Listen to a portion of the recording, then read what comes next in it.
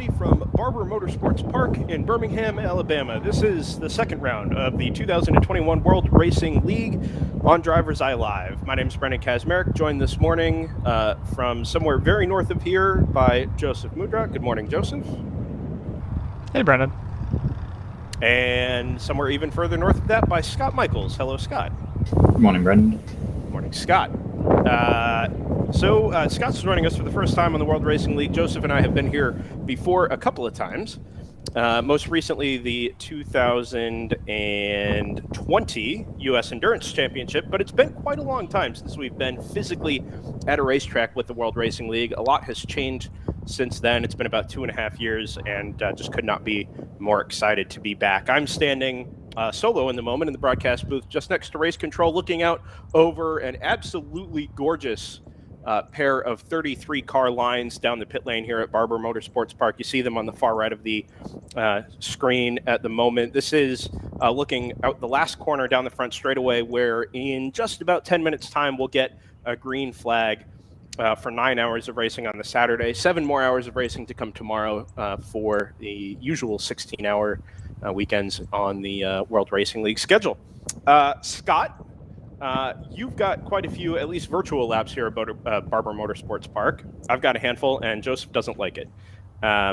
So as we are about to get a pace car roll-off here, the pace car this weekend, a 992 Porsche Cup car. What are your thoughts on Barber? It's a track I have a little bit of experience with from the iRacing world, at least. It's one of those tracks that really I find goads you into driving it harder and harder and harder every lap. The camber on a lot of the corners is very friendly for that sort of thing. So it'll be interesting to see how many of the drivers how much variation there is between the drivers, because I really think it rewards confidence. So anyone who's got lots of mileage in their car and knows that they can push it really hard, this is a track where you can achieve that. There's a lot of combination corners, but they don't tend to. There's not a lot of sacrificing one corner to help another, I find. Again, that's kind of, I think, part of the camber is that you can drive really hard into the first part of a complex. Turn 1, for example, is a great example of that. You use all the track in turn 1, and it doesn't, and you kind of deal with turn 2 when you get there. And the 7A, 7B complex is kind of a similar sort of deal. So again, there's I think for me at least, the main feature of the track is confidence. So we should see some differences between the drivers and differences between well set up cars as well. I think this track really brings that sort of thing out. One of the ironies, I think, in relying on confidence for drivers is the fact that this is still very much an amateur endurance racing series. So there's still kind of a wide disparity between car and car setup, driver ability, driver consistency, even within teams.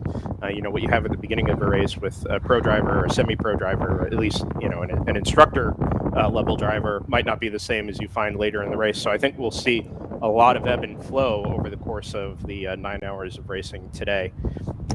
Joseph, with Scott's thoughts on sort of the track layout itself, sort of strikes a balance between technical and flowing. A lot of elevation changes, lots of camber here, of course. But it's not got very long straights, and we've got 66 cars on the grid, which, at least for my mind, means a heck of a lot of traffic. Yeah, a lot of traffic and not a lot of obvious passing zones. The closest one you've got is into 5, which also has a crest in it for good measure. So if there's something that's happened over the hill, you'd better be keeping an eye on the flag stands. But there's everything else is kind of a little closer than you'd like it to be in terms of passing opportunities. So it's one of those things, if you've ever dealt with mixed class racing, even on the virtual side, it's really easy to misjudge what your closing speed is, where that other car is stronger or weaker than you. And it's also, there's 60 some cars to keep track of, so you're not going to have a great memory for what one what one 3-class BMW is like compared to another. They might have different mods on them. They might be in different classes. So there's all sorts of things for drivers to remember and be wary of as they make their way around. Yeah, just from watching yesterday, I spent a lot of time trackside. There is a pretty substantial top speed difference at the very least between the GTO cars and all the way back through GP3, but there really aren't a lot of opportunities where the GTO cars can stretch their legs here. So you get a little bit down into turn 7, down sort of the second back straightaway, if you will, and no real braking zone at the end. So even though you might have 15 or 20 miles an hour on a slower class car by the end of the straightaway there's not a long enough braking zone or a sharp enough corner to really get a move done, and then you've got to be single file anyway through that sort of roller coaster section to the right left, and then the hard drop away right-hander at turn 8. So it'll be really interesting to follow this dynamic. There wasn't even a huge discrepancy in lap times over the qualifying sessions yesterday. Even the NP01, the Elan that took pole during the 2 qualifying sessions yesterday, only did so by 1/10.5, and that's a super lightweight car with a fair bit of downforce, certainly relative to the rest of the GTO field. Even though it doesn't have a lot of power, it makes up for it in its lack of weight, and it's only got 1/10.5 on a handful of GT4 cars, some really well-built BMW M3s, some M2 Club Sports, all kinds of cars up and down. There's a Chevy Corvette in here, Audi RS3 TCRs, and it's just really going to be fun to watch the dynamic in GTO within GP1, 2, and 3, and then, of course, amongst all the classes. As I look down the end of the pit lane here, we have an M3 that has not pulled away from the grid, and I believe that is the Screaming Goat BMW. A little challenging to tell from this angle, but I think it's the number 29 that was due to start in 3rd. Now that car has not left the grid. It just looks like it never started. So the second lane of cars, the first lane of cars, now having to pull to the left down the middle of the pit lane, and they'll sort of join the queue around the track for the first of 2 pace laps. Worth noting this morning as well that we will have those 2 full pace laps in addition to the 2 pace cars to split the start for this field. We've got something like 30 GTO cars. I think it's 29 to take the start this morning, assuming we can get the Screaming Goat number 29 back on track. The GTO cars will start on their own, and then something like a 20-second gap back to GP1, 2, and 3. That'll round out the other 35, 36 spots on the grid. We've got about 8 track sides for you this weekend. You see the angle here at turn 5 and turn 6. Up against it a little bit with trackside bandwidth. Hasn't really been playing to our strengths this weekend, but some good angles here nonetheless. May not normally get on a television weekend, lack of scaffolding and elevation and that sort of thing. But we'll have onboards for you throughout the weekend as well.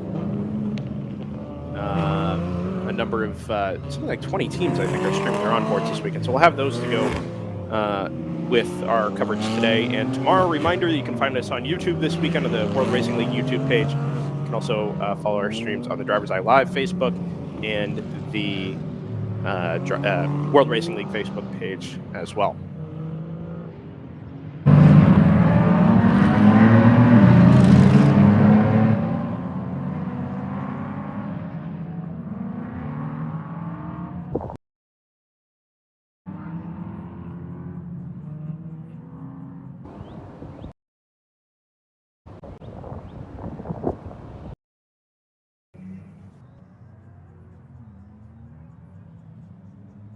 Still no update on this number 29 Screaming Goat BMW here. He's pulled back about 15 spots on the grid to just to beam the paddock entrance cut in the pit wall, and they've got the hood up on the car. 2 mechanics sort of with their heads in the engine compartment up the front of the car, while the GP1, 2, and 3 classes pull to its left.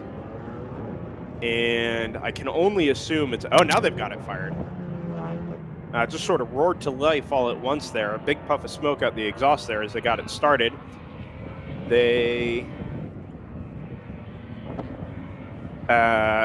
looks like they've got it fired up and the car is going to pull away. Now, it'll be interesting to see how it handles joining the queue, whether it'll have to start at the back of GP1, 2, and 3, or whether it'll be able to take its its place up at the end of the GTO grid. That would be the smart money and certainly the safer option, but then it's got 35 cars to pass on a pace lap, so it may not be the best option there either. 2x2 down the front straightaway, like we said, 2 pace laps being led by the Porsche 992 Cup. This will be the car that, of course, features in the new for 2021 Porsche Carrera Cup North America, from the ashes, so to speak, of the Porsche GT3 Cup Challenge by Yokohama that ran under IMSA sanction. This will also be promoted by IMSA, but this is a full-fledged Porsche Carrera Cup. We'll run, I think, 8 races throughout the US and Canada later on this year. But for our money this weekend, it's 16 hours of racing around Barber Motorsports Park. And should be 2 really good races on tap this week. And we'll have on-screen graphics thanks to some hard work by Joseph Mudrock and all the time he's put into all sorts of nonsensical predictions. And, they're not nonsensical. They're just not good. Unverified, I think, is the word. Yeah, they don't even have a blue check mark. And so how can you trust what they say? You don't have a blue check mark.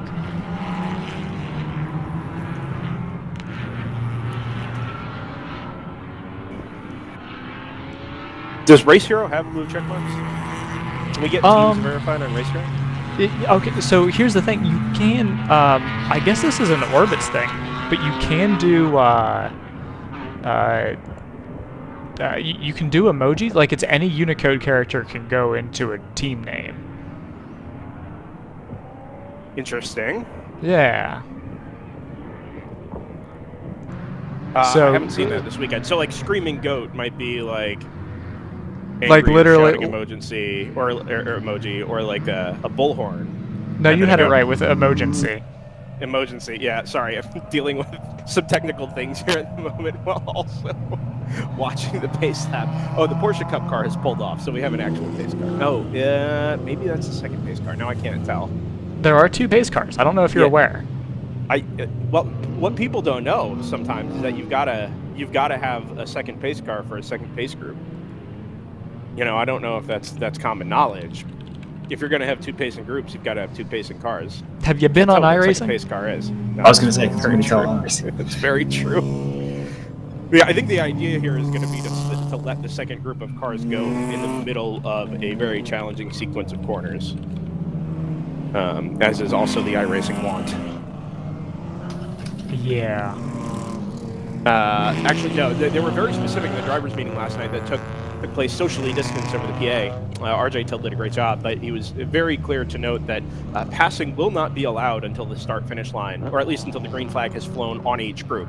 So if the first group takes a green, that second group will not be allowed to pass or overlap or anything like that until they come up to the green flag of their own on the front straightaway, regardless of when the pace car pulls off. So it'll be 2 completely separate green flags this morning, and we should actually get the first green flag here in a couple of moments' time. The group working its way through turns, I guess 16 and 17, the way they're numbered around the back of the track. So we'll see the Porsche Cup, the 992, pull off into the pit lane here in a moment. And with any luck, Joseph, the last corner camera should show us a green flag down the front straightaway here. And waiting for the green flag to wave. It does. And the 2021 World Racing League at Barber is underway. It's the I think that's a 1999 Mazda Miata, the V6 engine swap down the inside at turn number 1. They'll come through turn 2. The MP01 was absolutely swamped on the way up the through sort of the incline back into turn 2. And as they crest the rise down the run from 4 to 5, it's the number 72 BMW Motorsports BMW M3, followed by the number 95 Audi RS3 LMS TCR.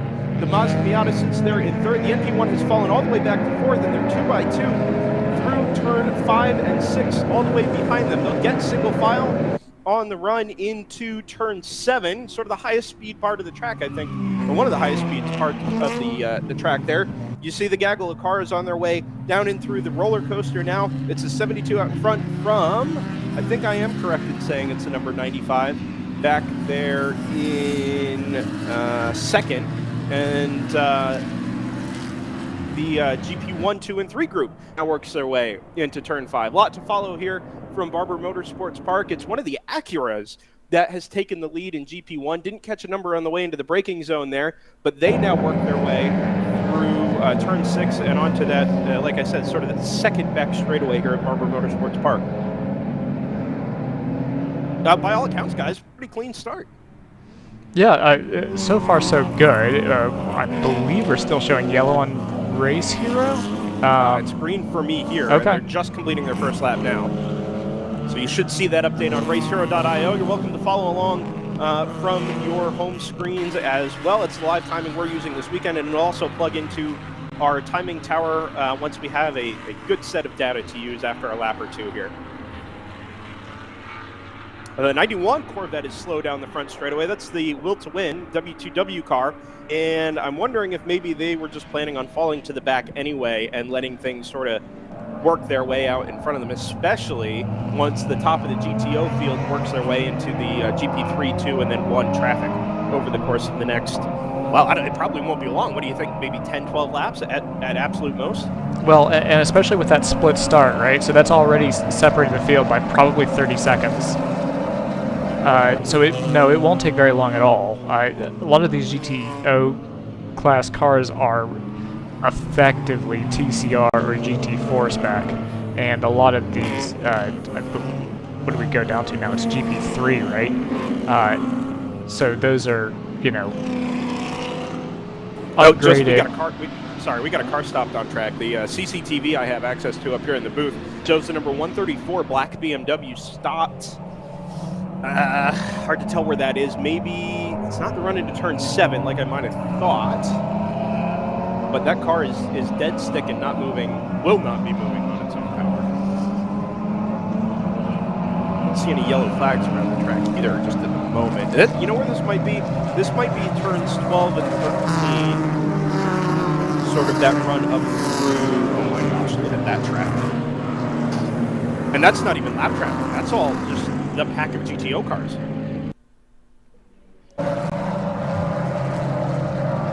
Yeah, there's a lot. There's a lot going on. It is a 72 out in front by about 2 seconds. It is, and then Shaky Dog Moose Racing. That is the LFX V6 swapped Mazda Miata. That car is an absolute beast, and I cannot wait to talk more about it. I sent a few pictures to our sort of internal Slack yesterday, and it has a sort of aluminum or I guess steel splitter on the front of it. It sparks the splitter in the compression at turn 12. And the compression at turn 7 for that matter. So much fun, so fast yesterday, and we'll see if it has the legs and consistency over the course of 9 hours today, 7 hours tomorrow to be competitive. But certainly one of the most entertaining cars to watch on track this weekend. That 134 BMW is still stopped, and unfortunately, like I said, I can't. It's a big mission car. I haven't been able to tell where that is just based on the CCTV. And I don't see any obvious yellow flags from around the track at the moment. No, neither do I. We are full course yellow. Oh, we are, yes. Well, yes. Yes. Now, this is interesting. They've gone right to full course yellow. Barber does employ a code 35 system involving a pink flag. Sorry, 661 Team Phoenix BMW was very close to passing the Hitman number 34 BMW M240 down the front straightaway, and sort of thought better of it, but they're all really aggressively checking up on the way into turn 1 now as the GTO car class sort of gets itself into a line. So they've gone back from full course yellow now to the code 35. So we were going to talk about this because it was interesting they hadn't gone for it, but they are now. So what you'll see from trackside, if the cameras can pick up any of the flag stations, even though we're yellow on Race Hero, it's a pink sort of shade of flag, very similar to what Creventic uses in their code 60 approach. This is 35 miles an hour all the way around the track. There's no passing, there's no overlaps. You've got to be single file, and a breakout lap time of 3 minutes and 55 seconds. So if you're averaging 35 miles an hour around the track, and you can hold 35 all the way around, you're fine. Any faster than that, and you will have gained an advantage. You'll be penalized for it, obviously, at least a lap. But the idea here is that it allows the flow and rhythm of an endurance race of any length to be able to maintain itself, right? So you don't have these wild swings or people who have built up gaps or been more consistent than other cars, having their pit strategy ruined, anything like that. The race holds its flow, holds its rhythm, and we can go back to racing sooner. We're not wasting pace laps or anything like that. As soon as the car is recovered and off the track, we can throw the green flag again, and everybody all at once goes back to full speed racing off the Code 35. It's a great system. I've been a champion of it for a long time. We'll use it again at VIR later in the World Racing League calendar this year. But for now, this is my first chance to see it in person. Everybody's done a really, really nice job so far of getting down to speed, getting single file, and we'll go deal with this big mission number 134 very quickly and get ourselves back to racing. Now, Brendan, I have a technical question. Yep. You say that there's a breakout lap time for a full lap. What happens for... Well, every single car is obviously going to do at least some sort of partial lap as soon as the pink flag comes out. Well, I think you'll see here. I think that camera may be slightly behind, actually, Joseph. Oh, Interestingly wonderful. enough. As I think these cars I can see on screen at the moment, don't look like they're doing 35 miles an hour. So Yeah, no, they're not. There's something interesting going on with that camera there. It looks like it's actually delayed like a lot. a lot. Yeah. So It may be looping, actually. Okay. Yeah, it may be a dead camera okay. that's looping. Interesting. Okay. What happens the first lap that a pink flag comes out? How do they police? Well, so we were told last night during the drivers' meeting that they use radar to sort of verify at various points around the track. I don't know if that's from Marshall's posts or what the story is there. I can tell you that even just visually, everybody's doing a really nice job. I think anybody going over 35, just especially with how bunched up the field is still at the moment, I think that would make itself very apparent very quickly. Okay. But the only other verification beyond the 3:55 time is the radar that they'll use trackside. Cool. Good to know. Okay, so I was watching the first green flag stint we had there. I was on board with the number 601 car, which was having an excellent battle for the lead of GP2 with the number 21 BMW. Those cars look like they are finely balanced on a full lap. The Porsche Boxster number 601 is clearly superior in the corners, while the BMW is faster on the straight. And both were getting held up by some cars at the back end of GP1. So it was a really interesting battle to watch. In fact, actually, another point that you touched on the warm-up was the number 29 Screaming Goat Racing GTO car. That was getting involved in this battle as well. It seemed to be, at least on the front straight, it lost position to the number 21 GP2 class BMW at one point, which I would expect that's not something that you would, not something you'd expect from a GTO car. So I'm guessing that 29 car is still continuing with issues. It did manage to get ahead of the GP2 battle just before the pink flag came out. So there's something going on with the 29 car. Meanwhile, there's a really great battle between 601 and 21 for the lead of GP2, which hopefully will be resumed as soon as this pink flag comes in. They've gotten the 134 on a tow rope just coming down the front straightaway at the minute. So I think that car was actually probably just past pit in to driver's right, sort of around the last right. Oh, I did actually. Hand, I did actually spot that car on the onboards. It was off on the inside of the. I haven't got my track back up, but the penultimate corner. It was. Yeah. Okay. Which explains why they didn't take it right in, because it was already past the pit entrance. But it actually wasn't. It would have been quite difficult to cross the track. It was literally at pit in. Okay. Yeah. Rather than try and jump a gap in the Code 35 traffic, I think what they've decided to do is just take that car around to maybe pit in or pit out and then up into the paddock. If not, I don't know where they're going to drop that car. It's a long way to go to get anywhere really useful. Pit exit light goes green, and actually we are green now, so I think they've just taken that car in at sort of between turns 1 and 2 where our camera's set up, and they'll bring it into the paddock that way. It's green flag all the way around, and as soon as you reach the green flag station, you can resume racing, and that's exactly what we've got down the front straightaway. 11 and a half minutes gone in the first of 2 races this weekend from Barber Motorsports Park. We have completed only a handful of laps, 4 to be exact, and the gaps are all still well, pretty much as they were as we get back to green flag racing here. It's PMW Motorsports leading GTO. Irish Mike's Racing is the number 95 there in second. Jakey Dog Racing Moose, the Miata in third. Stratus Racing Lawn NP01, the number 59 in fourth. And then the number 54 Janetta USA G55 GT4 back in fifth. GP1 being led at the moment by Team Battle Ready Racing. That's number 500. Method Motorworks, the M3, is in second in GP1. Third, currently the number 44 PC Racing M3. GP2, as I have to dig a little further, it's North Loop Motorsport, the number 21 BMW 328, leads GP2 from round 3 racing's number 601. That's the car that's teamed with Shift Up now, and we'll talk plenty more about them over the course of this weekend. ITS Racing, the number 231. It's a car I've seen quite a bit, I think in sort of Florida club racing circles before. But they sit currently third in GP2. GP3, I think the thinnest of our grids this weekend, led by the number 22 TCS Motorsports.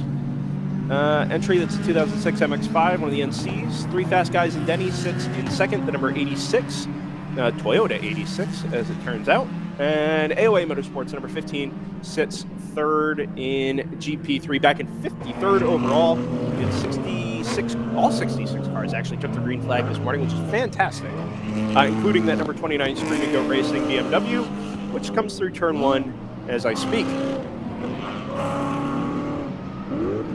Yeah, I show the 604 as also being missing and actually being the last car classified. So I wonder if they maybe just took the green flag and then pulled it straight back in. 604, you say? Yeah. You should refresh your timing. I think I have it here, actually.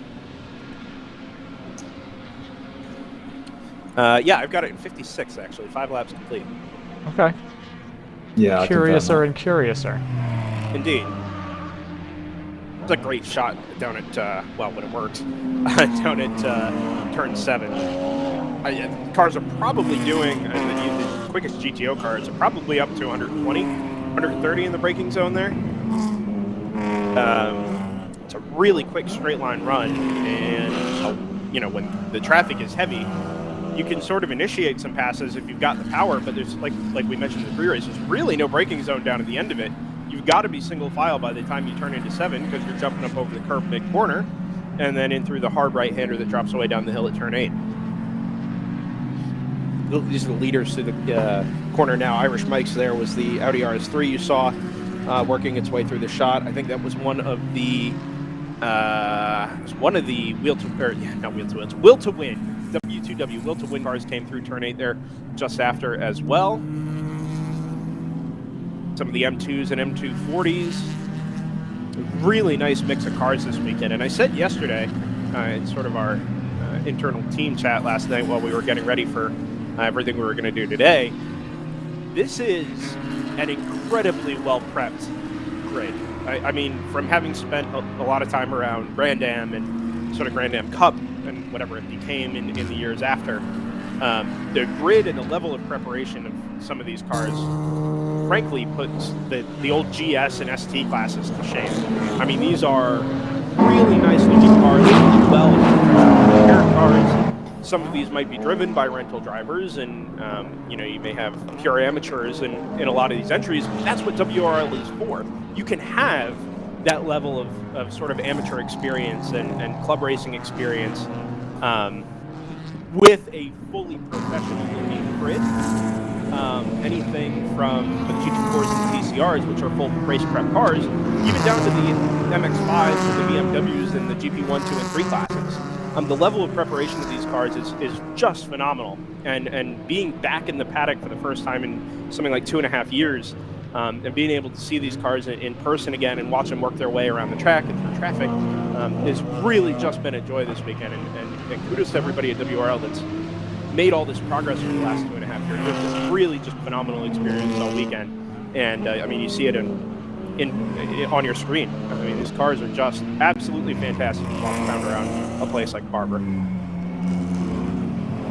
I solved the mystery.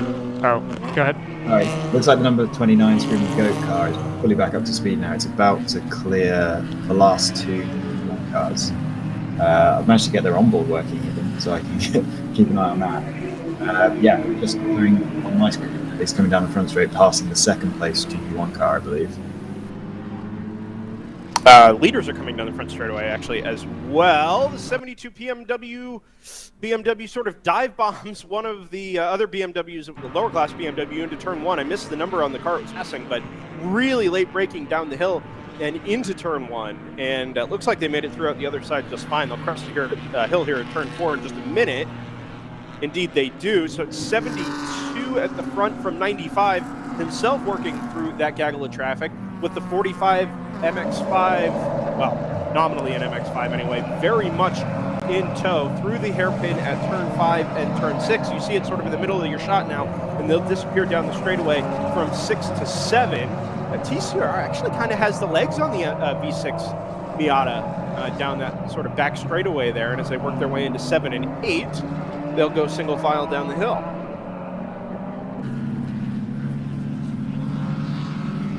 I'll take your word for it.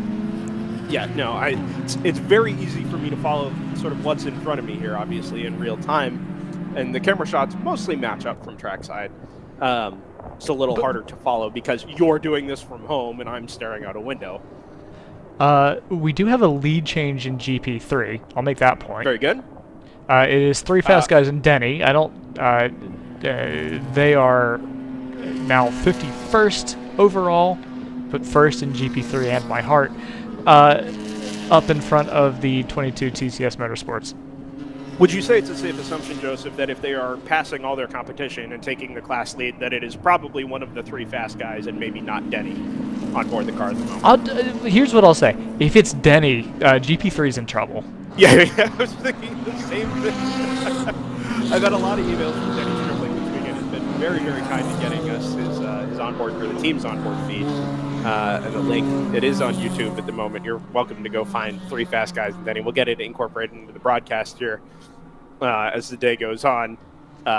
Sort of a tight window getting things started this morning, as is the case when you have an 8 a.m. green flag time. We've done well, I think, but with 20 minutes gone, we only sort of had about 15 to 20 minutes of everything fully set up to get everything squared away before we went green this morning. So,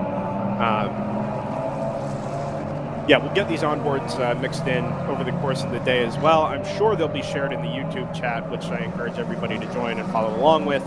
I know Scott was looking for some chat. Ooh, that is remarkably poor, isn't it? There we go. And we're back. This is one of the... Do you know which WTW car this is, Joseph? I actually don't. They don't list it on the YouTube feed. So it's one of them. Fair enough. I can't tell. It is one of the GT4 Club Sports, I think. Just looking at the rear wing, and actually, is it? Well, follow it down the straightaway. You can see it point. on the track map. Oh, good point. I can't see the track map. They're going through 5 now. Whoa. Yeah. Oh, I see it. Yeah. Now I see it at 6, but I do not see. You know, there's probably a pretty substantial delay there. Yeah, I don't know why I did that, because I know that there's a delay. I keep complaining about the delay. You know, Joseph, actually, by the looks of it, there's a WTW Corvette, the number 91, is headed through turn 10 and 11 as we speak. Who's in that Corvette, do we think? Potentially? As in, at the moment? Potentially. You're asking me to pull up the list of drivers in that car this weekend, aren't you? I sure am. Well, I can tell you, Joseph. It's a possibility. It's a possibility that a young Randall Post is in that car. Or Mark Martin. And who's to say it's not Mark Martin? Well, we could say it's not. We could say it's probably not the Mark Martin you might be Kowalski. thinking of. It's not that Mark Martin. Been over this many times. There's also a Jeff Siegel in this field, which we were quick to note last night, with thanks to the team, that it is not the Jeff Siegel. Both of us having also remarked that we would have assumed it absolutely was that Jeff Siegel. Yeah, like, why not? In the number, I think it's in the number 99. He is in the number 99 Team GTR BMW. Although the team was also in their team survey that he is a clone of Jeff Siegel, who is actually just as quick. just with slightly different experience level. Well, okay, so And he here's is very quick. That car is consistently quick. Every time we see it, whether it's been here in WRL over the last sort of 4 years or other series, that 99 GTR in GTO is a phenomenally quick car.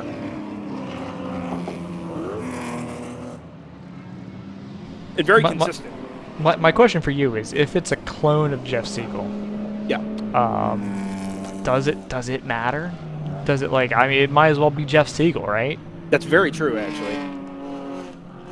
I'm Although, asking like, questions. No, that's fair. I would say that it is probably wouldn't have multiple Grand Am victories and, you know, that level of experience, which, to be honest with you, when I watch this grid of cars and this mix of cars, the GTO cars, the full race prep cars in front, all these, you know, sort of club spec BMWs and Porsche Boxsters and MX-5s, I actually feel like this might be a more challenging multi-class environment than anything at the moment, maybe other than the WeatherTech Sports Car Championship, in terms of just sheer traffic density and class pace differential and how these cars make their speed. It's just remarkable to watch, especially when you consider that this is still an amateur endurance racing series. Yeah, no, we've talked about that a lot. I think on Slack we've talked about this a lot, where we talk about how in IMSA there are some people, Scott, who think that there might be at times too wide of a skill disparity in IMSA. Well, there's a huge skill disparity and certainly experience disparity here, because you've got people who do this maybe once or twice a year, and you've got people who this is more or less their weekend thing. Yeah, I think so. In terms of the most challenging multi-class environment, I actually find the closer the classes are together, the more challenging that is, because that means that as you catch a lower class car, it's going to take more for them to get out of your way, and they'll lose more time. Whereas if there's a big disparity in cars, you tend to be able to pick a place where you guys have the biggest possible disparity, and you get one past the other without even losing significant time. So that doesn't necessarily, I think, add the fact that this field is quite spread.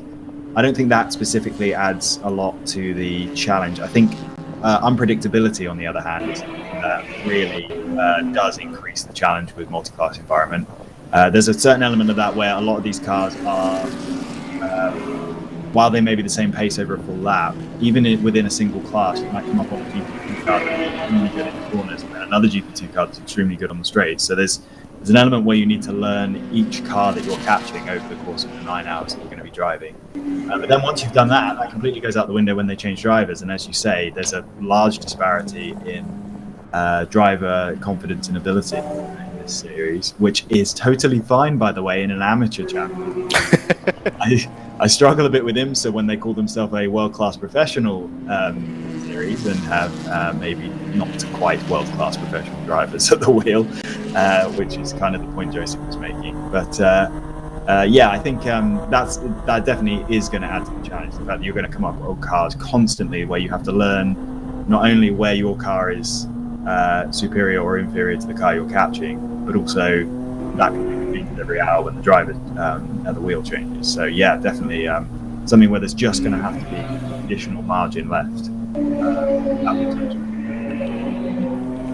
I think one of the things that really, there's like 6 cars headed into turn 1 at the same time right now. Two sets of three wide, and a couple of cars in front of that even. And I just, every time I watch it, even in person, it just looks like an absolute mess.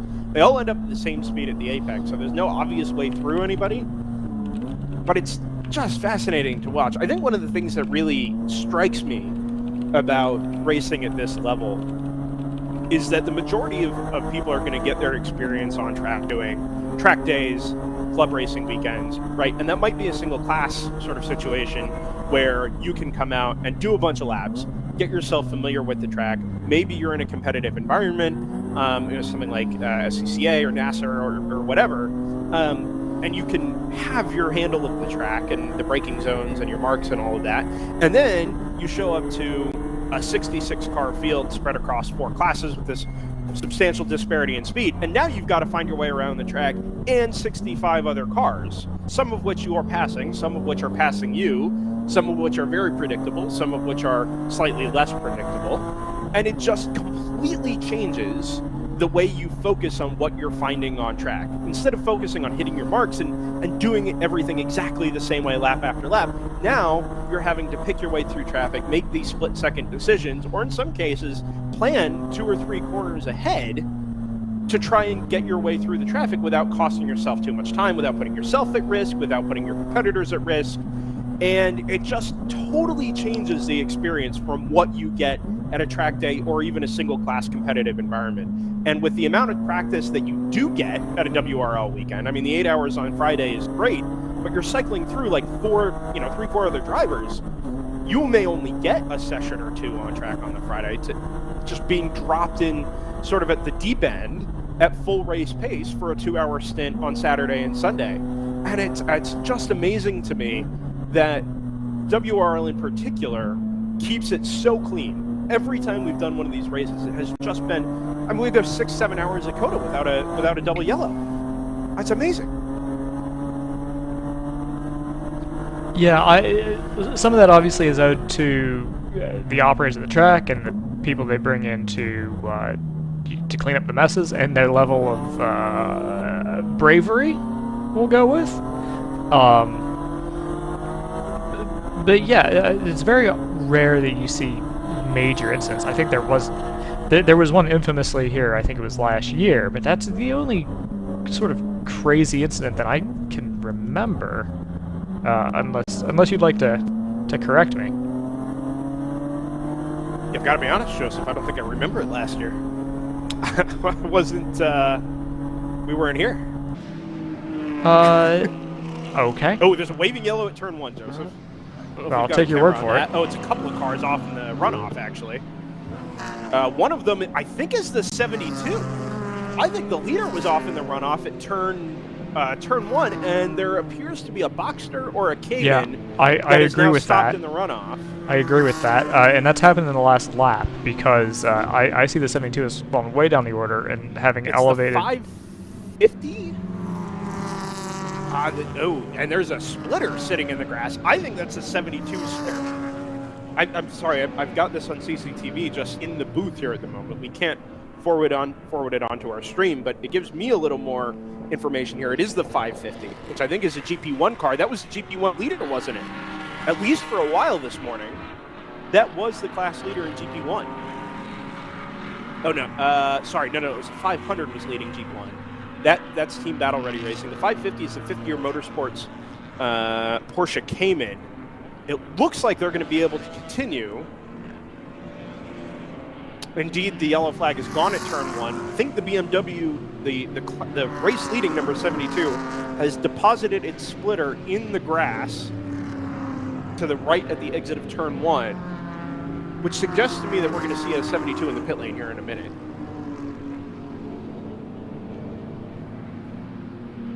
Yeah, I don't have info on you on the 550. I don't think it's the 550 that was involved in that.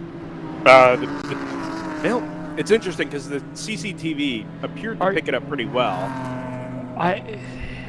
Are you sure it wasn't the 512? That would be Method, and they would have fallen from lead in GP1. No, it was a Cayman for sure. Okay. Okay, one of the cars is just entered the pit lane on the CCTV here. I think they were following it around. As I look to my right through about 12 panes of glass in the race control room. Never mind. We've got a slow. We've got a slow car coming into 7.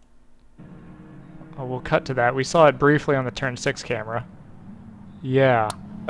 This is the car middle shot. That white BMW or the white and black car. Is that who we were looking for? Well, it was somebody. I don't know if they've picked the speed back up. They were definitely slow on the straight between 5 and 7.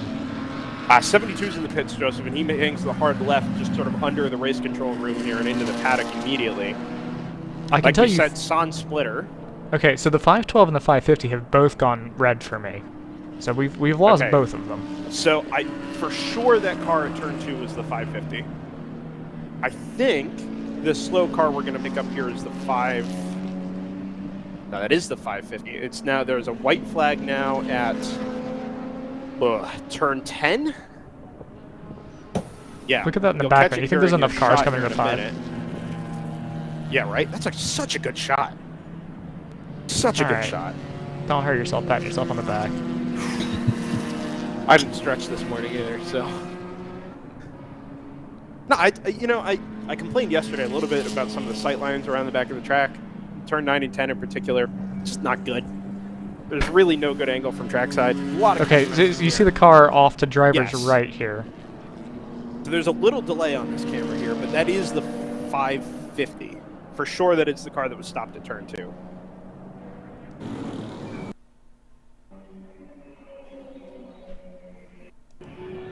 We'll come back to that as soon as it picks itself up off the ground. Yeah, that's fair enough.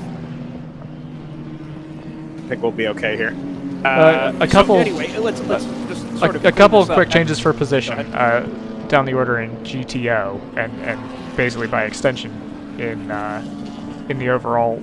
Denton Brothers 540 has overtaken the 702 round 3, and the 01 Hammer Motorsports TCR has overtaken the 983 W2W Cayman. I believe it's a Cayman. Yeah, Statistically, it's a Caymans Cayman. Except for the Corvette, the number 91, all the W2W cars are Caymans. The 550's made it back into the paddock. But we've hung got the a hard left barn burner in GP3 because TCS, the 22's, overtaken the 86. So they've retaken the lead in that class. Oh, interesting. From 3 Fast Guys. Yes. Yeah, from 3 Fast Guys and Denny. Maybe Denny is in that car. They might be. Can I give a GP2 update? Please? Yes, you can. I trailed it while we were under the pink flag. Unfortunately, that battle didn't initially materialise. Number 21 North Loop Motorsport car managed to get away pretty quickly with the lead and got up to a maximum of 5 seconds ahead of Round 3 Racing's Boxster. But they were then hounded by Chattanooga, their GP1 car, which they're still in a ridiculously close fight. Every time they come across the line, those two cars are within a tenth of each other, despite being in separate classes. That battle seems to be dropping the 21 back towards the Boxster now, but it's the number 51 Choice Racing BMW 330i that's just set the fastest lap of the class, I believe. And they are they're running third right on the round of racing Boxster. So that looks like I'm watching the round 3 racing on and they're just, the traffic is pretty, it's influencing things, let's put it that way. So that's going to be a close battle to watch between those 3 cars, which seem to be kind of telescoping for the lead from GP2. One of the battles that's not quite as close, the lead in GP1 between Team Battle Ready, the number 500, and the number 44 PC Racing car is up 30 seconds. So we're 17 laps in, probably 2 of which were under the code 35. And roughly 2 seconds a lap they've managed to pull out now. Has that number 500 Acura Integra. That is substantial. Especially given how close both the rest of GP1 and the rest of the classes are, for the most part up front. 500 cars did a really nice job to open up a gap here early on.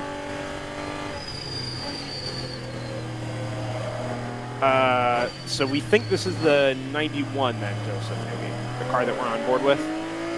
Do we? There's no way that's a C5. It's so hard to see the light. Oh no, it is a Porsche. Look at It has a Porsche badge in the middle of the steering wheel. Yeah, that's weird. Bit of a giveaway. Just like to make the point that it's not normal. Yeah, so it's one of the will to win cars. 134, Big Mission, back in the pit lane for, I think, the 4th time today. Actually, this may be them leaving the pits. They did come in a little earlier and I think went into the paddock. So this may be them coming back through. 35 miles an hour to the pit, and they head back out on track. Also worth noting here, I think the last time you guys were, well, at least Joseph was at a WRL event, no more black flag at pit out. There's no more need to stop and check safety equipment. They have enough sort of pit marshals up and down the pit lane during the course of the 2 days that they can check that stuff live during a pit stop and it means that rather than having to show a credential and make sure your belts are secure at the end of pit lane, you just head right out on track and join the fun. I'm reasonably certain, by the way, that we're on board with. Yeah, I think you said this, but just to confirm, I think we're on board with the 983. Yeah, I think you're right. I think we had decided that. The only reason I say that is because I'm cross-checking that with cross-checking alcohol with RaceHero.io, and Are you looking at this lap and the last lap? I sure am. Yeah, I was just we had the same idea. Yeah, that does look like that's the goal. You guys are so smart. Aw, do you mean it? No! Oh, okay. Listen, we've known each other for long enough that you know I don't. He doesn't respect us. No, I do. 512 in the pit lane and into the paddock. It's a very sort of matte gray BMW. Really no decals or stickers on it beyond the WRL number plate. And I think you'll find... Oh. Race Hero does notifications now. Yeah. Method Motorworks. So that was the car that I think started on the front row in GP1.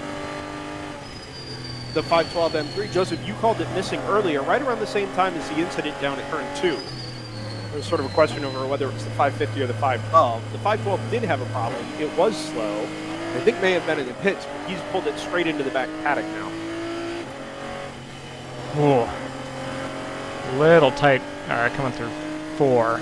There's that lap traffic element you were talking about. Spun car at turn 5, Joseph. I think it's a Ginetta. In fact, I'm certain it's a Ginetta, one of the GT4s, which would make it, I think, 55? I was going to say there's only one Ginetta in the field. 54, sorry. Yeah, you know, Scott, it's weird. One of the Ginettas was sort of temporarily listed in GP2 yesterday, and it had me concerned that maybe somebody had balanced in a GT4. Yeah, Joseph and I had that discussion earlier today. That is a mistake. Yeah, no, it is a GTO, and it's listed in GTO now. He was 4th, but ended up sort of in the short course cut at turn 5 and 6, facing the wrong direction. These GT4 cars, while they have traction control and ABS, and not a whole lot of power, they also don't have a whole lot of grip. And if you start to overdrive the car, which is definitely possible, I can see one of them ending up backwards over the course of the day. So that Ginetta was running 4th. I imagine it's probably dropped back to 6th. There was a pretty big gap between 6th and 7th. So we'll see where that slots in. It might be quite close to the number 34 Hitman Racing car. Yeah, he was stopped there for quite a while, at least 20 or 30 seconds. And it wasn't so much he couldn't get the car in the right direction, it was getting it pointed facing traffic so that he could find the gap in traffic. Wedged in between the infamous 5A and 5B. Sure. Very similar to Istanbul's 4 Apex corner, as a matter of fact. Yes, except that actually has 5, more 5A, agencies. 5B, and 6, right? This is just really one long corner with a sweeper at the end. I will say this. I've had this opinion about Barber for some time. It's technical and it flows, but it doesn't make... At first glance, it doesn't make a great car racing track. It really doesn't allow cars to stretch their legs.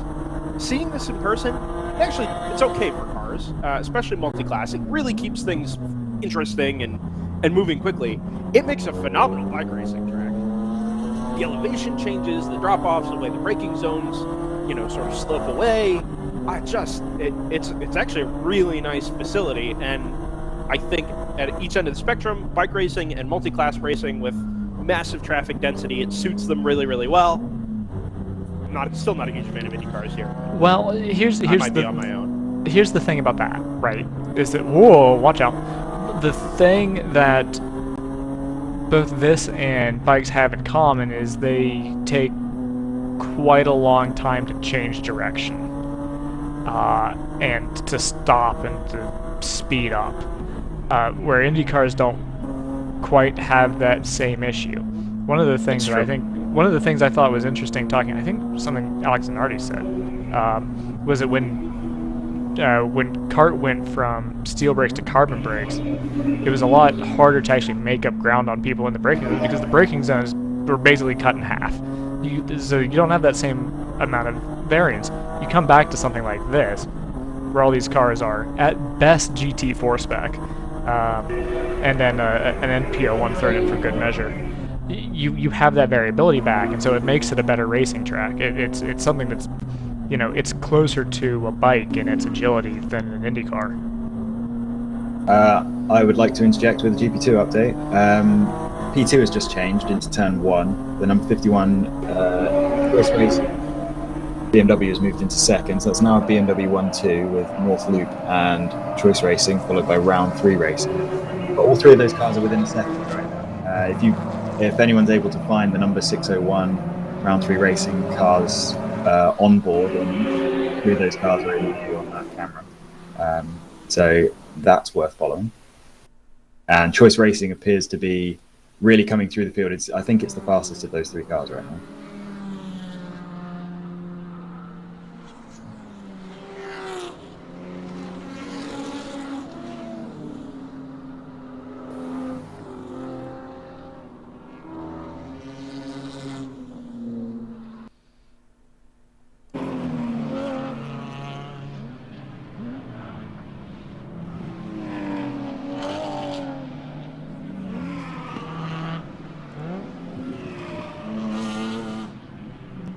Penny for your thoughts, Brendan. Brendan appears to have vanished. Well, again, this has happened before. No, it was, sorry. Speaking with Vice President of World Racing League. Wow. It's RJ Till. Yeah. Never Another heard of him. flex this morning. First, the camera angles. Not talking to... anyway. Just to put a pin on that Janetta thing, I'm not actually sure he lost any positions. No, he definitely did not, somehow. He's still listed fourth, as far as I can tell.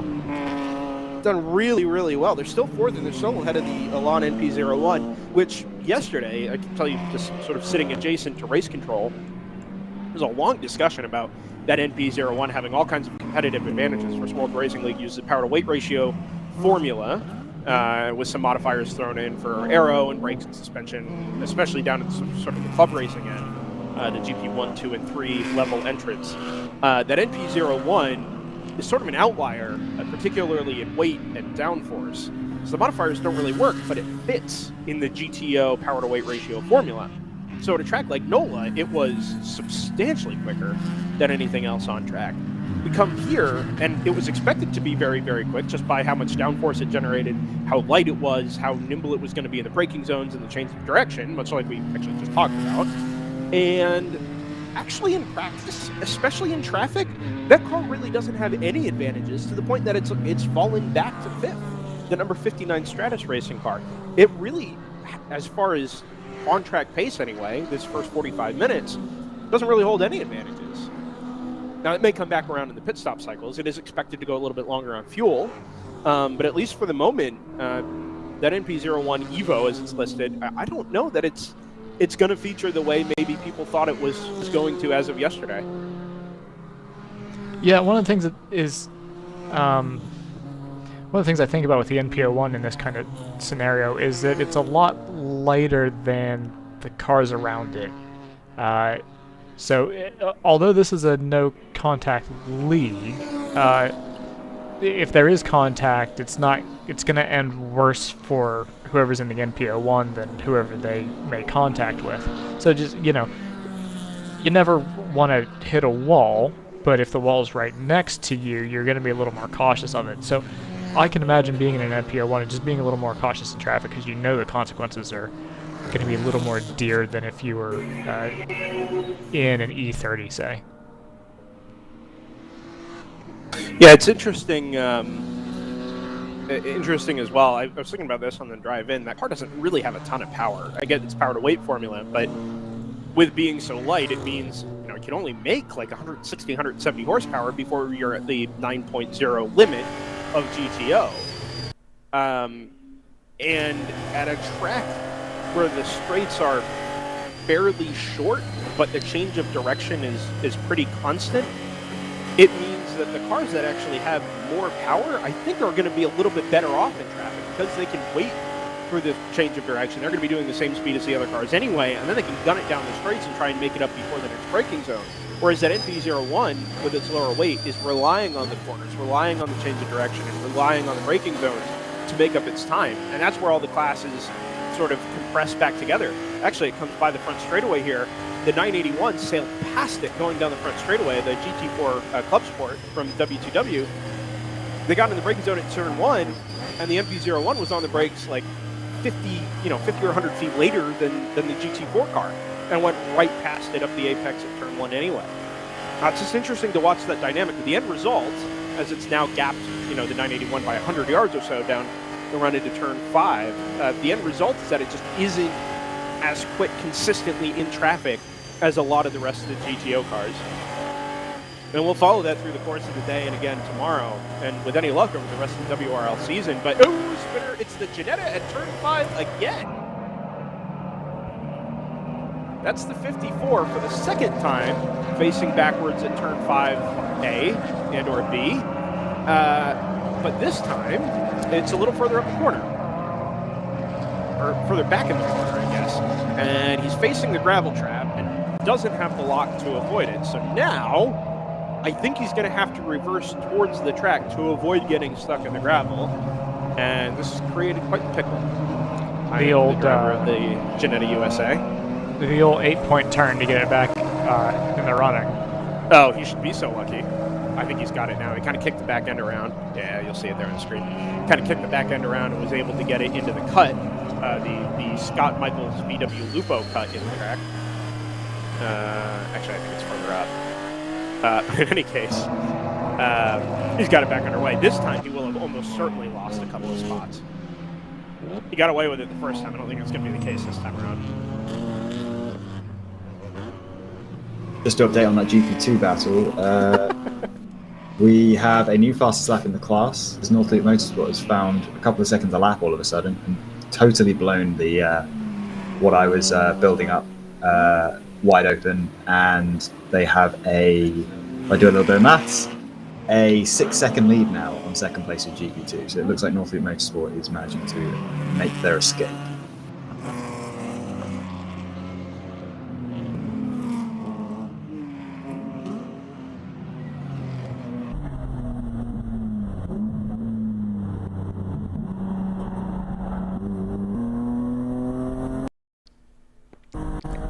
We appear to have traveled to Green Bay.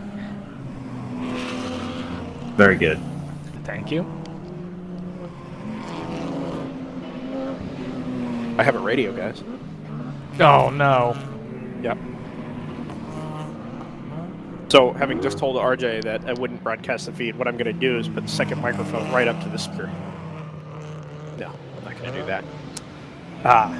Good for information purposes, but I also have 3 screens in front of me and, a couple hundred yards of track, so. Are you suggesting, Brendan, that maybe race control may not restrict themselves to G-rated language? No, what I'm suggesting is that there is just so much information. There's, a dozen corner stations that are all feeding back into race control. There's information being sent to the pit marshals. I mean, this stuff is going to get tossed around for another 8 hours and some change today and another 7 tomorrow. And it's a lot to process as the lone occupant of a glass encasing next to race control. No, we don't have young Christian Wilder. Just sitting with his hunched over from it with hunched over the table with a walkie-talkie to his ear. My eternal memory of Christian at a racetrack, apart from the years we spent marshalling together in Florida, is him sitting hunched over with the radio up to his ear so he can hear it. Oh, 500's in the pit lane, guys. Is that not, or was that not, the GP2 leader? That was not. The GP2 leader is number 21. It was the GP1 leader, sorry. Battle yes, it was. Acura Integra. Yes. He's not just in the pits, but into the paddock. Yeah, that's elevated the 44 into the class lead. Can I PC have racing. To raise something here. Do it. If we look at firstly, the number 54 Ginetta again hasn't lost any places. And if we look at their lap times from the last 20 odd laps, not one of them shows a spin. So is there an issue with the transponder being swapped somewhere, or because that was 100% a Ginetta we've seen backwards twice. Yeah, absolutely. So there's something fishy going on with that car, or that transponder. Ooh, expose from Scott Michaels. Well, it's great to be able to expand the data on the Race Hero app and show that the last 20 laps are all within a reasonable range. So do they have any other cars in their stable? I know they're listed to Ginetta USA here, but are they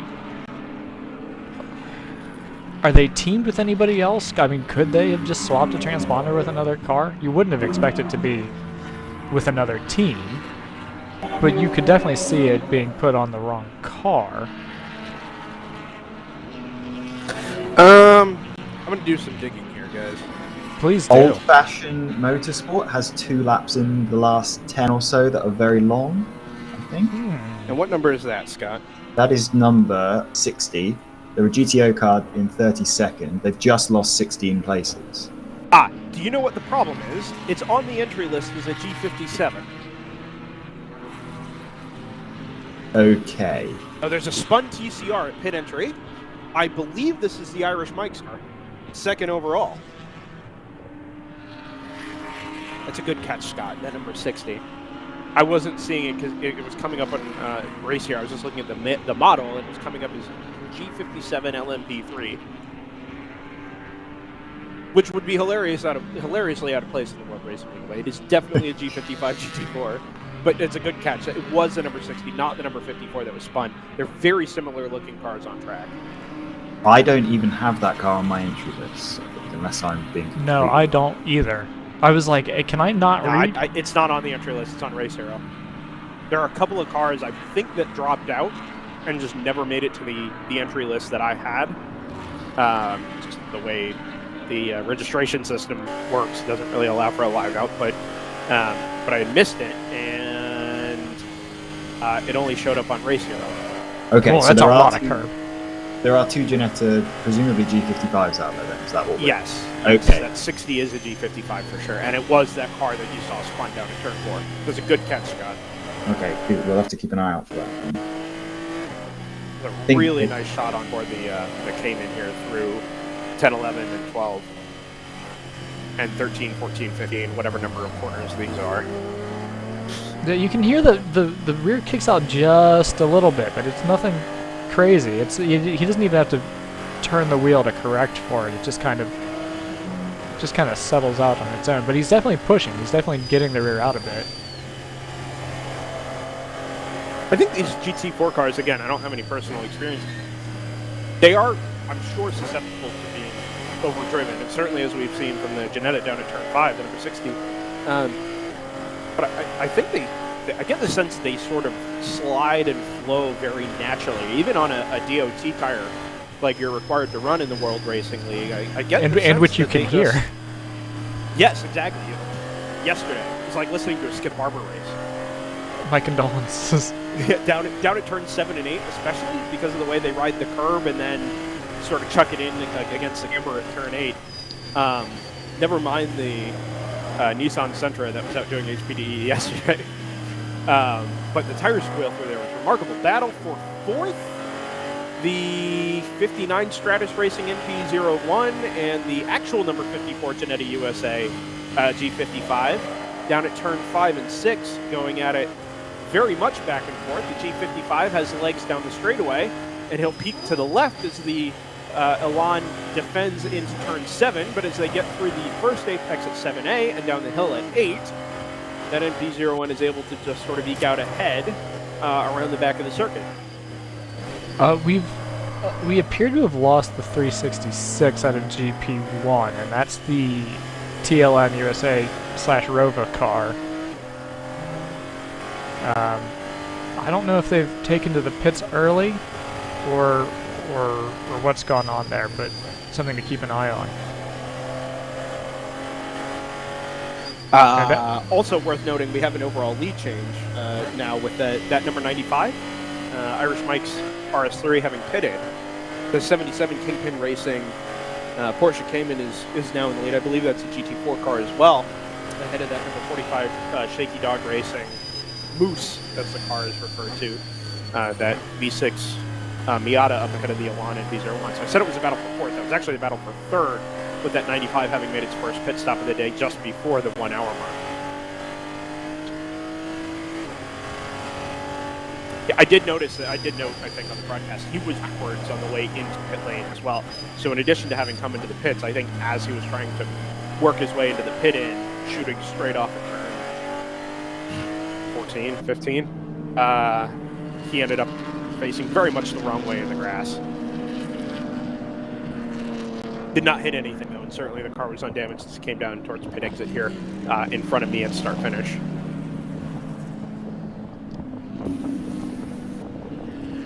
We've got the Ginetta, the 54 Ginetta has finally lost a position. Oh no, that must have. Oh, okay, no. No, and that I'll correct because I was gonna say they're back and forth. What's happened? The 95 having pitted, they were up into third, but the NP01 went past it, and that was sort of the battle that I was calling at 5 and 6. Was the NP01 actually getting past the Ginetta to go back into third? Have we mentioned the 178 JNR Racing taking to the pits? Well, I was about to, because it literally just appeared in front of me at start finish. It's You're just welcome. underneath my nose. We were discussing other things, but that car, incidentally, just look at the contingency stickers, is an SRO TC America car, or at least was for a time. It's got a really nice AWS sticker on it, Optima batteries, there's a Pirelli logo on it. Really nice looking car, actually. One of the Honda Civics. It actually just got the single driver sticker on it. Jay Newcomb. I don't have any of his teammates listed against the car, at least sticker-wise. But in for its first pit stop, just before we come to the conclusion of the first hour of the first race of the weekend from Barber Motorsports Park, Birmingham, Alabama. On DriversEye Live. Happy to have everybody's company. We're of course live on the World Racing League YouTube page. That's where most of the chat is this morning, as we get a couple of cars very close front to back at turn 1. Also live on the WRL and DriversEye Live Facebook pages. Give them a like and a follow, please. And really appreciate everybody being with us this morning. Share with your friends. If you're setting up your car in your shop, you got a race coming up, by all means, throw us up on a computer or a screen, and give yourself a little background music for your prep day. There's also a race going on this. Go ahead. Oh, I was going to say, the 178, I can tell you the other drivers in it. The Jay Newcomb in question is Jonathan Newcomb. There we go. And then it is Carter Pease, J.R. Manti, and Skip Woody registered in that car. That appears to be a John Winters situation. I'll take your word for it. No, it's not. I'm sure the guy's name is, at least he goes by Skip. But not a name I'm familiar with. They dropped to 49th as a result of pit stop, by the way. 30 laps completed on its first stint. And that is one of the first GP2 cars to come into the pit lane. I would expect most of the GP1, 2, and 3 cars to go pretty far. I mean, we've only done WRL races from Coda. But even there, which has, I think, quite a lot of full throttle time, cars were going, beyond an hour and a half in those classes. I would expect them to go a little bit further here, maybe up to an hour and 45, as I missed the number, but just a black BMW pulling out of the pit lane in front of me here. Looks like a GP1 class car.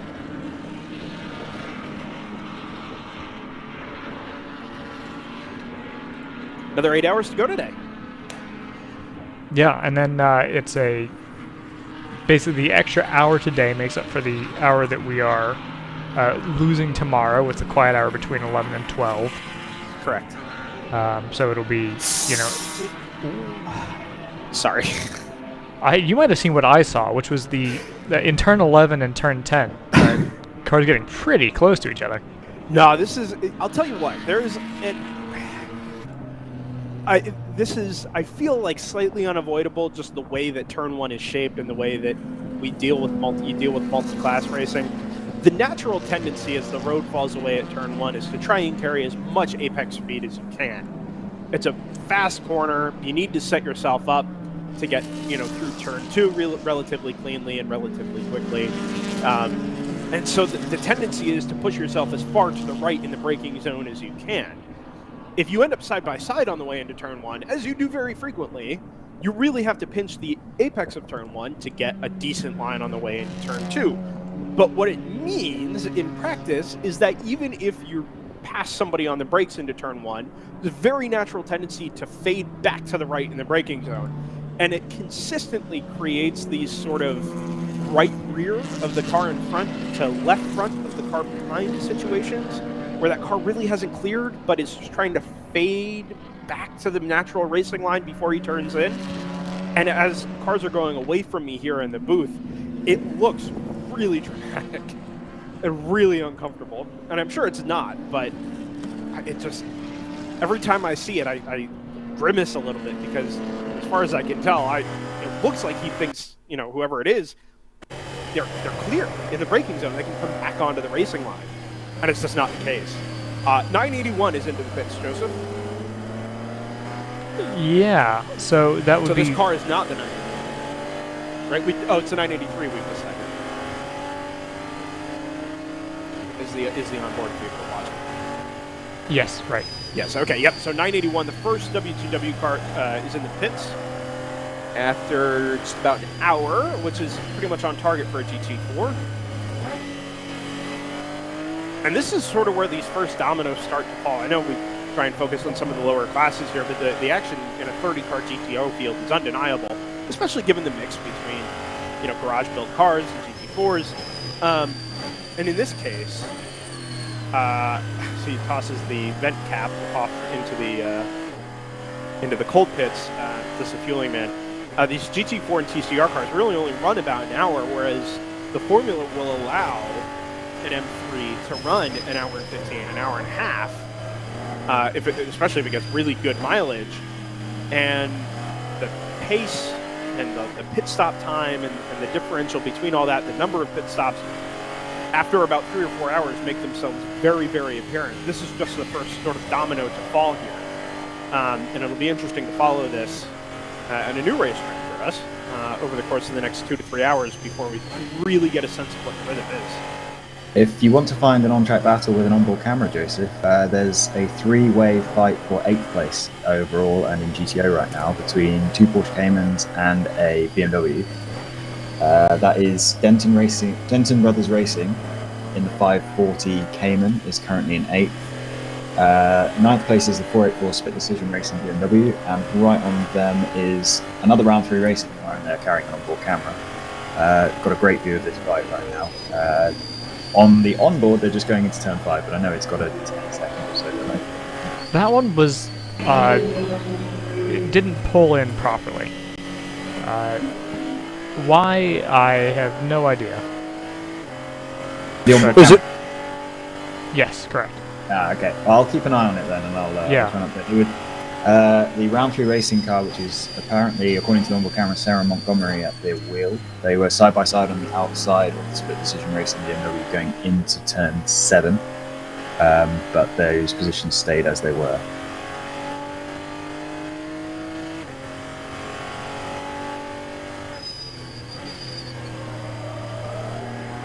Might be something Brendan can keep an eye on out the window in live now. Yeah, I can do that actually. They should be coming to the start finish line about now. It's a bright orange BMW in the middle of the 2 Caymans. I can do that. Oh, as one of the Caymans comes in the pits, actually, that would be the Denton Brothers Racing, which has already dropped down to 12th because of the pit stop. So now we're down to just 2 cars racing for 8th place. So at 540. Oh, you know what? I think you said it was one of the Caymans, right? There's a 702 round. Oh, sorry, the pitting car is the Denton Brothers Racing. Yeah, I can just see the right front headlight of it behind one of the canopies, just down at the other end of the race control building here. You said bright red. It's got a black roof on it. Fairly shows what it is. Sorry, the bright orange car is the BMW. No. This is the Cayman. Yep. Okay. I have no idea what color the Cayman was. It was too far ahead on the camera. Yeah, I believe it's a red car. You're right. It is in the pits. See it just down here to the right of me, and I will look for your bright orange BMW on track. I expect it will be coming out of turn 8 now. Well, I can't see that far. Won't do me any good at all. Ooh, I think this 95 TCR car is not up to pace, and this just could be the result of a driver change on board that Irish Mike's car.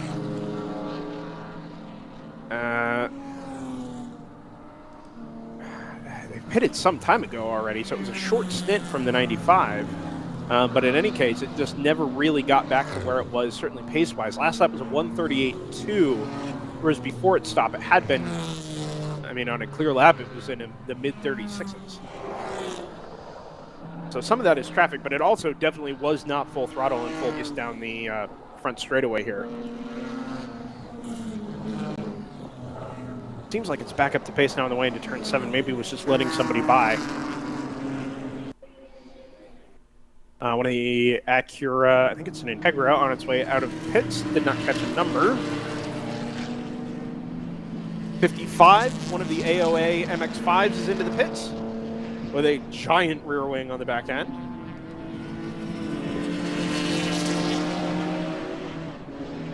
Oh, it looks like there may be that change for 8th place happening now, as Sarah Montgomery has gone down the inside of that BMW. That would be the split decision racing BMW into the hairpin, and she looks like she's taken that place. Remind me, Scott, it's Sarah Montgomery's on the 601? 702. 702, okay. 702 being the GTO class car? Yeah, this is the 8th place overall fight. Yeah, every car in top, top 23 are all GTOs. Somebody on the CCTV here in race control is very unhappy with some sod having been dug up in an off-course excursion at some point over the last couple of laps. There isn't any car there, but they were paying great attention to the tire tracks that were left in the otherwise well-manicured grass. Sure. Off to the right, maybe on the exit of turn 6 or 7. I think you might find what it was. I think you might find the number 77 Kingpin Racing Cayman has come into pits. Quick stop for the 55, the big yellow AOA MX-5. Great looking car is back out of the pits and back on track. Oh, CCTV picks up a spin for the 19 Aston Martin GT4 Vantage down at turn 8. I think it'll probably be too late to catch it on the camera. Yeah. Where is that car in the standings? You know, I think you'd be mistaken for looking a little too high up in the field. It did really, really well at COTA. I think, in fact, at the end of the day, it ended up winning the Saturday race after some technical changes in the results during impound. It ended up with the win on Saturday, but right now it's down in 18th without a pit stop even.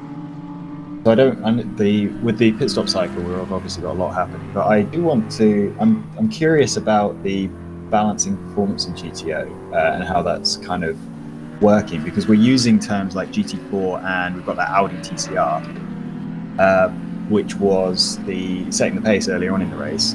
My admittedly almost entirely online experience is that a TCR car shouldn't really be competitive with the GT4. So is there something going on there with balance of performance? Or? It's not balance of performance as such, Scott. It's a power to weight formula, right? So the GTO limit is 9.0 to 1, right? So your goal is to get down to 9.0. What are the units on that? That's weight to power, I believe. It is actually weight to power, but it's referred to in the rules as power to weight. And it's also using the Imperial system, which I'm livid about. I'm very sorry for your loss, Scott. So that'll be pounds to horsepower then. Or 87. Is that a Honda or an I can't tell actually. Yeah. So my point pounds is, to horsepower. I believe. Is it stone to British thermal units? Joseph,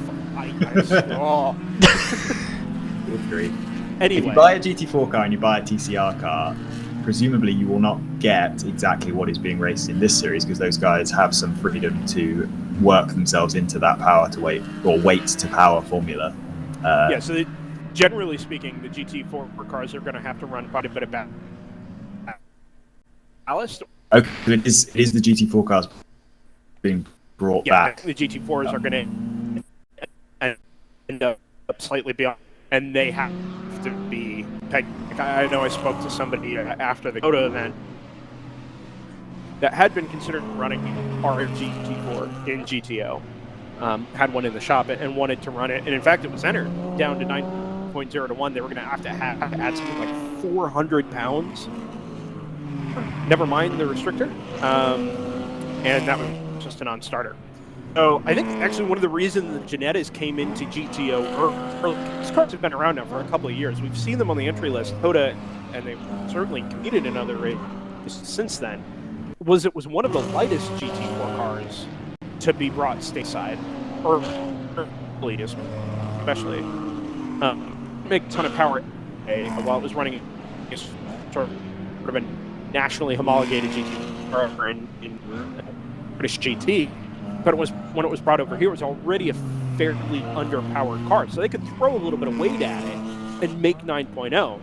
Then as GT4 cars are being brought over regularly and there was a market for them there, more Porsche Caymans and that. But there are cars within the GT4 spec that are just non-starters. Ooh, 53 Corvette, that's menaced to sobriety. Off into the runoff at turn 1. Very briefly a waving yellow. Oh, and I think that was just a simple off and on into the tarmac down there at turn 1. Car off on the shot there at turn 5. It's interesting just to finish up that point. That might sort of because that will be a higher powered GT car. Spec especially. I mean, that is the previous generation of Aston Martin GT4s. It's actually Automatic Racing. It's the same team, of course, that campaigns the GT4 class Aston Martins in the Michelin Pilot Challenge. Those are the class car they ran for the last couple of years, now being brought over to do some amateur stuff in the World Racing League.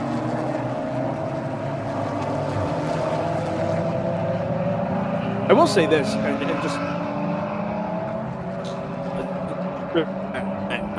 also not sure if I mentioned the 91 Corvette into the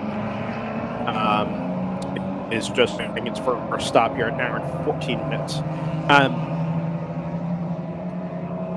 After the World Racing League changed hands ownership-wise, of course we had World Racing League, which obviously in the Midwest and the Plains, and World Racing League Southeast, which was a franchise of the World Racing League and operated by Kurt Warrington and his group.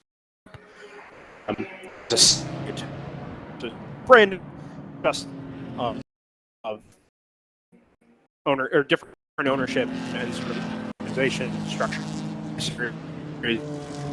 merged everything is a lot more sort of southeastern and east coast based professional teams in the World Racing League. So I think that's created a big influx of GTO cars, the GT4s, the TCRs, and created an environment where there's actually a lot of competition at that level. It's not just these outliers that come in and sort of stomp the field on pace and then they find their way, during the course of the rest of the race on consistency and pit strategy and things like that. There's real competition now at the GT4 and TCR level in GTO to mix with your M3s and your M240s and your M2 Club Sports and all that.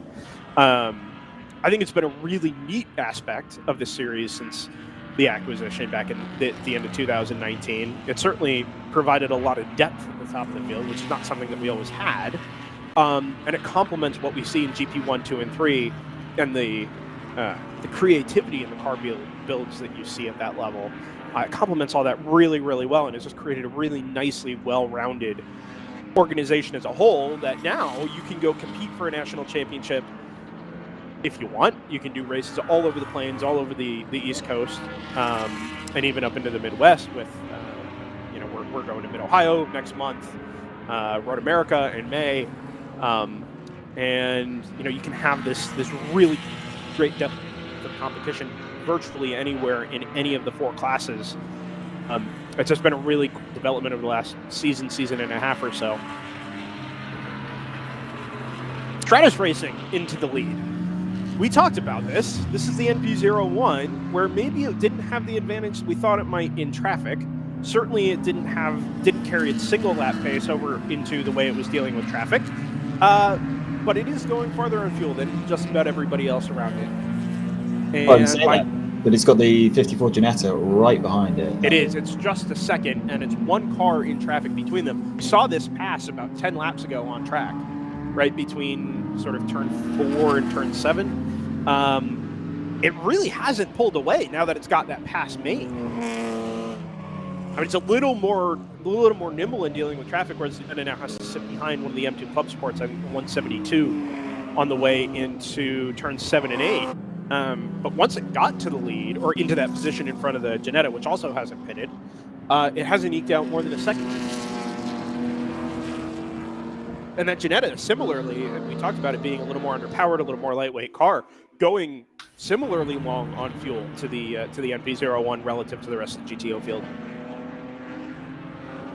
Shaky Dog Racing, Moose, the 45 MX5 is into the pits, or is otherwise missing at the moment. Yeah, as is the 702. The 702's gone blank for me. I don't see much up into the pit lane. I see some car being fueled about a third of the way up to the final corner, and I know the 53 Menace to Sobriety Corvette in the pits. I saw it come in after its offers excursion down at turn 1. But I don't see that 45 or the 702 for that matter. That 702 car, I think, is a new car for us.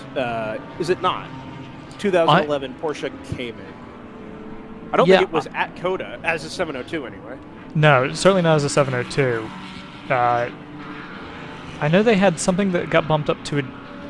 Was it... They had something got bumped down to a GP3 or got bumped up to a GP1. I just wonder if it's... If they got bumped up to GP1, I wonder if... But you've got to take it to the pits, by the way. That 702 car is in the pits with the, what I would call the bonnet up. Oh, interesting. Well, they do fuel those from the front, do they not? I believe the Caymans fuel from the front, so that may not be that unusual. You've got a bunch of tickets. I'm not sure the bonnet is up. Yeah, it's there's a lot happening here. 45 exited the pits. That was the Shaky Dog Miata with the LFX V6 in the front of it. So they're back out after an hour and 19 minutes. The 19 Automatic Racing Aston Martin GT4 is into the pits, just ahead of the 53 Corvette, which we mentioned earlier. I haven't seen the 702 come by, so I assume, based on Scott's language, that car may be in the pits for a little while yet. Okay. So hopefully it's about to head off. And again, I'm watching an onboard which has a 10-second or so delay. The mechanics have now cleared the front of the car. We're about to see one of the AOA cars into the... I think this will be the 85 NC spec MX-5. Indeed it is. Very handily, the team has burnt their pit mark reports. One of the cars that came in was the 19 Automatic Aston. So let me ask you guys a question. Please. If you haven't... So go ahead. Sorry. Oh, no. Please ask a question. No. Okay. I was about to be very curious as to who was getting on board the TLM USA, one of the TLM USA cars.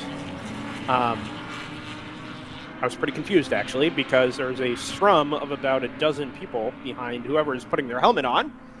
But as the person getting on board rotated around, a very large word PIPA across the back of the driver's suit became apparent. Okay, well, I think we've got a pretty good guess then. Yep, so that'll be... The 72 car, by the way, is leaving their box extremely slowly and has now stopped.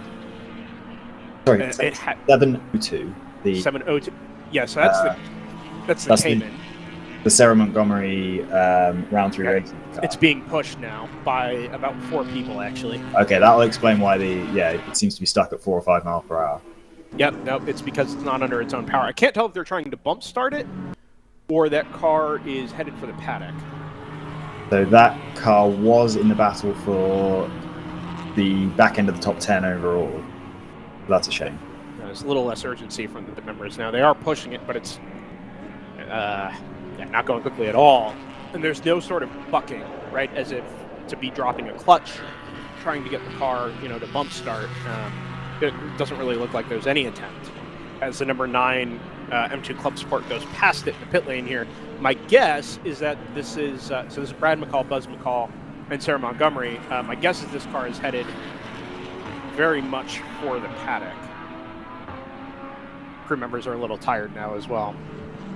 I'll give a little update on the Screaming Goat Racing BMW that was making a comeback from a really poor couple of laps. I watched them 2 laps ago make a very neat pass into turn 5 on the team. Now, I don't know how we pronounce this name. I don't know if it's a typo or what, but Team Phoenix or Team Phoenix? It's Phoenix. It's not spelled like Phoenix, though, is it? It is not a typo. Yeah, I have an issue with that. But the Screaming Goat Racing car made a pass on them a couple of laps ago. That at the time was for, I think, 7th, and now with pit stops, that car's up to 5th. It's one of the fastest cars, 4th, as I say that.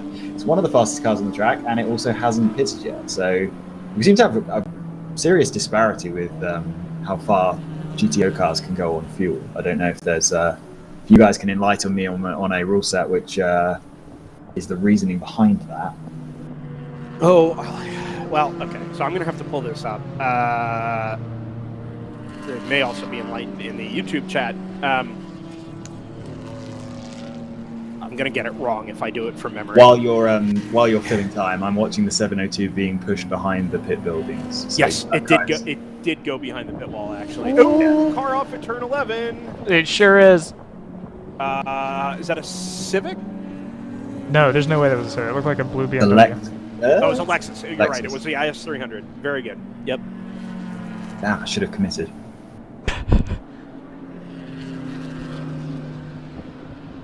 Lexus, Civic, same thing. I've got in all caps, Team Phoenix is a sweat in chat. I don't know what that was 12 minutes ago. That's not relevant to what you were saying.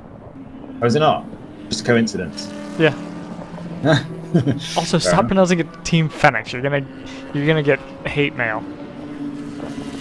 Stop spelling it without the O. Or spell it with 2 E's. That'll really get him.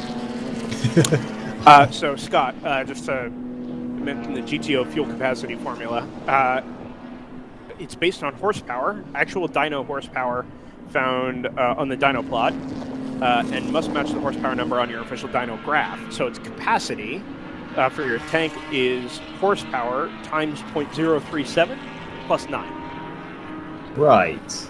So it is actually based on power. I feel like that combined with the weight to power formula, there's opportunity to game the system there. I don't know if it's gaming so much as there are cars that do it better than others. I know at Circuit of the Americas, the U.S. Endurance Championship at the end of 2020, we saw the BMW Motorsports number 72 BMW.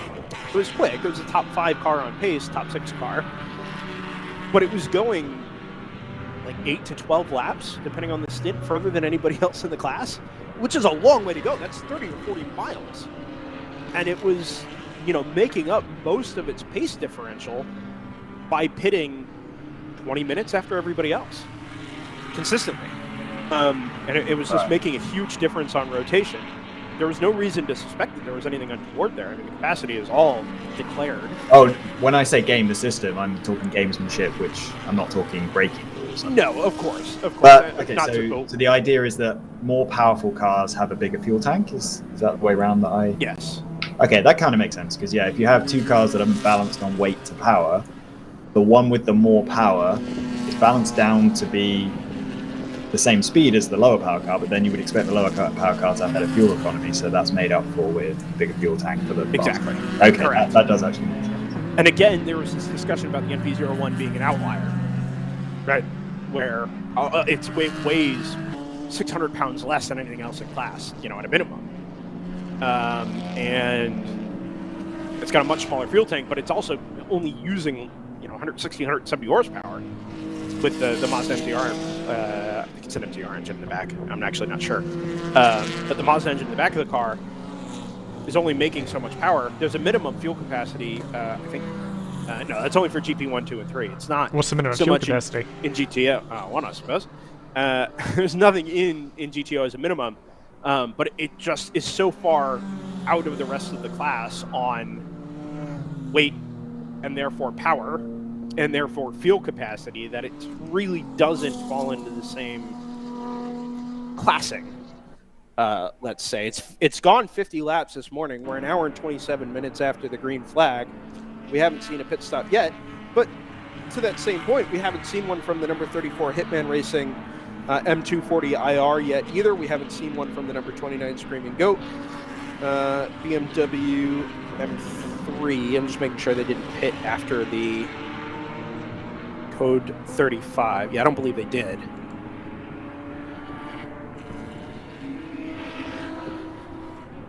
We'll give Scott a little bit of time away from the mic this morning. A couple other local things for him to attend to at the moment. He'll be back in a minute or 30. Chris Nisley on YouTube says Team Voodoo took this weekend off to give the other GP1 teams a chance. Still wish we were out there on this beautiful weekend. Good luck to the other teams. We haven't seen Team Voodoo before, Joseph. We haven't personally. We also haven't seen VMix Social in action yet, have we? No. On DriversEye Live. Was that the maiden voyage? Yes, it was. Wow. This feels so legit. Sure. Yeah. Except for the fact that I'm...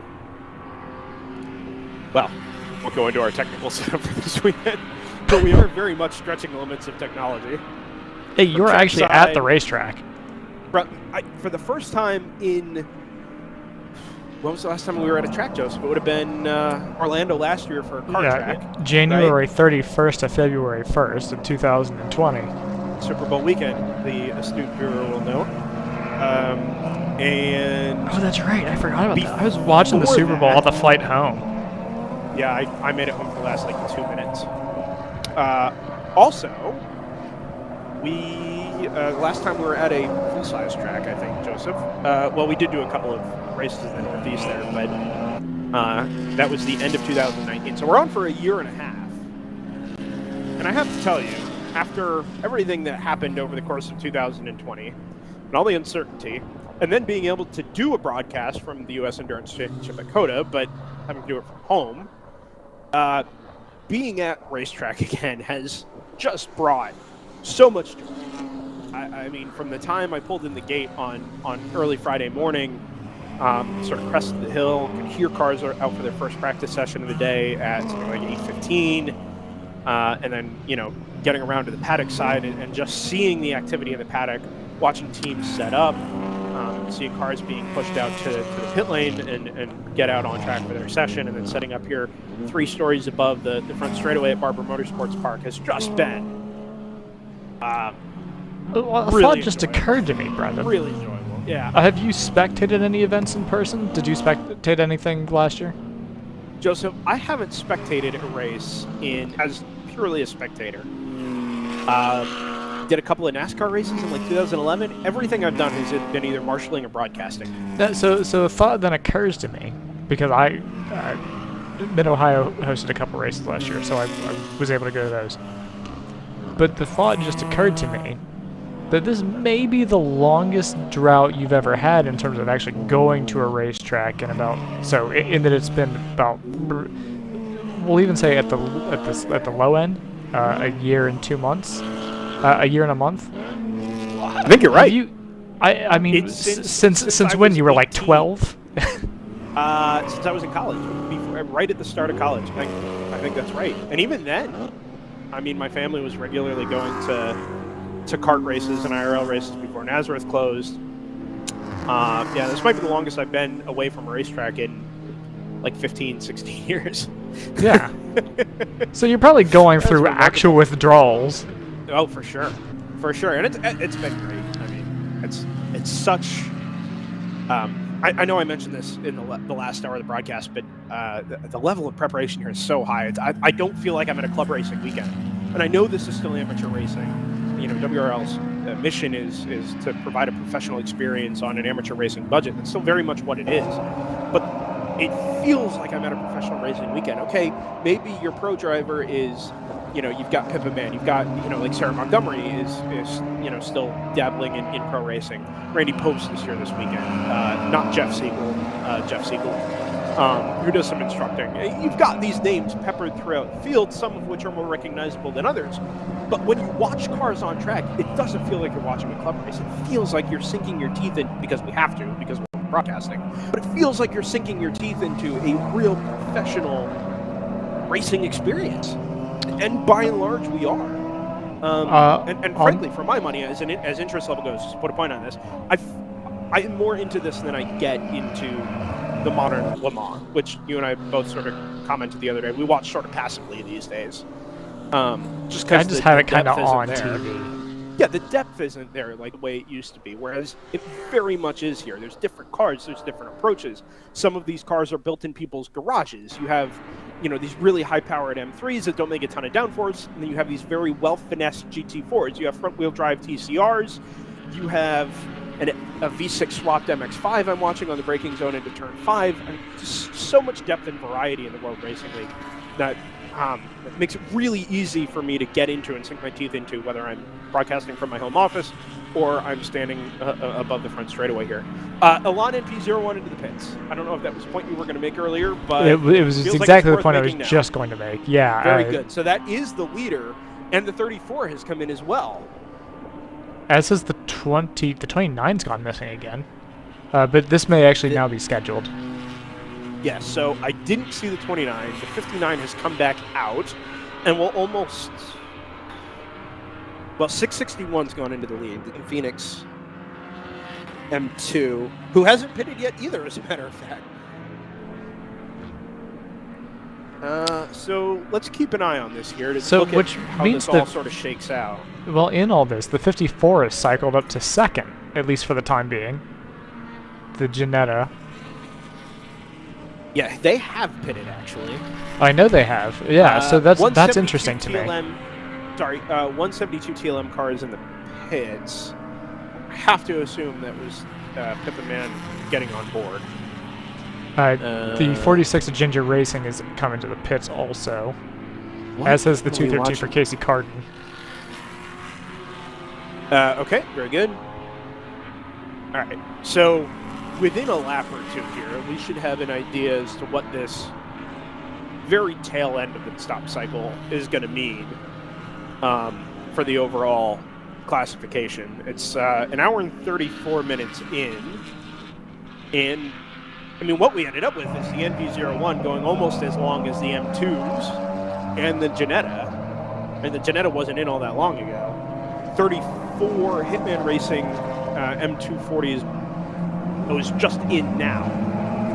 Actually, I'm not sure that car didn't have an issue, because it went missing some time ago and has just now made it to its pit stall. Is that not its pit stall? Very confused as to what's happening down the end of pit lane here, because it looks like it pulled into the 5th gear and now it's back out on track. That was odd, very odd. So anyway, 34 is back out. That's the M240. The Screaming Goat car is in and out of the pit lane now, and he heads down to pit exit in turn 1. The Ginetta number 60 is in. That is not the Ginetta USA car. That was the earlier maligned, he says, looking for the team name, Old Fashioned Motorsports, D55, 149th. So they've been in the pits here for a little while.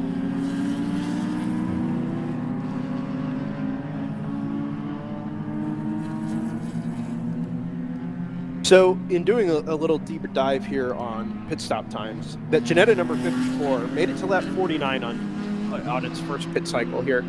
Lap time for its pit stop lap was a 3:17 and a 1:54, because the start-finish line splits the pit lane. Right?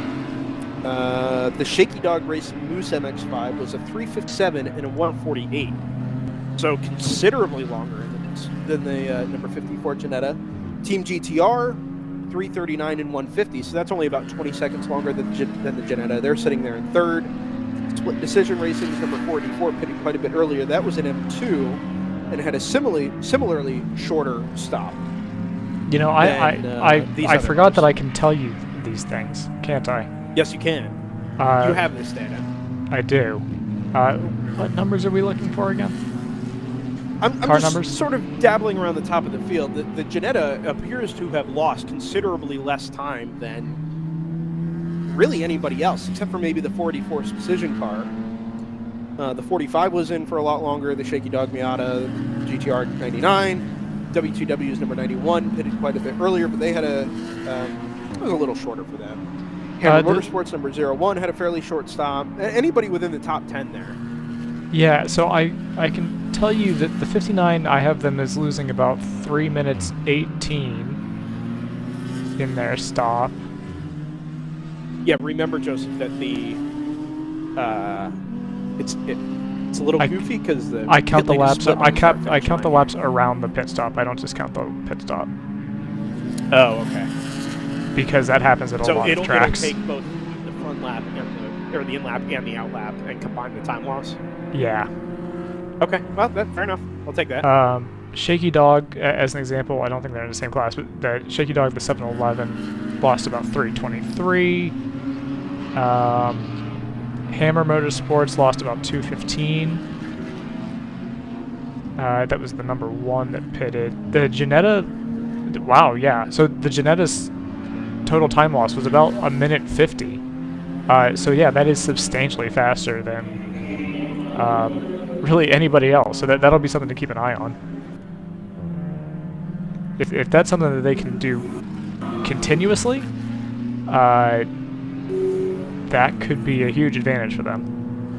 Well, again, remember we were mentioning this with Scott. The Ginetta is considerably lighter GT4 car than we might otherwise find, and I think with that it uses quite a bit less fuel over the course of a stint, but it means it also has a smaller fuel tank.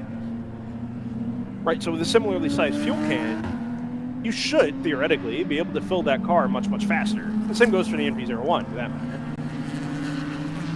matter. So that may be contributing as well.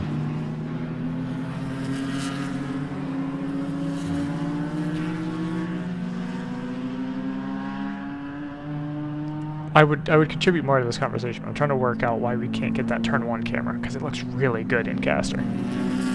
Oh, can you not pull it into VMix? We'll discuss later. Okay, interesting. I will, as you like to say, pierce the veil a little bit here. Is it a matter of graying out and resetting? Or no, like, does it just need a reset here, or is it a VMix thing? No, it's a weird deal. If I pull the RTMP feed, the whole feed seems to suffer. If I try and unsuccessfully pull the SRT feed, then the page on Caster looks chef's kiss good. So this is just something that I'm going to have to investigate. Okay. We'll move on. The NPO1's climbing its way back up the field. Not already, but just overtaken the 511 for Choice Racing and the 983 for W2W Racing.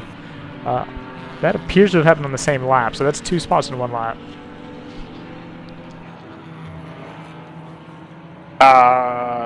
I'm sorry, this is for which car, Joseph? The 59, the NPO1. Okay, very good. Back in 7th at the moment. Yeah, they were 9th, so I want to it'd be interesting to see. So where they were, 3rd or 4th? They weren't leading at any point, were they? But they were kind of on the heels. Our GP3 leader's in the pits, by the way. 22 of TCS Motorsports. Okay. We'll stand up and see if I can track it down in the pit lane here. I can't. Okay, GG.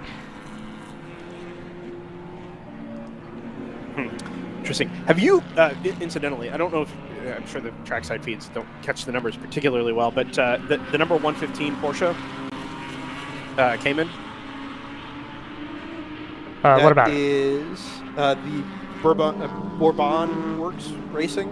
I don't know how I'm supposed to pronounce that. I'm sure it says Bourbon, but it's Bourbon. Anyway, it has absolutely fantastic sort of glossy red and yellow Momo scheme. Ooh. It is gorgeous. Very much like, I don't know if you remember the NGT car that ran the GT Challenge class in the tail end of the American Le Mans series. It was driven by the late Sean Edwards there for a couple seasons. But Oh yeah, I know what you're talking sort about. of, yeah, very similar. So this is a little brighter red, but similar reflection levels with very similar yellow highlights and classic Momo lines up and down the car and down the sides of the car. It's a really beautiful looking car. It's featuring reasonably well at the moment. 18th in GTO and overall, which in class of 30 is, is holding its own, and one spot ahead of the current GP1 leader, the number 58 Hunter Racing BMW 325. Oh, that didn't sound ideal. No, I didn't hear it, actually. There's a very large throng of people climbing the steps to the third floor just to my left here. I believe that was Pip's entourage. Would you like to sing some sort of ditty for them? Some sort of throng song, if you will? Okay. I will not. Oh, okay. Well, let me know any details on this throng. No, it just caught my eye and distracted me out the side window here.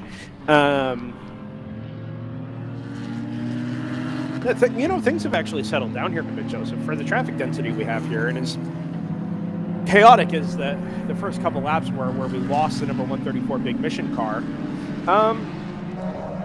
It's actually been remarkably clean. Yeah, we've hour and a half or so. Yeah, we've only had the one, I guess, pink flag condition, not really a yellow flag. It was full course. I guess it would be full course yellow in international sports car parlance, right? Yes. But even that appeared to only be for a mechanical. I don't think that there was any contact involved in that. It was just a car that needed to be retrieved. Yeah, it was clearly a mechanical. I believe,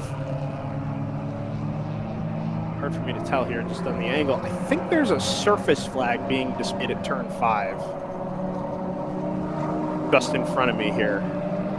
It looks like he's trying to hang the flag up. I'm not really sure what the purpose is here, but it is a red and yellow surface flag. And as I scan down to the next corner station where there is no flag displayed, I don't actually see anything. Yeah, so what could be going on, I'm not 100% sure on this. It's not obvious from this picture. But if the next time we take a look at, I think it's turn 13, there's a few corners here where the curbs are flat. Obviously, so the curbs are flatter here in part because it's okay, camera's back, so we can switch to it. But in part because it's sometimes used for motorcycle racing, and there are certain things that you can't really do if you want to have motorcycles there, such as exposed armco. So there's an air fence there. The curbs are flat, so if somebody lays it down, they don't, shatter their arm. That curb being flat also allows a few people to cut actually inside of that curbing. You'll see a little bit depending on who goes through.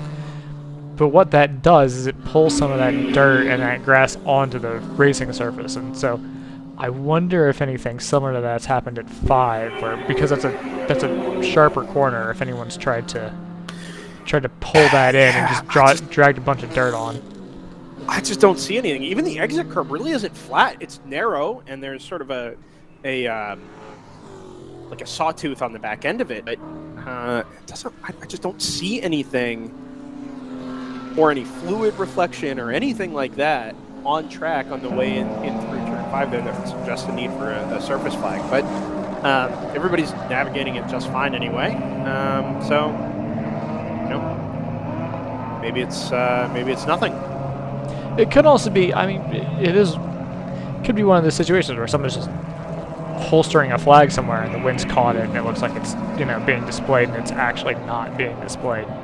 Depending on where it is with respect to the armco. Nah, it just looks like it's being hung up on the flag stand sort of intentionally for somebody to see for like the next 2 laps or so. I'll keep an eye on that for the next lap or so. It should be brought in after 2 laps as the usual protocol. But like I said, we'll keep an eye on it. Is certainly nobody's going to go out and pick anything up. And whatever it is not significant enough to cause an issue in the way cars are approaching the corner. So move on from that. To give a GP2 update, since is away for the moment. Currently being led by the number 69 ACI Austin machine by virtue of being 1 hour and 47 minutes into the race and haven't got pitted yet. Number 21 North Loop Motorsport, I think led the class earlier, has made their first pit stop. And so it's second in class. So second in GP2, so that'd be the round 3 racing 601. They're back in the pits, Joseph. They're in the pits for the first time. Yeah, and so they're back in 4th now. And the GP1 leader in the 58 for Hunter Racing. I think that car is coming past me as we speak. Yes, it is. BMW with an enormous rear wing on the back. Yeah, and that should be on its way out because I showed them it is missing. Okay, and they've just tripped pit, and so that'll be them coming out now. Yep. That cycle back to 4th in GP1, which puts the number 44 PC Racing entry into the class lead. Thunder Bunny in second, the number 110, which I think you had an onboard for earlier, did we not? We did. Another bit of background information. We still do, but viewers may have picked up on the fact that for about 5 minutes, everything went really, really badly with the feed.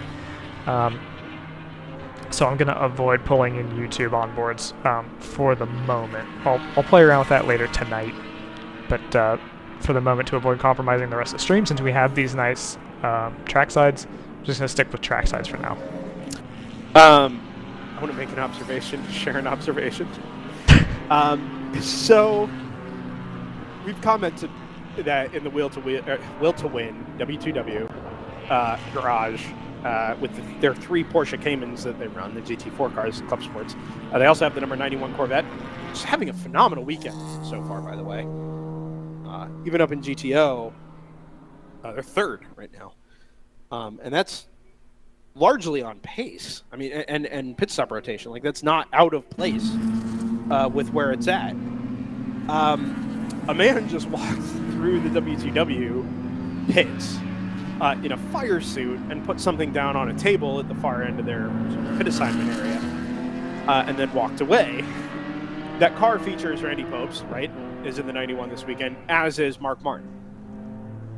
Not that Mark Martin. Named Mark Martin. You say that. The man who I assume is Mark Martin just dropped something off in the pit lane wearing a Viagra fire suit. Was he about 5'4"? No, he looks a little taller than that. He's now walking back, and it is definitely a blue and light blue Viagra racing fire suit. Do we know if he also is a big fan of Gucci Mane? I don't know. And I don't know to what degree he would go defend his son in a fisticuffs. Well, I'm sorry, but in order to have the name, you have to be a fan of Gucci Mane. I'm sorry. No, but in fairness, if you're named Mark Martin, not that Mark Martin, and you're going racing, leaning into it and wearing a Viagra fire suit is a very funny way to do it.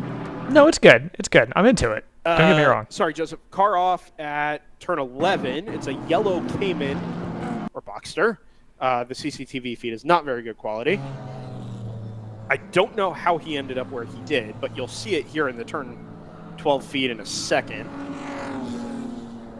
Bright yellow car will appear probably off pace to the left. Whenever you say that, I just I'm listening for these car noises. I'm just expecting one to be really kind of low. Oh, sorry, he's just come across start finish here. It's a 199. Oh. Okay, make me look like an idiot. All right. Talk about 1s and 9s. The 19 Automatic Racing Aston Martin is back in the pits. Oh, that's not supposed to happen. Now this feels slightly early. Now, the first thing they're doing is putting fuel in the car, which is fair enough. But for being an hour and, well, not quite 2 hours, and certainly not an hour since their first stop, this feels very early. Yeah, they were in at 45, actually, was their first pit stop. Oh, you know what? That's not crazy. Now that I'm thinking about it, so even though, I gotta give that. two code 35 laps. There's no way they lost, unless they short filled. I mean, there's no way I gotta they think lost. about that because it's a GT4 spec car for one thing. Secondly, it's, if it's got the IMSA Challenge fuel tank in it, how long does that usually go for? It doesn't tend to go much longer than. I mean, the car went an hour, but that hour was 45 laps, 44 laps. But there's no reason it should go 44 and then be back in at 62. Yeah. That car has no business being in the pit lane, and I'm not sure what the deal is. If Scott were here, I would actually just run down there and find out. Scott is not here. What a jerk. I'm not going to do that to you. Have I changed my time zone on my computer to the correct? Yes, I have. Okay, great. Do you still do that? Yeah. Very interesting. Well, because It's for one thing, 9:54 here Central Time. yeah, it is. Because for one thing, I don't want it to. I don't know if my time stuff is accurate. Like, I don't know if it'll account for time zone correctly. Secondly, I want to make sure I have the right time. Like, I talked to the right time. Sure.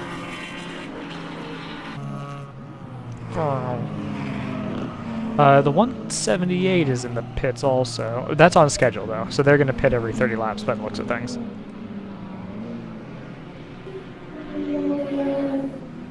Oh, that's your sound. Okay. That's your ambient. Yeah, it's That was really messing with me because it wasn't the same sound that I was hearing. Like, it didn't match the pictures. I was like, what's going on with that? Yeah, no, it doesn't. So if any viewers are as dumb as I am and we're trying to figure out how picture and noise work,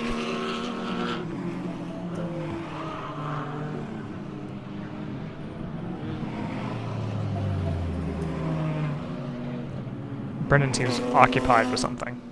Yeah, working on it. Okay. Anything interesting coming over the radio? Not that I heard. I did hear a warning for a car for a fueling violation, but I kind of discarded the number because it wasn't really of significant interest. It was just a warning anyway. 178 Honda Civic is back into the pits. Yes, so that was one of the cars I called out. That appears to be scheduled. They'll just pit every 30 laps by the looks of things. Yeah, okay.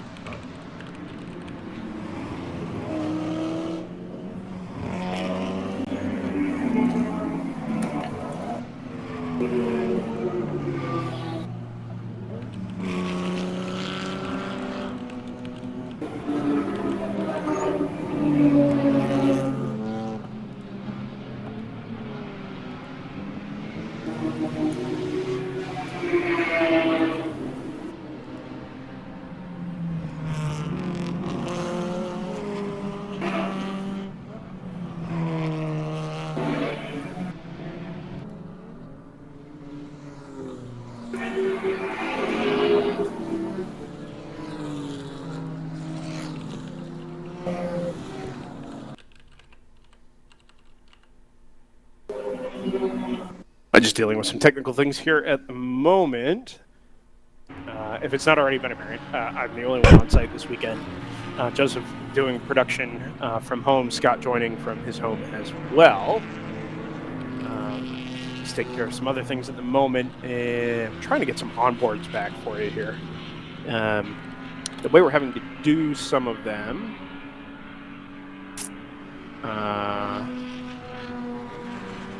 well, I think we should be able to get you back in here. If you're not already following along, I can tell you Hammer Motorsports has a few onboards we'd encourage you to go check out. We'll have hopefully one or two of those pulled into the broadcast here a little bit later. Those are on board the Audi RS3 LMS TCR cars. W2W has at least one on board the Porsche Cayman. We believe that was a 983. The camera's on board. Round 3 racing was shipped up now. Has a few cameras on board there. Porsche Caymans, they're all available on YouTube. Probably share a link to those as the day goes on.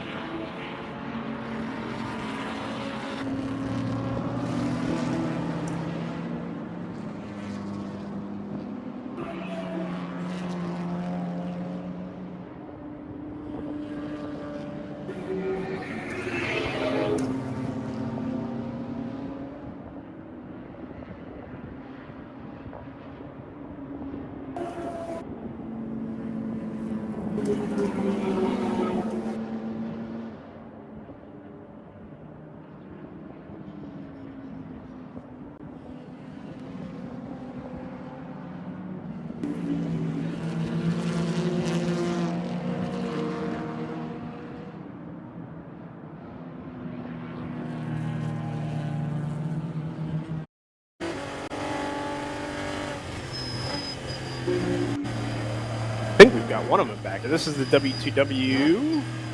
Yes, it is. As the feed drops away a little bit there. That's classic, and that's the feed.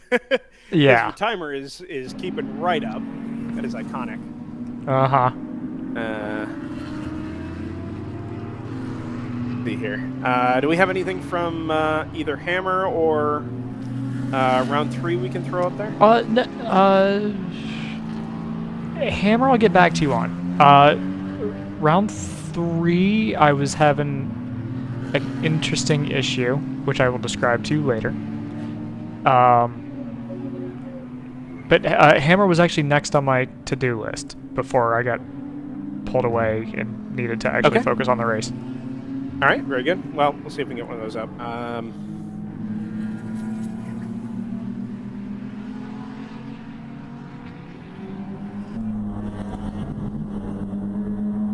We crest hour number 2 here on a Saturday race at Barber Motorsports Park.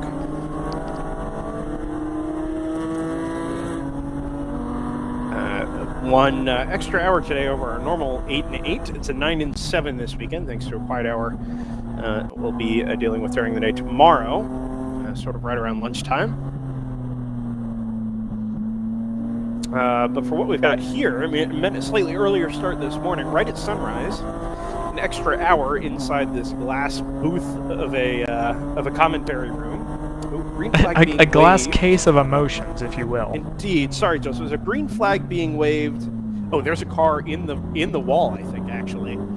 Yeah, the 53 minutes to sobriety racing Corvette, Joseph, has been in the wall at the exit of turn 10, and now there's a spinning BMW. I think one of the GTO cars has spun either on some oil or on some dirt on the exit of the chicane at turn 10.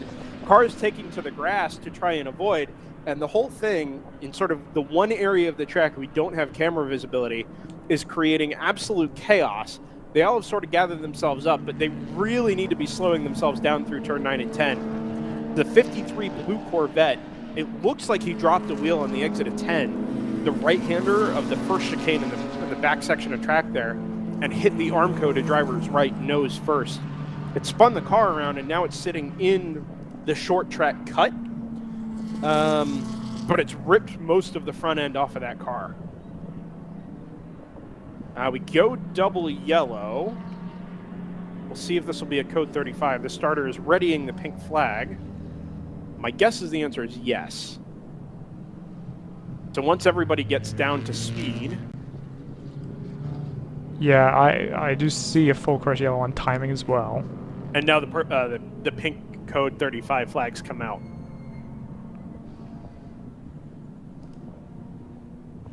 Oh, what's this here? Oh, Brendan, this may be just out of your line of sight. That did just happen, Joseph. I think that's separate from what we saw at turn... Well, I can actually see the Corvette out the window here at turn 10. But is that the mellow yellow BMW? Which is also here this weekend. It's been here. It does. It looks WRL mellow Racing yellowish, launch. yes. It does, yeah. I think that's what that is, actually. Facing the wrong way, exiting the last corner. It doesn't look like he made it all the way to the wall. Oh, maybe he did. the set of tire Yeah, marks to its right do kind of terminate in a little black punch on the wall. well, and not just that, but you'd expect what usually happens there if they've gotten away with it is those skid marks will kind of start to work their way parallel to the racing surface, and that doesn't seem to have happened. I agree. I wonder if this was somebody coming out of the front straight trying to slow down and either losing it on their own, or if they started to slow down and the car behind didn't. Yeah. Well, that's a good point. I wasn't thinking about getting rear-ended. Just happened, right? Well, I'm not assuming that that's what happened there, but it's just an odd, especially under yellow conditions, as CCTV now picks it up. So it's a 145? From the look of it. Oh, maybe not.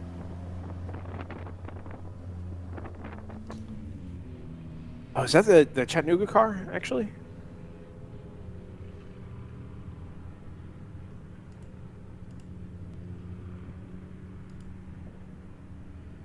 Oh, no, you know what? Race Hero is just coming up with salmon-colored marks because of Race Hero here. Not being caught up on the yellow flag. Just search the entry list for BMW. I'm sure there's not that many. Yeah, I actually think I have it. Hang on one second.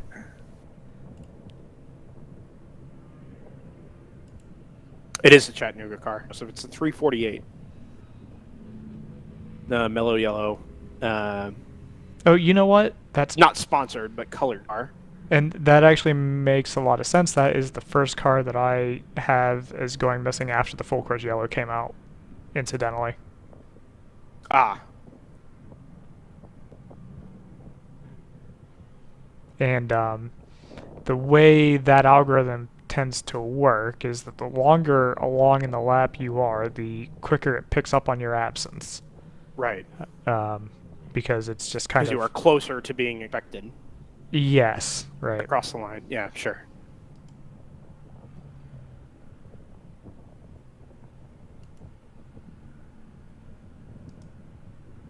Well, things have quieted pretty quickly.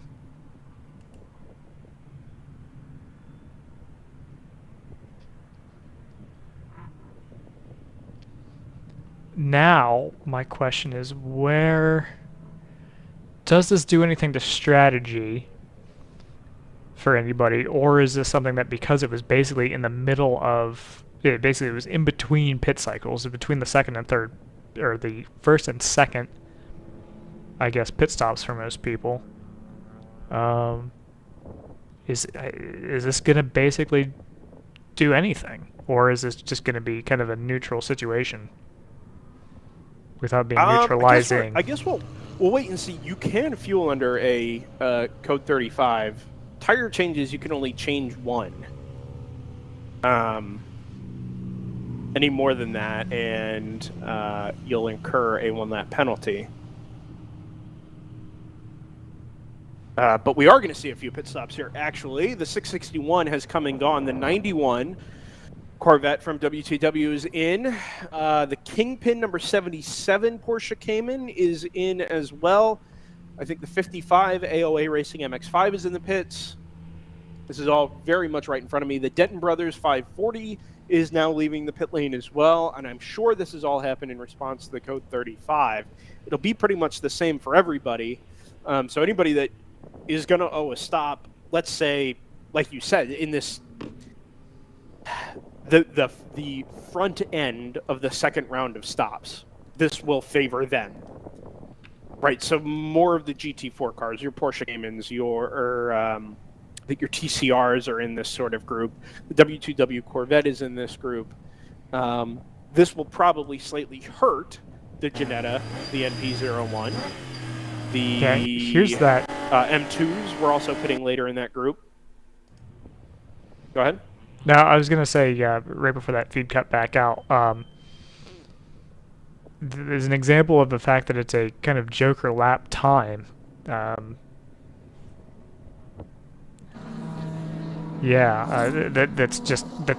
curious. The number 1 is pitted, the 34 has pitted, the 9 has pitted. Those are all GTO cars. Yeah. But because it's a Joker lap time, cars that come out of the pits or cars that are going to pit may just make a break for the pits, knowing that they're not going to trip that timing.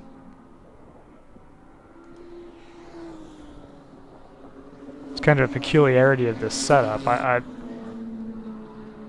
lot of people are kind of booking it through this. I believe this is set up at turn 12. I think this is on a pretty substantial delay here because there's not even a code 35 flag up there. I'm not sure what's up with that camera, actually. I'm not sure why it's as far behind as it is. Okay. It is one of the ones that, so on this kind of sort of eastern side of the circuit, it seems to be where we have the worst cell reception. So yeah, both Verizon and AT&T, just for what it's worth, have been up against it this weekend. Nobody's really quite sure why, because I guess it's not been that way always in the past. But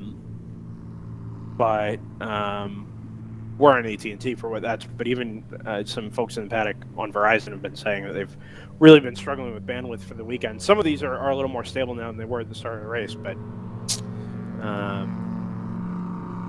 such as life in amateur motors, where everything is streamed on LTE.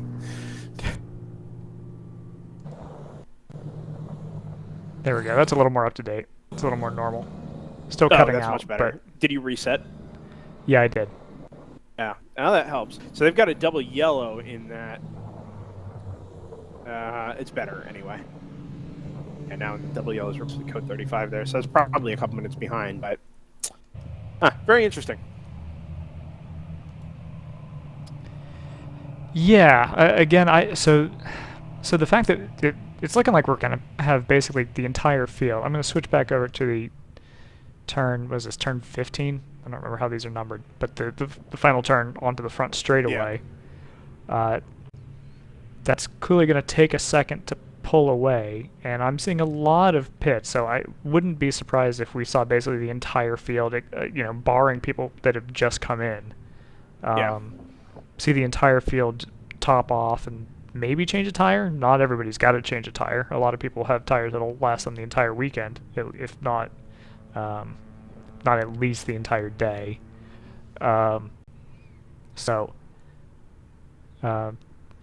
If all you're going to lose is time fueling, your competitors are only doing 35 miles an hour.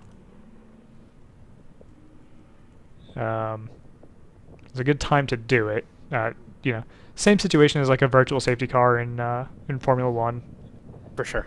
Yep, same concept. Obviously, it's the effect is less immediate because it's an endurance race, and so we won't find out what the relative benefit of taking these pit stops are for another 7 hours rather than say 17 minutes. Mm-hmm. But yeah, I'm curious about a lot of things actually. We've got a hauler coming through flatbed on the feed here. Yeah, that'll be with the 53. By the way, I did have RJ sort of look his head in here a little bit earlier and confirm that that car was that incident was self-inflicted.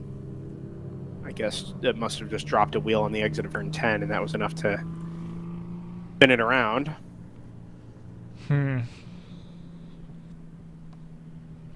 A lot of debris left behind. So that car is loaded onto the flatbed, like you mentioned, but CCTV now picking up the entire front bumper and hood of that car just sitting on the ground next to sort of the K-wall at the short circuit cut.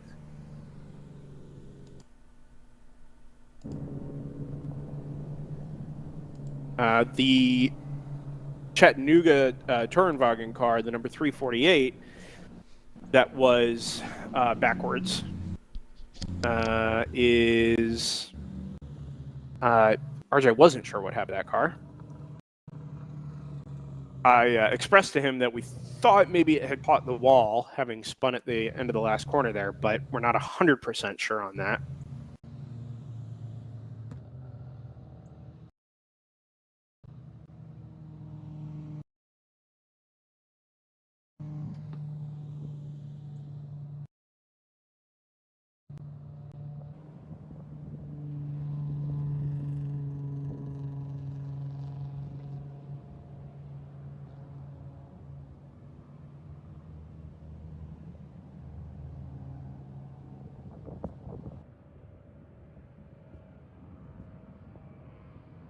I'm going to do something slightly stupid here. Forgive me. Yeah, okay.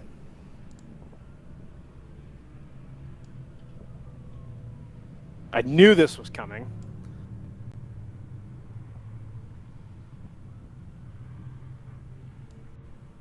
That And looks so bad. It looks really bad, but it's actually really informative for me. Yeah.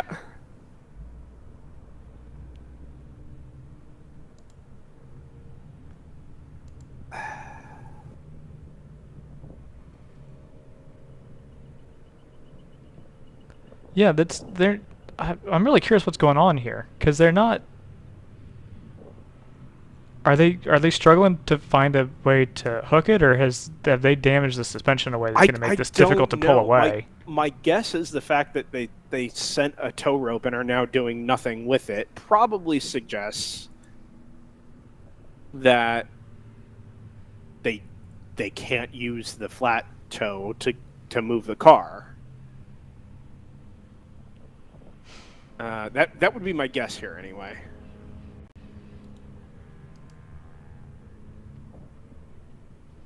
The other thought I had was there's no way that's a right-hand drive car, right? He's not unable to work his way out. I don't think so. I mean, even if he caught the wall, that car has pulled away from the wall, right? It's not like right up against it. And anyway, it would be a left-hand drive car. At the same time, I wonder if maybe the primary flatbed in use this weekend is currently recovering the number 53, and we'll have to drop that in the paddock before we can go pick up the Chattanooga car.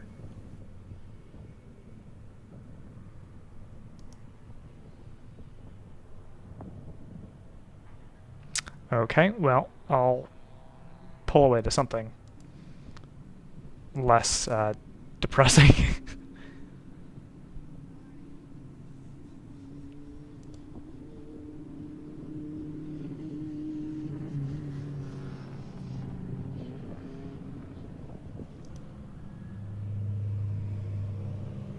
Get a good view of the cars as they come through here. CCTV picking up the 53 being dropped in the paddock in front of a lot of Porsche, well, bright yellow Porsches anyway.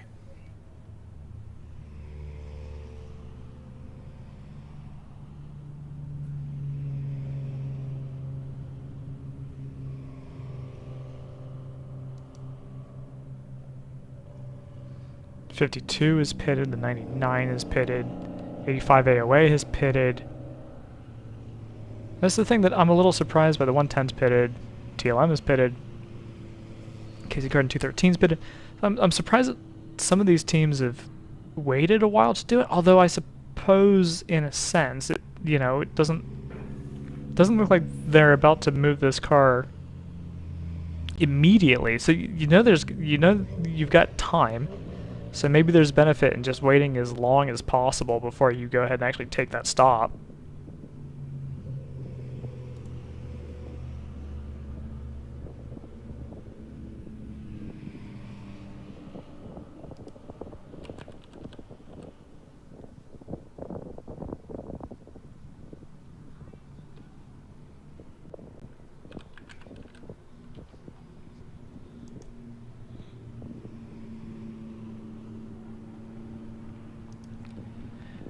Unfortunately, because we're in a yellow flag condition, I don't have a good sense of how much ground people are losing by pitting now. Yeah, these are kind of one of these things that are going to shake out over time, especially once we go back to green. We'll have a little better handle on it. I can tell you for sure. Well, okay, let's back up here first. The number 54 is now G-Tech Motorsports. It's not Janetta USA, so the team name has changed slightly. The Yeah, I actually see that on my stuff also. Which I wasn't expecting. 99 Team GTR BMW is in the pits, and I think that's been there for a minute.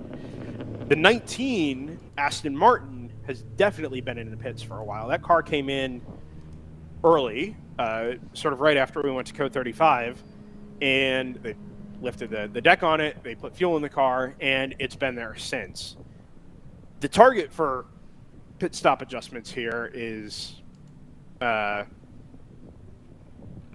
15 minutes is what you're supposed to sort of If you can do it in less than 15 minutes, you can do it on the pit apron. If not, you should go back to the paddock.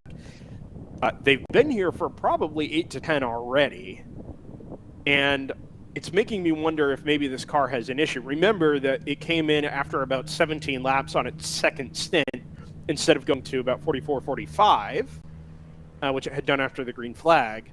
So a much shorter second stint, and it's now in the pits again. Now, it makes sense to come in and do some kind of problem fix on a Code 35. You're not going to lose nearly as much time. But I would have expected this car to be away by now if it was something they thought they could solve quickly. Now the deck lid drops and seals. They've got a laptop on top of the car, so I wonder if they're doing some data acquisition stuff.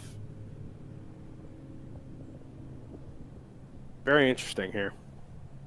Once we get Scott back, I will make my way down there and sort of make a note to find out what the issue is or has been. And the same goes for the 29 Screaming Goat car as well, which I think we're owed an update on. Magically he appears. Oh, look at that! The one problem with this is now Scott's going to be like, what have I missed? And I'm going to have to be like, I have no idea. I've been touching technical stuff the entire time. Yeah. Well, Brendan can spend 2 minutes updating me and then I can. So the main thing you're seeing at the moment is a Code 35. And that is because the number 53 minutes to sobriety racing Corvette dropped a wheel exiting turn 10. The 9 and 10 left-right chicane around the back of the circuit, and spun driver's right and ripped the front end off the car. As all that was happening, there was a separate incident, maybe caused by the Code 35, but not entirely sure, from the Chattanooga Tourenwagen Meisterschaft BMW. Which appears to have spun and hit the wall at the exit of the last corner. Okay. So, unfortunately, there's only one flatbed, so they went and got the Corvette first because it happened first, and got everything cleaned up from that, dropped the Corvette in the paddock, and then sent the flatbed around to go get the number 348 BMW. As all that's happening, so the 99's back out. By the way, Joseph, not in the pits anymore. The 19 Automatic Racing Aston Martin we were just talking about has been in the pits since basically the start of the Code 35. The 511 Choice Racing BMW slowed down the front straightaway here. I'm not sure what the story is on that. Have you made the point yet? Oh, okay. So they've got a new wrecker. Okay. I think that is the flatbed, the same one that went and got the Corvette, because the Corvette's already been dropped. Yeah, so maybe they were hoping to just tow. I think that's what I was saying earlier. Oh, They sent the flat tow out. They were going to try and bring it back on a rope, and because it more than likely has hit the wall down at the exit of the last corner, had suspension damage, and they weren't going to be able to bring it back on the rope. They had to wait for the flatbed that was dealing with the Corvette. That's what I'm gathering out of this anyway. No, I'll buy that. Apart from that, Scott, you haven't really missed much. We think the 19 Automatic Racing Vantage has a problem, not just because it was in the pits, but because it did a short stint. Its second stint before a fuel stop was only 17 laps. So I'm not sure if this is a fuel pickup issue or a fuel flow issue where now they're down on power or something like that. They have a laptop plugged into the car and had the rear deck lit up. It's closed now, but they're still working with the laptop in the right-hand door on the pit lane apron.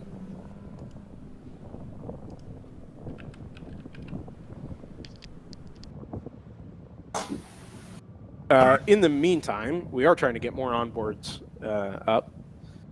I'm not sure if Joseph was having any making any progress there. That's what I was searching for myself. Is the number 29's onboard appears to have died while I was away, so I was looking for something different to watch. Unfortunately, I can't find very many front-running cars with onboards.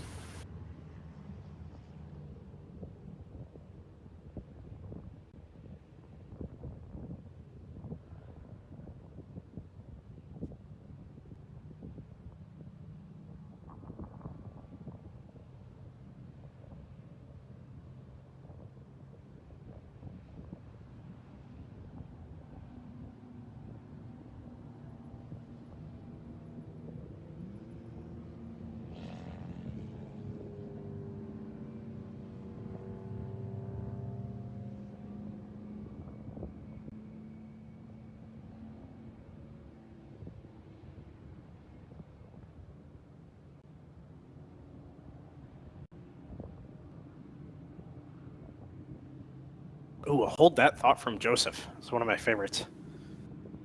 86 is in the pit lane. That is the Toyota 86, as it turns out. I think that's the 3 Fast Guys and Denny car. Indeed it is, actually. They've got an onboard feed, which I will share with Joseph. That's the only 86 in the field? Is that right? I believe so, yes.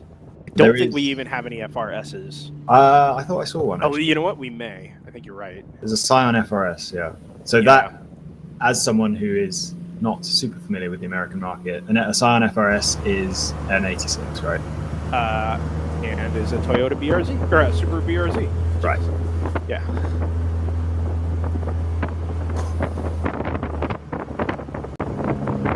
Oh, we have a Hammer on board.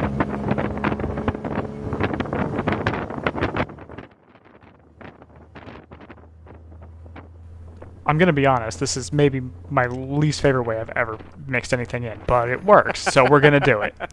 Can you do more than one at a time, or are we kind of limited to mixing these manually? Oh, we'll have an abundance, apparently. Okay. I expect a call from Spectrum very soon. All right, I'm going to ask this question only because it humors me. Are you on your own internet, or is this sort of community provided? No, we pay for it our own, but the building is Okay. networked up to it, so I hope Sure, nobody right, wants okay. to stream YouTube TV today, because it ain't going to work. Well, why not just give them the caster link for the direct feed to the Barber 9-hour Saturday race on Brendan, DriversEye look, I've Live? got my own PTZ. This is absurd. Bon voyage. This feels like a you get what you pay for situation. Oh, by the way, that 348 has just come by me here on the front straightaway with pretty meaningful damage to the right front corner. The wheel is very much towed out to the right. Okay. It looks like there's a pretty Oh, good chunk of bodywork damage. hold on. Sorry, I've just noticed something. Were both of those skid marks there before? I think so. At least one of them was. The obvious direction I'm going with here is, what are the chances that although that doesn't look like two people that collided. Green flag, green flag, green flag. Yes, very much, Scott. It's a good call. Of course, it happens simultaneously around the circuit. The starter very vigorously waving the green flag relative to the turn 5 flagger that sits just sort of across the track from him. It's very funny to watch side by side. But in any case, everybody's gone back to green, and with a very well spaced out field, actually.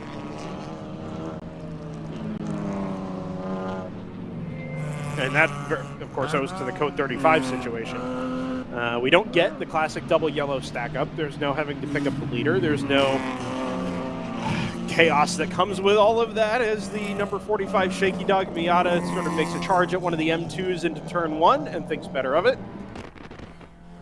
But all these gaps are pretty well maintained. The only real mix-up we've had now as a result of all this is the fact that we've had a couple of cars make pit stops under the yellow here, or under the Code 35 here. I'll tell you who's either timed this the best or the worst have been two competitive cars, the 702 for round 3 and the 86, 3 fast guys, and indeed Denny. Appeared to pit right before the green flag came back out. So they've either timed it extremely well or extremely poorly. Well, usually that's a good thing to do. Yeah, Oh, I think it's... also... Go ahead. Oh, I see that. Oh, that's burial. That's still under pink flag conditions. Okay. Yeah. Scott may also notice just very briefly in the results that there's been a mid-race team name change where Janetta USA is now G-Tech Motorsports. Okay. So sorry, I'm just catching up on my brain essentially. So that was a pink flag. That wasn't a safety car. Correct. Yeah. So the double yellow comes out first. It gets everybody to slow down, and then all the flag stations simultaneously deploy the pink Code 35, and then everything stays code 35 to the end. I only ask because Craig Derlin in chat confused me by talking about stop strategies and where you line up for the restart, but obviously this isn't a traditional safety car, so you can pit whenever you want under a pink flag, and it makes no difference to how it affects you as long as you complete your pit stop while the pink flag is out.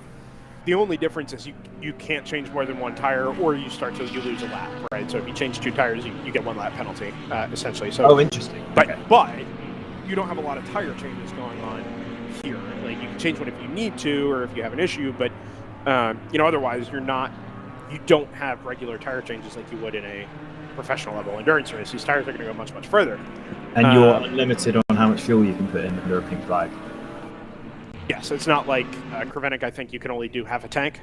Right. I think no. This is as far as I understand, is an unlimited addition of fuel in the pits under code 35. So really, you're not. It almost doesn't make sense not to pit under code 35, especially if everybody else is. You're really not going to gain that much on track anyway. Yeah, it makes no real sense to stay out unless you've literally got nothing to add to the tank. But that being said, I'm not convinced. I know for sure that there are cars that didn't pit here. I don't think the 59 Elan pitted. How much slower is the pit lane speed limit than the code 35 speed? 0 miles per hour. So you may as well. I mean, it's actually a shorter route, I believe. Oh no! You kind of might as well run through the pit lane. No, for sure. And the 72 BMW is back out, or is at least heading down the pit lane with a fully repaired splitter and a set of sticker tires. Okay, so with the pink flag thing cleared up a little bit, I have another question. Yep. As I'm sure you guys have noticed, I'm heavily invested in GP2. There is a car that's appeared 35 seconds ahead of everyone else in class. Oh god, I'm so sorry. They're not on the entry list. If I click on their name on Race Hero, there is no details at all about their car. So does anyone know anything about the 69 ACI Austin car? You know what? I think I know how to find out. Talk amongst yourselves. Oh god, that's what you're for. Alright. What's up? Not a lot. So did we get a read? As I left, we were sort of starting to work out that a few of the GTO cars were able to go a lot longer on fuel than a few of the others. Did we kind of get to a conclusion of which is best? I quite like the idea of following a car that is particularly economic. So do we have an idea of which cars are best on fuel? I don't know if we know that yet. We'll find that. We'll find that out pretty quickly. I think the NPO1, the 59, would be the obvious favorite there. But in a couple stints time, well, actually, it'll probably be about an hour and a half time now. We'll have a better sense of who's consistently running longer stints. Obviously, so one of the things that you would have missed is that we had a very extended pink flag situation there. I don't know, how long did it take us? It felt like at least 20 minutes. But in that time, basically the entire field was able to come by and fill up. So everyone's basically on lap 0 of. You're right. I think everybody else, and any of the main players in GTO, at least this morning, I believe they've been in. Having talked through it with you just at the when you came back at the conclusion of Code 35, it doesn't make sense to me not to come in and fuel. You're still going to gain an advantage if you're only putting 4 or 5 gallons in the car compared to everybody else doing 10 or 15. So I've gone through the top 10, and Screaming Goat Racing also appears to have not pitted under the Code 35. Debris flag at turn 12 at the moment. It's not our camera. Oh, it's a huge track of oil? No, I don't. It looks like a large line of oil through turn 12 up and around the hill that leads into a lot of dust being sort of dragged onto the track, taken off. It's a very odd mark on CCTV, and the coloring's a bit weird, so it's kind of hard to tell, but something's not right there. Something has, at some point, happened here at turn 12, and I think it's resulted in, well, I would have to assume whoever it was, if there is a fluid leakage there, it will have been brought back into pits.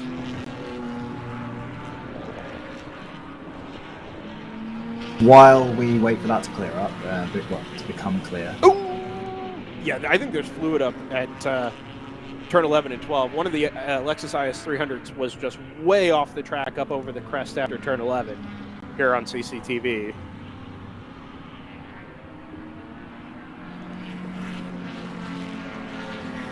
Go ahead, Scott. Yeah. I'll stop interrupting now. Well, yeah, I just wanted to pause just in case we have a dozen cars in the barrier at turn 12. I didn't want to. Yeah. So turn 12, I'm watching an onboard of the 110 go through there. Everything looks pretty normal, other than a slow-moving Boxster, although that may just be pacing Boxster. Everything looks kind of normal from this onboard I'm seeing around that side of the track. I can't see the track itself very well, but in terms of how the driver is and all the cars around are handling the corner, everything looks okay.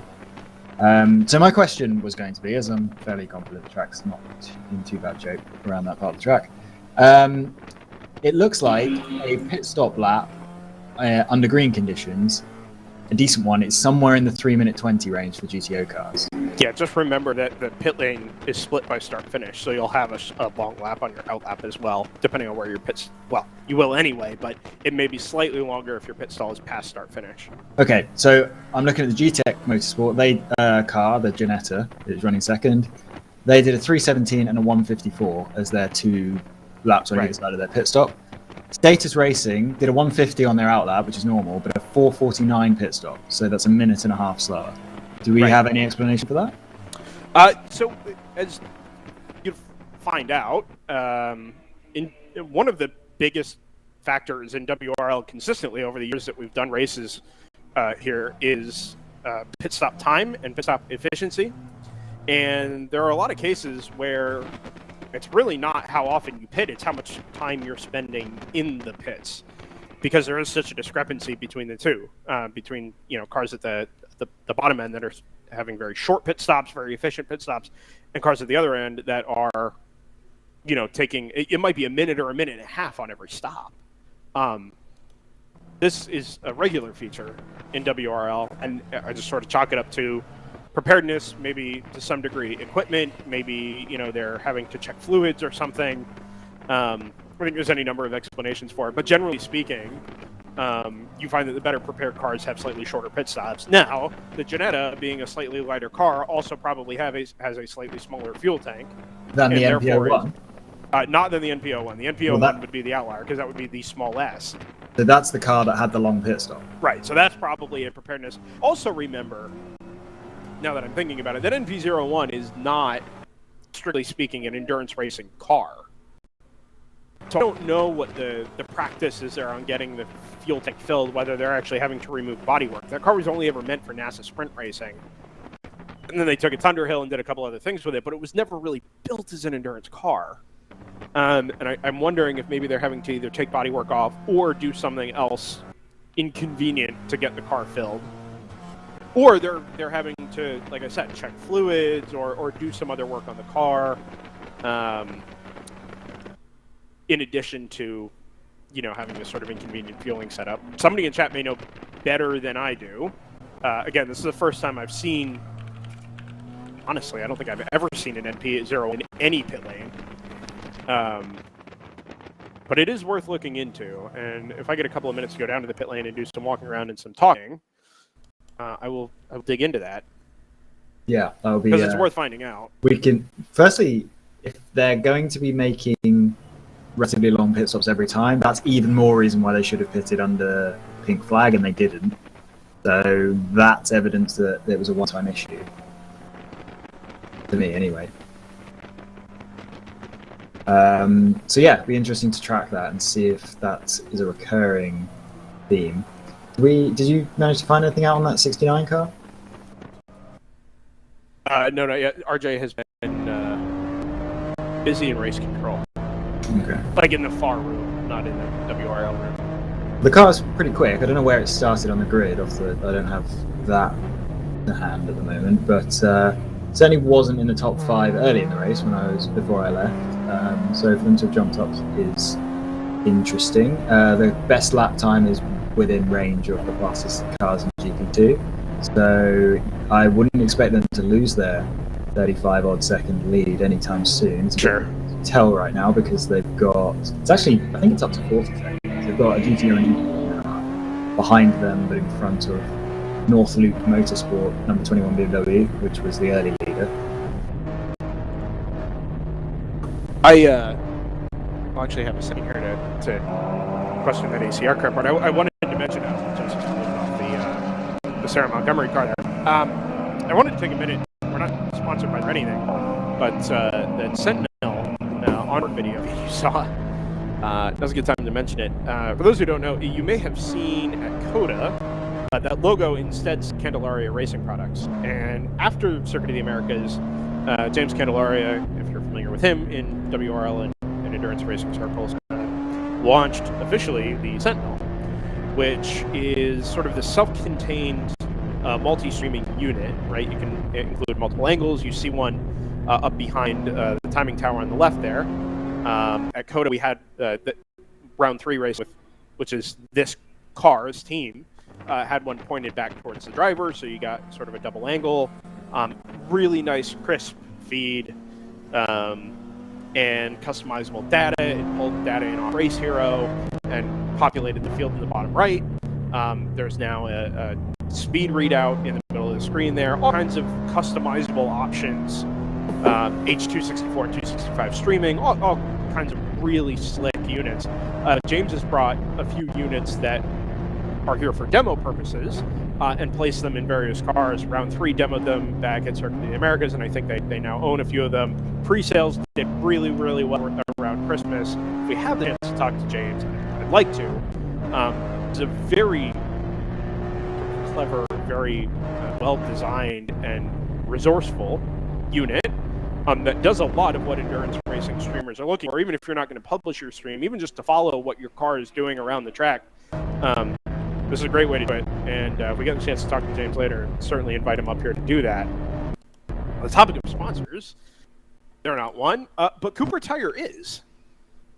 We haven't really talked about them yet this weekend, but Cooper Tire is officially on Tuesday. It was announced this Tuesday that they've signed on as a sponsor for the World Racing League for the 2021 season. We'll have some time for them on the broadcast over the course of this weekend as well, and I hope we get to talk to one of the reps here this weekend on Sunday. But in the meantime, it's an exciting step forward for WRL. I think this is one of the first big-time sponsors to come on as part of the World Racing League. It's not the title sponsor this year or anything like that. It's just an official tire sponsor for 2021.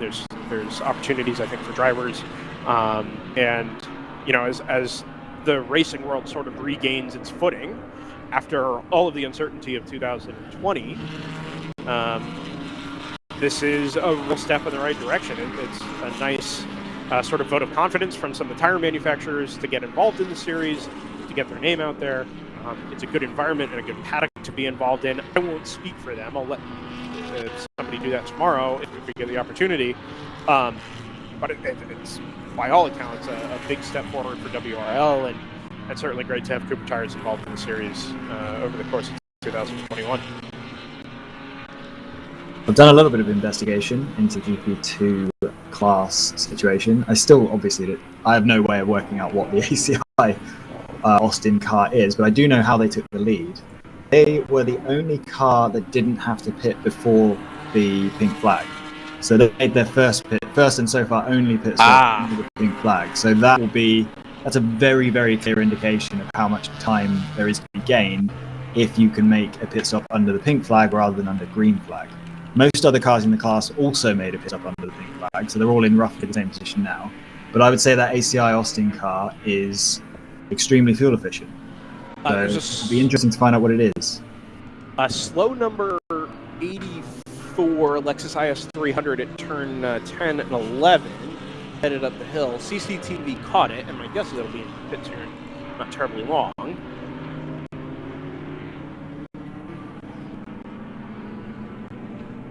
But I will look to my right and wait for that.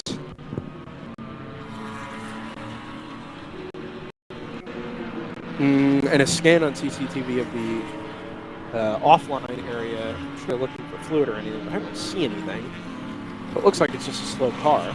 And nothing, for just to clear this up as well, nothing ever came of what we thought might have been fluid at turn 12, I think is where it was. It looked like a trail of fluid a little earlier. CCTV had caught it, but in some on track, but nothing was ever done about it. They didn't deploy code 35 or anything like that to go clean it up. So under the assumption that that dried itself up and we're back to normal down there at turn 12 as well.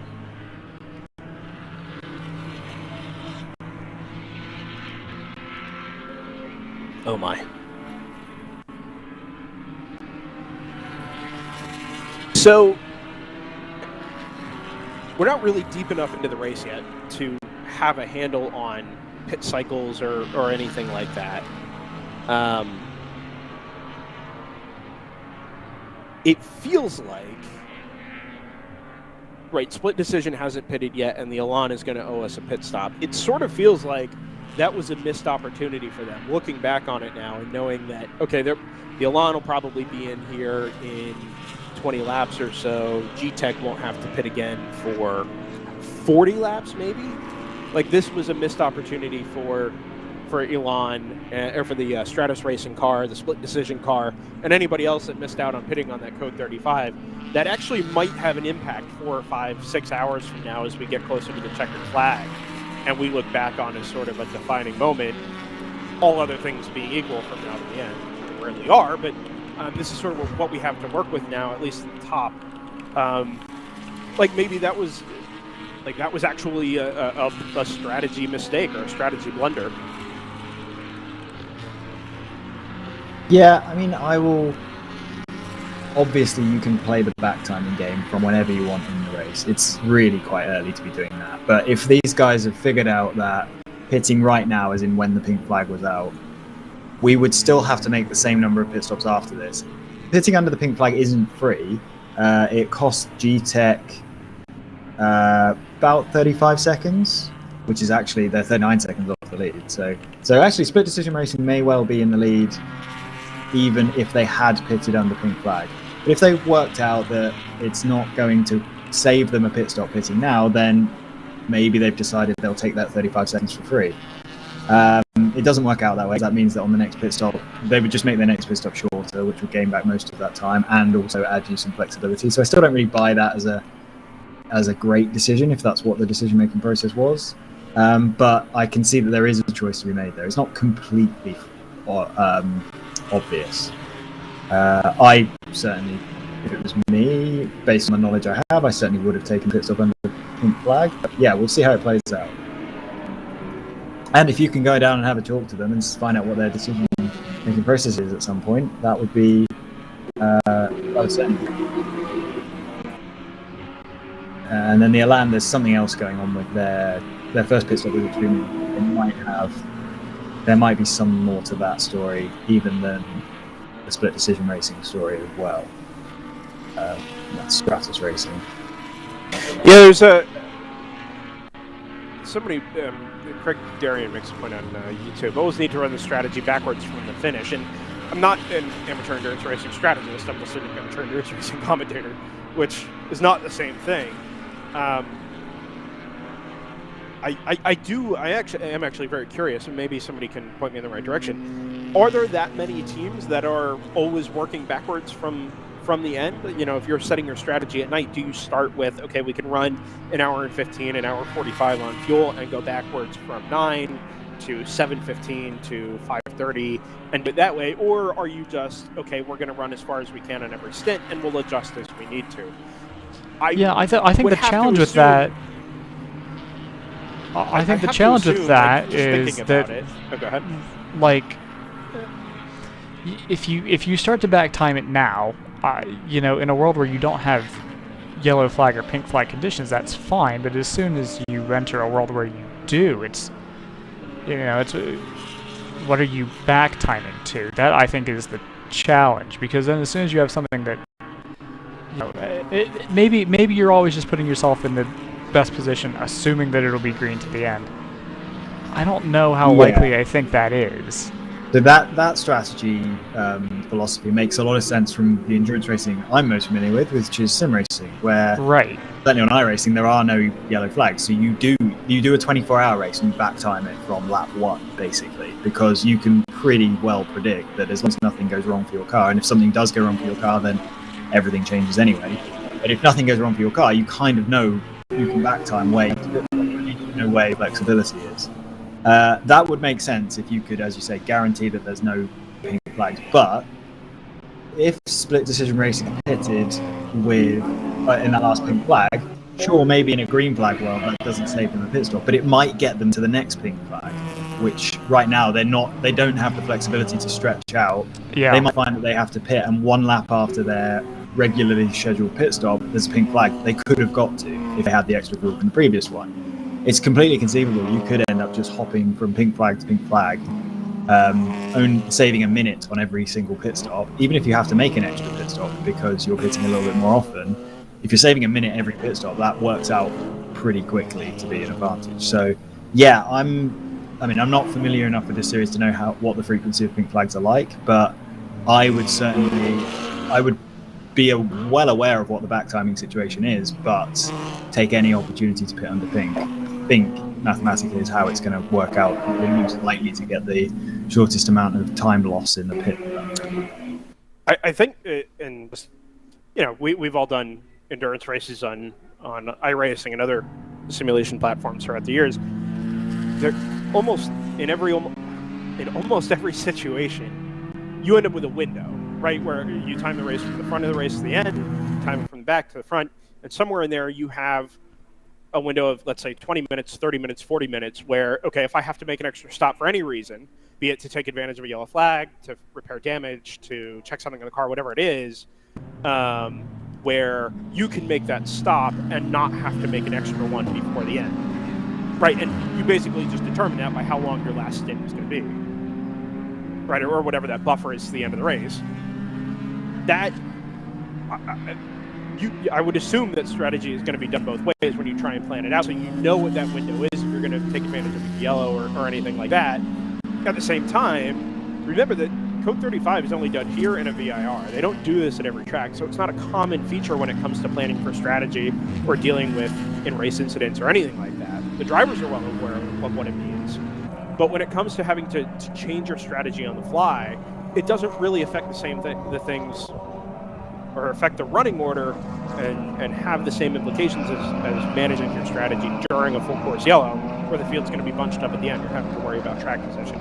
This is literally just about time loss relative to what you would need to do under green. Sorry, I'm going to interrupt myself. There's an accident on track.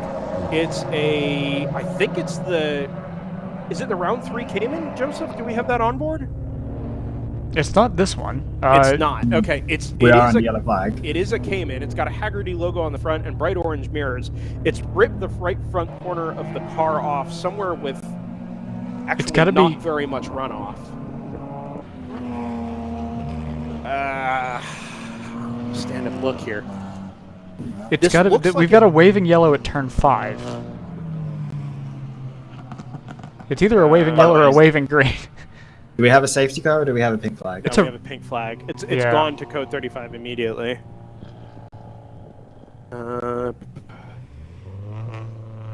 dispatching the flatbed immediately as well. Go ahead, Joseph. Oh, it is the Sarah Montgomery car. So is this the last corner? Second to last corner? This must have. Yeah, no, this must have just happened because that means that it was in between the. Oh, is that backwards? No, sorry. The double yellows are facing forwards. Yes. So it was the delay. It was in between the delay between our trackside cameras and the YouTube feed. So we had about a 30-second window to miss it, unfortunately. Oh. Yeah. Hold on. I've got an idea. Yeah, you and I are thinking the same thing. Figure it out. Yes, sir. Go for it if you like. I've got no objections here. See what you can do. CCTV has picked it up. It just very zoomed in, and it was hard for me to tell where that was. Here we go. Hold on. Listen.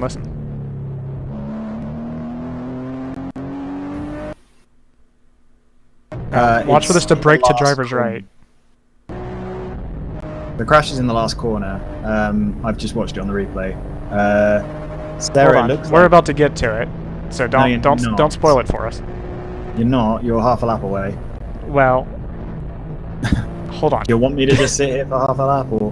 Well, Yeah, let's keep an eye on this, because I'm not convinced.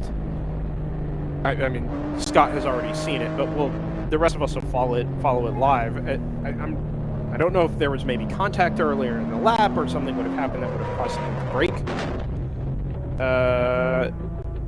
Oh, that's interesting. Yeah. So the audio and video feeds aren't matched up. Yeah, like I said earlier, I think everybody is sort of dealing with various bandwidth issues here. Yeah. This weekend, and the skips you see in the feeds. So keep an I eye know on you're this. also dealing with bandwidth Is this issues. a Civic in front here? It is. No, it's the 86. Ah, so it is. Okay. Through the right-hander here, second to last corner. Just a No little curb. too much throttle. Yep. Straight All at in. once. I mean, it just. Yeah, it's interesting because I would have thought that car would maybe be running traction control, but it may not be the case. You're right. Just on the throttle, the car sort of just gently glided dead right into the wall. Huh. Okay. You know, this is it's interesting to follow, Joseph. You and I have only done WRL at COTA. We've mentioned this before, but the result is nobody hits anything because there's miles of runoff everywhere. Well, and the other thing to discuss is, just as Scott was saying, all of a sudden, now we've got another code 35. Ironically, it's a code 60, but in kph. Right. I think in this, it'd be like 57 or something like that. But anyway, I think in this circumstance, even if you came in on the last code 35, like we were just mentioning, I don't think you can give up that opportunity. I think you have to come in regardless of whether or not you pitted the last time. And certainly the NP01 and the 484 will have to be in this time as well. So what is covered up, unfortunately, by Joseph's tower graphic is that there is a second camera in that car. You can see it's in the top left of the screen. You can just about get a look at what was going on with Sarah's steering wheel inputs. And yeah, it didn't look like any kind of violent judder, as in that might imply contact, unless it was quite light contact. It was just, yeah, as you say, just an all at once big oversteer moment, and there was no sort of saving the car. Her oversteer inputs didn't really seem to affect the trajectory much. So yeah, it looks like, unfortunately I don't have audio, and apparently it's out of sync, so can't really hear that side of things. But yeah, it did just look like on the just before the weight transfer from the right-hander to the left-hander, Sarah may have just grabbed a little bit too much throttle. I would have thought that, I mean, that GT4 car is supposed to have traction control, so perhaps it was some unpredictable traction control behavior that led to such a sudden, complete loss of traction. So yeah, a little bit of a strange moment there. But yeah, it did. To me, it looks like a driver error, unfortunately.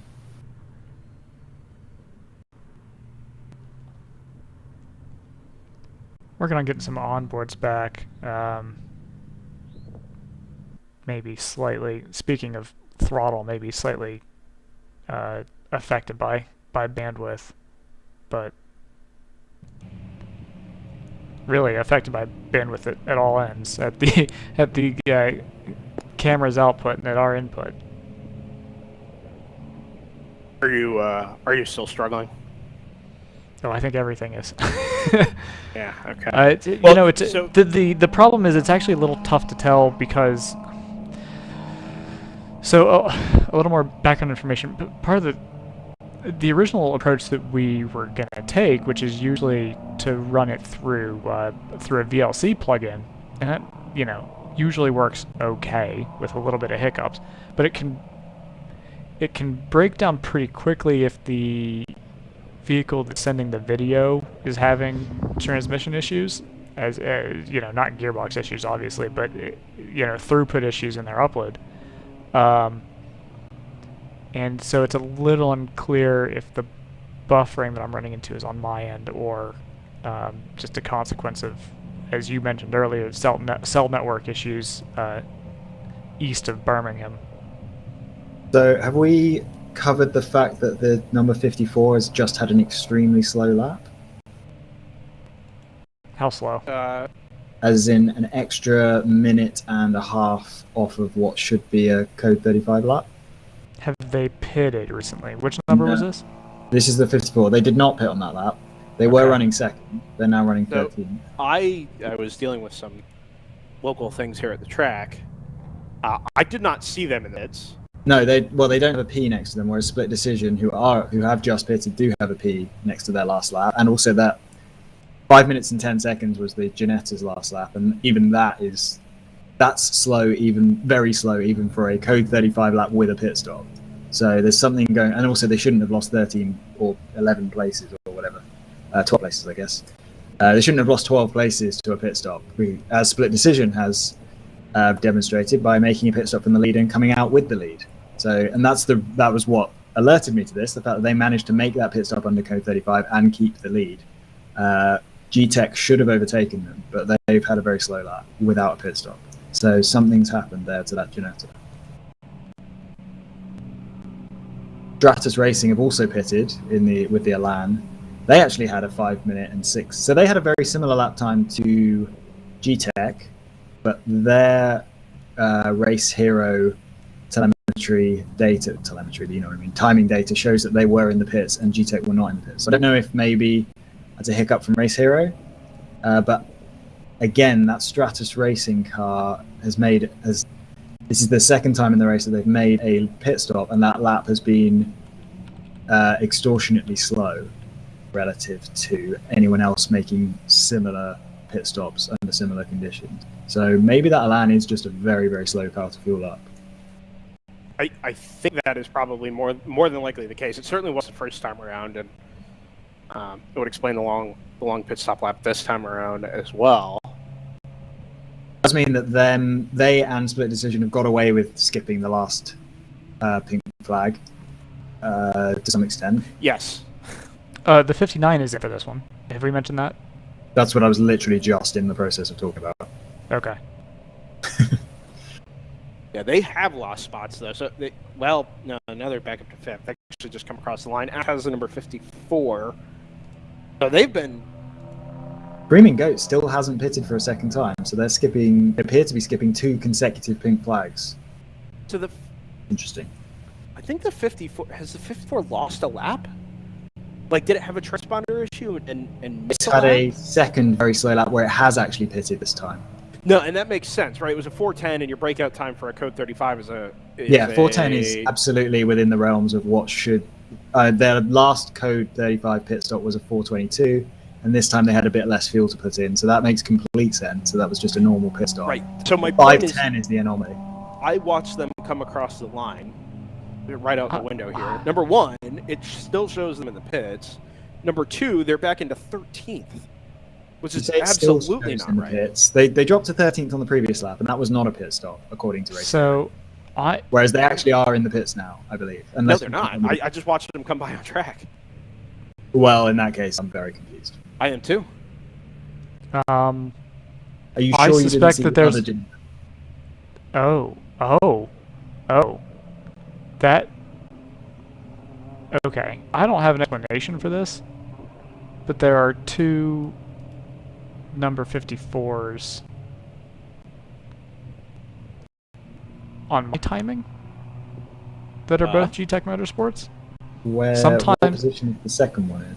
The second one is down in 26th in class. The first one is in 13th in class.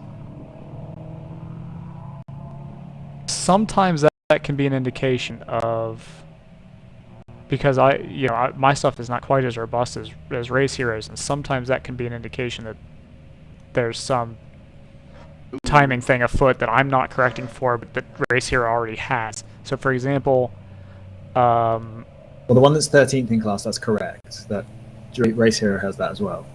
I don't see anything, Joseph, that's also I know. 54. Yeah, that's my point. No. The secondary point is that I don't have a 510 for them. I only have I have a 139.2, I have a 141.6, and I have a 409.0. You know what, guys? I wonder if they came in and changed a tire or something like that and have been given, no, I have, aha. This radio has come in handy. I can tell you that the 54 was part of an investigation for on-track contact about 20 minutes ago. Green flag. Yep, indeed. Waves at turn 1 as well. I believe that 54 may have been given a penalty for contact. I don't know what the specifics of it were, but again, thinking about it now, it would make not sense. Have made a pit stop if that was the case. Oh, I think you had to this. No, I think it's coincidental. The 5:10 lap is not a pit stop lap according to Race Hero. If we No, believe that's fine. I think what they did was I don't think you'd see any mention of a deleted lap on Race Hero. I think they just docked a lap. It's a long lap because it was a pit-in lap, and now all of a sudden, instead of being 4th... Do you think the 5:10 was actually 2 laps? They just deleted one? No, I think the 54 was penalized 1 lap. They just docked the lap from time. So they've removed the passing, and so instead of having completed 52 laps, now it only shows them completed 51. And I think they did that by deleting the passing of the start-finish line in the middle of that 5-minute, 10-second lap. It's entirely possible. Off track and on again for Thunder Bunny Racing, by the way, at turn 6. No spin, just looks like he overdrove turn 5, ended up in the grass, and then carried on his merry way. Okay, I'm happy to believe that. So is that typical of a typical WRL penalty? Is just you lose a lap? Yes, and to explain to the viewer and also to you, they use lap penalties where feasible here because if you can provide conclusive video evidence that something didn't involve you, wasn't your fault, you didn't have a hand in, anything like that, they can go back and just add the lap back in. That's pretty clever, and it's also draconian for an amateur race series. For sure. I'm all for draconian penalties. So yes, it's a win-win in my book, and I think the way WRL handles it is spot on in every aspect in this case. But in any case, it means other than providing us with the information. Well, I have the radio here; it's just hard to hear because of all the ambient noise and all that. But I did hear that it was under investigation earlier, and putting 2 and 2 together, I assume that they've been handed a penalty for contact at some point. I didn't catch the other number involved, but the end result is they've lost a lap. Let's go with that. I think that makes sense. Can I just... Does anyone remember what that other Ginetta team was? It's old-fashioned, the number 60. It was, number 60. They are they're the last running GTO that I have in my list anyway. Interestingly, they are another team that has skipped both of the last 2 pink flags and have decided not to pit. Despite the fact that they're going to have to pit within the next 10 laps based on the fact that they only did 49 laps in the first stint and were on lap 90 or so. Some odd decision making with that going on up and down the field. Well, they're not sophisticates like we are, Scott. Nice. Are you guys sort of okay to handle things for a minute here? As okay as we can be. Oh, would this be a good time to pause the feed for 5 seconds for station identification and also for me to reduce my upload throughput? Might get us a better chance of pulling in some onboards. Yeah, so let's take care of a couple of things here. Here's what So we've actually just crested the end of the 3rd hour of racing from race 1 this weekend at Barber Motorsports Park, World Racing League DriversEye Live. Happy to have everybody along for the ride. So what we're going to do here is just briefly pause the feed. You won't notice anything on YouTube. We'll come right back. On Facebook, I think we're going to have to create a new stream. We're just trying to give ourselves a chance to get some more of these onboards pulled in here. Very much stretching the limits of our available technology this weekend. We'll take care of all that. It'll come up on a new YouTube feed, so just keep an eye on the WRL and DriversEye Live pages for that, and it'll come up as a separate video as part 2. Should look roughly the same, but it'll be back in about a second. I think we should say hello to Cooper Tire, Joseph, if you're set up for that. I'll you know what? I'll give it a couple minutes, and then we'll play that spot because I don't want to cut people off the stream and then run the risk. Sure.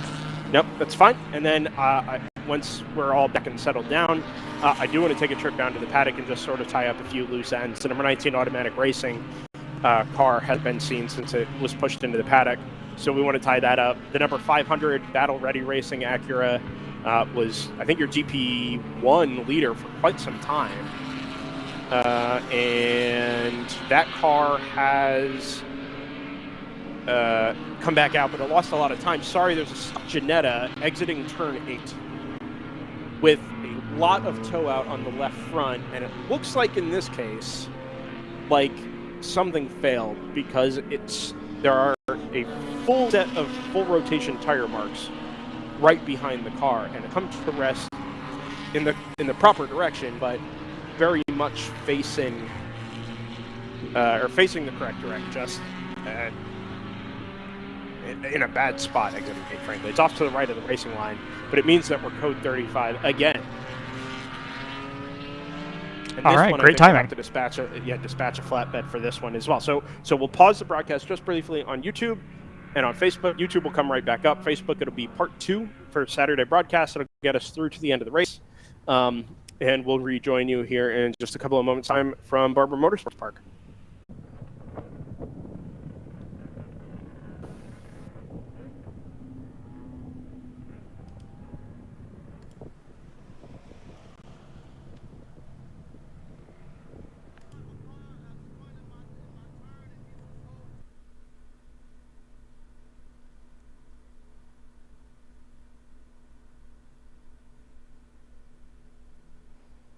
There's a recovery vehicle going down into 7 and 8. I think we might have missed it when the camera dropped out.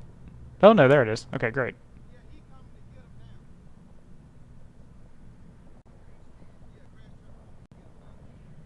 Now, are they coming through to pick up the Ginetta that's stranded outside of 8?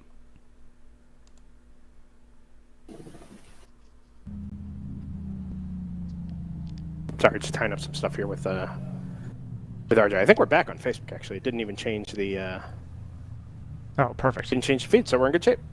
Yeah, good to know that maybe if we need to make any further changes, then we know that that'll be just a quick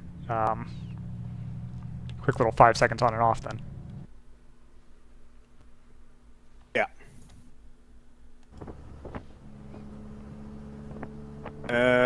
I'm not sure how much, but... so they did not send the flatbed out for this Ginetta. I think we can confirm this is the 54, right? It's tumbling down the order at the moment. Like I said, it looks like a failure, either a failure of some sort, or I wonder if they nailed the curve there at sort of 7A, 7B, and I don't know broke if those the are left front suspension. I don't know if those are high enough. You'd almost have to you'd have to catch the inside of the curb almost. Well, I'm particularly wondering if maybe he jumped it on sort of the grass side and dug in with the left front corner of the car as it settled back down. And that's what started tearing stuff apart. I don't know that any sort of landing site there is ugly enough to... Or there's any way to launch the car in a way that's going to break the suspension when it lands, because it's just... the left front corner of the car is pointed probably 60 degrees to the left from what we can see on CCTV here. That's just a very odd Another point, that car, end result. as we were discussing, just made a pit stop. I wonder if they had a driver change. Might be a brand new driver in the car. That is true. Actually, it probably was. There's a higher angle view from CCTV up at the museum now. And, yeah, there's nothing... I don't see any dust or debris or anything being brought on track from earlier in the corner. Just the skid marks that do a full rotation and lead to where that car landed or ended up to the inside of the exit of turn 8 there. Very peculiar. All right, so if you guys are good here, I'm going to head down to the paddock and go track some of this stuff down. I won't be out long. I'll sort of come back up unless there's camera stuff you would like me to take care of. That'll take me a little longer. Yeah, I mean, if you find yourself with some time during this pink flag, I think that might pay dividends. Okay, I can do some of that. We have a guest coming up sometime after 12:30. That I'll need to be back here for. But if you guys are okay to carry this for a minute, then I will take my leave and go track some of this stuff down and see if I can get some of these cameras set up just a little bit better, so we can actually get some decent straight up feeds. All right, and as Brendan mentioned a second ago, WRL entered into a sponsorship agreement with Cooper Tire. Cooper Tire has an ad spot, so we should play the ad spot. Sorry, do that real quick, Joseph. Oh Before my you God! Do that, nope. It's not the left front corner of the car that failed. It's the left rear corner on that Jannetta. It looked like the left front because of how bad the angle was in the where CCTV was coming from, but the left rear has clearly failed. That's what pitched the car into a spin. It's possible it was from riding the curb down at turn 7. I'm not entirely sure, but the end result is the car looped on the exit of 8, and that left rear suspension is very much collapsed. Is that the 54, Brendan? It is. It's the G-Tech Is that the Motorsports car Jannetta. that got a penalty for contact? It is. I'm not sure. I don't see any tire marks on it because the camera zoomed out a little further now, but you may have something there. Well, Brendan said that they were under investigation about an hour ago. The longer the gap between car-to-car contact and final failure, the less likely that they are linked. But yeah, it's definitely a possibility. It could even have been, none of us saw the crash. It could have been contacts going into turn 8 on that lap. Entirely true. Right. Yeah. Yeah. All right. Well, in that case, Joseph, I will let you and Scott say hello to Cooper Tire, and on the back end, just sort of ride things for a little bit. And I'll carry my microphone around with me. Ooh. And I'll join you guys here on the server if I think there's anything worth sharing in the moment. So, sounds like a plan, and we may have a video option if you so choose, but that'll be very much up to you. Yeah, I'll stick with it for audio for starters, and we'll go from there. And I'll see if I can get some of these cameras sorted out a little bit better in the meantime. Take it away, gentlemen.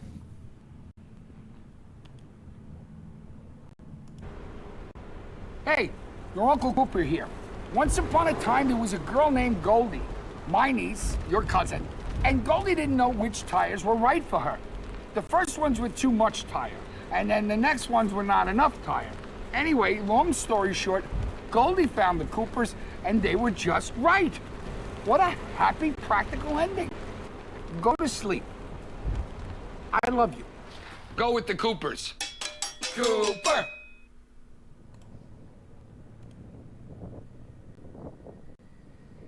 All right, and now we have... oh, it's not an empty track anymore. I was going to say we were going to go just straight to an empty track. So it's worth noting, I'm going to just quickly check this. Yeah, the GP2 leader, who has been skipping through pink flags and not pitting, is skipping through another pink flag and not pitting. So that lead, which was entirely due to that car not having to stop before the first major break of the race, as we have a green flag on track, I believe. That lead should extend even further, because I believe the car that was in second place in the class, the 21 North Loop Motorsport, may have pitted. No, they pitted on the previous big flag. So, but yeah, no reason why that lead should be changing. And we still don't know what the 69 is, so hopefully Brendan is on the case with that. Yeah, kind of a peculiar situation on the front straightaway, where the green flag clearly waving, but it didn't seem to have a lot of acceleration from the cars on that. Oh, there's the... Oh, that didn't sound good. Yeah, I don't know if just an artifact of all the delays and the fact that I'm having to watch without audio, but I've seen quite a few instances where it seems to have taken a lot of time for drivers to react to a green flag coming out, and then some drivers reacting at different rates to each other, and maybe some other cars having a little bit of doubt about whether they're free to overtake yet. So this system isn't going to be quite as slick as we see in Creventic, WEC, ADAC racing, where flag and cab systems and more sophisticated team pit-to-car radios exist. So that's not a huge surprise. It's not super dangerous on that side of the pink flag period where you're going from pink to green. On the other end, where you're going from green to pink and you have drivers slamming the brakes on to get down to 35 miles an hour, I can see it being more of an issue. But we don't think we've had any issues so far in the race. Am I right? With regards to people crashing into each other at the start of the pink flag period. No, not as far as there's no Ernesto Vizo situations. As far as we've been able to tell, similarly, no issues with people on a lag responding to the green flag coming out. But yeah, as you say, there's the only way to know that one's come out. I don't even know if it comes over the race control radio. Brendan will know better than we will, but the only way I think you'd know other than that is to look at the flag stands. And so when you've got these radio patched to the drivers, or is that only patched to the teams and then they would have to pass it on? That's a good question. It's just over a regular radio frequency, so you could have something in the car, I think, that would be tuned into it. That might be a per team thing. That might be a per team decision to either have that or not. Because you probably have to have 2 radios in order to do that. You'd have to have one tuned to your own team and then one tuned to race control. So, I'm sure it just depends on everybody's individual setup, but yeah. So if your only option is to look at green flag, was that a car off to the apex there for the one, or was that just an artifact in the video? I think I saw what you saw, which looked like a car spinning off to the right. Yes. Okay. It was in the glare of the sun, but as you called it, I saw something that looked like that. So either we're both on the wrong wavelength. But my point was going to be that some of these pink flag situations are will last longer than others. So if you're used to that last one we had, or the one maybe 2 periods ago, which went on for about 20 minutes. By the way, there is a car spun in the penultimate corner. Okay. I've just spotted them on the number 110 cars on board. I couldn't spot what kind of car it was. At the moment, it's a local yellow. Everyone's back up to speed beyond that. It might be the 604. I'm showing the 604 as being missing. Let me see. Well, it hasn't been missing for very long because we saw that happen 10 or 15 seconds ago. I guess it would be 20 to 30 seconds. Yeah. The car was in a really, really awkward place because that's a blind corner and it was facing... It spun 270 degrees by the looks of things, so it was pointing 90 degrees facing the track, on the track at the apex. So that's going to be a difficult car to get going without... But everyone was slowing down appropriately going up to the crash, so hopefully that car will get back going again. I think the one is just coming up to that part of the track now on my stream, although we are under yellow again, so... Or pink, I assume. Yeah. The only options that you have in... And said that the Audi has just made a pass into that corner and the car is not there anymore. So maybe we're onto pink for something different. Okay.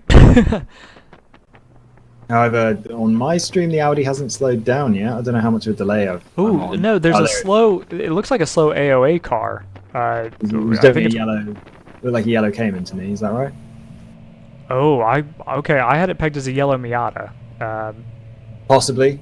Certainly a yellow coupe.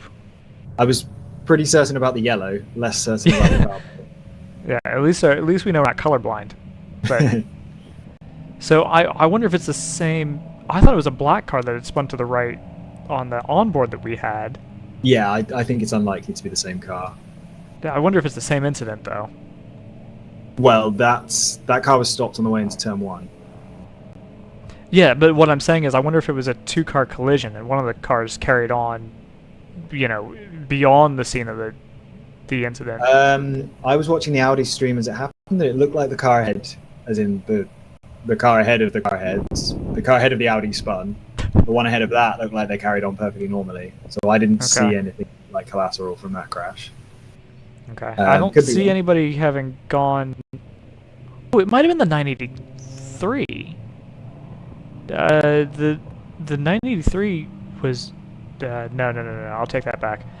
But the car that the number 1 pitted, as you noted, we'd gone under a pink flag situation, was the 983, which we kind of have an onboard for. Again, we appear to be bandwidth limited from the racetrack in that case, because we've got a feed for the 983, but I'm having trouble pulling it down consistently. I'll mention as well that just before the pink flag came out, Stratus Racing with their Elan MPO1 took third place from the W2W Racing Corvette. W2W stands for Will to Win, am I right? Yes. Yeah. We had a conversation about whether or not it was will to win or wheel to wheel. Oh, okay. Well, I mean, on the entry, on everything I have, they're W2W, so they don't really deserve to have their full name read out if it doesn't exist in any entry list. But I've heard you guys refer to them as that at least. But yeah, they're now down to fourth. Stratus Racing have taken third from them. The Stratus Racing car has been significantly quicker all race, but had much slower pit stops. So that's why that's happened. Yeah, I was looking like a at. definitive answer on the W2W. Oh, he's back. Are you paddock side now, Brendan? Oh, I sure am. Oh wow! Does it What a sound guy! awful? It does sound like it, yes. It's not ideal. It could be worse. Is this worse? That is worse. Yeah. Is this worse? No, that's better. That's better. That's very workable. Let's stick with that.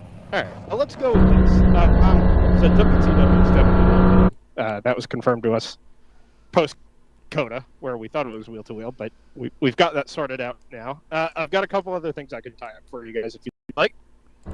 Please. Can I interrupt very quickly? Screaming Goat Racing appears to be dropping down the timing sheets, and I don't see them with a marker saying they're in the pits. So Are they a part of the code? not sure what Brent was saying there. No, your cell service is becoming extremely representative of the weekend. Sorry, I've got my network sorted out now. No, this appears to be Anyway. a locality-based issue, so no worries. All right, so let's tie this stuff up real quick while the track is quiet and I don't have to shout over cars.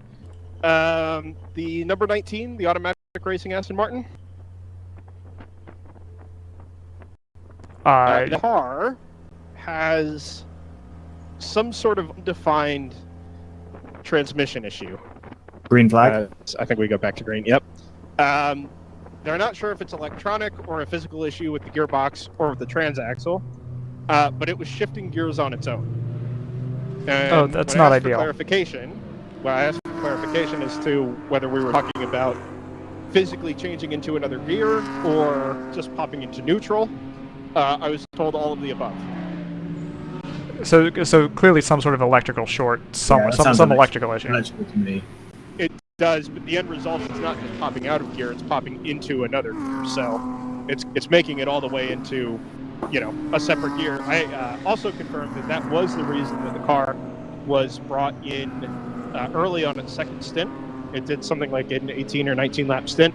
They brought it in early, kind of tried to address it, sent it back out, and then so the code 35 came back out. They decided that it was a significant and recurring enough issue that they needed to come in and try and solve it. But they haven't really even gotten the diagnosis yet. Never mind been able to start any sort of repair. So their goal is to try and get it diagnosed and at least repaired long enough or with enough time left to send it out and validate that the repair is going to work, and run to the check flag today, and then hopefully be back out and be able to do the full race tomorrow. But as it stands, they haven't even really figured what the problem is. Pitted right next to them was the number 53 Corvette that nosed to the barrier at the exit of turn 10, and I think brought out our first code 35 of the day. Second, that car is already loaded onto its trailer and I assume be taking no further part this weekend.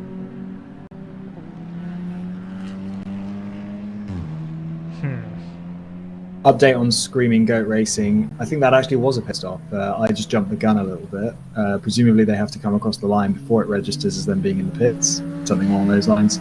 And they are the only car I can find in the top 10 that did pit on that very short code 35. I think they got their entire pit stop in time, so that's opportunistic of them. And they've now pitted twice. Roughly even gaps between each pit stop. The first one was under green, but that's because that was during our very long first green flag run. Pretty much everyone pitted under green there, and then they've managed to get a well-timed pink flag and pit under that this time.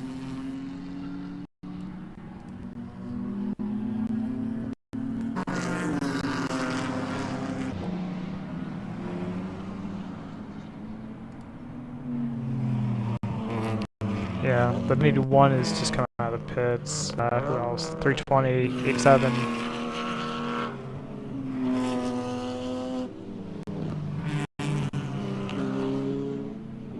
This is really messing up with my, well, I don't know if it's messing it up yet, but I would be very surprised if it meant that we were going to have super strong predictions for the rest of the race.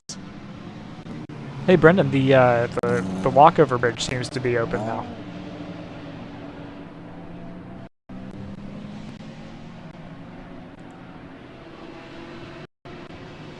Well, our lead car is a BMW M2. The second place is a GT4 car. I'm familiar with what an M4 GT4 is. You know anything about this BMW M2, Joseph? Is it based on any of the M2 Cup Series cars, or is it a complete home concoction type of deal? Which number is this? This is number 484, our race leader. There's an M2 CSR. According to the entry list, which I'm going to take to mean that is, I don't know if it has a racing pedigree, but it's certainly a racing trim. Patrick Wilmot, one of the drivers went the wheel, as well as Jimmy Scott, Adam Thomas, and Eric Hedberg. Entry list says they hail from Fayetteville, Tennessee. So that's actually may not be a very long drive, considering some of these teams came from Orlando and further afield.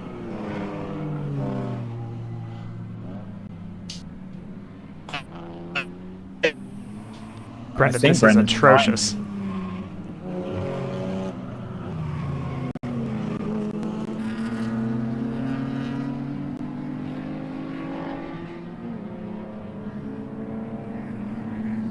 Well, whenever Brendan returns from the Shadow Realm, I'm sure he'll have some great information to share with us.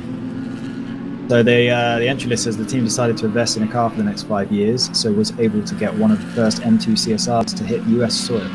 Very excited for WRL. I'm not. I mean, I don't claim to be an expert on the various racing versions of BMWs, but I'm not familiar with what an M2 CSR is. I've never heard that before, so that could be interesting to look at. I know what an M2 is, and I know the Dash R trims are usually pretty reliably actually like race prep trim. Beyond that, you could tell me literally anything, and I'd be like, that sounds great. There's a few M2 IRs. Team ACP's been campaigning those for, God, a few years now, actually. I knew I recognized. Okay, so M2 CSR, I've heard that car referred to as an M2 CS Racing before. You know why I've heard of it before? Is it in R Factor 2? No, it's because Volkenhorst Motorsport has at least one of them. The M2 CS Racing has its own class in the NES. Obviously, I should be more familiar with than I am. But yeah, it's essentially the class, but it's a single car class, but it's kind of right below GT4, I believe. Very popular, that type of racing set. It's very popular. The Nürburgring Endurance Series Nürburgring Langstrecken series. Okay, so that would probably be. that's- There's probably something like CSR is probably like Cup Series Rennen or something like that. It's Club Sport Racing. Yeah, Okay. they use the English Yeah. language word, racing. Yeah, I want to. I'll just tie this up. So that We lineage finally have is- you, so don't move. Okay, that lineage goes M235 IR, M240 IR, and then the M2 Club Sport. So it just sort of follows on from that same racing heritage. Scott's right; it's got its own class in the NLS. It was the M240 IR Cup class, and then as the M2 became the preeminent Club Sport car for BMW, now it's an all M2 Club Sport spec class. Is it fair to say that that would be one directly below the M4 GT4? Yeah, I think that's the idea there. Whereas Porsche has a very sort of similar. Well, I guess they don't have anything below the GT4. They have the Cup car. It's just sort of an extra rung in the ladder. The way Porsche also has the Cup, just in a slightly different spot. And BMW doesn't have a TCR car. Would this car be their equivalent of? Yeah, roughly. It's all meant to just be a sort of spec, minimally adjustable racing budget car. And it just happens to actually fit really well in this class. I will say this too, when we were at Circuit of the Americas 2017 and 18, the 235s were very much the class of the field. That was sort of the level of competition in GTO. And now as we've added the GT4s and the TCRs, we have, those M2s have been upgraded from where the 235s were. But the GT4s and TCRs have pushed the pace of the class that much quicker than now, where the M2s have sort of been in the pack. And slightly less popular than they would have been maybe 3-4 years ago in a similar level sort of competition.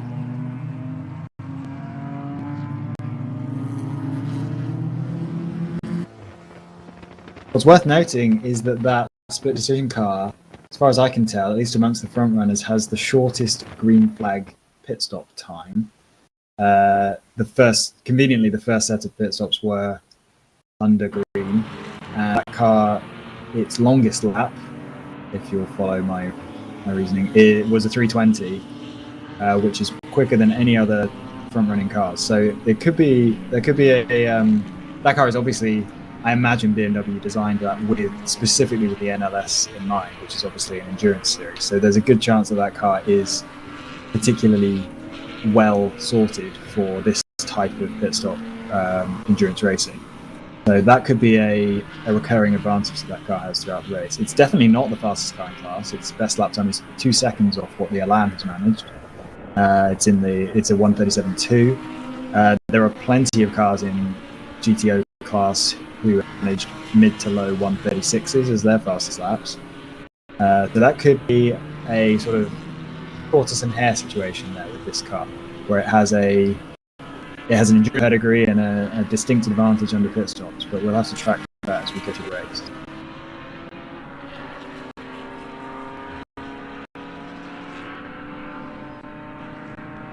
Yeah, well, you would think that it's challenging, right? Because you've got all these different variables. Like we've said, it is non-contact, but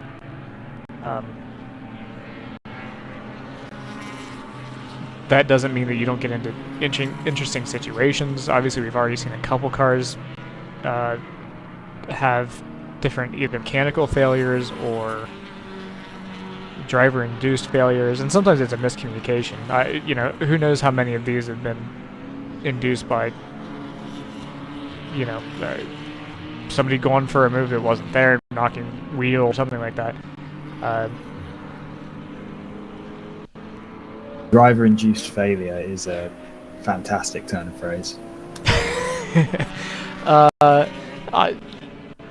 Too euphemistic? I never know.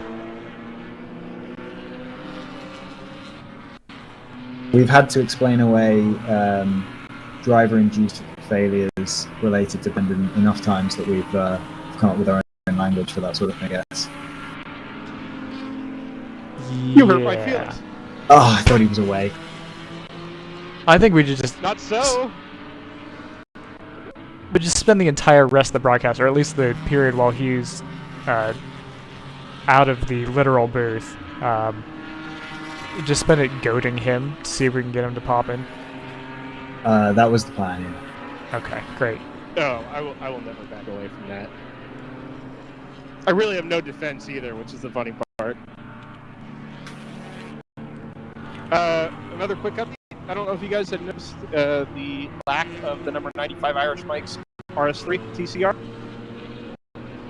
No, Joseph has been quite. He's had a habit of loading that car's onboard up, so I'm kind of surprised that we've missed that one. Theory. I think I'm not sure the Irish Mike's car had an onboard. The Hammer car definitely did, the number 1. Apologies. I didn't realize there were 2 Audi TCRs in build.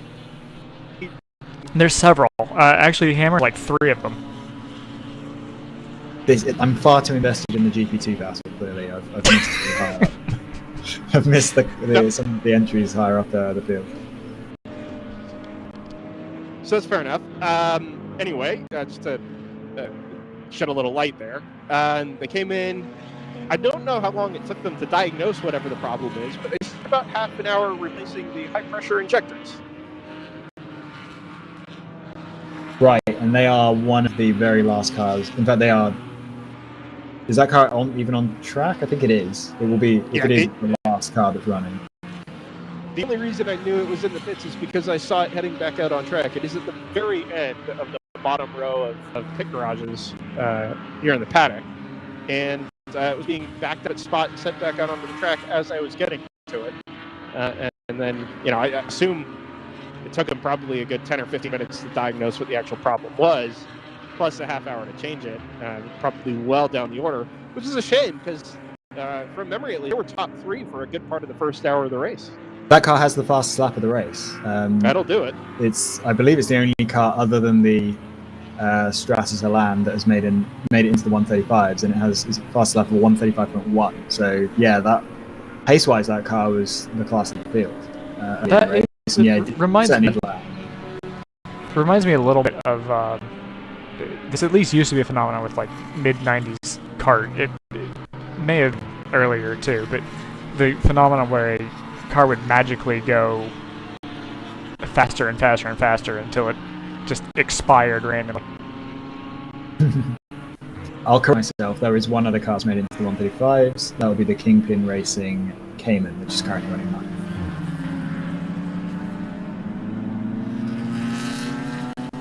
Brendan, I've been patient. I'm losing my patience. What is the number 69 car? I'm glad you asked that. I finally found out as I was headed out of booth. So Team ACI, based out of Chattanooga, Tennessee. Confusing. Racing's the team is ACI Austin. Well, it's because Austin is the name of the primary driver in the car.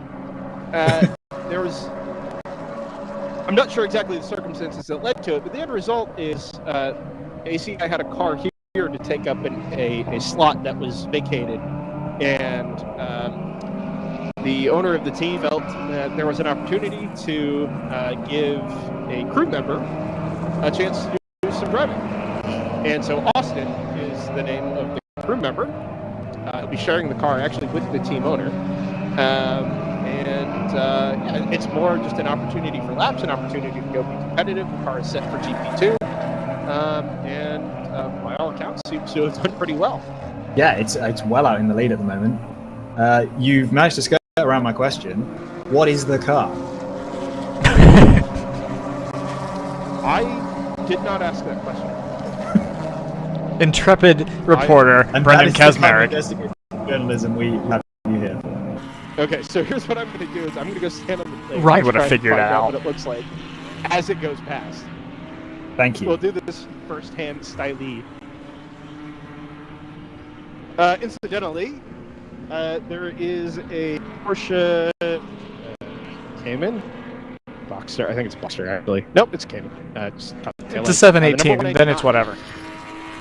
The 199 has its rear end up on jack stands. The front is not, interestingly enough, but they are working in the engine compartment just under sort of the rear deck lid with the car in the air Don't know what the issue is, but it was brought in on a flat toe after I came down to the path. Speaking of issues, we're under yellow flag again. Presumably the flag.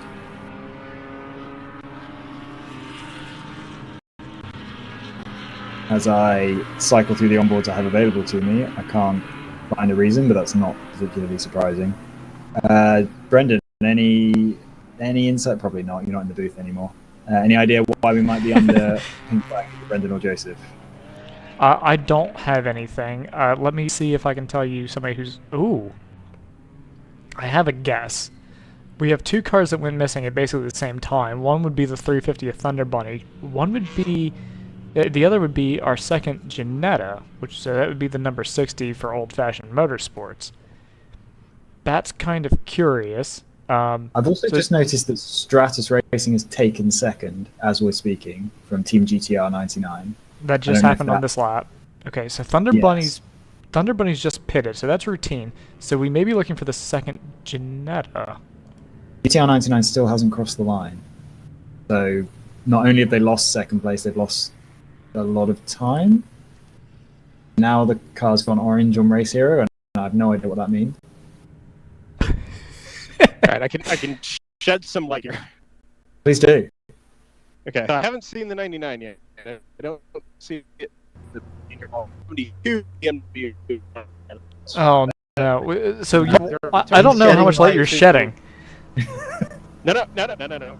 No, your connection is garbage, as the kids say. Yeah, there's no light being shed, unfortunately. Hammer Motorsports has just been moved into P3. So GTR 99, and now they're down to P5. They might be in the pits, but Brendan probably would have spotted them if they were. Yeah, the 99 is an interesting one. Now they're in the pits, to me also. Okay. Yeah, okay, so I think they just had a normal pit stop lap. Okay, then I would... Oh, is that the 60 that's coming across? Cut to that. It looks like the 60 may be coming down pit lane. I'm not 100% on that. But my Ginetta identification skills are not top-notch. Yeah, the 60 is the worst running of the Ginettas, correct? It is, but that's also the car that went missing. It's the one car that's been unaccounted for since the yellow flag. And it happened right around the yellow flag. The 350 also was, but turned out that was just pitting. So the 60 is kind of my prime suspect for the cause of our caution. I'll stay on board with this one. Can you guys hear me now? I can. Okay, it is the 60. It's on a tow rope at turn 5. It was all right. It managed to just crest the hill at turn 4. They went code 35, picked it up, and it is now being dragged around the rest of the circuit. There it is on camera right now. The 99 was exiting the pits as Scott was talking about it. So that cleared that up. And now we have a whole host of pit takers under yet another code 35. I wonder if the 99... The timing of that felt like maybe the pink flag came out while it was halfway through its stop. So it might have got slightly unlucky there. Yeah, I think there were a couple cars that were in actually, that same to be situation. honest, it pitted previously on lap 72. So A short stop. Short stint, rather. Didn't. Yeah, so maybe they did jump in the pits immediately as the pit came out. Yeah, that's going to be my... Okay, so I have their... Let me think through that. So I have a display that shows their last lap is a green flag lap at 139. You probably have the similar one if you click on their entry on racehero.io. And then shows... Yeah, and then the 322 is yellow, so they may... Quick pit lap. I've only seen one... Only split decision that I've noticed has gone faster than that pit stop lap. So yeah, that means... It says to me that the full lap was green, and then maybe they shouldn't have a full tank of fuel to add, so that sort of explains why it would be short. Yeah, either they were slightly unlucky and lucky, and they had to pit that lap and got the pink very early on in their in the stop, which would be quite lucky for them. Oh, this is curious. Their first run to the first pit stop was 46 laps. Their second run there was... Oh god, I should be better at mental arithmetic than this. It's about 43 laps. So yeah, they were pretty much on target. So maybe they were on their way into the pits and the pink came out, which would have been quite lucky. Looks like the recovery vehicle's trying to pull the 60 through the short circuit. I think is that the west circuit? I don't even know. That would be turn 17. It would be turn 17. If you look at the Wikipedia track map, which I have no reason to believe is not the correct track map. So, I completed my master's degree and PhD through Wikipedia, so I trust it implicitly. I don't know if that makes me trust Wikipedia more or your PhD less. You can go with both. They're not mutually exclusive. Okay. But so it's what I'm trying to get a handle on here. You can kind of see it in the background. It looked like they were trying to cut through the short course, but maybe being staffed for a club weekend, they're not. They may not have that gate open to let somebody through, so they may have to kind of just take the full route around. It's kind of a peculiar route that they're taking. They may have tied themselves in knots a little bit here. Yeah. The tow truck is now backed up. The car is halfway off the track at turn 6, which is not ideal. Racing cars don't have a main turning circle, so that might also be the issue. Yeah, I almost wonder if they meant to, if the 60 thought that they were back, depending on what the, obviously it's not broken. It's not. There's not a suspension issue with it. It's not stuck in gear. Number 91 Corvette has come in the pits, by the way, so that's a top 5 car. It'll be interesting to see if they come out ahead or behind the GTR 99.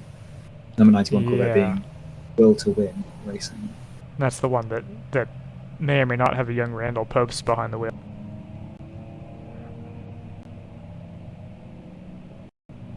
Okay, they have opened that gate up, and they're going to go through...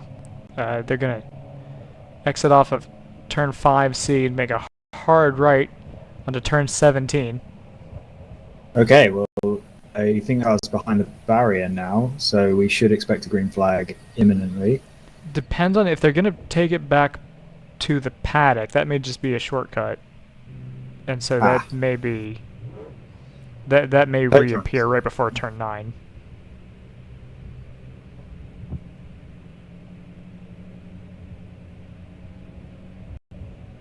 Have another camera we can cycle to check on that? We do not.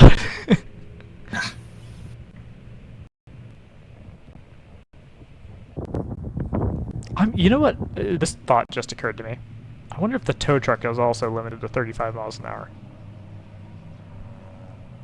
I mean, that's the move, really, is to have to get towed.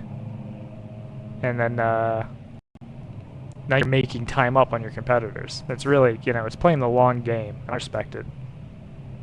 So I see our prediction graphic has come up. Is that a recent addition to the race? Yes, it is. I ran it right before this pink flag came out, so it is now almost entirely invalid. Wildly out of date. Yeah. We've also got a lot of chances. Oh, chance to win. That's changed to now. Okay. I assume if there is no chance to win, that means 0% chance to win, does it? Yeah, that registered as a... So what's happened to the 2? Something's happened to the 2 recently then, right? Either that or my stuff is... Oh, yeah, so it is. You can hear it. I can't, but I'll take your word for it. You, the listener, the viewer. Number 2 is Team ACP Tangerine Associates, GTO. I don't believe that car ever had a 77% chance. There's nothing's happened to that car. It's been running 23rd for quite a while. So don't use Joseph's algorithm to bet on casino or cryptocurrency just yet. Yeah, it's more reasonable for the class stuff. It seems Let me hold on. I still have the page. It's pretty up for confident that. about Austin. Let's put it that way. And I agree. It's high on Doge. That is that's questionable. No, that might be an issue with output because I don't show them as being in competition for a race win either on my graphic. So The number 2 car. yeah, Yeah, I would question that bet. Okay, so back under green, it'll be good to get the cars across the line once so we can see real gaps and start to work out where there are battles. It does look like 6th, 7th, and 8th might be quite close together. 6th and 7th are Screaming Goat Racing and W2W, and then Team Phoenix. I'm going to attempt to not annoy them by mispronouncing their name. Those cars all seem to be quite close together. We just had a change for position there in the top 3. I think that was... Actually, this is in the top 5. I think this is GTR 99 moving back through the field as other teams pitted under that. No, actually, Shaky Dog Racing Moose, I think, just lost a place to Team GTR 99. Shaky Dog Racing Moose did not. They are the... I'm not going to call it what it is. It's an MX-5. That's the heavily modified GTO version of the MX-5, which is in 5th place. I think they just lost a place to GTR, who just pitted. So that would have been on the restart, presumably.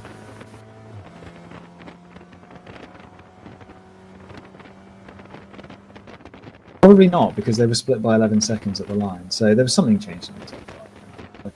But we still have split decision racing in the lead. They have gone through yet another flag without feeling the need to pit.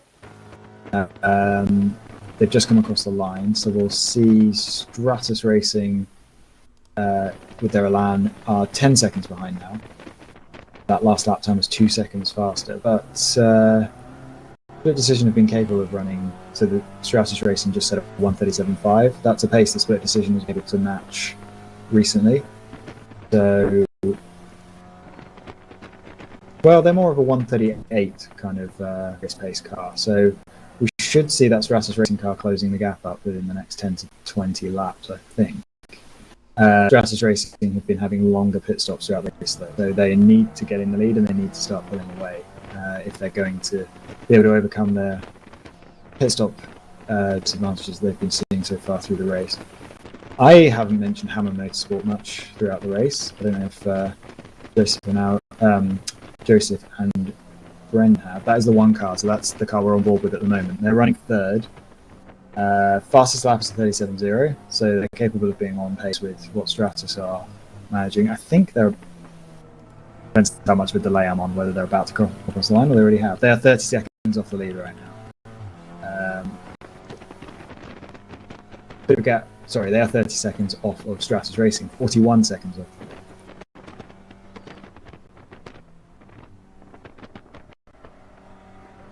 The highest placed car that has pitted very recently is in 4th place, Team GTR 99, their BMW M4 GT4. Someone's gone off here at 8, by the way. I just caught it in my monitor. I've obviously missed it, but something to be mindful of. I don't think we're going to go pink, but... The exit of turn 8, because, yeah, we've got the camera on turn 8 at the moment. Yeah. I can't see it. No, it was... I saw a bunch of dust get thrown up, but I didn't see the cause of it. So just that we may be under a yellow flag situation, a local yellow flag here. Let's hope not. It's we've certainly lost the rhythm of the race recently. It'd be nice to get that back. See if we see anything from onboard the 1. Yeah. Although that's kind of dropped out a little bit for me. Yeah, same, unfortunately.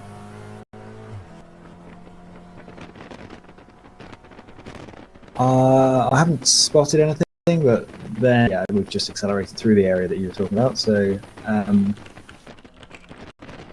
no yellow so far. So hopefully we're clean. I'm going to check in on the GP2 battle as I'm a little bit tuned into that. We have Still ACI Austin in the lead. Has that car pitted more than once?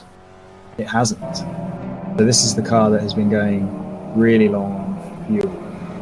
Their first stop was lap 67. That was mostly green. 67 plus 67 is 34. So we're still nowhere near where the car would be expected to make a second stop. It hasn't pitted at any of the last 4 pink flags. Its lead at the moment, I can't really tell because it's got 56 seconds on the next car, which is a GP1 car. So its lead is going to be getting another 6 seconds back to a GTO car, that's Team ACP. And then if I stall, as we wait for Choi Racing number 51 BMW to come across the line, that's the second place car in GP2. This gap is going to be the best part of the lap, I think. So ACI Austin, late entry, doing, in fact, I think, no, they haven't quite come across the line yet. But yeah, so Choice Racing is another 24 seconds back. So that is a 1 minute 25 approximately gap between first and second in GP2. So that gap is low. And there goes ACI Austin across the line now. So that's within 10 or 15 seconds of a full lap, I think, between the top two in GP2. Yeah, we've got a couple close battles up and down the order. There's actually, well, we're looking for, on this next lap, we might have a change for the lead because the Stratus Racing NPO1 is gaining heavily on the 44. I don't know if you've mentioned that yet. But on the last lap, which car are you talking about? the 59 for Stratus Racing, second overall and in GTO, closed the gap to under 2 seconds from 5.3 the lap before. So I would expect a change for the lead on this lap. Yeah, they've been in the 38s, whereas split decision with their M2 CSR has been bouncing between 41s and 43s. They just did a 39, so maybe that car is just not dealing with traffic again. So yeah, if we can try and locate the 59 car on track, we might. They just went across the line. We just saw them in the feed. I think it's a different car, so yeah, hopefully we can pick them out with the trackside cameras and maybe spot that. It's now 0.2 seconds across the line that time. Last lap for Stratus Racing was a 37.581, which is within 4/10 of their fastest lap of the race. And for just over 4/10 off of the fastest lap of the race. So that car is really on. So I'd expect that lead to probably change by now.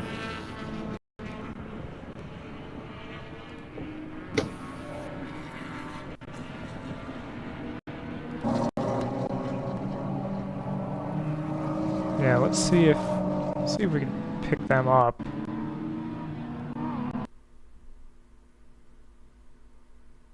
All sorts of issues. Alright. This seem to affect each stream in turn. Like it decides that one camera decides that it's got enough bandwidth, and then somehow it magically sucks it away from another one.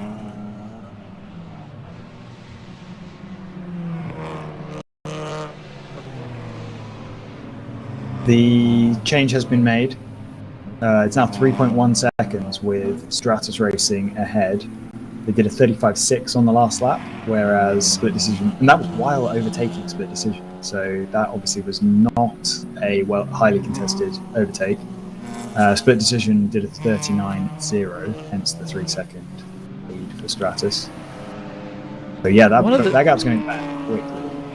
Yeah, the thing that I find interesting, at least about the NPO1 situation, and is that they tend to be a little fragile. So I don't remember seeing any actually take the finish line in a WRL race, at least the ones that we've covered. Others who have been around the league for longer might have a better memory, but I can't remember one even finishing without significant problems. They've been fast though. Well, I mean, right now they are the fastest car on track by over 3.5 seconds, approximately. Yeah, but even at tracks where they would have a severe power disadvantage, like, ooh, we've got a slow car to driver's right on the feed. Yes, I see that. But It's going to become a stock car very quickly. Yeah, that car's ground to a halt. No, it's still moving. In fact, they've rejoined the track. Yeah, I wonder if it's a gearbox issue or something. I don't know. The way they just veered onto the track and straight back off it again. Possible suspension problem. Could be. It's a weird place to have a suspension problem. Is that circuit wide? It is. Okay.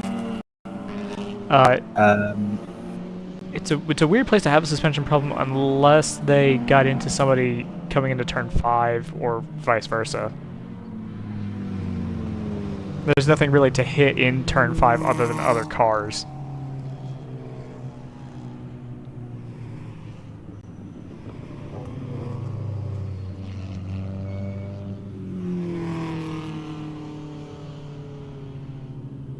So oddly, I'm watching the Hammer Motorsport on board, and they just overtook someone in that part of the track. So I don't know if the Hammer feed is seriously delayed. Now they look like they're going at flag speed. So yeah, maybe it's just a couple of minutes behind. Yeah, it's about 30 seconds typically, 30 to 40.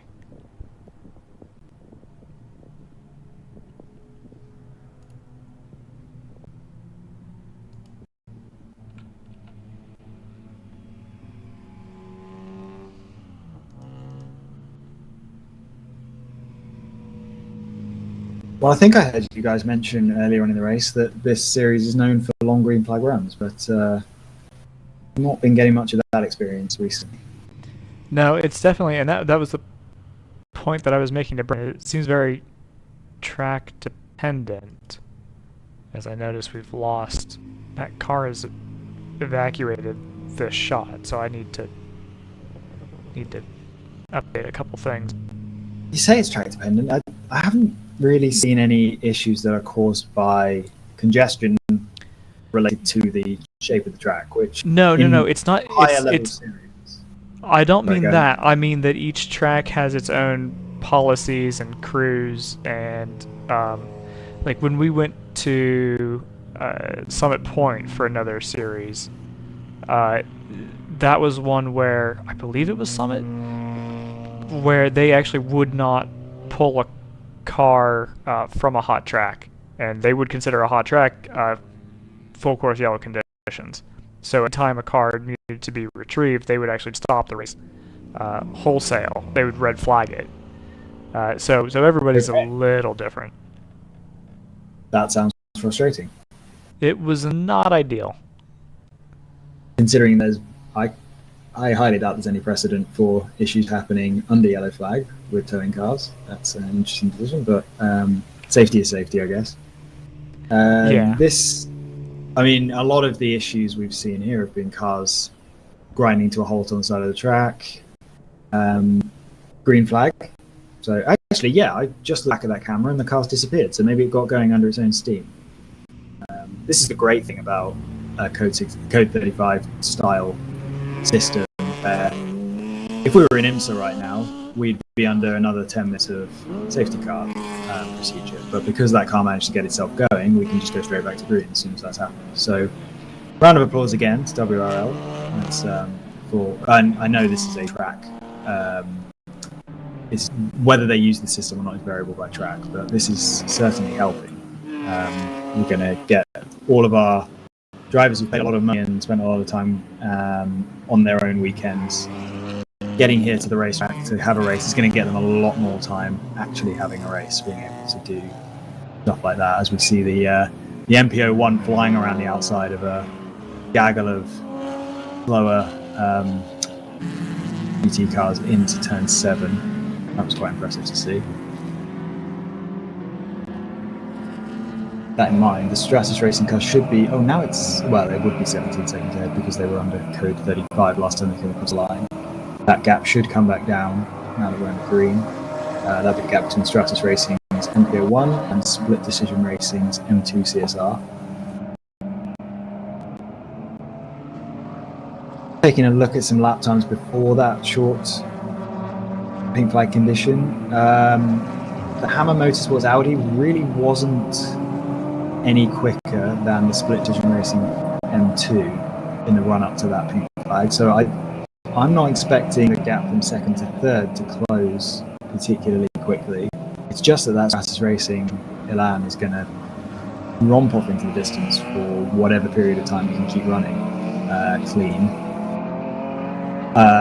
If it can be 4 seconds a lap quicker than anyone else, it's going to make up for almost any amount of time it loses naturally in the pits. We think it's a slow car to refuel. Remains to be seen whether that's a trend you see for the rest of the race. But yeah, this rate, short of mechanical failures, which Joseph has said is definitely not a foregone conclusion. This car's going to run clean to the end. But it should just stretch that gap out. It's going to lose some time over the pit stop, we think. But yeah, nothing can hold a candle to it on pace right now.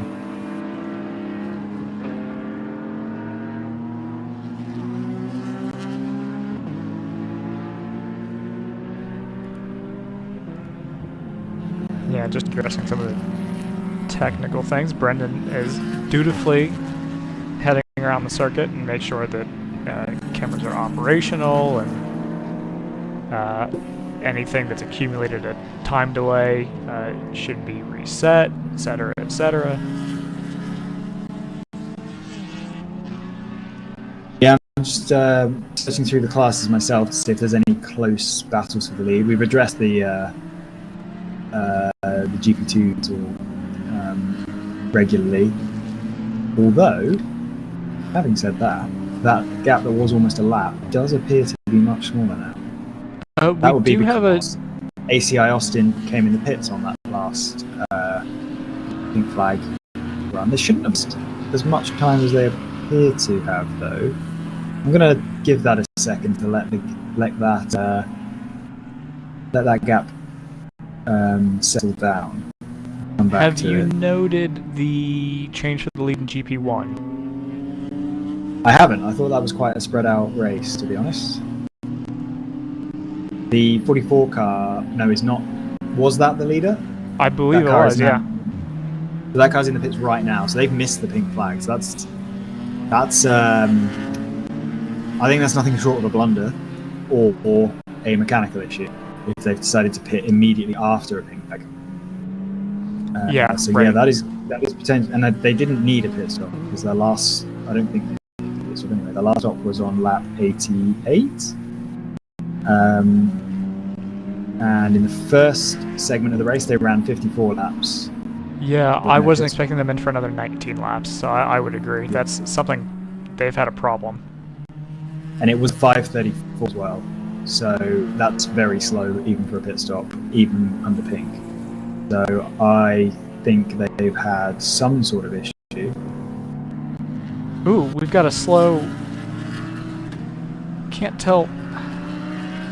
Horrible thing to say. I can't tell if that was a Cayman or a Janetta that was slow going into turn 7. They should be entering this camera soon. Yeah, I think you can see. I think you can see in the marshal's post a yellow flag waving, right? Oh, or not? Oh, that didn't sound good. That sounded like something bouncing off a rev limiter. I wonder if something was stuck in gear. I haven't seen anything go through abnormally slow. No, it went through a little slower than normal there. Maybe that marshal's post was waving a white flag and I just missed the car. I think so, yeah. Okay. Do we have the next camera round? No, we don't. I'm waiting through and reset it. It's gone offline for us. Okay. Racing.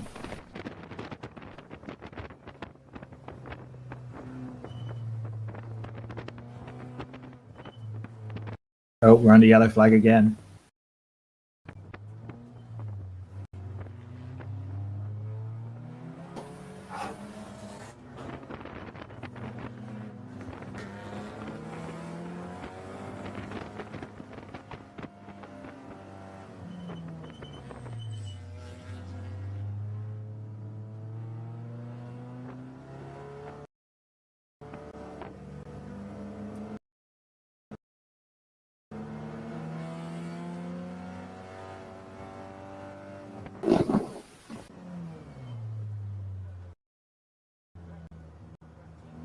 Any sign of which car is disappearing this time, Joseph?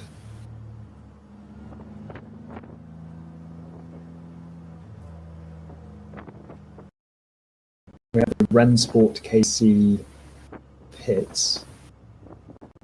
That is a car running a fair few laps down in GP1. That's actually the only car in the pits right now. The GP1 car we were talking about, I think it was the 44, wasn't it? Yes. We just pitted. They just did a 208, I think is an outlap. That's slow for an outlap as well. So that car dropped down to third in GP1. I suspect it's the 87. 87? The car that's caused this lag. Potentially. So I'm seeing them as missing. I'm also seeing the 604 as missing.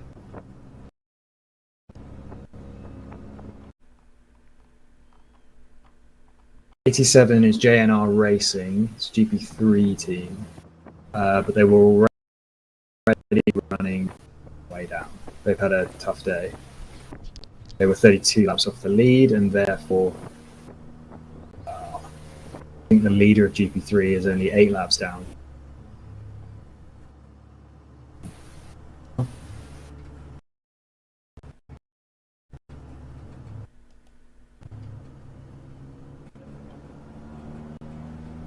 think you said the other car missing was the 604. I think I literally just got rid of the onboard camera. Frustrating.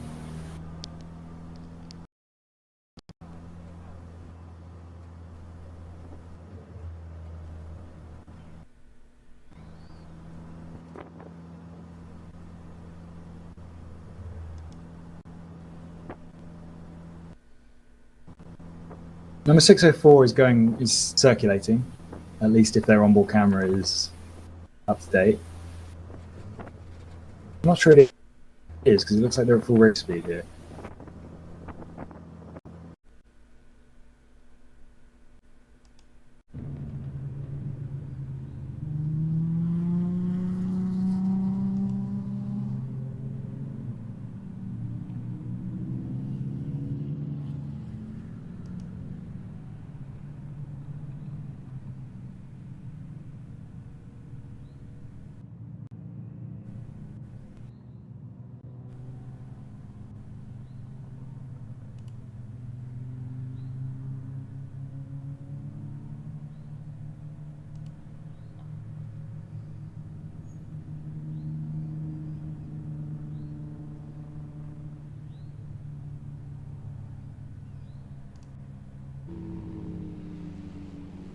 I think number 604's onboard camera that I'm seeing at least is about 8 laps behind where they actually are. So okay. That's not super helpful.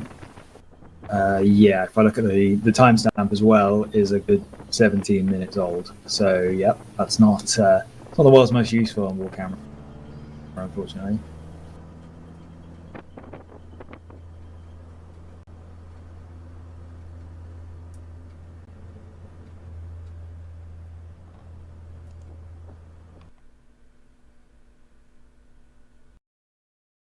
Barber Motorsports are in the pits, even though we're on them at the moment, going down the start-finish straight, not in the pits. So that's confusing.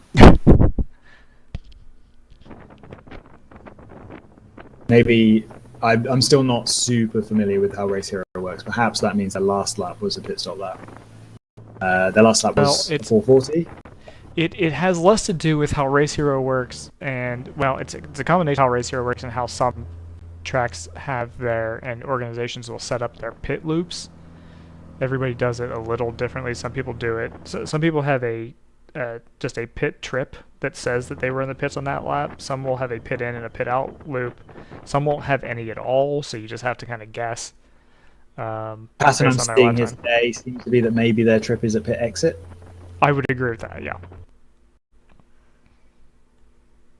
Griffin Burkett tells us that the number 540 has the best livery. That sounds like the opinion of a disinterested party. No bias there. Yeah. Denton Brothers Racing, that would be. GTO Porsche Cayman. I'm not aware of what that car looks like. We'll have to keep that. That will have to be our next assignment for Brendan, is to send us a picture.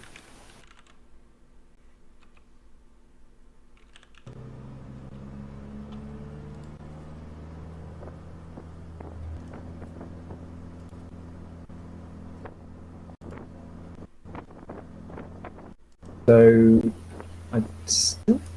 I must. Oh, there is a tow truck out of turn 6 with a car on the back. I hope this. That must be something that just.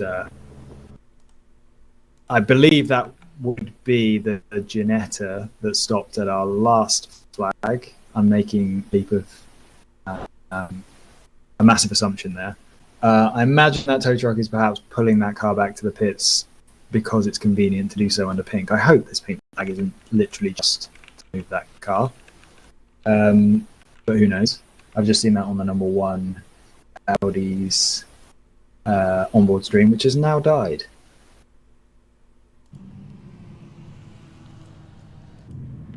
I'm gonna try to follow this flatbed around. I just caught the tail end of it on that last shot.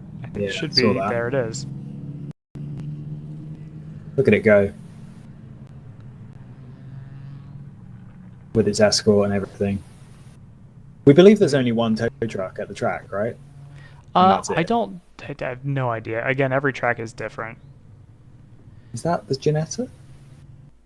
No, that's a BMW. That's what I was thinking.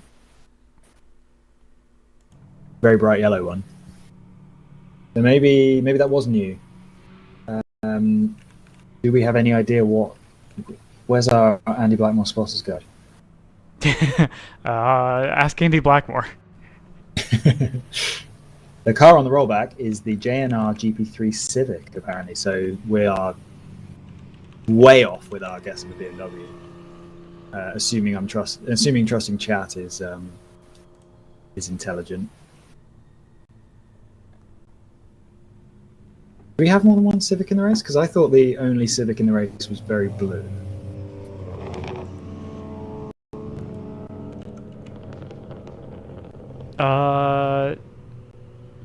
It's good. It's a good question.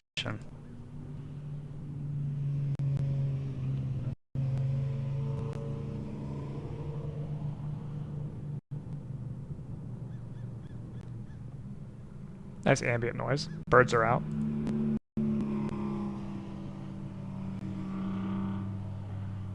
Yeah, there's only one Civic in the race. I might just be wrong about that car being blue, to be honest. That's very much equally as likely as anything else. Have you run the prediction algorithm again? Is that what we're seeing here? No. There's still old predictions. I'll run it again later, but we haven't. We have had so little flow that I wouldn't. Speaking of be flow, good to run it now. we are back under green. All right. That tow truck was purple sectors from that tow truck. It's got back to the pits in that time. Yeah, I wouldn't imagine that they've just said leave it out there. So I'm sure it's coming back. I'm trying to think, there's no way to. Yeah, it's already at the furthest part of the circuit by the time it's around 7 and 8. So it's not like it took a shortcut. Yeah, there's no way. I mean, and you would have thought it would just take the time to come back to the pits. Oh, and there it is. Oh, yeah. Well, I mean, that is a really interesting time to pull in a code 35 while the tow truck is blocking the entry. Yeah, true. Not. Yeah. We'll leave that there. That was, yeah. I certainly wouldn't be happy if I was a car that got caught behind that. But luckily for the race, nobody did. Yeah. So, yeah, back underway. Let's hope we can get. It'd be nice to get through a full pit stop cycle here at least under green, but let's see how that goes. ACI Austin, the GP. Oh, they've pitted on 2 consecutive laps. The GP2 leader. So we've been following them for a while, mostly because we have no idea. We still have no idea what car that is, I believe. Maybe Brendan can find it in the pits now. But that car has lost the GP2 lead. from having a 1-lap lead. They've now pitted on 2 consecutive laps. They've completed that second pit stop lap. So the first one was a 6-minute lap. That's the slowest pit stop lap by a long way that I've seen. The second one was 3:48, which is a relatively fast pit stop lap. These both happened under this pink flag, and the car also pitted under the previous pink flag. So there's clearly some sort of occurring trouble with that car. The car that had got so convincing into the lead in GP2, so that's a shame to see. The car that's taken over the lead in GP2, it's so weird calling GP2 a class. After having in my brain the GP2 is Formula 2. I'll have to say the name GP2 again. Talking about racing is a bit difficult, but the GP2 leader is now number 51 Choice Racing BMW 330 Ci. That car, I believe through the first stint, that car was running third, and then managed to catch the 2 leaders, which were Barber Motorsports and one of the R2R round 2 racing, something along those lines. Round 3 racing. Yes. One of the round 3 racing cars. So yeah, the 51 car has been competitive all race, and it's now finally found itself out in the lead. Quite a long lead, but I think he's got at least a minute on North Loop Motorsport. No, actually, I assume that's going to be ITS racing, right? Not its racing. Those guys with their... Oh, we don't have any information on what that car is either. The number 231. Second. Fast. At least a minute behind Choice Racing. As ACI Austin free falls through the field. They are down to 5th in class at this point, and I don't think they've come across the line recently, so they might be dropping further.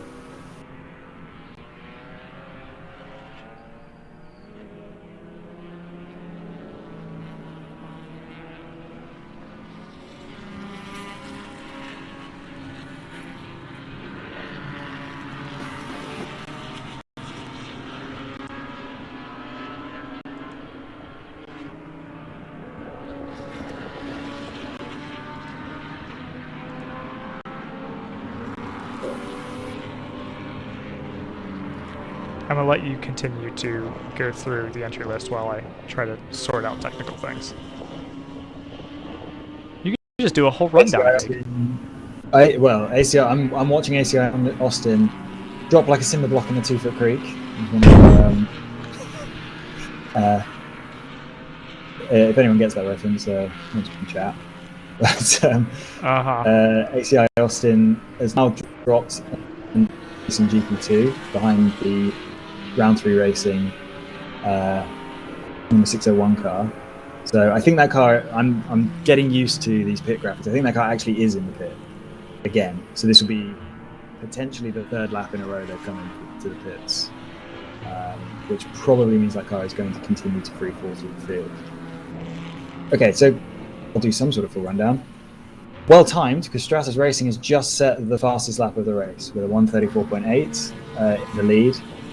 That is only about 3/10 quicker than the next fastest car has gone, but in terms of cars running right now up near the front of the field, there is nobody within...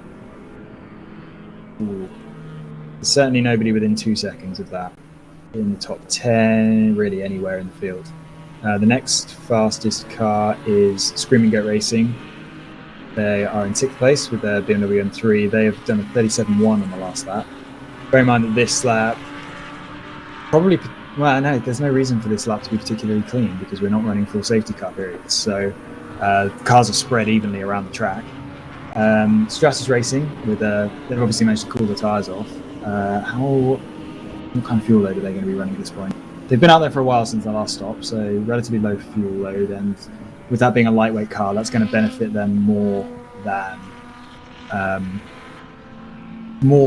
the sort of field average. They've now just done 37.6 just to show what track it can do, 3 seconds slow.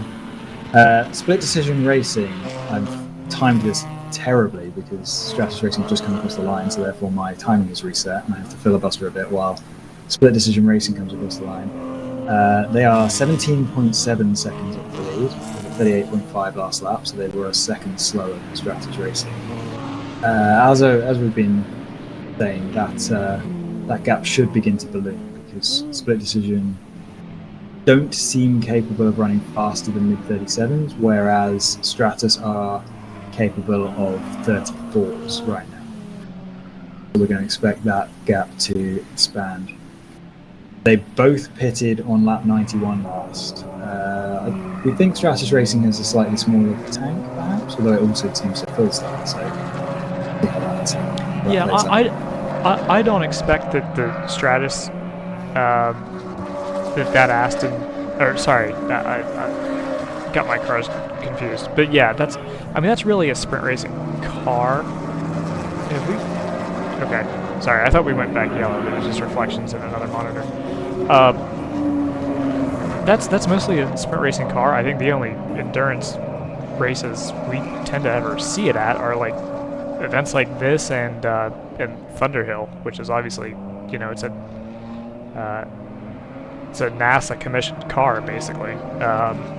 So that's kind of makes sense that it would run there. But it's not really intended to do these, you know, 1 or 1.5 hour runs. Especially not like 5 in a row. Got a bit of insider information. Ronald Till in the chat says, I believe he's trackside. So is that RJ? I think that might be RJ. It's RJ. Okay. I don't know who RJ is. Wow. All right. Well, we'll have to discuss. Apparently, the ACI Motorsports car is a 1987 BMW E30. I wonder if that means is that going to be like World Touring Car spec? 1987? It wouldn't be that spec, but it is that car. That car, The okay. E30 M3, yeah. That's a very cool car, though. Unfortunately, it is still in the pits, so still free for the field. I think, although it's behind a round 3 racing car. Is that the same? 3 or 4 laps behind the class leaders, so that car is dropping rapidly out from the edge.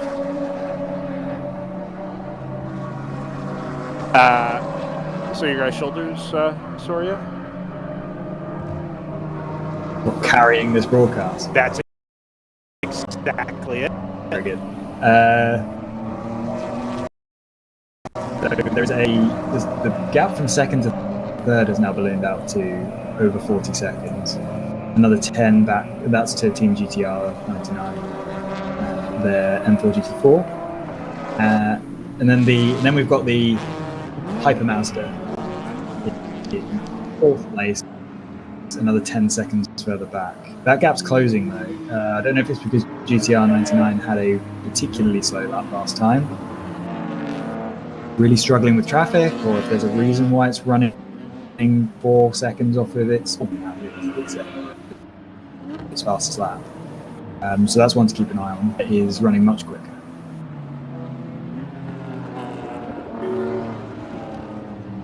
And then Screaming Goat Racing and Hammer Motorsports are both 11 and 12 seconds behind the Shaky Dog Racing, Moose, and Mazda. So that whole sort of 3rd, 4th, 5th, 6th appears to be closing up quite nicely. Oh, guys. Sorry, there's a spun car on the exit. Thunder Bunny number 110 is facing basically perpendicular to the track. He makes a right-hand turn and carries on his way. He doesn't hit anything, but this comes like, well, let's say 5 minutes after the sister Thunder Bunny car went into the paddock. The That Nissan 110 350Z. was leading, and probably still is leading, GP1. They have a 1 minute and 30-second lead on this car, Hunter Racing's 1994 BMW 325S. So that will eat into a little bit of their lead, but they should still keep the lead. Where are they on pit stop cycles? They are actually better off than Hunter Racing, so they're in a really good position. Shouldn't be doing silly things like spinning the car around, to be honest, but yeah, that'll eat away a little bit of that. Out of the pits comes the 66 black BMW, who is the USA Rova car back in 52nd overall.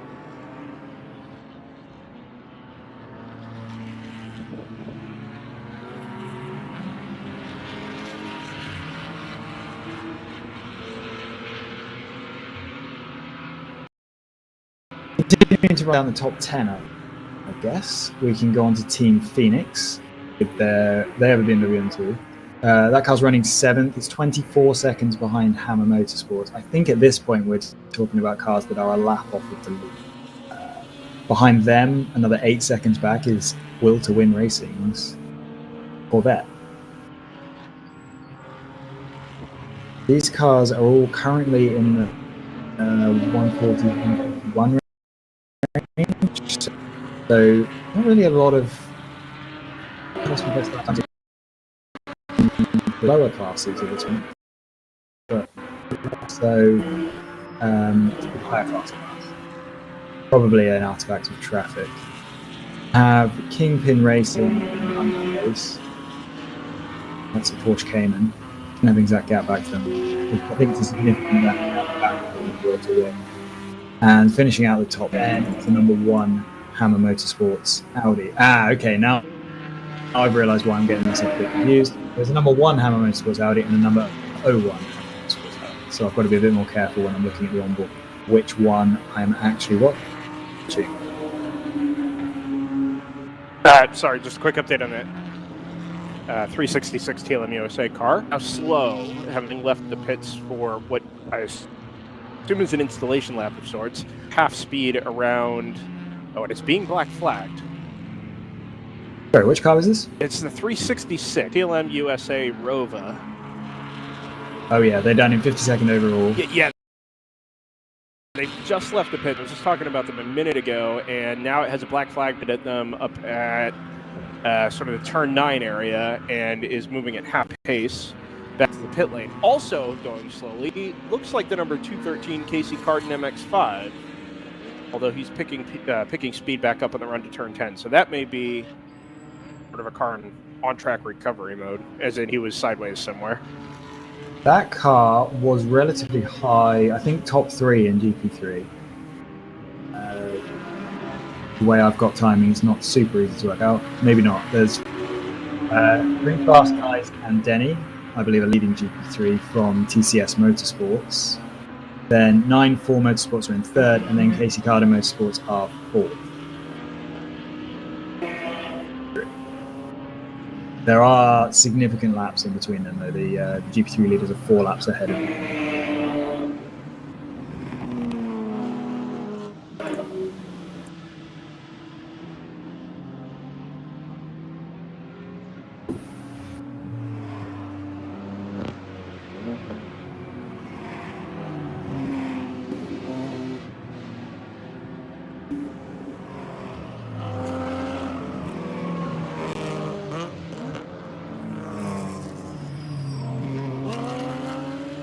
So, you guys are sort of following this more than I have been. The 59 Stratus Racing NP01 is clearly up in the lead now and actually kind of running away with it. Last lap was a little slower than the split decision car, but even since I just got back up here, it's pulled out a couple of seconds. Now it's 25 and a half from first to second in GTO. Has that just been a matter of on-track pace and sort of taking advantage of the code 35s with pits, or?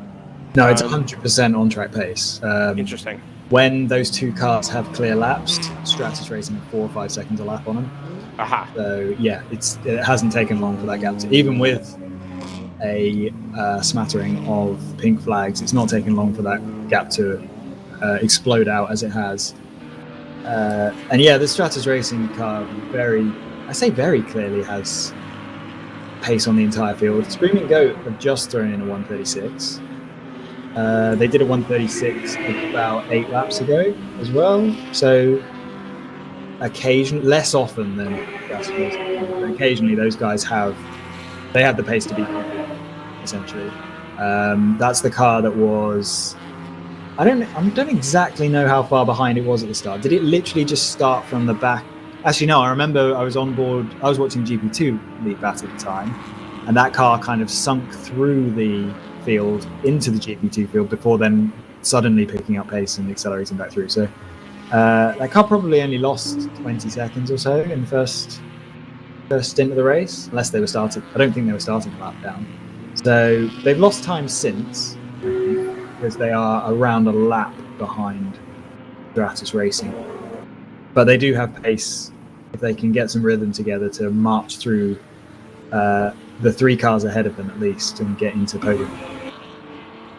But other than that, Stratus Racing have clear pace on everyone. And the legs on pit strategy when it's not being interrupted by code 35s. Well, no, I argue the opposite. Their pit stops seem very slow. Oh, that's right. They're 4+ minutes on stops, aren't they? Yes. Yes. Okay. 5 even. They were 4:49 on their first stop and 5:06 on their second, and other teams have been in somewhere between 3:20 and 3:40. So, and they're actually due a pit stop relatively soon. For sure. I was just looking at the same thing. We are. Let's see, 4 hours and 40 minutes into this race, and they have pitted twice. Yes. I'd expect them in. I mean, Joseph's going to have an actual number. I'm going to expect them in the next 5 laps at some point. That makes sense. I mean, their first stint was 52, I believe. 52, yep. And then they pitted again at 91 under a code 35. We're up to 140 now, so they'll be coming up to actually 3 or 4 laps, depending on what the code 35 usage has been like. We've had a lot of it. Interestingly, split decision's first pit stop happened on lap 45. We've run much more than 45 laps since their last pit stop, so they are due in really immediately. They're obviously on. Yeah, which does they've saved under pink flag. It does suggest to me that the Stratus car may be able to go even further if split decision has already outrun their first stint by, let's say, 10 laps. Assuming both cars went as long as possible. And we've got to remember there were 2 warm-up laps as well. No, it's true, but it was almost entirely green. Yes. So I wouldn't expect much more. I wouldn't expect to lose much. I think the Stratus car is going to go, well, based on numbers from the first stint, the Stratus car should go 7 laps further than the split decision car. Right. Split decision car, I'd expect them to do this very, very soon. Yep, that makes sense to me. GTR 99 then will be in the best position to inherit the lead, as they pitted something like 26, 27 laps ago. So they've probably got another 30 odd laps. How long was their first stint? Their first stint was 46 laps. So yeah, they've got something in the region of 30 laps. At this point, the Stratus probably has 10 max. So I'm going to expect GTR 99 to take the lead. They should take it by something in the region of 2.5, 3 minutes from Stratus.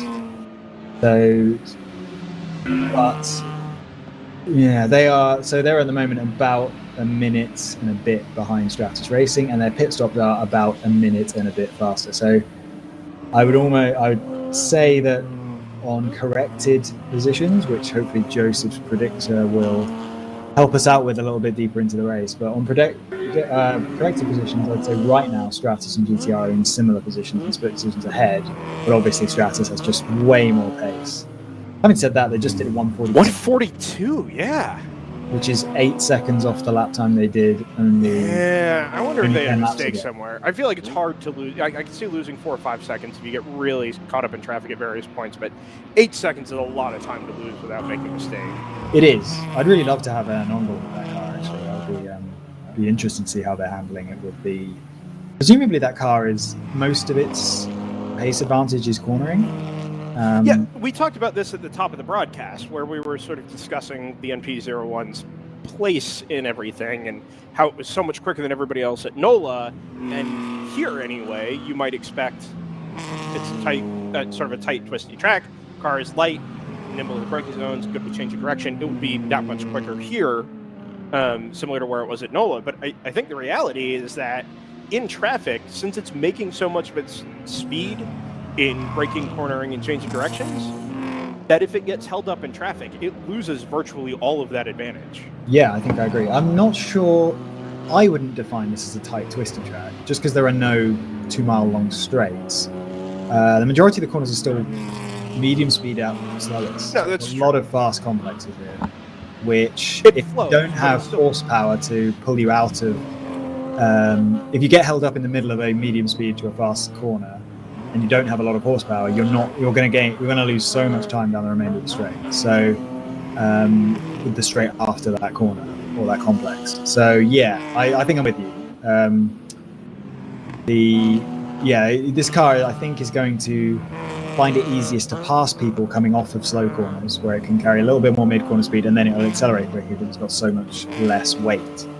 As we see just an enormous gaggle of about 20 cars. I could see them losing 8 seconds getting stuck behind that group of cars. Come past the camera. So yeah, I think this is possibly, it's a good track for them to be on raw pace quicker than everyone else, but a bad track for them losing a lot of time in traffic, just because there are complexes of medium to fast speed corners with very little straight in between them. They just did a 137 and now 135.9. So yeah, that has to have just been traffic. They're back Yeah, and looking at what's coming behind them, I mean, this particular lap, there's nobody within, probably half a mile's worth of track, which means they would have had a relatively clear last lap or so, maybe lap and a half, and that'll give you 137 and a 135. That being said, he'll probably catch 4 or 5 more cars this lap. To that end, I mean, we really don't have this sort of gaggling, and even when I was out trackside, I didn't see any massive gaggles of cars that I feel like I might have expected otherwise. And I'm sure that comes and goes, but at least for when I've been paying attention, it really hasn't been, traffic-wise, as bad as I thought it might be. As we see the MP01 go past the camera into turn 7. Also, just worth noting, nothing to do with the on-track aspect, but from where I stand, if you can picture Barber, I'm virtually just left of start-finish. So I'm sort of staring at the timing tower in the middle of the 5-6 complex. The turns 9 and 10 area is down a hill and hidden behind some catch-ons, so I can't really see that.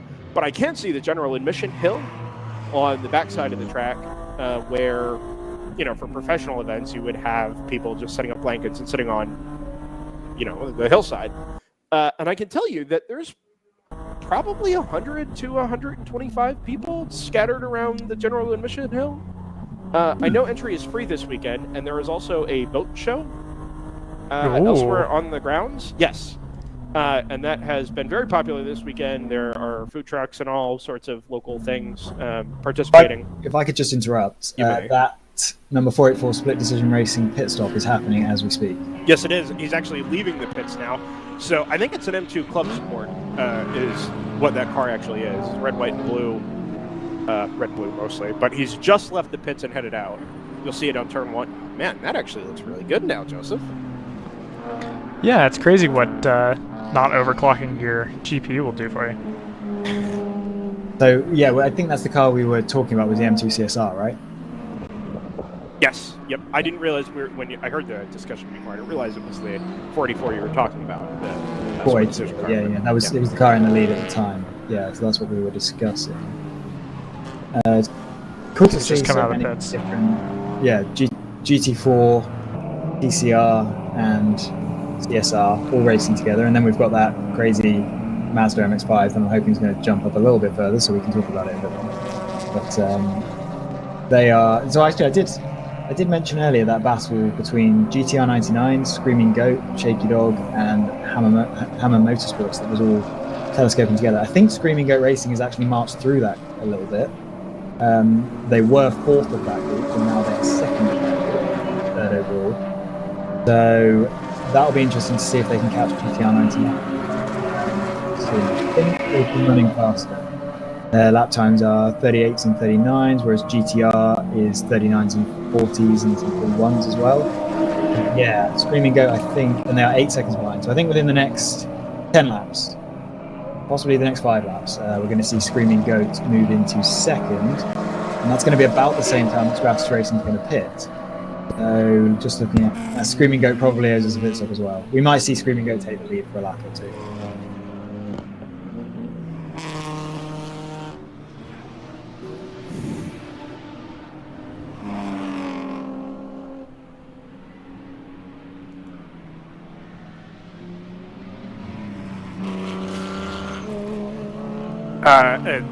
Sorry, I was handling some other housekeeping stuff here with RJ. That Screaming Goat car is probably going to owe us a stop anyway here in the next, what do you say, 5 to 10 laps? I think it's going to be very similarly timed to Stratus pit stop. But we need to keep an eye on... First of all, let's see what Split Decision's pit stop lap time was. It's 3:13, followed by 1:48. That's Very good. Easily the fastest I've seen. And actually, this car... Yeah, this is the car that did the 320, followed by the 147 in their first green flag pit stops. So this is clearly the fastest car to get in and out of the pits. Yeah, and like we were talking about, again, towards the top of the broadcast, it's not so much about necessarily how often you're pitting. I mean, the cars at the front have pitted less than everybody else. They've only made 2 stops to this point. But what's making the difference between them is the total pit time, right? I mean, like you said, the Split Decision car is far and away one of the quickest cars in the whole field per pit stop, and it's pitting less often than everybody else. So, whereas now it's already set itself apart from, let's say 90% of the rest of the field, the difference maker between that car and the Elan, the NP01, and maybe even the Screaming Goat car, and for that matter, the 99, is the fact that it's making its pit stop so much more quickly than any of those other cars. Yeah, I mean, I've just done a very quick bit of maths, and it looks like, I think, now that we've sort of validated that is Split Decision's pit stop cycle time, it's 1.5 minutes quicker than the Elan in a pit stop cycle. The Elan is, I think, in the pits right now, Brendan. I look to my right, I see a car in the pits, but it looks like a BMW with its trunk up, which is not helpful. Unfortunately, without it being right in front of me, it's such a low car, it's impossible to see behind any of the campers. Well, it's gone orange on Race Hero. That color is salmon, Scott? Sure. I know what salmon is, and I don't think that's it. But listen, this is per Brian Guidinelli, Race Hero's founding father and current managing director of Haggerty. I see the hex code on that color, but what it actually might be defined by because there are certain colors that are, I think, either CSS or HTML defined. Salmon might be one of them. They've now dropped to second, so either they're stopped on track or they are in the... Yeah, so GTR's come through. I've just seen Screaming Goat come through about 6.5 seconds per Race Hero behind them. So we would expect then, based on the margins that we saw coming into the pit stop here, that the Stratus car now fall into 4th, 5th. It will probably drop, we think, maybe to 8th or so. 1 minute behind Split Decision, yeah, is what I'm looking. Yeah, okay. So, and that's pretty much exactly where that would put it. Split Decision's come through. I don't think Kingpin's going to get to it, but we'll see.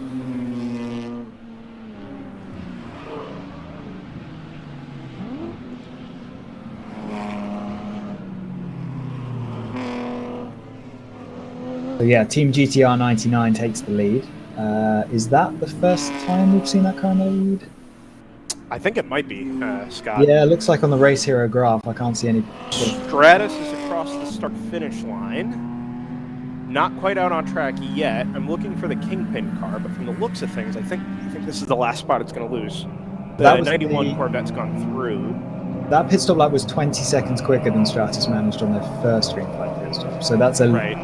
So we can drop that delta potentially from 130 down to 110, maybe. Yep, no, between that sounds right. and Split Decision. That's still going to put them 40 seconds behind Split Decision, as we can see by the fact that coming across the line they were 34 seconds behind. With that pretty much tracks, isn't it? Yeah, no, I think that's spot on.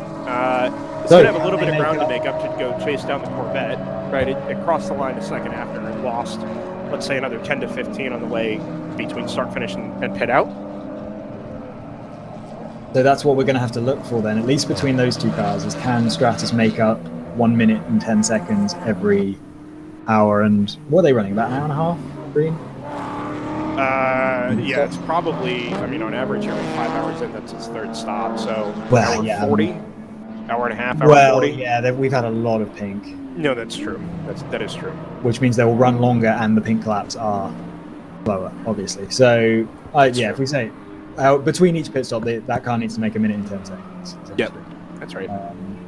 Which I think it's capable of. If it's going to do 4 or 5 seconds lap, we could do that. Yeah, it's a matter of averages, though, isn't it? I mean, you can say 4 or 5 seconds a lap on average, which makes sense. And on a green flag clear lap for everybody, it is 4 or 5, or could be 4 or 5 seconds a lap.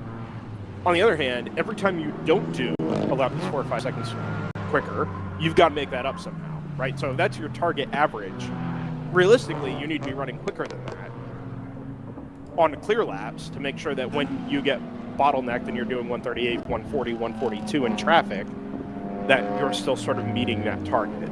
Now, it's probably not 4 or 5 seconds a lap, right? 1 minute 10 over an hour and a half is, probably 2.5 seconds realistically. Not even. A little update on that gap. Actually, just over 50 seconds from split decision to Stratus. They had slightly slow, but only a few seconds slower on their outlap than I would have expected. So let's not forget here, by the way, that part of the reason it was only 25 seconds ahead of everybody else is, you know what? I think I'm forgetting. Who was the car that was penalized a lap for contact earlier? That was the Janetta. Yeah, that's right. I got confused there. Yeah, so forget that. It was there pretty organically, Code 35's notwithstanding. Although, ironically, that is far more organic than the situation would have been under full course yellows. Yeah, to be honest, I think the reason it was only 25 seconds ahead would have been because it didn't have the opportunity to pull away under so many pink flag laps. That is true. So that's another aspect to keep in mind, is that the way that balance shifts between green flag laps versus pink flag laps. Green flag laps benefit the Elan. Sorry, just hit my mic. Pink flag laps benefit the other cars, essentially, particularly Split Decision, which appears to be Split Decision, Team GTR, Screaming Goat. They seem to be the cars that are closest in competitiveness. Those guys are going to benefit from more pink flag laps, right? Unless there's an element where Joseph has questioned the general reliability of the Elan. The more green flag laps the Elan runs, the more likely it's going to break. So there is that element to things as well. So yeah, sorry, 3 wide on the way into turn 5 here, involving the number 110 we were just on board with a minute ago. Actually, if you switch to that stream, Joseph, you will see, or one of those streams, you will see the 661 Phoenix car diving up sort of the middle and running straight off the track. There's a BMW running. Was that what you were just talking about? Yeah, it was a 661 Phoenix car. Right in front of the leader as well. Just completely overshot the hairpin and ran through the grass. 45.2 from Stratus that lap. Do we think maybe that car has a new driver in who is finding his or her feet? Sorry. That would explain why the outlap of that car was 9 seconds slower than the outlap on the previous green flag pit after the previous green flag pit stop, and now that car has done a lap time 9 seconds off of its fastest lap pace. So that's something to keep in mind, because if we have a disparity of drivers in that car to that extent, that could completely change the complexion of how these pit stop cycles are going to play out over the next few runs.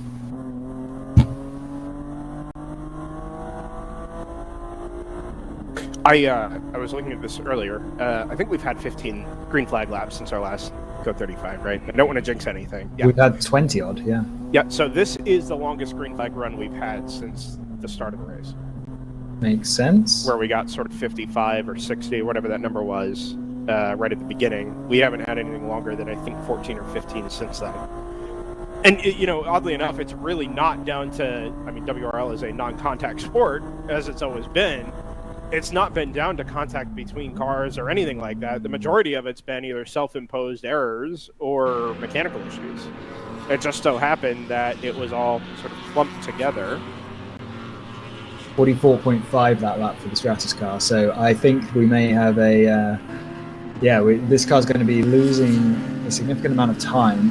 It's going to end up being most of that 25-second lead it had, while the current driver finds their rhythm. Yeah, let's give this, let's say, another 5 to 8 laps and sort of reassess where it's at, especially in traffic. I mean, we talked about, that car requires commitment in braking zones and change of direction to be able to make its pace on a clear lap, never mind having to, make the decision to pass, somebody in a braking zone in between corners. I imagine it takes a little bit more energy to get the tires up to temperature as well, and for sure, more touchy. That's the wrong word. You know what I mean. A little bit more. Its pace is a bit more contingent on tires being in the correct zone than a GT car.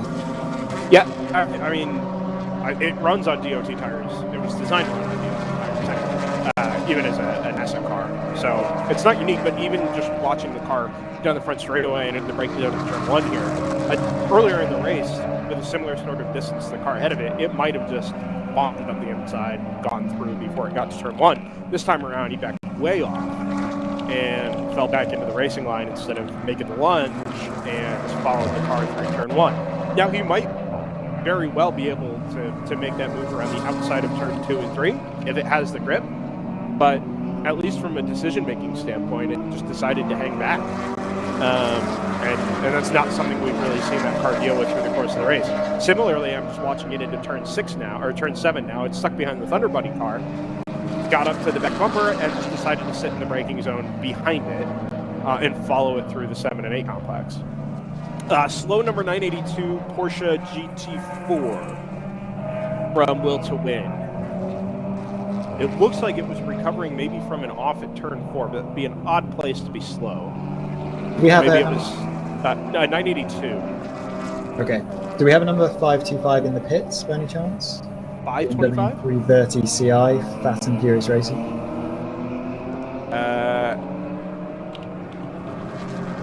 Kingpin is in the pits. And one of the TLM, so the TLMC M2 is in the pits. That's and the Kingpin 77 behind it is also in. So Fat and Furious have just made their way up onto a podium position in GP2, but now they have come up with Salmon, which tends to mean they're in the pits. They are probably due a pit stop. So there's a car like roughly a quarter of the way up from pit in, but I can't. You said it's a 330, right? BMW 330. It's a 330 CI, yeah. 330. Yeah, that's what I have to be. Yeah, there it is. Auto Sport Fab 525. Okay. The 172 comes out into the pit lane and really kind of has to roll out at the throttle and let the 525 go by. They were side by side for a lot of the pit lane up until they got to the pit exit cones. I can give you guys a quick update on projections, and these will be updated, be reflected in the standings. We give the highest probability of winning to the 59 right now in GTO, with a roughly 80% chance, and then Team GTR seems like their most likely contender. So those would be the two to look out for. And then the 29 is in there with a shot, but not... Sorry, so what was the percentage? So we think the 59 has the best chance to win. What was the percentage? 80%, basically about 4 Are we and 5. able to sort of track that in almost like lap by lap? Because its average pace is dropping rapidly right now. So it's going to be interesting for me to see if how quickly that number drops with the current stint. It's way slower at the moment than split decision. I can keep it archived to see how that changes. That's something we can do. Sorry, what was the second most likely car to win? That would be Team 99. Team GT. Okay, so they're because of their pit stop cycle, they're ahead of split decision. So yeah, tracking that that car again. So that car, last lap at least, was 2 seconds quicker than Stratus Racing. Stratus Racing's been bouncing between since they came out of the pits. GTR is bouncing between 37s and 40s as it continues its run. So up to 5 seconds a lap quicker than the car that is favoured to win right now, and that car has longer pit stops. So I'm expecting that chance to win to drop away for Stratus Racing as this stint goes on, unless the pace can pick up.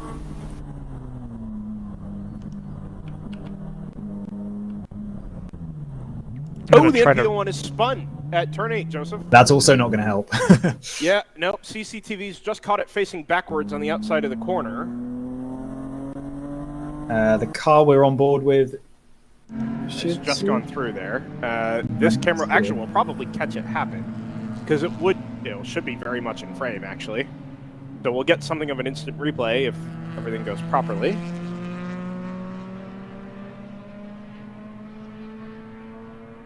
Can you see that car, Brendan? I can see it on the CCTV. It's sitting on the edge of, well, basically the edge of the grass. He's pulled away now. He never made it. No, he never made it to the gravel, but he's pulled away now, at least from the CCTV view. And I think I can see it through 9 and 10. Make sure it's back at full speed here.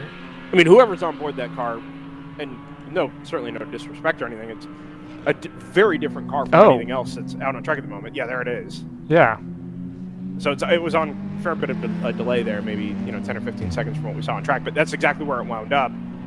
Sort of the classic turn 8 spin where you just carry a little too much speed over the curb, try and chuck it in, and the back end comes around on you. I'm not 100% sure, but it looks like the hazards are on, or maybe they're. I think he was holding the brakes there for a second.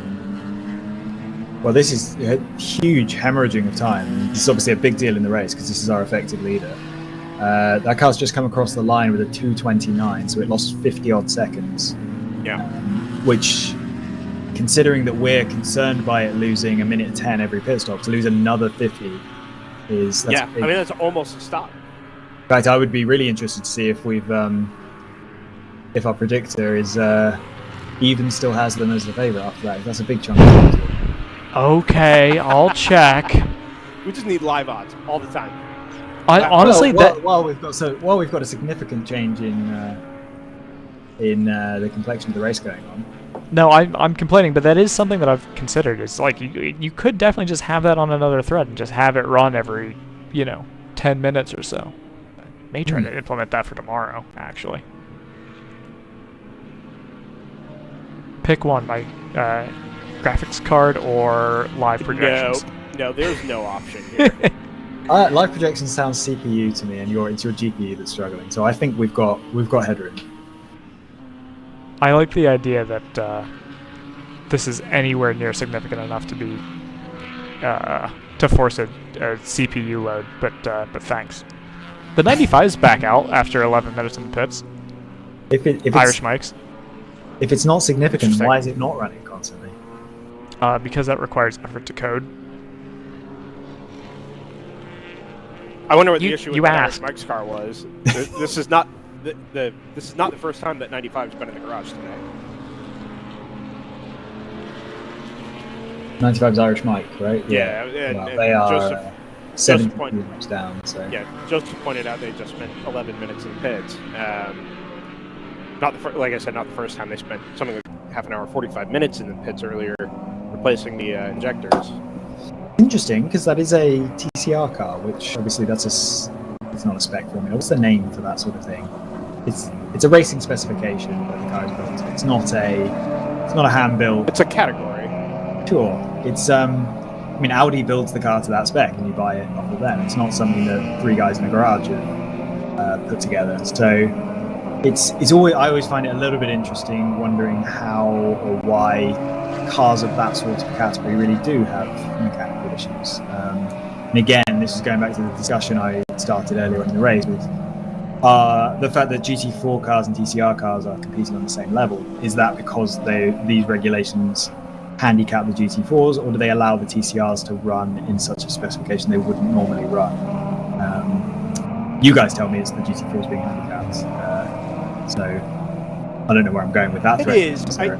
It is, but I think you're not. Not every car is running to all of its potential in the way it might if this car were on display in a professional series. I don't know how else to say that other than this is still an amateur endurance series. We're talking about amateur crews, in a lot of cases amateur drivers. So in a pro series where you might see that car running to 95, 98, 99% of its potential on a consistent basis, even the same type of car doesn't have it isn't being run to the same potential all the way through the field. Oh, there's a slow, no, it's the 45, the V6 Miata. Oh, and this Devastating. is astounding. Is that the one coming out of 10.6? Are they It too is. slow? There's two, and they're both the shaky dog cars. One is the 711, one is the 45. I think the 70, Is one pushing the other home? Yes. No way. Yes. Has one of That them is run out of exactly fuel? what's happening. I don't know. Either that or they're going to start cannibalizing one of the cars on the side of the road. Yeah, in real time. No, he's pushing it home. Yeah. And there are Somebody's many missed. incredulous looks to the right. People covering their faces, hiding smiles. This feels illegal. RJ has shrugged shoulders in the air. I've never seen this before. I don't want Actually, it to be Joseph- elllegal, therefore it isn't. Joseph, we have seen this before. Only in Okay. iRacing. Okay. Joseph pushed me home in a classic sim race once at Donington Park. There's inside you ever get- baseball, and then there's burrowing underneath the baseball field. No, that's but the most amazing thing to me here is this was done in real time. There was no that car slowed, the 45 slowed, exiting turn 6 and sort of pulled up on the curb, and the 711 3 or 4 Just cars there. behind it, just got on the brakes. There was no pulled to the right. hesitation. The 45 never even stopped. It never even got to the point where it had stopped. It was coasting to, let's say, 10 or 20 miles an hour. The 711 came up behind it and he's made it all the way to turn 10. It's like in a World War II movie when you see one of the guys get shot in the leg and another one just grabs him, puts him over his shoulder, no hesitation, no communication between the two. They're Yep. just off. No V6 Mazda Miata left behind. Exactly. I have So never I'm seen assuming this before. the other car is the Shaky Dog Racing Tramp car. Is that the only other? Yep, the Tramp is pushing the Moose home. Tramp is a GP1 car. Yep. That car is not particularly in contention. It's 5 laps off of its class lead, so I can see that. I can see logic He's made it to the pits. already. I think it was it. I think that was it. Nah, Let me double check. There's waiting. there is no chance.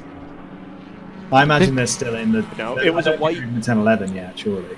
It was a Because white something here's- with a large rear wing. Here's the other thing, Brendan. They've spent all the time, everything from No, 6. it's in the pits.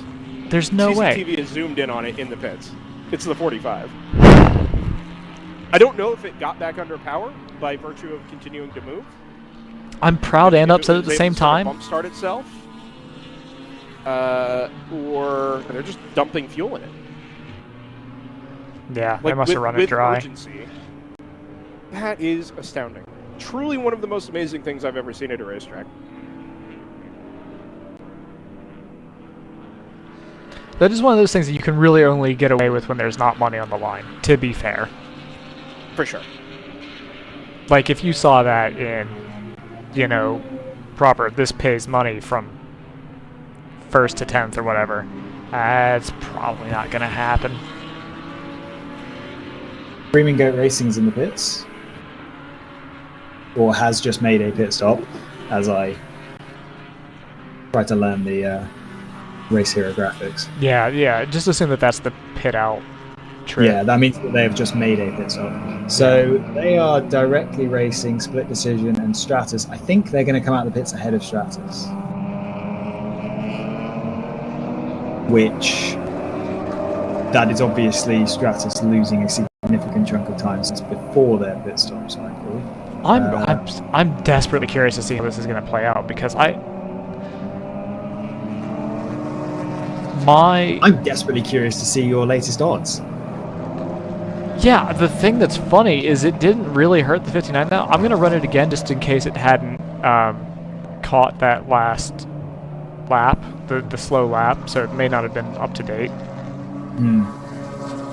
Because it didn't really hurt the 59 all that much, which, I mean, that would have to be assuming then that the 59 is so... by miles. Yeah, or that it's... yeah, so that basically it's so ahead in terms of the pit stop game that it's not going to be close if they don't continue to have issues. I haven't decided how much I believe that or not. I don't think I can believe that because we're over halfway through the race and the distress car is behind. The driver at the wheel right now is slower than... Now, I think that one thing I'll point out is I tend to assume a rate of yellow flags that is a lot more sporadic than what we've actually been seeing. Or a lot more sparse, I guess, than what we've actually been seeing. Oh, I kind of assumed you were assuming no yellow flags. No, I do account for it somewhat, but I assume basically a fixed, or not a fixed amount. But I'm not learning from the race. Let's consider this: that they deploy a code 35 every time a car can't get itself behind the wall, right? So whereas at anytime like a car doesn't have a teammate to push it. So, but at Coda, right, they'll use a local yellow. So it's not necessarily that we're seeing more incidents or anything like that here than we would somewhere else. It's just that every time we see it, we get a code 35. Whereas at another track, and Coda's an exception because of the massive runoff it has compared to everywhere else in the United States. But there, you can deal with a lot more under a local yellow. Here, they deal with nothing under a local yellow. Yes, but they clear the code 35s very quickly as well. No, for sure. But what we saw, sort of the code 35s peppered through the middle, let's say from where we are now, that middle third is just a product of what you get in endurance racing and how Barber chooses to handle that. It's not that things are any more chaotic or less rhythmic than they would be at any normal or any other endurance race at another track. So I think we've got our race leader in this. Team GTR 99. I think you're right. Also, while I was making that point, the number 19 Automatic Racing, Aston Martin came down pit lane. Oh, and Brendan, as your trackside, I believe we have a battle for the lead right now between Hammer Motorsports and Split Decision Racing.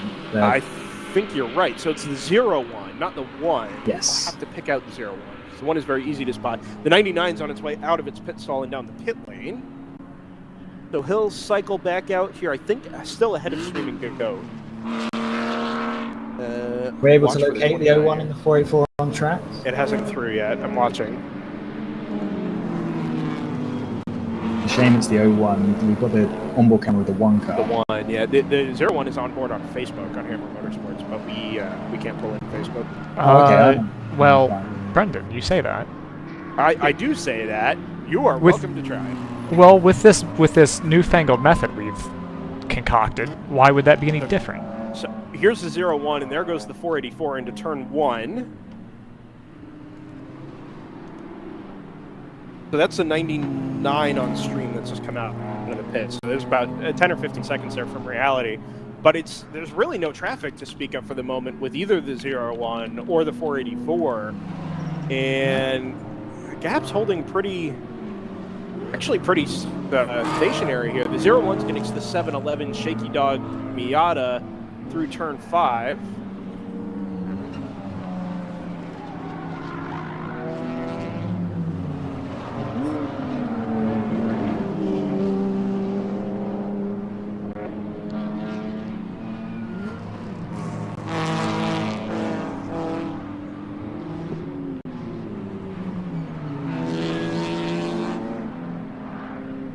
Sorry. It's in the middle of calling that. I only see the 02 on Hammer's Facebook page. Yeah, I do too. They may not have the 0-1 up, or it may be under Tim Meyer's personal account. Not sure there. Tim Meyer's the owner of Hammer Motorsports. It'd be weird if it was just like a random dude. Some guy, yeah. Yeah. Tell you what, this 91 Corvette, when we haven't really, we talked about it a little bit because it's been such a staple in the World Racing League for a while. It's pretty spicy. I mean, it's aggressive on the brakes in traffic. It's got power, which, okay, you expect, it's a Corvette, but it's really competitive throughout the rest of the lap, even head-to-head against, the cars it's racing with. I'm actually really impressed. Maybe a modern formula track like Coda doesn't suit it, but I mean, it's certainly got just about everything else it needs to stay competitive. Can we talk about how the GP1 field has disintegrated? Yes, we absolutely can. The GP2 leader would be second in GP1. That definitely wasn't the case earlier in the race, right? Speaking of the GP2 leader, they've just gone red for me. Does that mean that they've come into the pits? That usually means they're in This is the 51 choice racing? correct. Yeah. BMW 330? Okay. And just for fun, the GP3 leader is coming out of the pits. 3 fast guys and Denny. Yeah. Who knows I wonder which one? I was just gonna say, Joseph. There's a 25% chance it's Denny. Statistically, that is. There's a 75% Spot chance on. it's one of the fast guys. I wonder if Denny I could go himself through. Is a pretty quick guy. They also don't specify that all 3 fast guys, or even Denny, drive. For sure. They're just named in the team is named in tribute of the 3 fast guys. In that. Well, that might be the entire team. Like 2 of them are mechanics.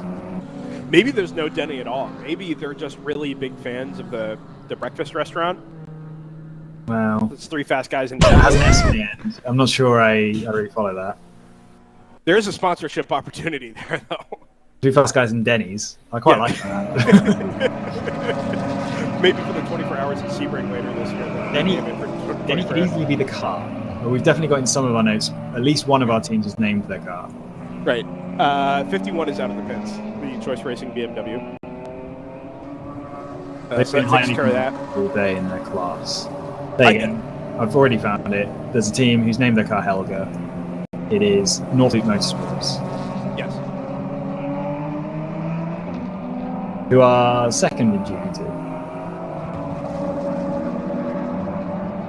and 4th in GP1. They are the 4th car that isn't a GTO car. So we've. I was going to move back to GP3, but that is where 3 fast guys and Denny reside. Ahead of the 22, and they're pretty even on pit stops, actually. I mean, the TCS car was just in the pits.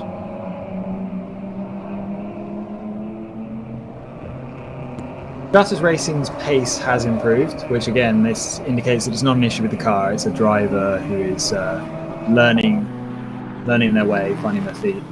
They're now, that car hasn't gone below 140 since its driver change, I'm going to assume, but it's getting close, and that's around. It's now not hemorrhaging time to any other car in the class.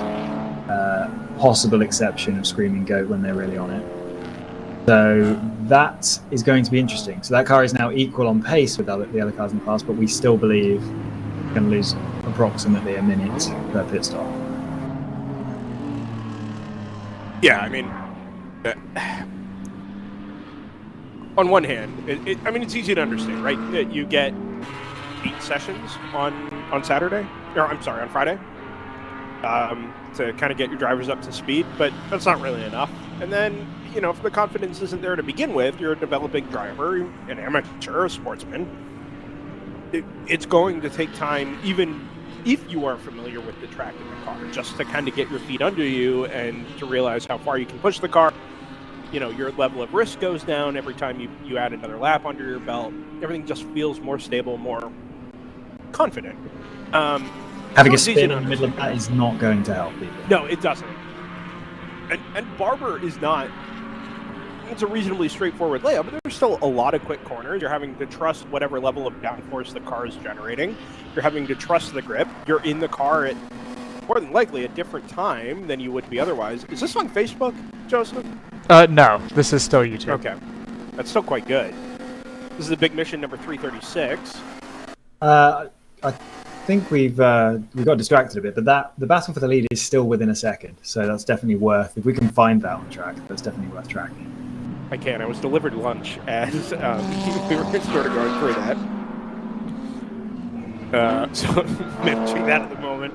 But we were following it, and honestly, there was really no. I mean, there's a little bit of ebb and flow there. They've actually just come by me here at start finish, and it's half a second. But it's been that way for probably 6 to 8 laps now. I mean, there's really no substantial.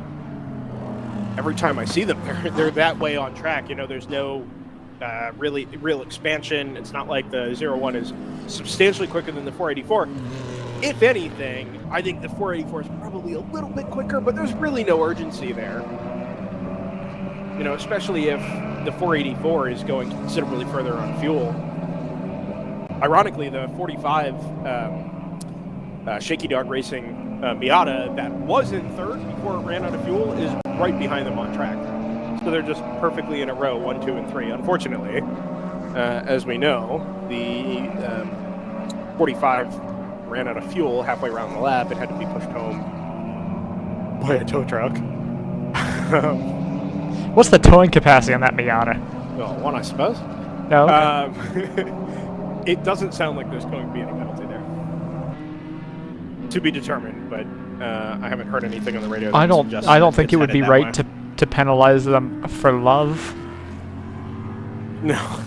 I don't think that would be okay.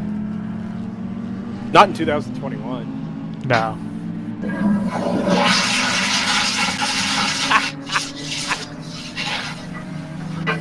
Well, that's a good point, well made, and fiercely presented, it must be said. Yeah. Astounding. We're going to move on from that. It's a good thing I did not have a mouthful of food at the moment. Oh, Brendan asked if I could run an ad, and then I didn't see it, so we should run an ad. That's okay. Yeah, well, let's do we're gonna say hi to Cooper Tires again, new sponsor of the World Racing League for 2021. And like I said a little earlier, with any luck, we'll be able to talk to somebody from Cooper tomorrow, just discuss the World Racing League experience and what they see as CCTV sees a piece of debris smack in the middle of turn 2 on the racing line. So we may get a code 35 here in a minute anyway, but Joseph, if now's a good time, why don't we say hi to Cooper Tires, and we'll update this debris and code 35 situation on the back end of the ad. Sounds good to me. Very good. Hey, your Uncle Cooper here. Once upon a time, there was a girl named Goldie, my niece, your cousin, and Goldie didn't know which tires were right for her.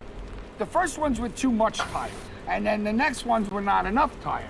Anyway, long story short, Goldie found the Coopers, and they were just right. What a happy, practical ending. Go to sleep. I love you. Go with the Coopers. Cooper!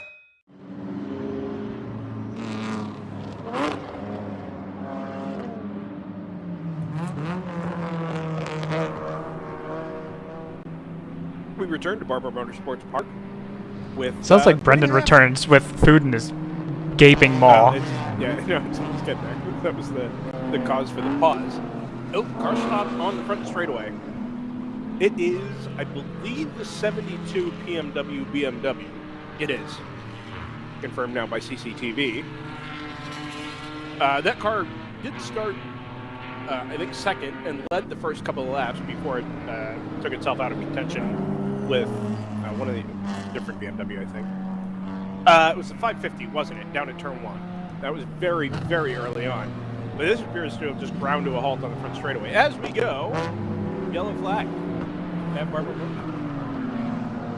For something like the 8th or 9th time today, I really haven't been keeping track. There it is. Look at that. That is quality. This is Twitch in 1997. Maybe not. It honestly looks like NASCAR racing too.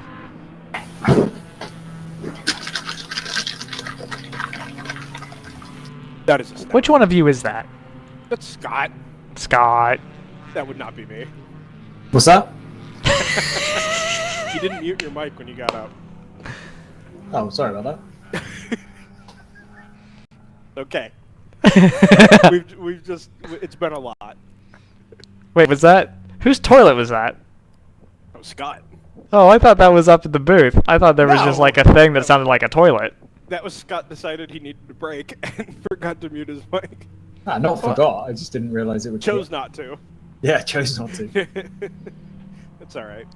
So this code 35 is to go get the 72. I have to assume that a flat toe is going to go pick up the debris at turn 2 in the meantime.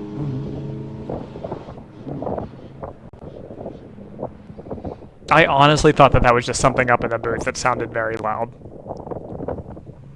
You could have told me anything. Maybe we should have. Yeah.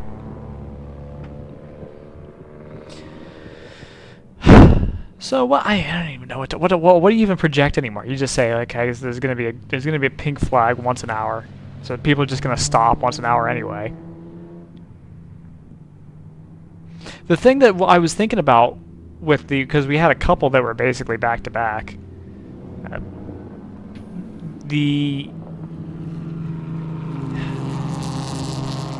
So we were talking about, oh well, obviously you just take the opportunity to fill up, blah blah blah blah blah. It's not necessarily true if you think you're gonna have multiples back to back, is it? Because you might be able to just skip out on one. Although that's true, but why wouldn't you just pit at the first one and then see the rest? Unless you're within the first 10 laps of a stint or something, but there's no way to know. No, the other thing, okay, I'll play. Hang on, we questioned the Elan and the strategy under the code 35. The end result was that car was still in the lead by 25 seconds. Yeah, so I was gonna, so I'm playing devil's advocate against my devil's advocate position, which is, okay, we've established that the code 35 is basically pit lane speed limit. So you're gonna have to be stationary for that time anyway at some point, as long as. So yeah, maybe you do. I mean, other than the fact that it costs time to slow and speed up and actually get the fuel fill in. Well, and you'd almost be forgiven. You'd almost be forgiven for just pitting every single lap. I mean, obviously that's like the logical extreme, and that would be very silly. But like, there's no.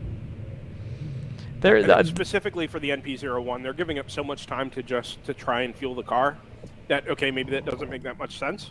But I kind of agree with you. For anybody else, I mean, you almost might as well come in at the start of every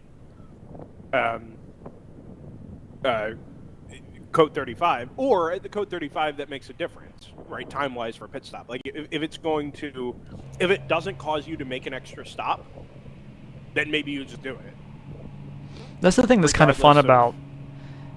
The thing that's kind of fun about these club level races is every track is, because it's not like IndyCar where it's I don't even know, I don't know who their sponsor is, so I'm going to go with Simple Green Safety Team. But like, it's, in those situations you've got a kind of a traveling band and you've got consistency. There's a different caution strategy every round you go to here. Okay, so that car's under tow, so that's just throwing it in neutral. There's nothing broken on it per se. I mean, obviously something's broken on it to stop it, but it's not, the suspension is not deranged or anything. That car will be tucked back in here at turn 1 and come in through the paddock. Do you think the 99 and the 59 are both in the pits right now? 99 would be early. I mean, it was just in something like 10 laps ago. I don't know if under pink the salmon-coloured boxes mean something different. Yeah, but I think it just means that the timing is losing. It thinks those cars. You're right. Yeah, they may not have come by under a full sort of double yellow lap. Interestingly, there's a yellow flag. Oh, no, it's being waved because the BMW car is stopped under tow trying to get round the corner into the paddock. Interestingly, the Stratus car lost an extra 15 seconds on that lap compared to the 99. There's no reason for that. Drove through the pit lane. Just went straight through. Well, I mean, that shouldn't be any slower.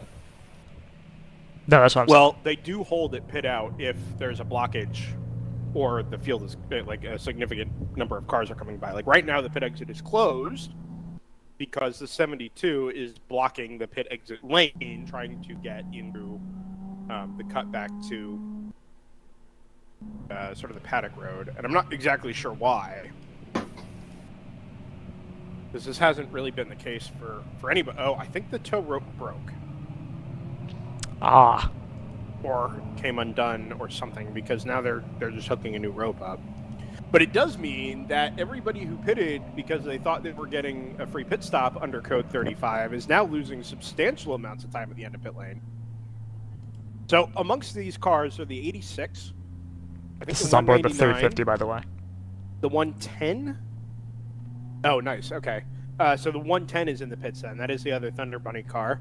The Phoenix car, the 166, no, 661 this weekend, is stopped up there. And then one of the Lexus. I don't recognize the other car. Very green.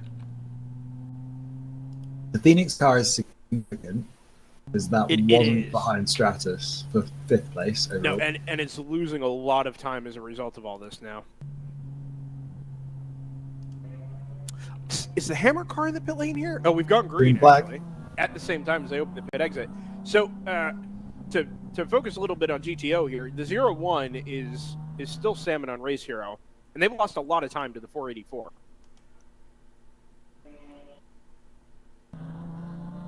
Yeah, how did that happen? I'm not sure. They appear to have only done one lap under Yes. under Oh, pink. here it comes. Whereas, okay, is that Down the pit lane. okay? As So, in pit entry or pit exit? well, it finished its stop. It's at pit out now. Okay, so that explains that, Yeah. which is interesting because Oh, there's a car on the outside of turn 5. It is a Porsche 944. It's the car that was held at the pit exit. I think it's a 944. Hang on. looks like a dark green car. It is a green. Oh, it's the AOA Motorsports. That car has done 13 laps today. Hmm.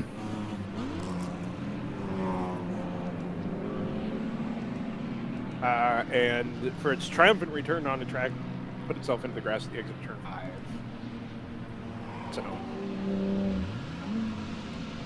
So the 01 car, the Hammer Motorsports Audi RS3, made what we assume is a reasonably scheduled stop. And now and again at 169, so it's 42 laps. That makes sense.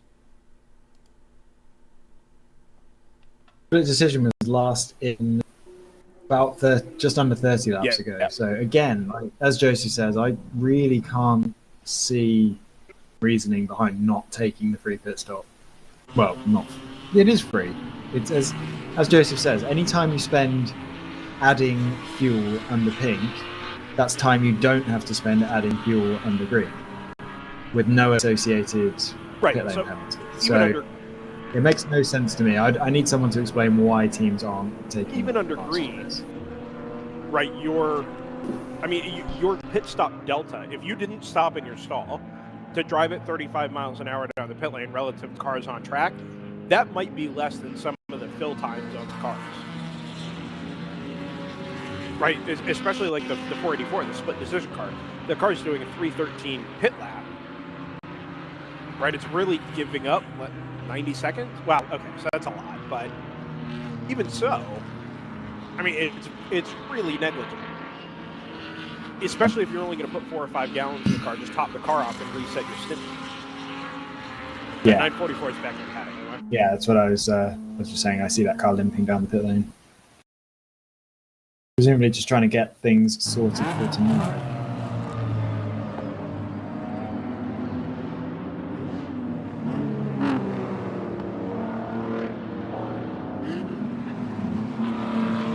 Am I doing a 5:25 pit stop and pink? That Seems long, doesn't it? It does, but remember that the rest of that lap was going to be under code 35. Okay. So your basis isn't a 140 and change. Your basis is a 355 and change, 4 minutes. Sure, but I think even keeping all that in mind, that's still long. For example, Team GTR on lap 72 did a pit in the middle of a pink period, and their entire lap was 446. Let's right. So split decisions, same lap, fully on track was a 410 flat. Hammer Motorsports 5.5. So that's 50. Oh boy, no, 5 seconds. It's be about right. You think? Yeah, I think so. Okay. To fuel up a TCR, I think that's all right. How comes GTR were able to do it so quickly then? I guess they the had. BMW's a different car. Yeah, that. And it may not have been a full It tank. It wasn't a full fuel. And Hammer may have taken the opportunity under code 35 to check fluid levels and change drivers, whereas maybe GTR didn't. I mean, who knows? Oh, Thunder Bunny very slow on the way into the pits. Joseph, is this the 350? Maybe It is. stepped away. Yeah, okay, there we go. Joseph's eating. Sorry. Declan. Now I've got to clean up after myself.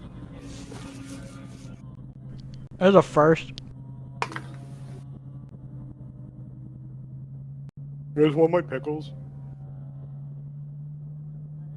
Take that as a no. Stratus racing back to being the slowest car in the top 6, so that's not going to help their quest to make up for their slow pit stops. No.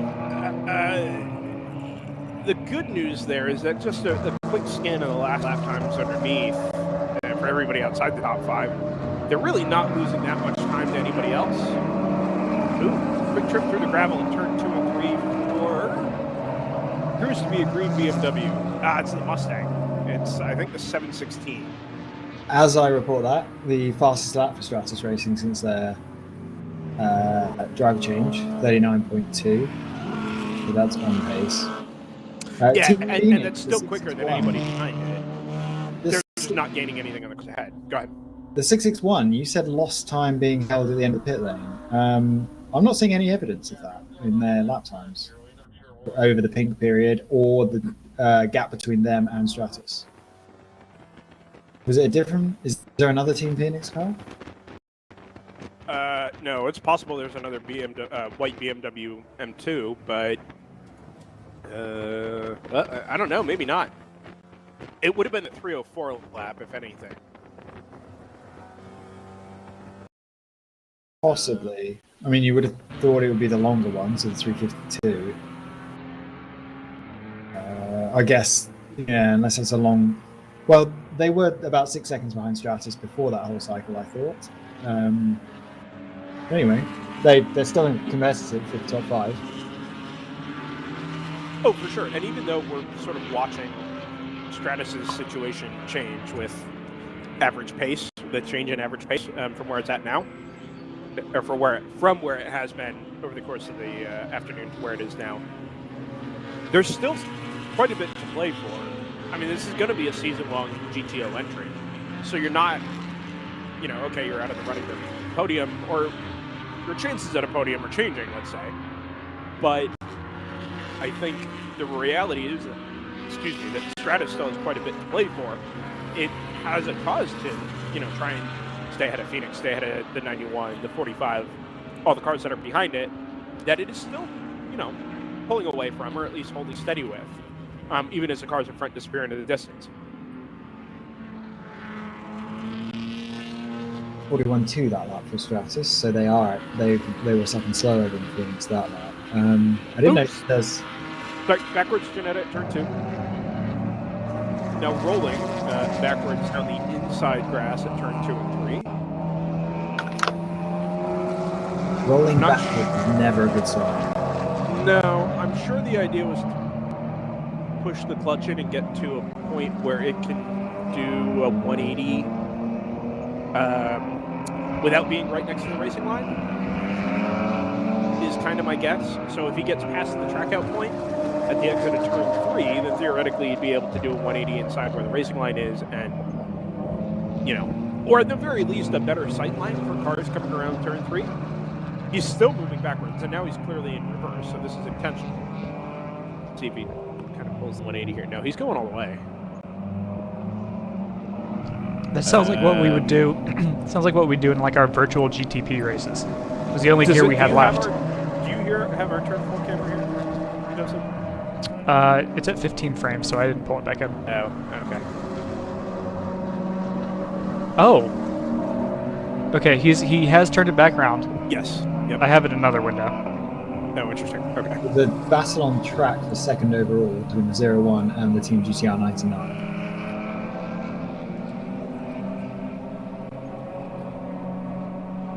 I will find. Oh, there goes the 99 actually in turn 1. So They should just be missed. less than a second behind. Yeah, so I would have missed the 01 because the 99 actually. No. So there goes the 484, but the 99 is the 01's pitted since then, right? So the 01 pitted and came back out in second, which I don't think we made a point to clarify. We have now. Yeah. I'm just watching this turn 5 camera to see if these guys. No, it was. I got the wrong BMW. It was 336 that came through. Ah, okay.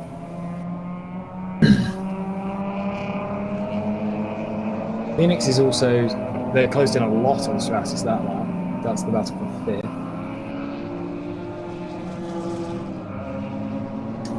Phoenix was 2.5 seconds faster and are now 4.7 behind.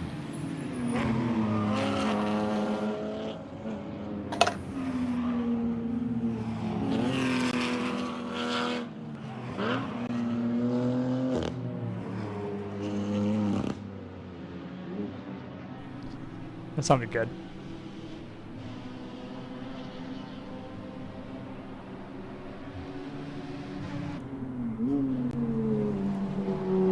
Might be worth mentioning that our 2 fastest cars on the track right now are actually at the back end of the top 10. The TLM USA car, the 39.174, number 2, and Hitman Racing number 34, M240 IR, is the fastest car on the track right now with a 38.965. Little clarification, or at least an update.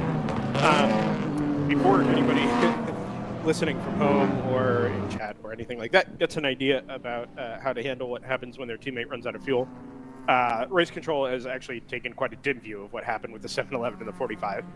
I did wonder. Yeah, so the 711, the drivers pulled out of the car. I'm not sure if that means he's done for the weekend or anything like that, but I think he was brought out of the car and is being given sort of a talking to about the decision making. They didn't like the contact. And at its core, WRL is a no contact sport, right? And that sort of driving introduces quite a bit of unpredictability. So they didn't care for it, and there will be a rule tomorrow morning, which is why I feel pretty comfortable in bringing it up. Just for what it's worth. Incidentally, the 45 will not be biased because it was sort of on the receiving end. What I'm hearing is that they're penalizing love. So Joseph, I don't know. Lots all of right. various comments about the state that we're physically in at the moment. I don't know. There's lots of different directions I could go with this, but mostly I would choose sadness, denial. Which one would you like? So let me share a fun fact with you about Barber Motorsports Park. You're very quiet, by the way. Road, okay, well, let me fix that. How's this? I think that's better. Okay. So the entrance road to Barber Motorsports Park is in Leeds, Alabama. And when you say that I am east of Birmingham, Alabama, when I am on my way into the track, that is a correct statement. When I am within the bounds of the track and the track surrounding areas, I am back within the city limits of Birmingham. Ooh. yes, there is a sign on the way into the track roughly halfway up before you get to whether you decide to go to the museum or enter the ring road. There's a sign when you get there that says, leaving city or entering Birmingham city limits, thank you for visiting Leeds, Alabama. All right. So you go from being east of Birmingham to in the east of Birmingham. Yes, that's correct, Scott. That is so pedantic. I was just going to call you a pedant for pointing that out. You're the one who told us. I had to move on. I had to move on from whatever pathway we were going down. I didn't care for it, so I figured I would step in it with some geography. Okay, I was going to be the killjoy with that story and say, yeah, when you said it, when you start pushing other cars around, even if it is your own teammate and you've got great intentions, it does introduce unpredictability when you've got a lot of very expensive, dangerous race cars going around the track, not really willing to give too much margin. So I completely understand race control taking a dim view on that. There's a reason why we don't do it we don't usually allow it without even thinking about the ability to take advantage of such a rule. So yeah, it makes sense to me. I'll say this too. The nature of endurance racing, multi-class endurance racing, is split-second decision making, right? And maybe you're projecting 2 or 3 corners ahead if you're at that level and you have that much experience and all those things. But ultimately, most of your decisions are being made very, very quickly and very, very decisively. So, driver in the 7-Eleven, it's I've heard on good authority, it's a very heads-up group of guys. The team is a very well-versed team. There is, I think, reason to believe that, okay, let's trust their decision-making. At the same time, you don't want to set a precedent there at all. As we go 4 wide into turn 6, and everything tightens in my body. Everything, 336. Oh yeah. To shreds, you say. 336 was involved in that. I think the 29 Screaming Goat BMW was involved with that. There's an incident at turn 6 where the 716 Mustang has torn up a couple of yards worth of sod. That's the second off-track excursion for that car, actually. GTR 99 has just done 2 of their 3 fastest laps of the race in a Yes. row while taking second overall. And that was absolutely driving away from the 01 Hammer Motorsports car. So that car's really on it right now. I actually really love watching races that the GTR 99 is in, and it's in most of the ones that we had broadcast over the last couple of years, in whatever series. They always find a way to be there at the end of the race. It's not, they pound a bunch of fast laps out and then they disappear, and they're really not there from the green flag. They are sort of there or thereabouts inside the top 10. You run 5 or 6 hours of the race, and then you look, and all of a sudden the 99 is, in with more than half a chance of a podium or a win. And it seems like it happens without fail every race we go to. With that in mind, that 35.9 was just under 10 seconds faster than Stratus ran last lap. Joseph, we need that predictor updated. It's still saying that the Stratus car is P1 90%. I don't believe that for a second. Okay. Well, when it's right, well, then... in fairness, when the last time that was run, I'm sure it was because the Stratus car was... Well, the Stratus car just spun and lost 50 seconds. Well, no, it was before that, wasn't it? Where it was... And in fairness, Scott, I think Joseph's predictor is set to use... it excludes the outer 10%. Is that right, Joseph? You take the average, the middle 80% of lap times? It's something like that. I don't remember what it exactly is, but it's not the whole breadth of their lap It's an times. interesting approach when you've got multiple drivers in a car, because the bottom 20% of lap times could be quite relevant if you're forced to use that driver. Well, yeah, but they won't be. Right. Well, they're So using that driver right now. Although Stratus Racing has just done a 39.5, so they're... The pace can be there. I mean, and not the same as let's say the top 4, but it's not like 30s are out of reach for that car or that driver. I mean, my point isn't that car doesn't still have pace to win. It's that if they're also going to lose a minute of pit stop, then they don't have pace to win. I don't think. well, but they're also probably going to do 1 fewer pit stop.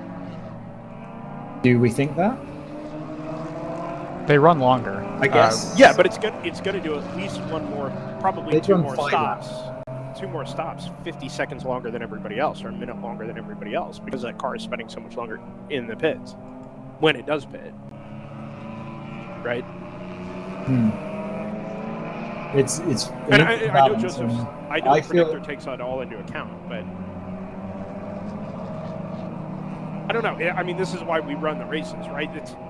It would be a pain to try and figure out by hand anyway. The software kind of does it, but it's just sort of the laps. The first couple of laps we saw from the driver that's in the car now didn't really crack 80%, or the main 80% that's used to run the predictor, right? So it really hadn't taken that stuff into account yet. Now it's cost a lot of its time, almost all of its time, as a matter of fact, certainly over the last hour or so. But the predictor won't really see that until he had run a bunch of them. Well, hence, let's run it again. Sorry, car stopped. Where is this? There is on a the gray. way into turn 10. It's a gray and orange BMW. I don't think it's screaming go. Yellow flag. Choice perhaps, one of the choice BMWs. Oh, it's not the GP2 leader, is it? No, the 511 is Salmon on Race Hero. It could be that car, but I don't think it's the 511. Let's see if we get a zoomed in view. Right now they're just showing the flag. Well, the flag stand on the left on one side of the track, and then the car off the grass on the other side. Ooh, there's a little steam coming out of that car, actually. While I've mentioned GP2, that race has closed up significantly. It's still the same. Two of the protagonists who've been in the top 4 for the entire race. Choice Have Racing. we gone pink again? Yes. Okay. They're now 33 seconds apart. I think this gap was before we went pink. And Northloop has just overtaken Choice, so I think you might be right, Brendan, that it's the 51 Choice car. I had seen the 511 as Salmon, but I'm happy to believe it's the 51 as well. In fact, The 51 is Salmon and just lost the lead in GP2. Yeah, it looks like the 51. And they've just fairly similar, but it appears to be 51 from the CCTV feed. They've deployed a flatbed immediately, so something's hit something. I'm not convinced. Being able to both physically see it out the window and see it on the CCTV, I actually kind of don't think it is. Okay. The 51. It appears to have just pulled off to the left in a very open grassy area. The Chattanooga car is back. The 348 Mellow Yellow BMW has made it back out onto the pit lane and will be heading back out on track after hitting the wall at the exit of the final corner something like 4 hours ago.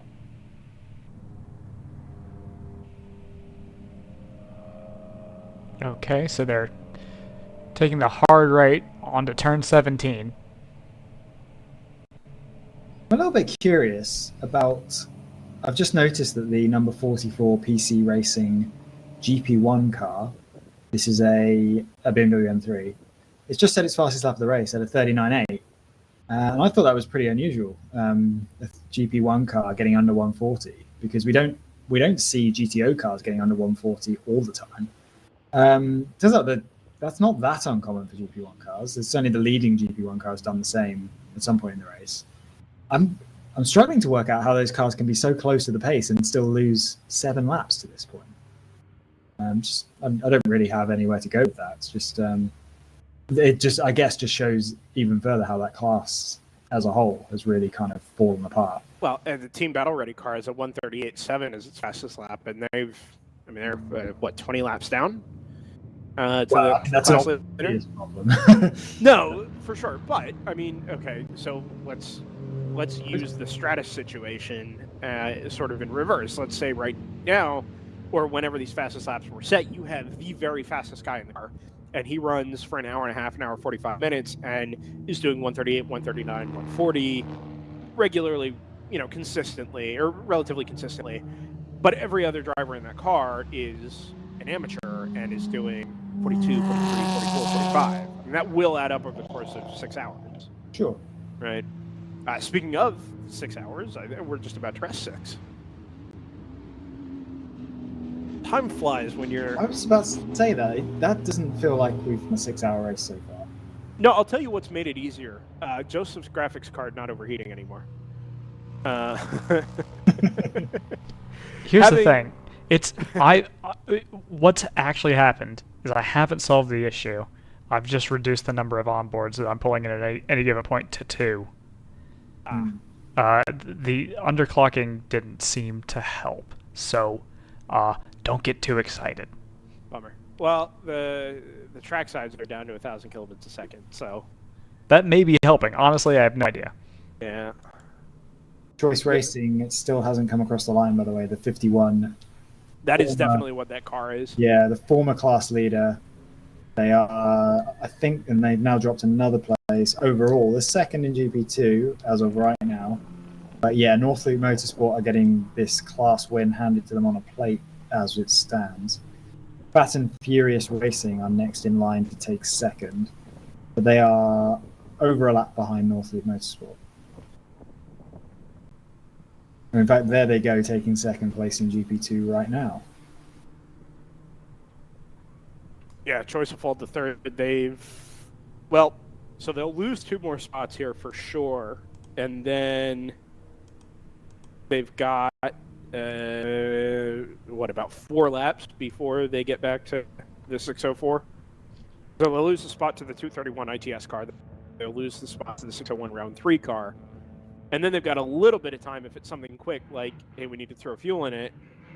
To recover, although, like Joseph said, they immediately deployed a flatbed here, so chances don't seem very high. Also, it looks like the flatbed has maybe dragged some grass onto the track. I guess we're getting to the point, really, where we have to claim that GP2 is falling apart as well, because that leaves us with, 4 cars competitive in class?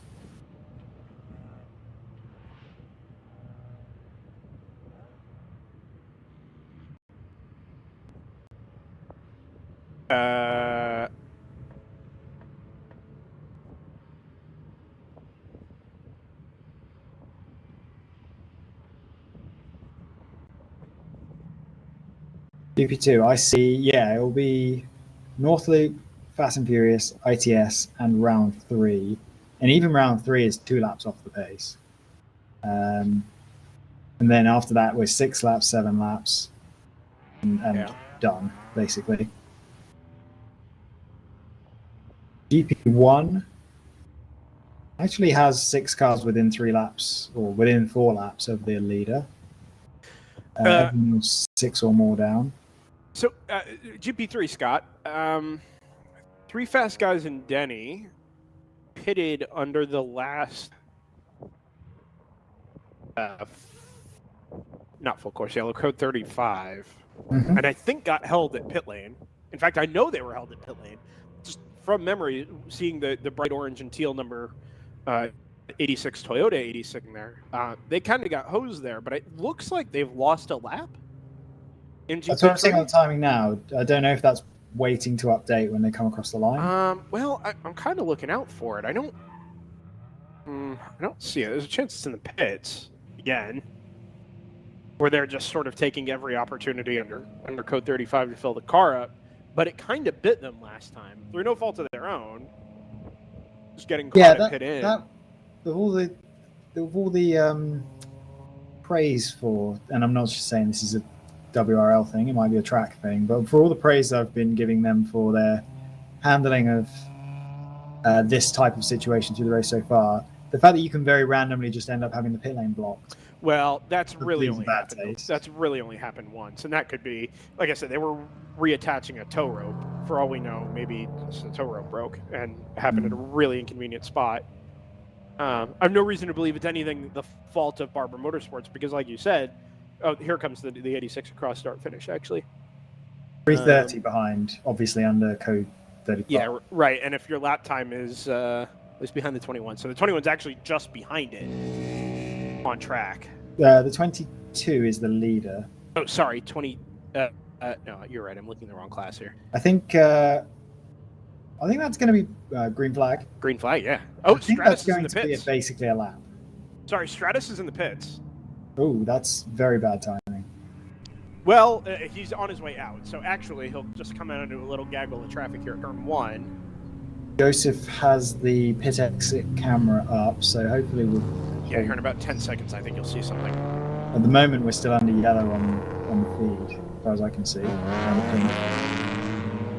Yeah, that's definitely not up to speed yet. Yeah, no, this camera's been a little behind for some reason. I think some of the... Okay, the cars are now up to speed, so we'll see. So you'll see the NP01 come through here to the right. There it is. Just a second, guys. Okay, they'll have lost 5 seconds or so there, but not...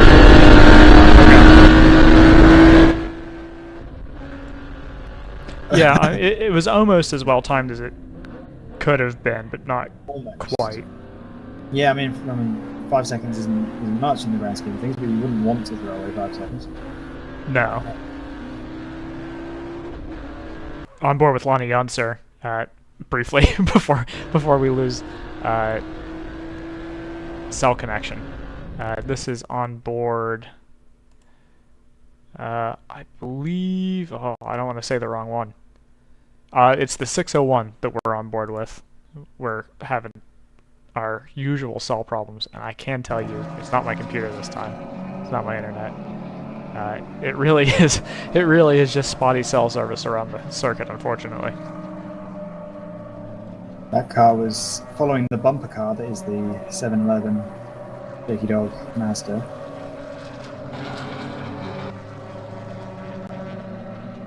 Yeah, in a lot of those cases, the driver will actually be removed from the race, not just from the car, but from the competition. And so hopefully they haven't gone that far. Hopefully it's just been a stern talking to. But it is their choice and their discretion. Choice Racing is still salmon on their timing and scoring, so not looking great for that team and their chances of getting a GP2 podium.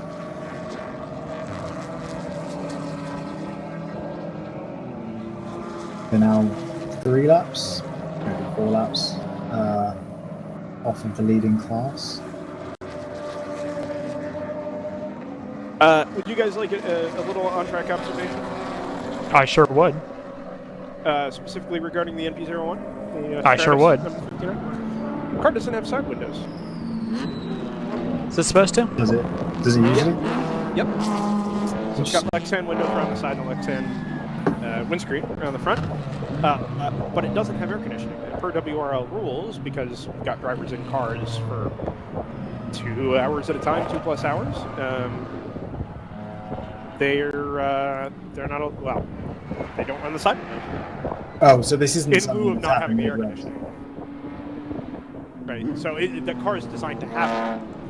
But, and any car in WRL that would normally have windows, if they want to install the left-hand windows, there's a power-to-weight penalty, and you've got to have functioning air conditioning. As it stands, the car doesn't have functioning air conditioning. It's not meant for that. It was built that way. So they can't run the windows. I've just never seen it at the track before and noticed that it didn't have the side windows. I saw it come down the pit lane. I'm like, wait a minute. Something doesn't look right here.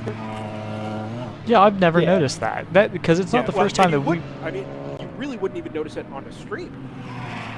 It's just something I caught here, seeing it out the physical window. 36.6 for the Team GTR 99 BMW. So that car is just extending its lead. It's kind of doing what Stratus were doing. Miles ago. The lead at the moment is 12.9 seconds, and yeah, at this rate they're putting over 2 seconds a lap. So very quickly that lead's going to balloon out unless Hammer can find some pace. That 36.6 is half a second quicker than Hammer's gone over that's half a second quicker than their fastest lap so far. So I don't expect them to be able to peg that gap anytime soon. So obviously whoever's driving the GTR 99 car right now is definitely earning his right. Well, let me say this. They race a lot, based out of New Orleans, Louisiana. They have run in all kinds of amateur endurance racing series around the country. They've spent a lot of time in the World Racing League. We've seen them elsewhere. They are clearly a professional outfit. They have the pace when the right driver is in the car to beat anybody on track on pace. I wonder if they've just settled into a driver rotation where they put their slower guys in early, tell them, go run your lap time every lap.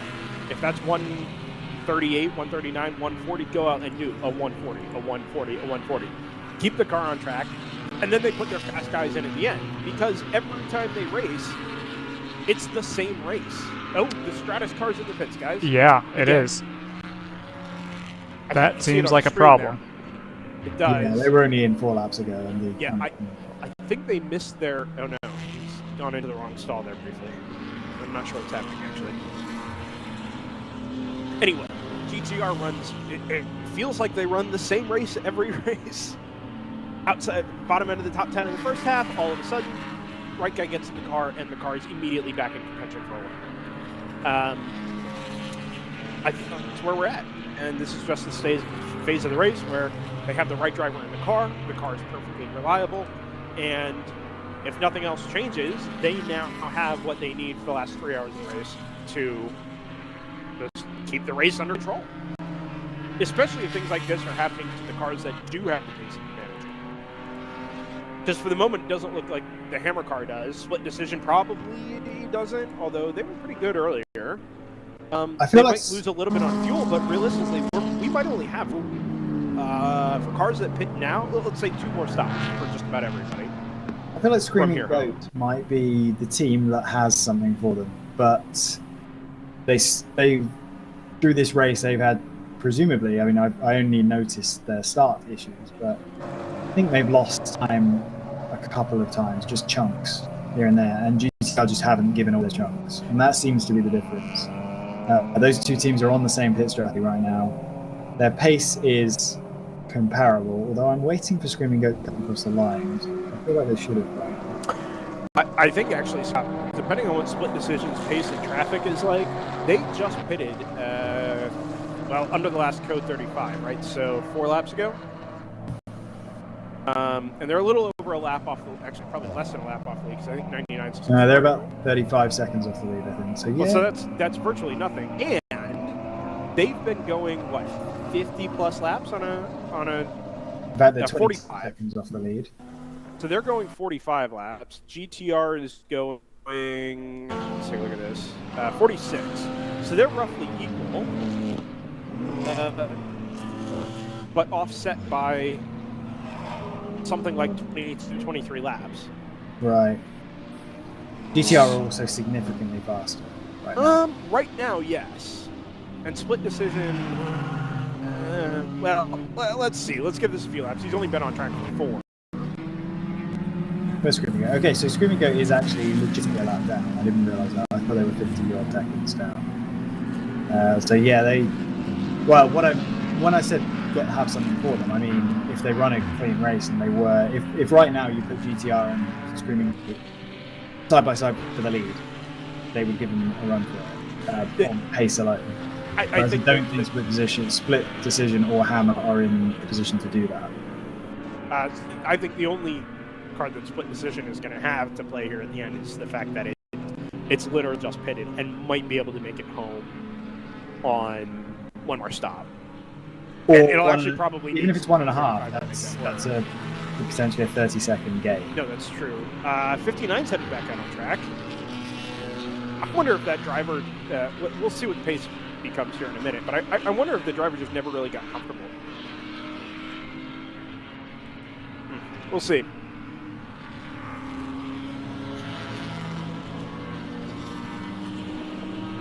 Well, it's a shame if that's the case, because that car was in a position to do it, and it is now not in a position to do it. But it'd be interesting to find out. I'm sure we can find out at some point over the weekend what happened there. But I think now it is. Oh, for sure. Yeah, no. There's no question. I wasn't suggesting that. It was more just a question of why was it in the pit so quickly after its last stop. And oh, you know what? No, it was just in at the code 35, wasn't it? Huh. Interesting. Yeah. Anyway. Interesting to note, just looking at the standings here, this would normally be sort of the time of the race where we would see the GP1, GP2 cars sort of creep their way up into the bottom of the GTO field. It seems like it tends to happen within the last third or so of the race, and all of a sudden, you look at the bottom of the top 10, and you've got maybe your GP1 leader, and below that a couple of GP cars. Just that mix tends to make itself apparent at the bottom of the field, or the bottom of the GTO field. That's not the case right now. The top 18 cars are all still GTO cars, and within 4 to 5 laps of the leader, you've got 15 cars. Yeah, absolutely. It's got a real. The only comparison I can make is I always found this with the Bathurst 12 Hours, where the top class, everything outside the top class tended to fall apart. It was kind of like you got to the end of the race and it was basically just a GT3 race. Right now we're in a position where we're getting towards the end of the race, and GP1 has 2 or 3 competitive cars, GP2 has two or 3 competitive cars left. Whereas, as you say, GTO, the top 18 cars are GTO cars. It's very much a GTO-dominated end of the race, coming up with those things. Which, as you say, is quite unusual. Most multi-class endurance races, you kind of like bump to crack the second and third classes to see how far up the field they can get. But it's almost like the best, the most competitive those classes were was at the start, and they've kind of fallen apart since.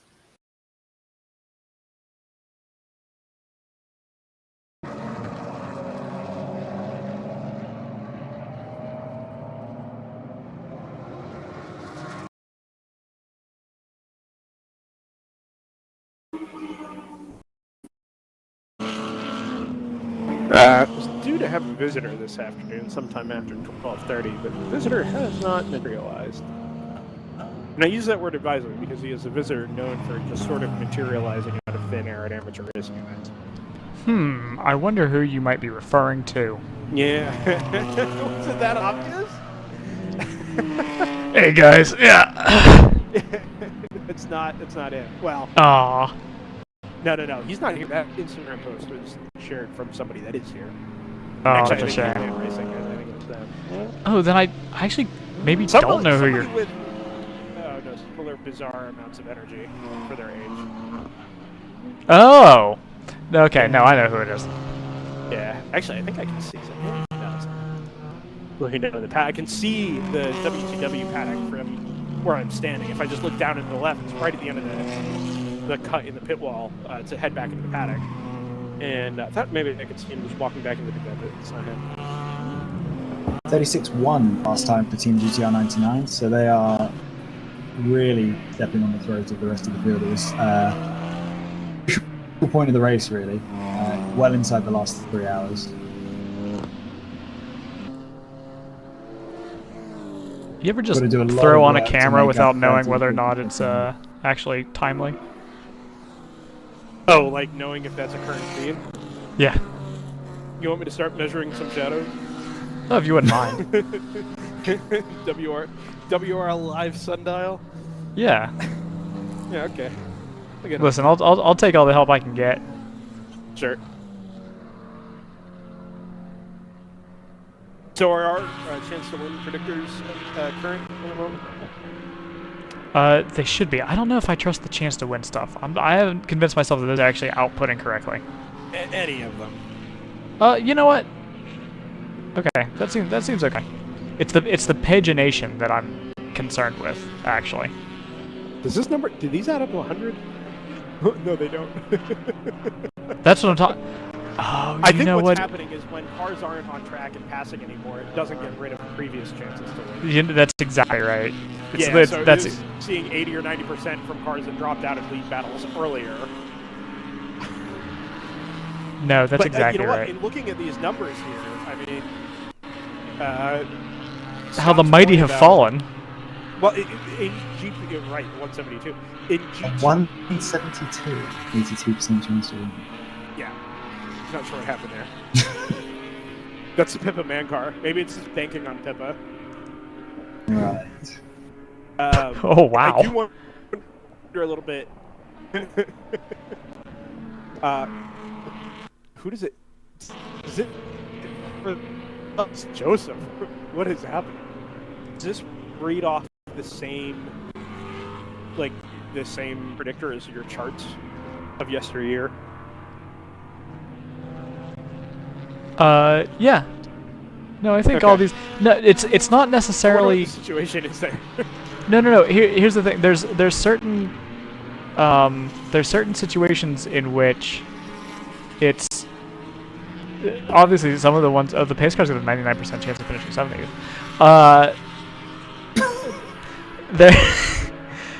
There are certain situations in which it's not crazy for multiple cars to have, for like 23rd to be the most likely scenario for 3 cars.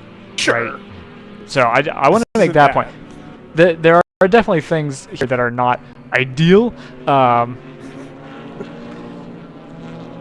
But actually, for the most part, this is all coming out reasonably correct. Oh, sure, and it was last time out at Coda. I mean, his numbers more or less made sense, and especially once you get inside the last hour, it was doing a really good job of taking who still had to pit, who didn't have many more pit stops to make, how much time they were going to lose. But by that point, pace wasn't going to make much of a difference anyway, at least in that specific race. So maybe there's something to be said for that. Here, I think the numbers seem reasonably correct as well. There's a few outliers, in particular that 172. Yes. Yeah, I'd love to know what's going on there. Although, speaking of the 172, they are they are 0.4 seconds behind Hitman Racing for 8, so that might be an interesting fight to look for on See if I track. can find them on track. We also have Battle for 10th as a 3-way fight, 3 cars within 3 seconds. We've got W2W Racing, the number 983, the number 1 Hammer Motorsports car, which has an onboard, so I might try and find that, and Kingpin Racing. All 3 of them are within 3 seconds.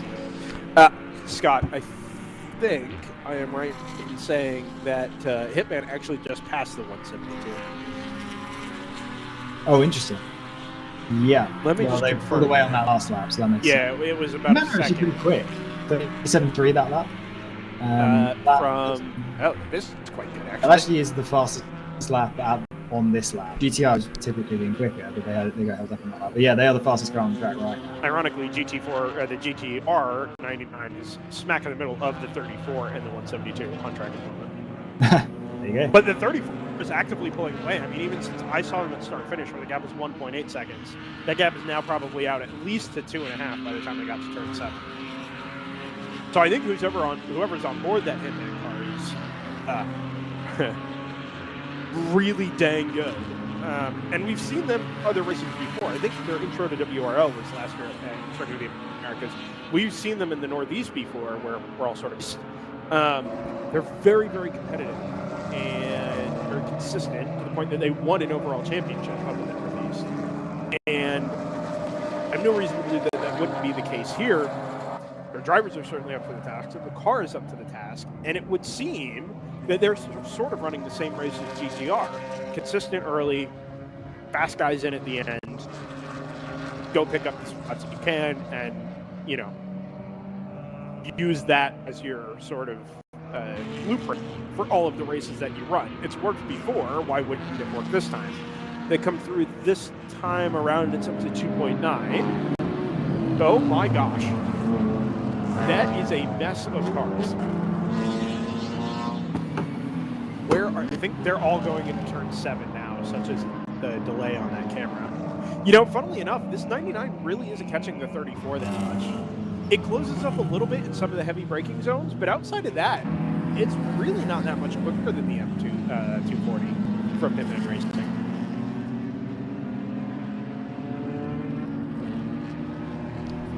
Now I gotta pretend like I've been paying attention because Scott had to step away. And he's muted his microphone, so we're safe. Yeah, no, we're good. That was actually my number 1 concern. I saw that and immediately looked up to see whether or not he had muted himself. 350, the team, or Thunder Bunny Racing, 350Z is into the paddock. The Wheel to Win. The Wheel to Win. I can't tell what car it is. I think it's the 92, but I'm bad with numbers.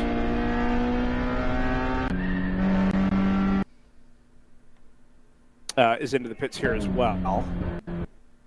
Well, 3 wide into turn 1. The Team Phoenix M2 just chucks it up the inside of the Team LMR BMW.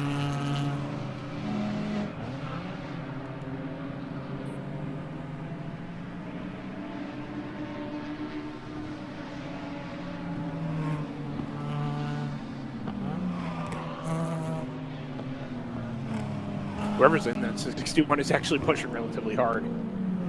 Really aggressive on brakes in turn 1. Really aggressive on brakes down the hill in turn 5 as well. Also, I know I mentioned this earlier, but for those that weren't with us, I'm sort of standing at start-finish here, so I can see straight across the track between turns 4 and 5, the exit 6 down to turn 7, and then sort of the 9 to the turn 10 to turn 11 off to my right. But it means I can see the general admission spectator hill off at the far end of the track, and I'm still looking at probably 100 plus spectators at various points along the hill. Some are out underneath the trees.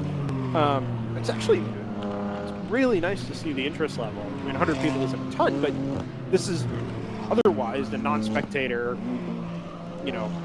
amateur club racing or amateur endurance racing weekend where you wouldn't have people in the facility anyway. As it happens, there's a boat show and some local food trucks and some stuff like that going on campus in another portion away from the racetrack. And I'm sure that's brought some people over. But it's still cool to see, in it where you don't expect to see spectators and see people, to have people, come by and find out what's going on and get some exposure for WRL and for the track. I think it sort of ticks a lot of boxes. Now let's not forget that there are a number of races within the last calendar year that had zero spectators, less than are here. Right, so even 100 or 125 is more than a lot of races last year. But take what you can get, I guess. Yeah, are they? I wonder. Ooh, slow Janetta. Sorry. Oh no, I think it was please. a quick spin for the 54. Down at turn 6. So when this camera catches up, or maybe this one, he's already underway. He's headed down towards turn 7 in the braking zone there. Yeah, he's at the tail end of this group now. Shot.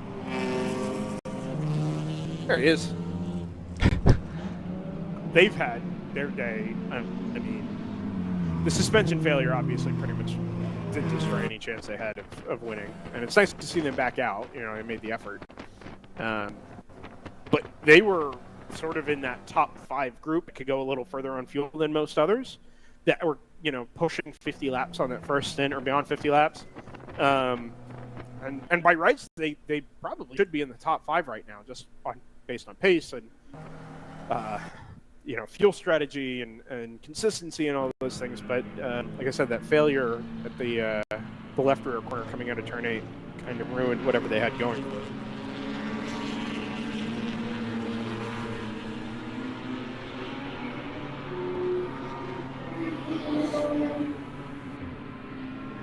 Amazing how Scott walks away and the whole thing just falls apart.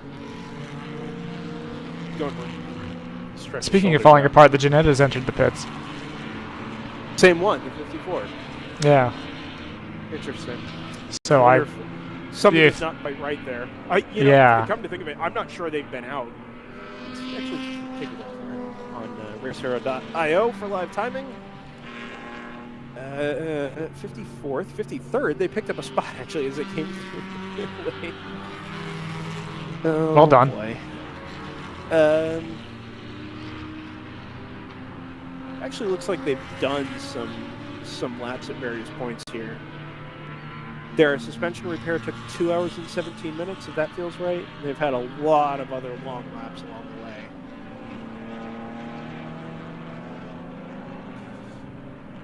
Reminder, you don't know what you're doing. You're watching the World Racing League. We are the DriversEye Live team. Myself. Thank you for telling me. Yep. I don't remember what I'm doing. I don't know what I'm doing. Clearly. The racetrack kind of, serves as a general reminder of what's going on. I'm Brendan Kazmarek. Joseph Mudra joins me. Scott Michaels has been here for most of the day, is not here at the moment. Oh, there is an M2 Club Sport near the Turn 5 gravel trap. Oh, he's got a Like problem. sands So through the he is- hourglass. Yeah, no, indeed. He's actually gone. Oh, that camera stopped with the Janetta. I see that. Still off track there. Yeah. So I think there's actually a problem. This is the number 9, I believe. Yeah, Team ACP Tangerine Associates, the M2 Club Sport, with sort of a psychedelic livery on it, actually. Pulled way off to drivers right up against the Armco. Maybe 10 or 20s off track. Has restarted, gathered himself up, and I think is going to be able to continue making back to the pits under his own power. Club racing cut here. No. Oh, he's trying to shortcut. Not exactly sure what he's trying to do. I think that car is the fact that he's not... Oh, something is locked on that car, I think, actually. Or there is something on the tires, because he is leaving tire marks everywhere he goes.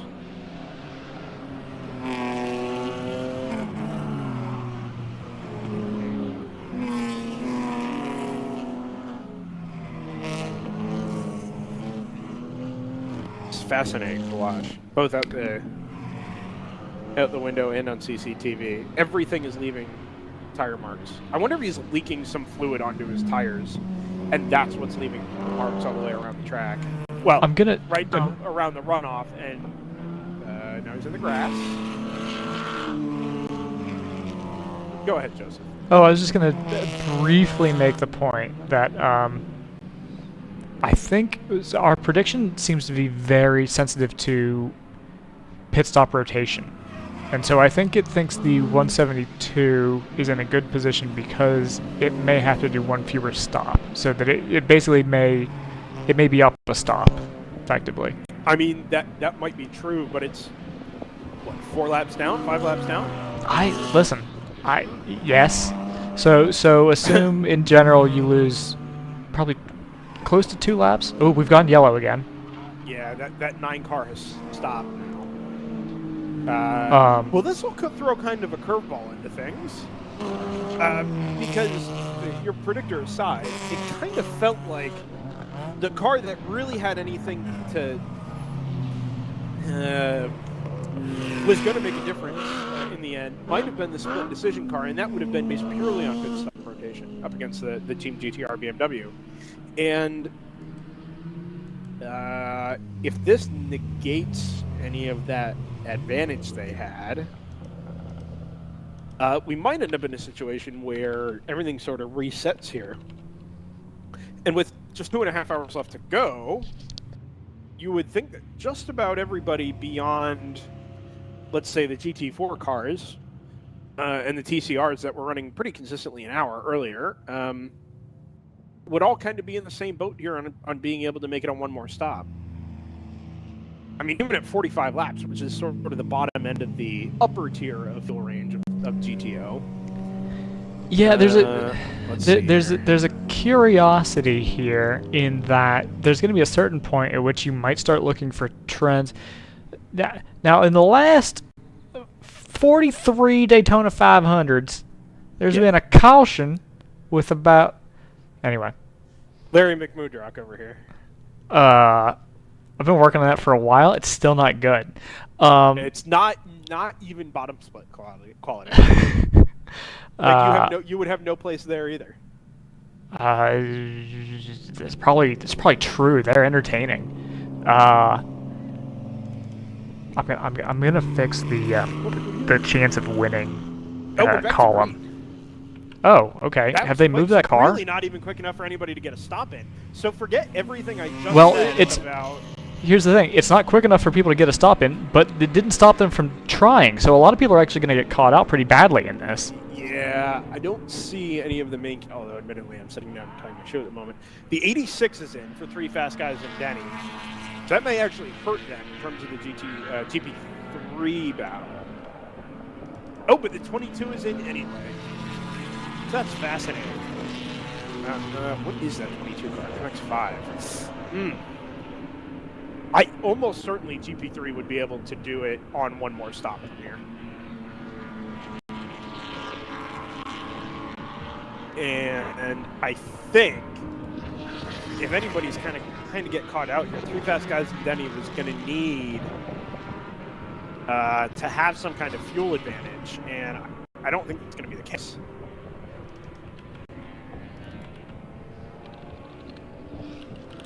I'll let you figure this out while I fix my chance of winning graphic. No, you're fine. What I'm looking for is the number 22, the MX-5 from TCS Motorsports that leads GP3 at the moment.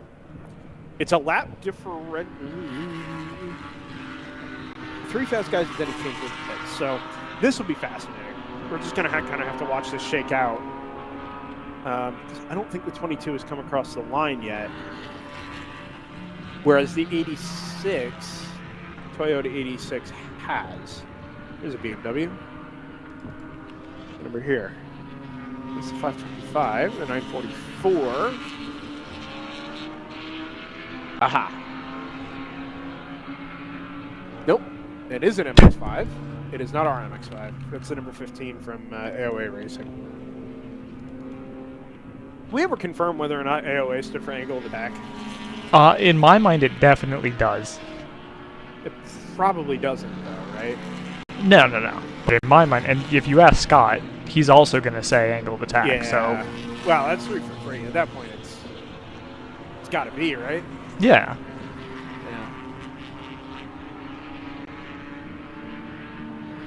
I'm almost done. Don't worry.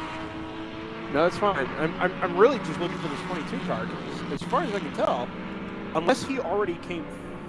Oh, there he is. He's actually just come through on track.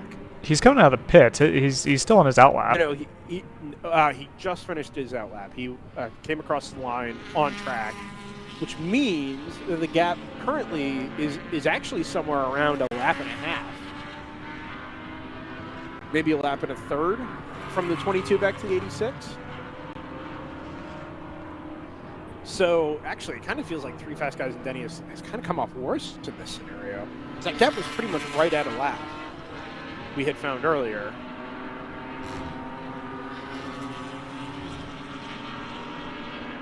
Oh, incidentally, Joseph, the round 3 cars, you remember them, of course. Well, Coda, and also lots of things here. They have a very similar paint scheme with the silver, black, red, yellow sort of look, with previously giant shell logos on the car. The giant shell logos are gone and have been replaced with some medium-sized Haggerty logos. Ooh. Things. Yeah.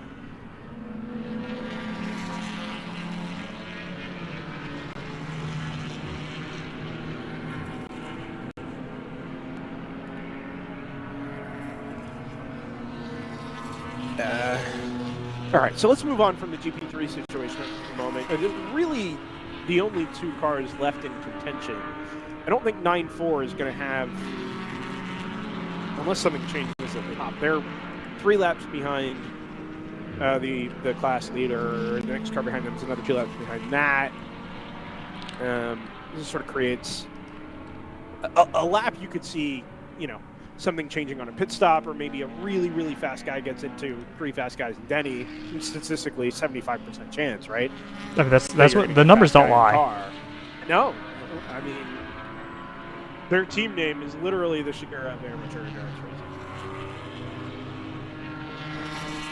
But anyway, that's what every GTE AM team should be called. Oh, I'm sorry, GTR 99 is Shigura of Endurance Racing. Team GTR 99 has just done his fastest lap of the race, 1:35.7. Hammer did a 39.7, split decision did a 43.3. This GTR car, all things being equal, like we've seen a handful of times before, kind of has grabbed this race by the throat in the closing third. Stomping on its neck, as Scott might say. Can you still say that? Wow. Not the direction I was going. I don't know. I talk to like 100 people at a time doing this. I really don't know what's acceptable. Are we up to 100? Have we hit triple digits? We were earlier today. We were up to like 115. Oh, wow. Well, I'm glad I could put the kibosh on that. We're at 84.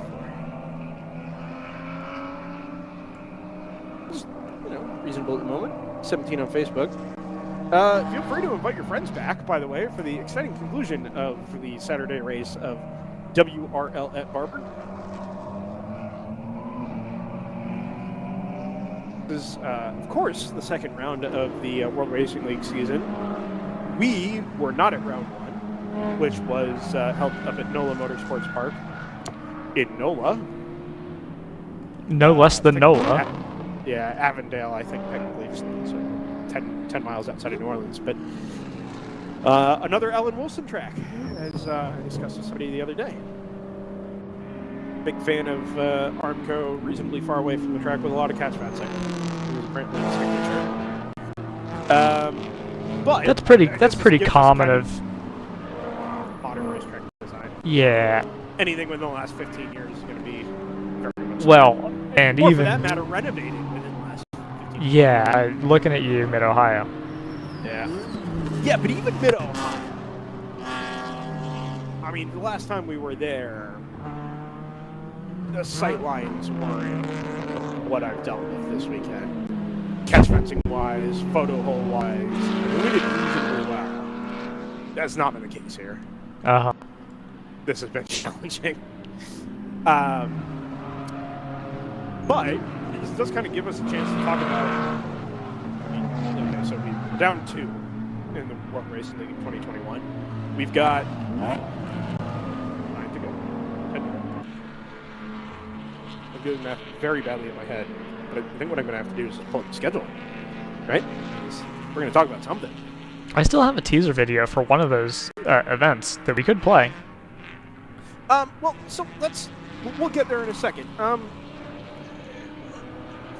For those of you new to the World Racing League, or let's say you compete in other series around the country, or you're a club racer that's interested in getting involved in amateur endurance racing, WRL is not a season-long entry, right? There are season-long points championships, and this event in particular is going to count towards, I think the Eastern Championship, actually. Yes, Eastern Championship. Midwest and Eastern.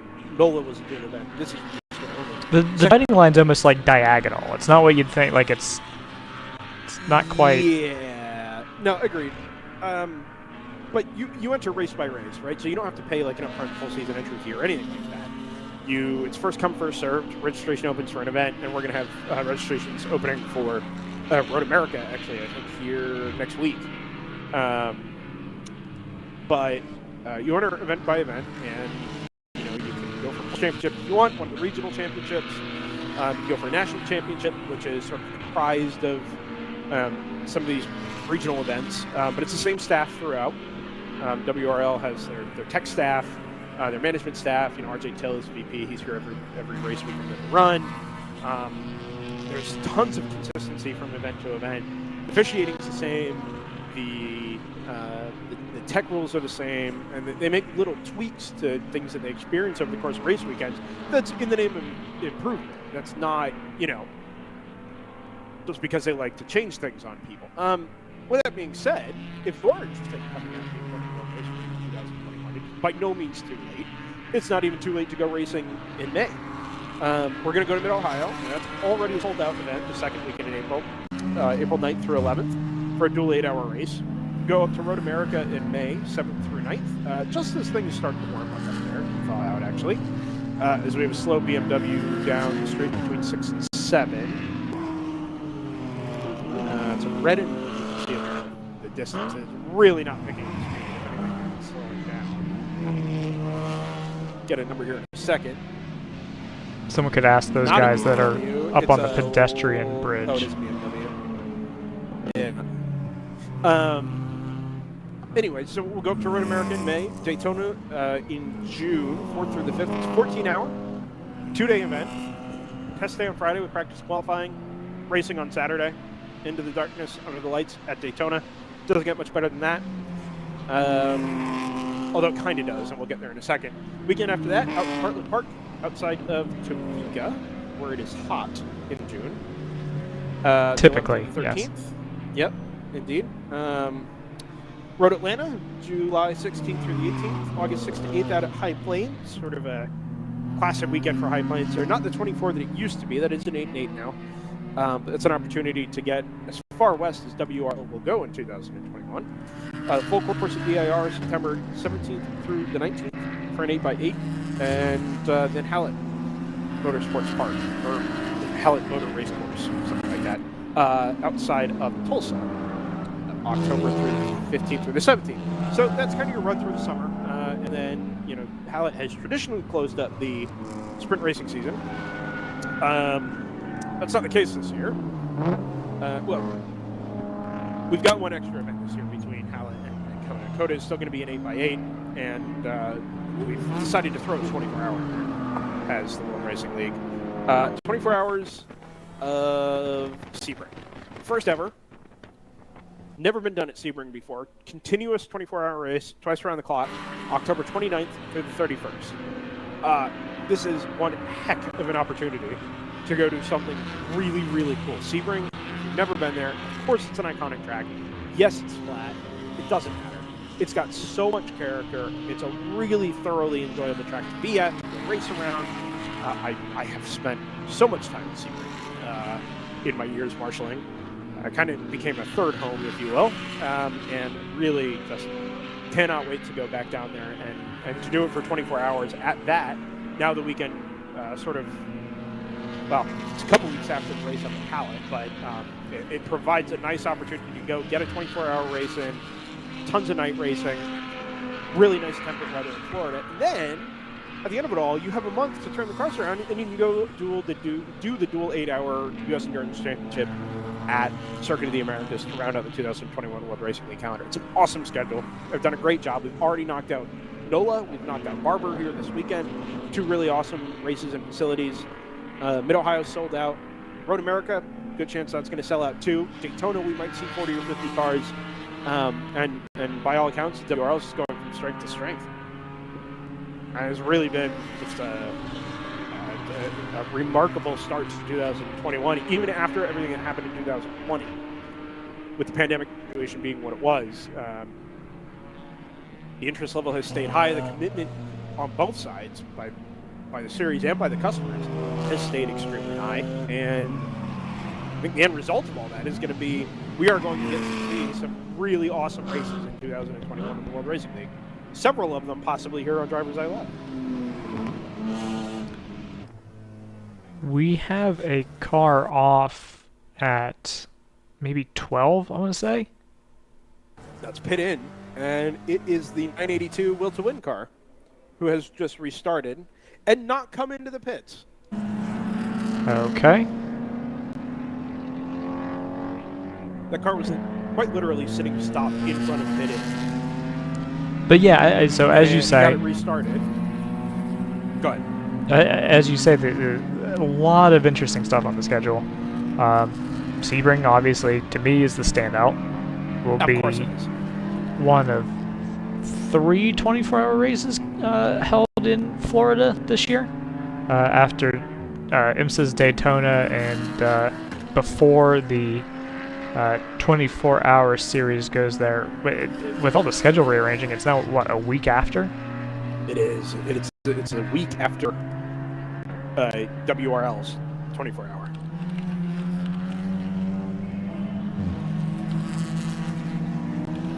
Reminder, if you aren't following along, well, 5 times, by the way, you haven't been during the course of today, racehero.io. Fantastic source. We've been using their data for years. They do a great job. The product looks solid, and compulsory hello to Brian Nelly and everybody at Haggerty Motorsports, such as it is now. They do a fantastic job. Racer's great resource for us, great resource for you to follow along from home. Break everything down by class if you want. Follow the overall, fastest laps, all kinds of car information, lap trackers for all 100 and nonsense laps we've done so far. 208 actually. We did pass 200. So definitely encourage you to jump on racehero.io. iOS app is available as well, Android app, and then our coverage here on DriversEye Live. Winding down quickly to the 2 hour to go mark. Missed while this was going on, Joseph. The 982 is ground to a halt again on the front straightaway. So the car restarted, and I assume the driver thought that, oh, sure, we can get this car home, or the problem is gone because the car restarted, and it made it probably 400 yards, 500 yards, and ground to a halt again. And now we've had to go 35 as a result. Now, I'm not a driver myself, but I feel like this could have been avoided. Yeah, that was kind of my thought too. I mean, Yeah. I kind of see, you know, if it is a switch off, switch back on, I kind of see the logic in saying. Sorry, Joseph. GTR is Salmon on Race Hero. Is that necessarily a problem? Have we gone? It's Has in timing gone second yellow? Now it's in second now. Okay. So they have not just pitted. So, although CCTV hasn't gone looking for anything in particular here, it did go yellow, but it would have come if it was close enough to start finish to go yellow. It should have come through by now. The 01 Hammer car has already gone through into the lead. Not another car stop somewhere, is there?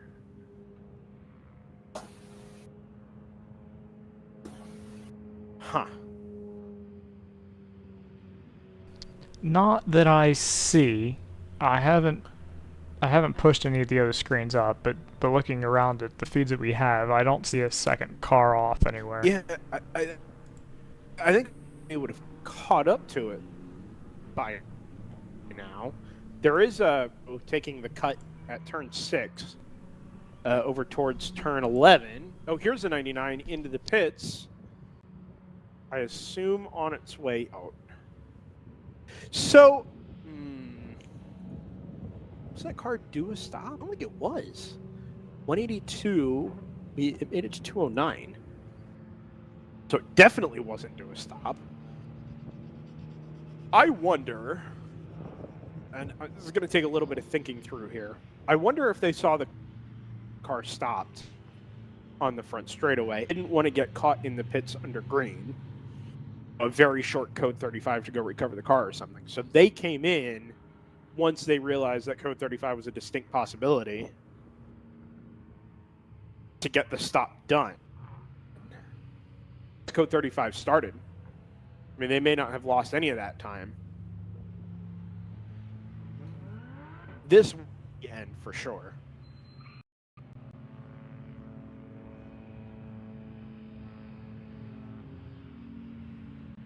They'll definitely be able to make it home on one more. The 01, also Salmon on Race Hero, and you'd have to assume this is a top. They're pitted similarly far into where the 99 was. As the flat toe arrives on scene to retrieve the stricken number 982. Well, it's not really stricken if you've done it to yourself.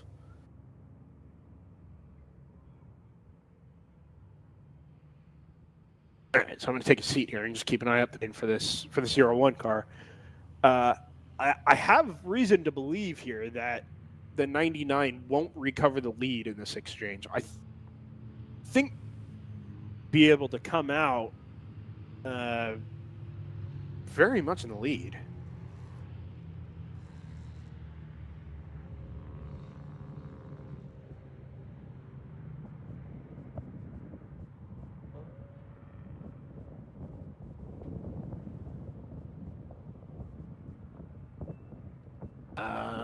No, Acura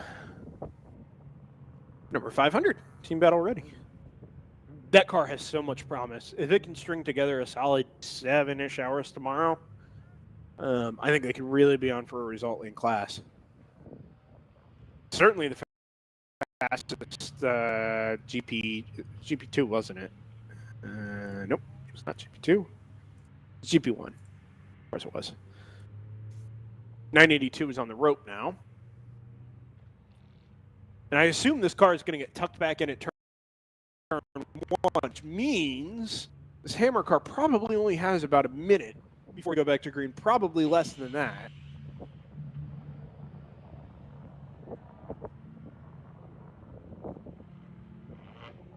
Team Phoenix in the pit lane. Oh, no, it's not. It's the 52. That may have been who I saw earlier.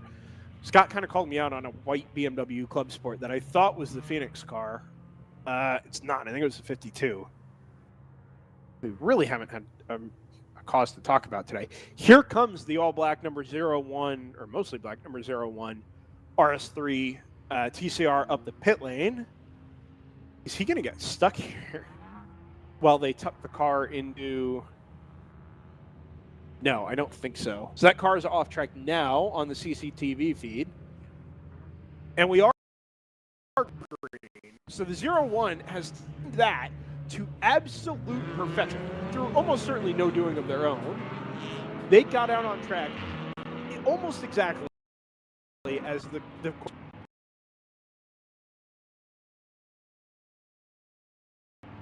went back. At first and second, you need something like 10 seconds, 15 seconds on track on equal footing on pit stop. 2 hours and 6 minutes left, which means almost certainly both of them will be able to do it on one more pit stop. And that 99 has gone absolutely berserk over the last hour and change on raw pace.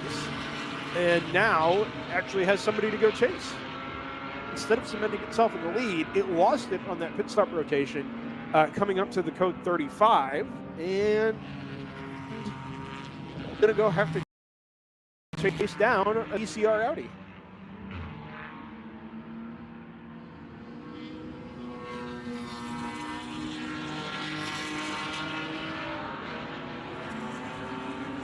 Oh my. CCTV is dizzying. Oh, as a matter of fact, it's not. The split decision car has come through between the 01 and the 99. So I think, for the moment, we've got the top four instead of a minute, probably less than that.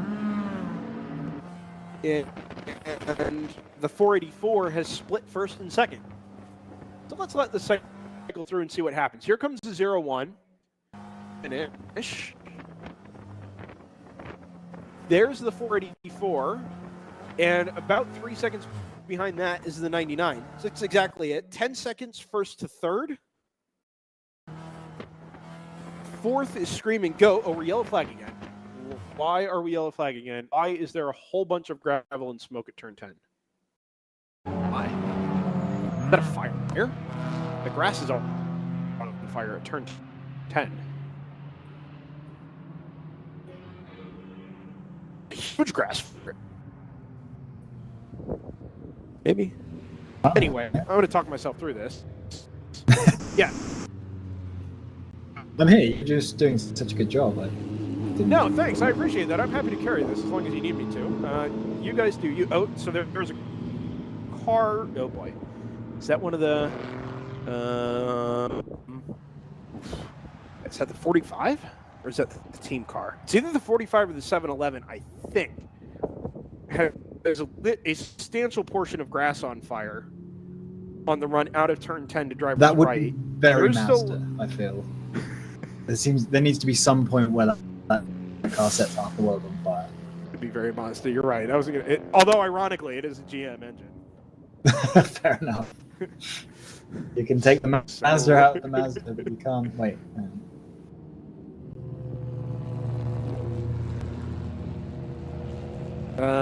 They really still haven't zoomed in on. Oh my! There are two separate stretches of burning grass at the moment. One of them. Well, the stretch we can see from turn 2 doesn't appear to be on fire anymore. This is no. Yep. No, portions of both of them are definitely on fire. Well, it's a bit of a shame because, as you say, we've got to a point now where, yeah, it's worth reiterating that there have been no full safety cars in this race. So there's been no point where the race. 7-Eleven. Sorry, Scott. There's been no point where this race has been reset, and yet we've got 7 hours in, and we're in a position where the three are within 10 seconds and of each other. This is the. Start up. I think we're going to be on the same wavelength. To me, of needing full course yellows to create interesting racing. What it does is bunch cars on track. So after a restart, you might get gaps of racing where cars are close together, stretch themselves out. That is the nature of racing. the faster cars are going to be at the front. The slower who are, in my experience over the last 20 some years watching endurance racing, definitely more likely to end up with a thoroughly, genuinely exciting, strategic and/or on-track battle at the end of an endurance race. Race run its course. Even if you're not, when that happens, it's so much. You're so much. But It's interesting as well as exciting, where you can create some pockets of exciting racing with the full course yellow, the forced full course yellow style of race control, but it's not interesting. Like, I get to the end of certain 24-hour races at certain tracks in Florida, and it's been boring 20 hours because I know that they're going to throw a yellow flag in the last 2 hours, and we'll get a sprint race. Like, what's the point in the rest of the race at that point? Whereas this right now is. It's really rewarding having sat here and watched all these teams, and also the 3 or 4 teams who were in the contention earlier who dropped away, go through their stories, know that every part of their race has been important, and they've all come together to be in the same place at the same time. I think even 40 minutes ago, half an hour ago, we were sitting here looking at the GTR at the front of the field. All of a sudden, things change. It's code 35, but you've got to do something. Right, and as much as anything is going to preserve, I kind of hate to use the word, but preserve the authenticity of the race.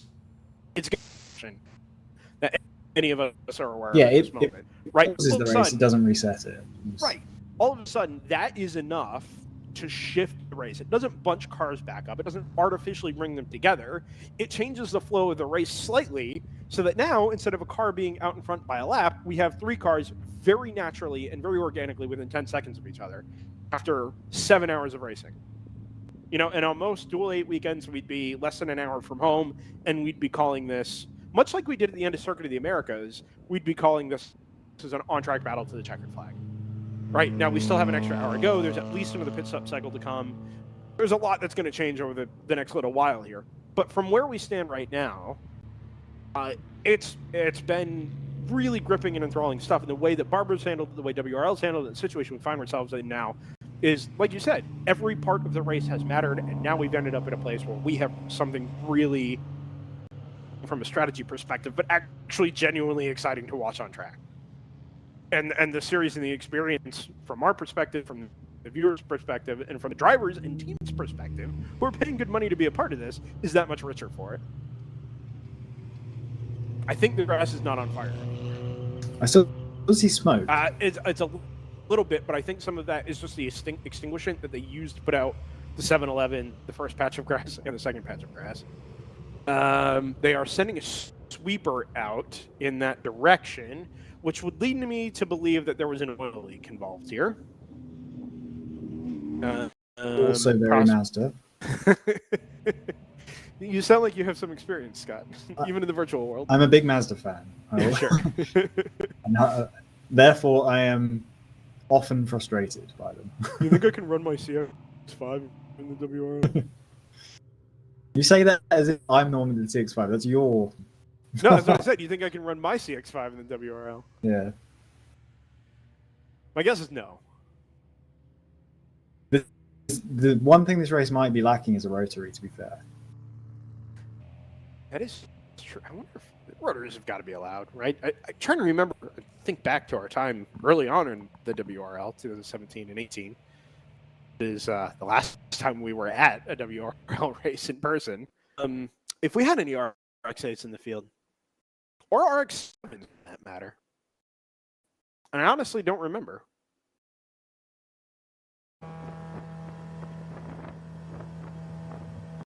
Uh-oh. RJ's put it to the bag. Can't be good. Screaming Goat with a pit stop.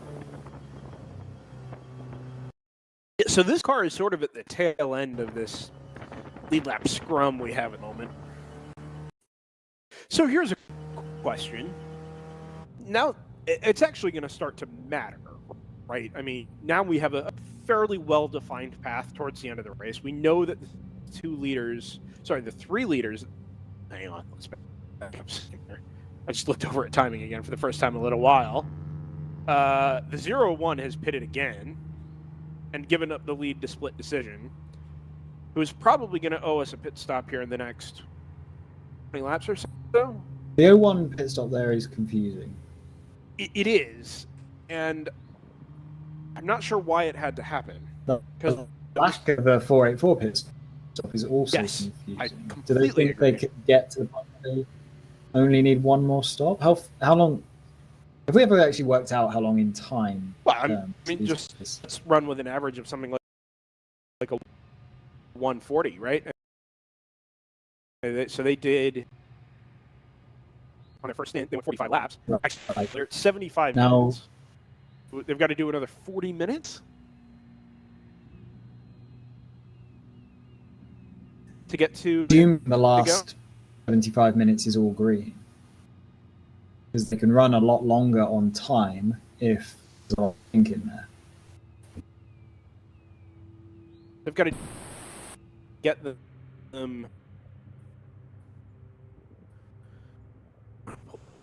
they were in 30 and 24 is 54. There's no way, unless within 85 minutes and catch a lot of then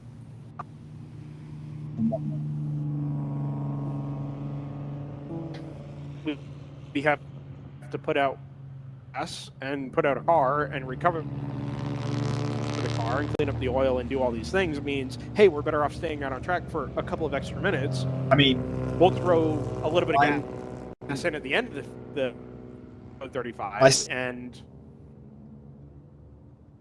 on the side of team. I completely agree. And if you happen to run green at the end of the race, it's less fuel you have to put in. That might be what Hammer are doing. Just saying, because it doesn't use the thing, we have to add that fuel at some point. Yeah, I agree. I still no one come through yet. Or are they still marked as in the pits? The marks in the pits, but I think that means they've completed their lap after their pit stop. You know what? I think you're right. They'd be salmon otherwise. Which means that they came out. They finished the last lap only 3 seconds behind GTR. Right, which that makes basically sense. Right behind. Means they only gave up.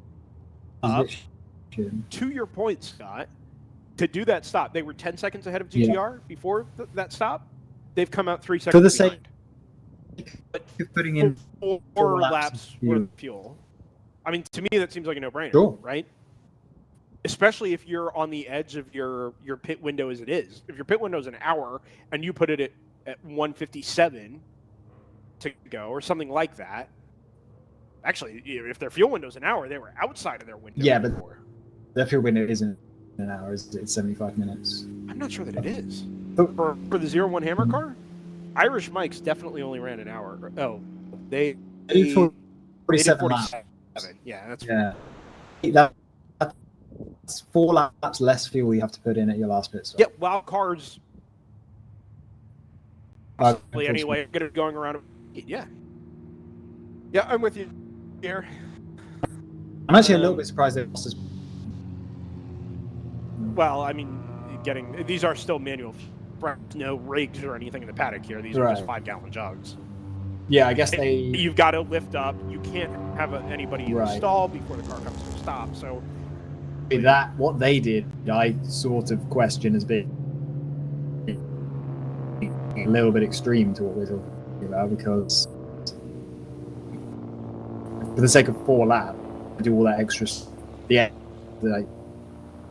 getting guys over the wall, lifting the fuel jugs, etc. Quite a no, they're literally physically right. So it goes 99, 1, 0, 1. Right. Oh man, all over the racing line. Oh boy, it looks like it starts at. Looking at 1 and the 0-1 have just come past the camera there. They've just had a BMW slot in between. The number one onboard camera is going to be quite interesting.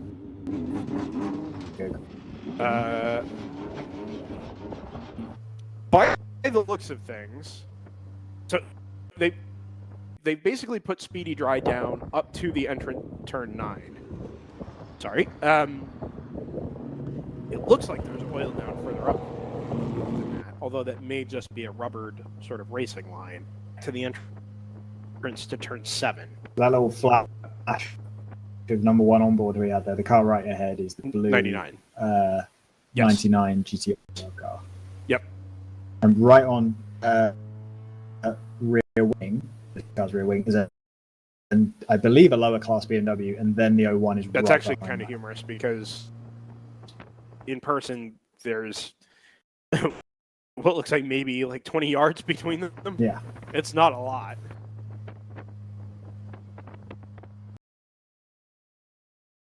I wonder, I have seen engine explosions over the years. I wonder if somebody missed a shift coming out of turn 8. Maybe grabbing third instead of fifth or something like that. One of those things you don't really want to think about. No, but we've Dollar seen it signs enough. involved. Well, hence the money shift. Yes. We've seen it enough, even races like this over the years. Very distinct memories of somebody at Mid-Ohio doing that onto the front straightaway, coming out of the carousel through the left last corner, trying to grab fourth and accidentally grabbing second. An enormous plume of BMW oil and smoke and instead, which is not something I thought I'd say, and missing a downshift going, I think, from 5th to 1st, breaking into one of the hairpins instead of 5th, or maybe it was 2nd instead of 1st. One of the two. Anyway, it literally and spread bits of transmission and such all the way down the track. Like, we walked up to the cars, we were marshalling, walked up to the cars that was being recovered. You look through the floor of the chassis. Bad situation. Yeah, that's where the magic of the sequential shifter was a pretty big technological step in race car design, at least amateur race car design.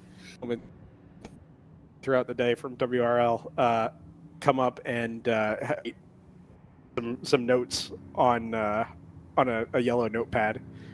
And at one point it was to ask if I wanted food. At one point it was to tell me about a penalty for the number 711, actually the Miata, for pushing his teammate home when he was out of fuel. And this one just said URL is the best series in the world, which I absolutely no agree bias. Objective. I make no apologies for gushing about my experience with the World Racing League. This is my 10th of live streaming races for one reason or another, right? We started out at the 25 Hours of Thunderhill 2011. I did it solo for 2 years. We've slowly built up a team. We've added video. We've added some technology. We've added Joseph's script, and all. The point we've got to now with the World Racing League, where we're able to attend events, it doesn't take, the big championship to put us out to a racetrack. The fact that we can come out in the mid-season, there's interest, there's commitment on the World Racing League side, and we can have this sort of relationship where, we improve little by little every time we come out to the track. They improve every time they come out to the track. They have full grids, 66 cars at a place like Barber. We're wanted here. We're appreciated here. The guys enjoy their reach out to us and provide onboards for us. All these things. Working relationship that we've been able to build over the years with WRL in both iterations, both before and after it's been acquired. Really just so appreciative of everybody at WRL. And as I think we're about to go back to green here, we do. It's been really fulfilling over the years to be a part of all this. There's loads more racing to come over the rest rest of 2021, and I'm sure some of it will be on DriversEye Live. And just kudos to everybody over in the room next to me, RJ, and everybody involved in WRL for making this series and this experience what it's been. Really, to that end, a really exciting race to turn our attention to. Split decision, Team GTR, Barber Motorsports number 01. Only and an hour and 45 minutes left to play. I had to do that. Joseph took his script for his graphics. Although I assume that's because it's racehero.io for timing. I assume the script is behind here. But we'll get there in a second.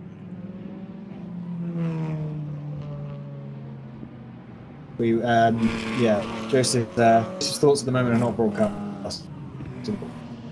No. So we'll move on. Those guys must have been fully up to speed as they crossed the line because those look like real gaps.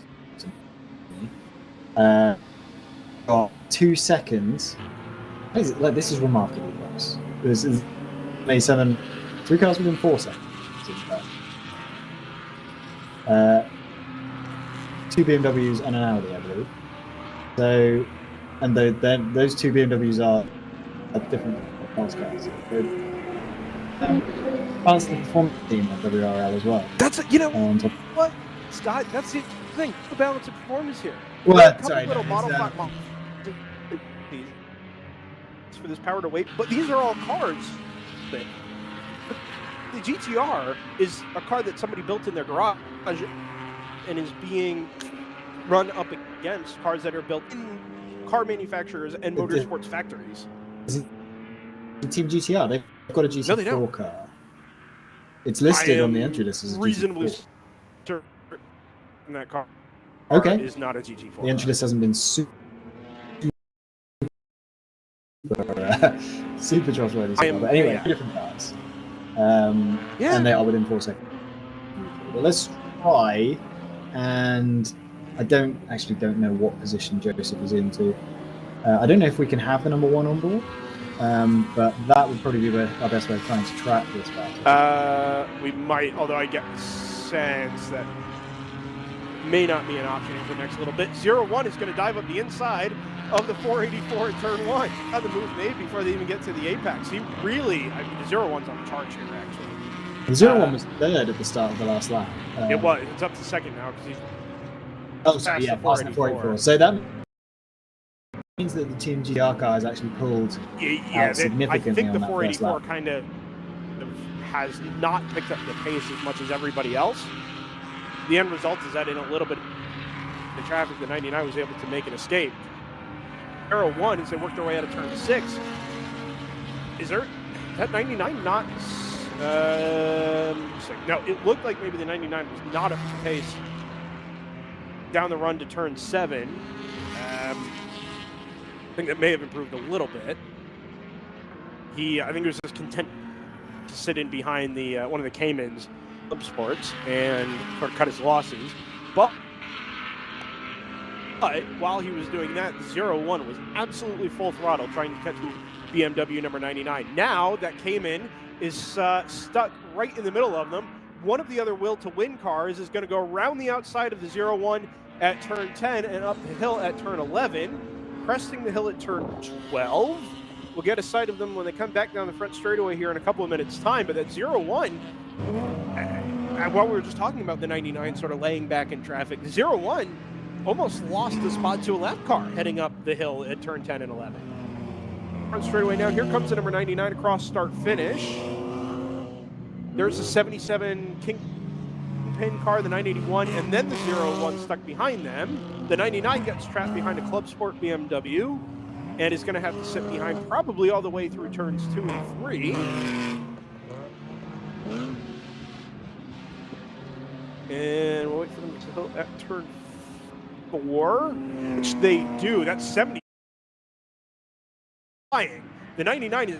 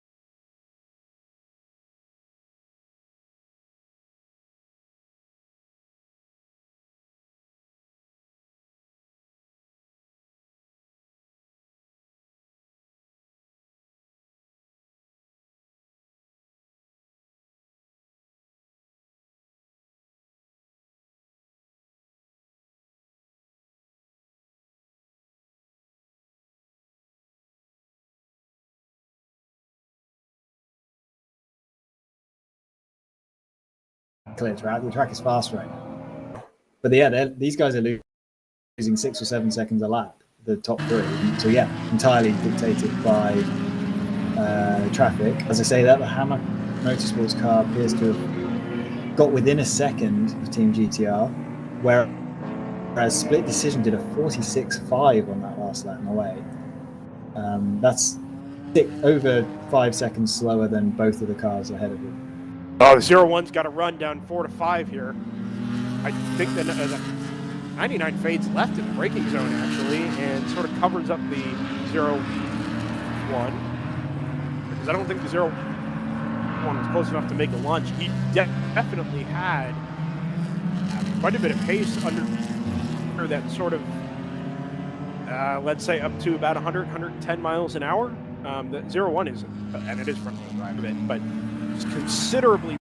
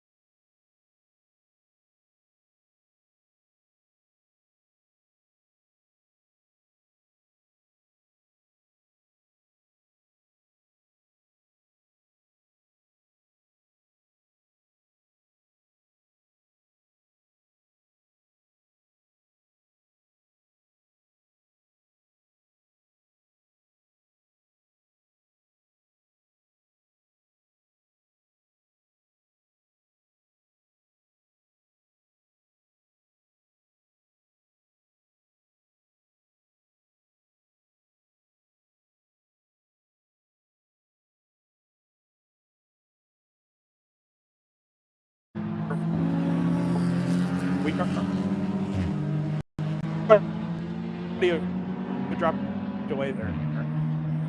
We've got an issue to take care of.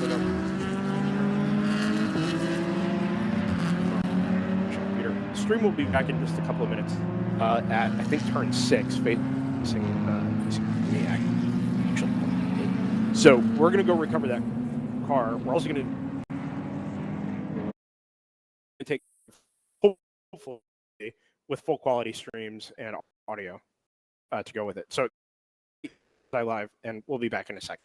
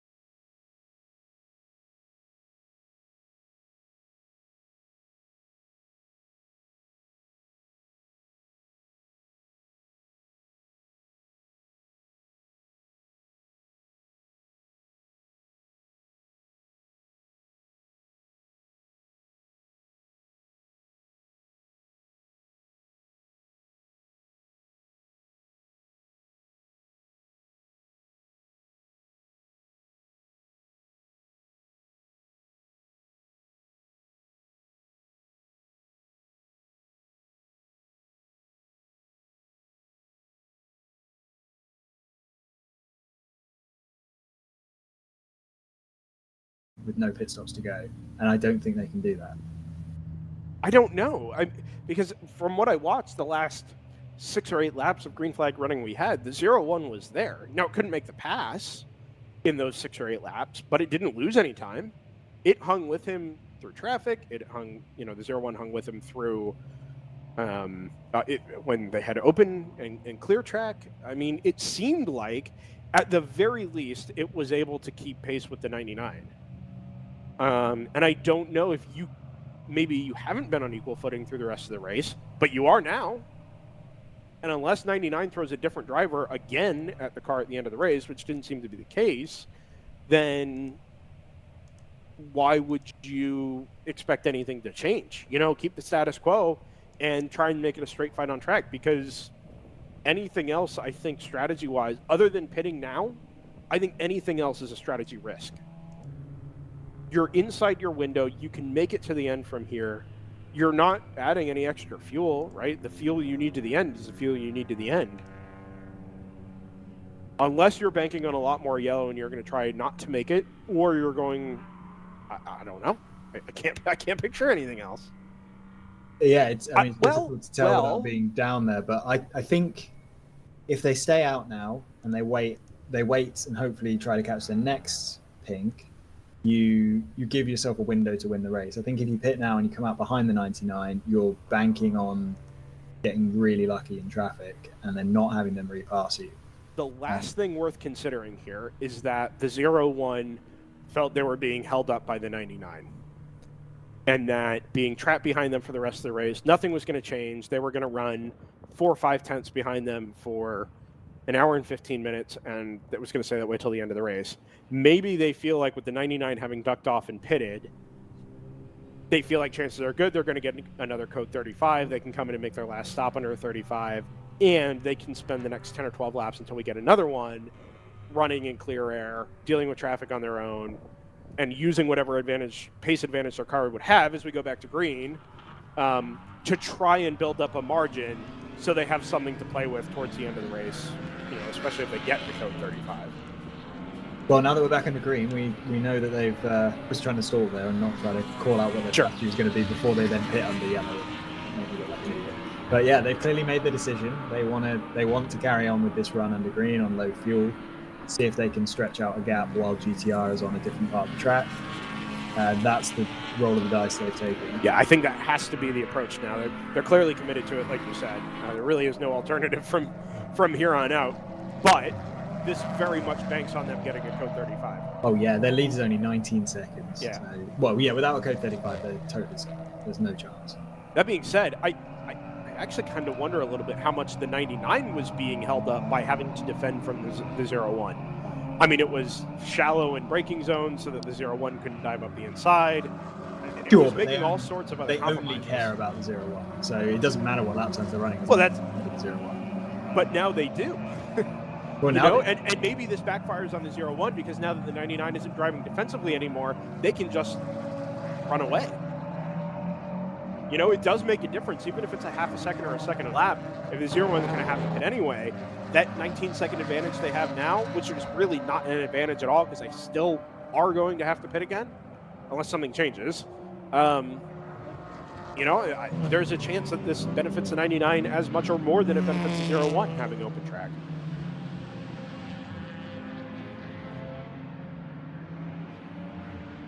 Screaming Goat Racing is currently running third. They're in exactly the same strategy position as Hammer Motorsports, the 0-1 car, but obviously with a 1 minute and 7 second deficit. So I can't see an opportunity for them to get the win here. But they're running third. Team Phoenix fourth, and split decision has now dropped to fifth.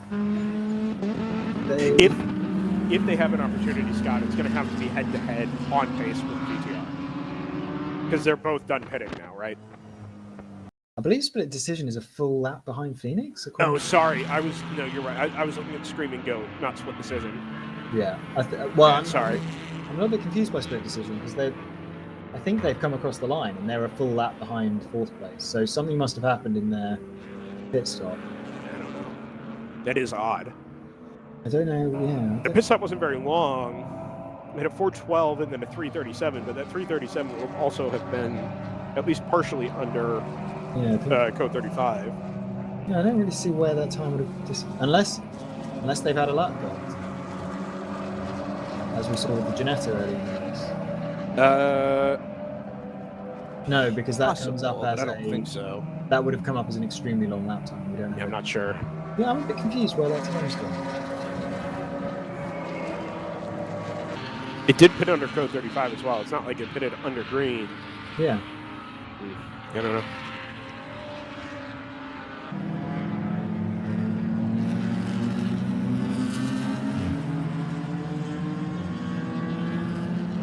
So we'll watch the lap times here for the 01 and the 99. So far, it's advantage to the 99. He's picked up about a second the last time around.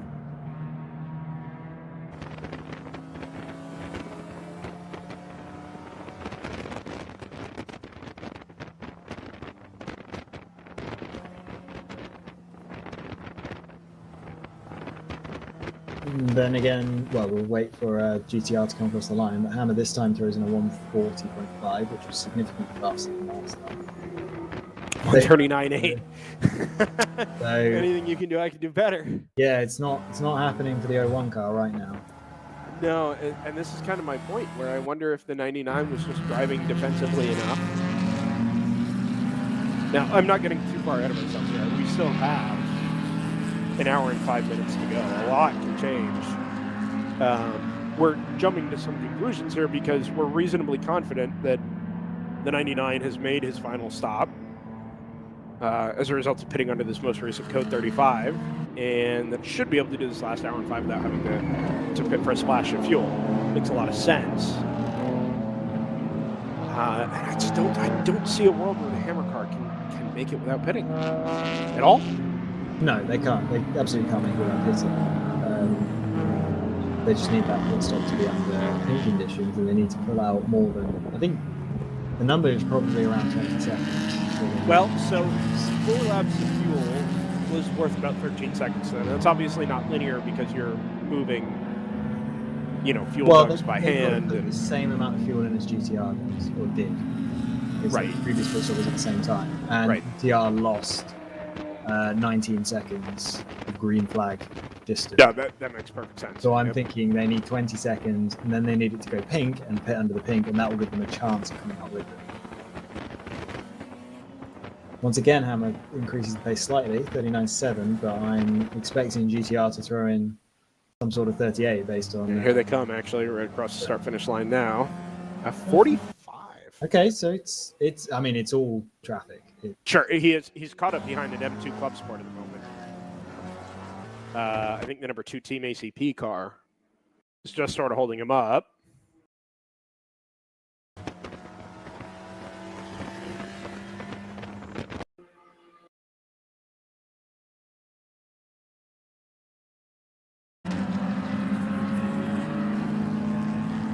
Yeah, just looking down, and as we've gone back to green, so we get a little bit more realistic picture. You mentioned the GP3 battle, quote-unquote battle, during the pink period there. It is over a lap, because right now, number 22 TCS Motorsports car has done 2 laps, and the number 86 3 Fast Guys and Denny car has done 2. I imagine they'll come across the line in a second, but it will be a lap and some. So that battle with 3 minutes to go, that's 3 Fast Guys and Denny comes across the line. That battle with an hour and 3 minutes to go appears to be going in the direction of TCS Motor. That's for minutes 5. Yes, and it did kind of look that way. Even though an hour or so ago. 3 Fast Guys and Denny are 3 seconds a lap quicker as of right. It's not. It's a lot of time to make it. There's a little battle for second, third, and fourth in GP1. They're a lap and a half or so behind the class-leading number 44 PC Racing BMW. But Big Mission 336, the number 46 Ginger Racing BMW, and the number 58 Hunter Racing BMW are all sort of within 15 seconds. And sort of reviewing the pit situation at the moment. Gonna be closed. I think they can all probably make it to the end without a stop. We jump on board. Lonnie Unser. In not the number 101.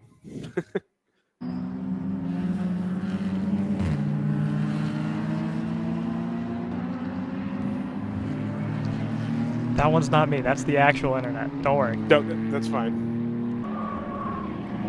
The internet from the car, you mean? Yeah. Yeah, interesting. Have things sort of settled out on your end there, Joseph? Performance has. Understanding has not. So, you know, onwards and upwards. Oh, I've just noticed the actual YouTube stream is extremely smooth compared to what I'm seeing on Caster, so I might have to refresh something.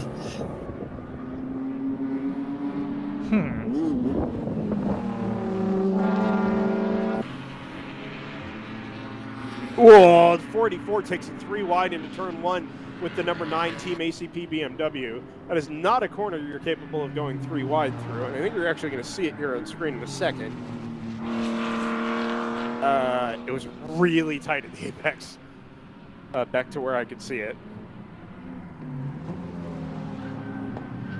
That was not it.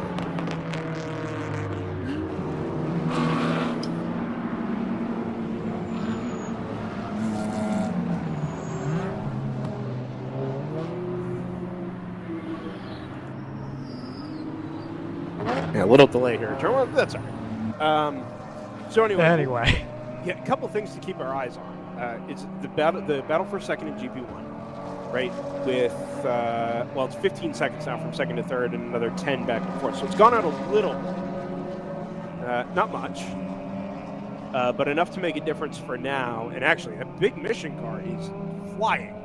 A 141.9 last time compared to Ginger 148.7, and even Hunter Racing did a 146.1.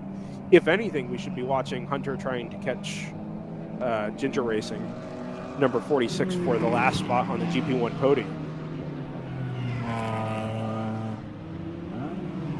17 seconds is your lead margin now from 0-1 back to 99.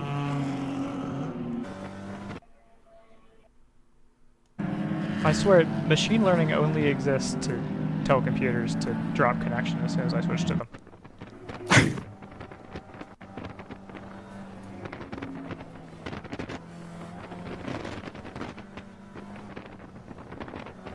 Man, this 484 car is caught in so much traffic. CTR loses a little bit of time back on its 238th lap compared to the 0-1. Yeah, it's really back and forth depending on who catches traffic, I think. But, yeah, the net is that they've gained a little bit of time. Like, yeah, that was going to be my point. Is in the first few laps they gained back enough, just a couple of seconds, that it's going to make it. Unless the 01 for some reason is able to have a short pit stop. Yeah, it's not going to be enough for the moment. But as we pointed out under the last code 35, it is a stop that still has to happen under code 35. If they don't get one from here to the end, they've gambled it away. Yeah. So how long do you think they've got until then? It's quite a while. That's a good question, actually. They pitted on lap 213 last. Right. So they'll need to get to 258. Right, or they can get to 258? There's been some pink running, so I think they can make at least 260. Yeah, that's fair. Which would be 22 laps. Which, let's do the maths. Going to be in the region of 30, 35 minutes. Well, I've done that very wrong. I think we're looking at about 30 minutes to go. Yeah, I showed about 36 minutes. Right. And we're at 57, 58. So they can make it to... Oh, sorry. Yeah, I was doing that wrong. Yeah, 20, it'll be 22 minutes ago. Yeah, you're right. You're right. All right, so the absolute furthest they could possibly get is about 20 minutes to go. That's probably a bit far anyway. I think so. But in the best part of... That gives them 35 minutes from now, which, with the way the race has been going recently at least, we've only really had 2 chunks of the race that has gone longer than 35 minutes. Yeah, it sounds about right, actually. So I think it's a decent bet. The problem is that we just don't have the pace to get in a position where that's even that's going to work. But we'll see what happens over the next few laps. They only need.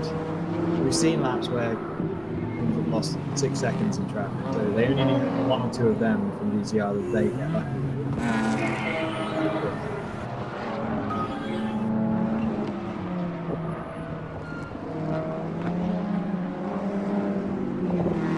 Car off and turn. Yeah, you saw that too, Joseph. I did. I think that was the 134. Sort of slid off into the tires there at exiting turn 1 into turn 2. I look out the window for a black BMW that might have been there. Maybe it was the 58, actually. That might make a little bit more sense.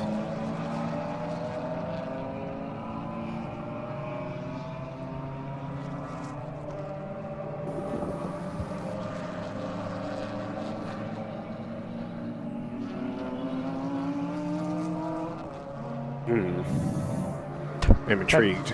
Penny for your thoughts. Yeah, no, I'm just a little intrigued at the moment. I'm taking a peek at Boy, something here. that makes 2 of us. Yeah.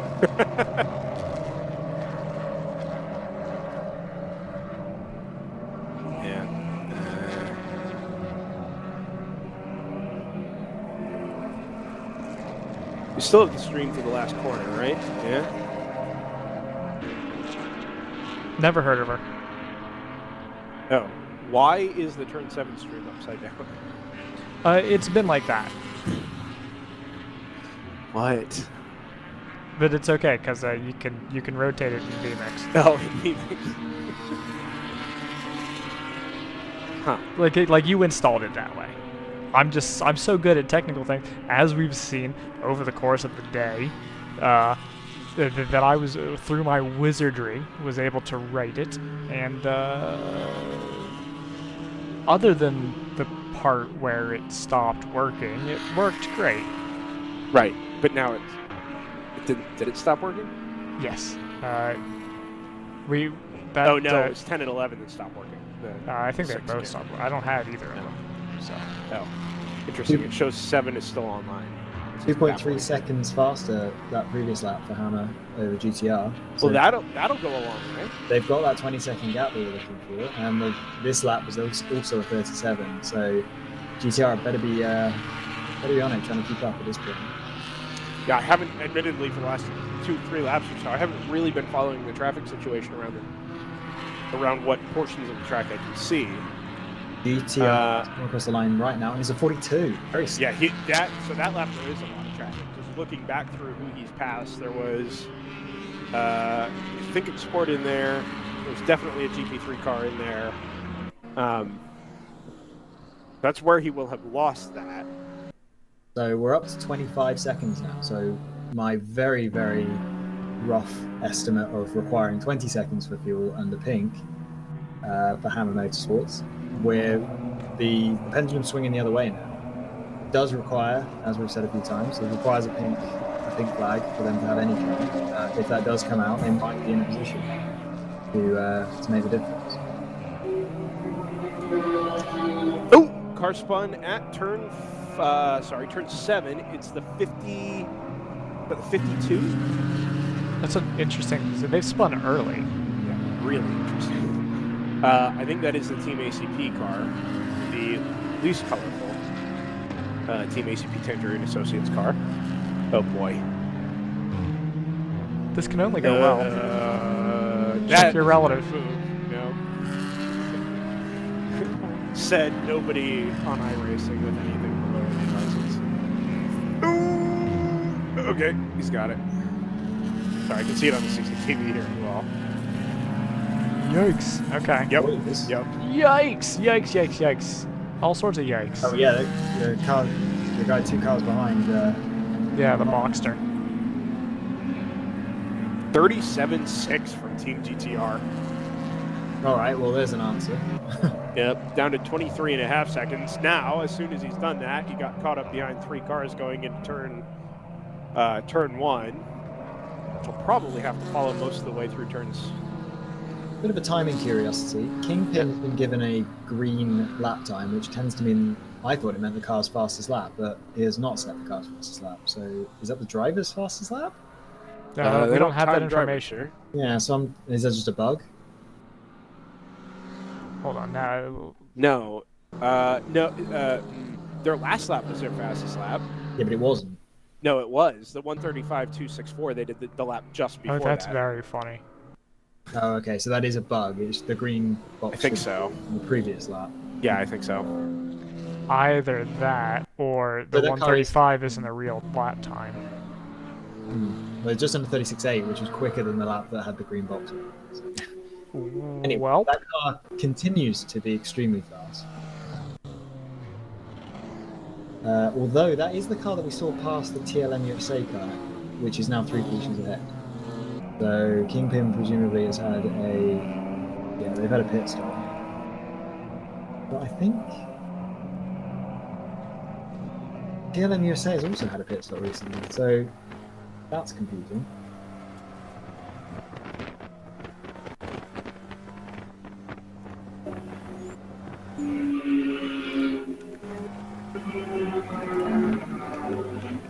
I feel like this Kingpin car, for all of its pace, has just been hemorrhaging time from a place that nobody can understand. Well, yeah, I'm seeing weirdness because I spotted this earlier with I can't remember which car it was now. Was it the split decision car? I was trying to work out where they've lost a lap. can somebody I Google can't- what phase I the honestly moon's can't in? see it in the lap times, and I can't see where Kingpin is.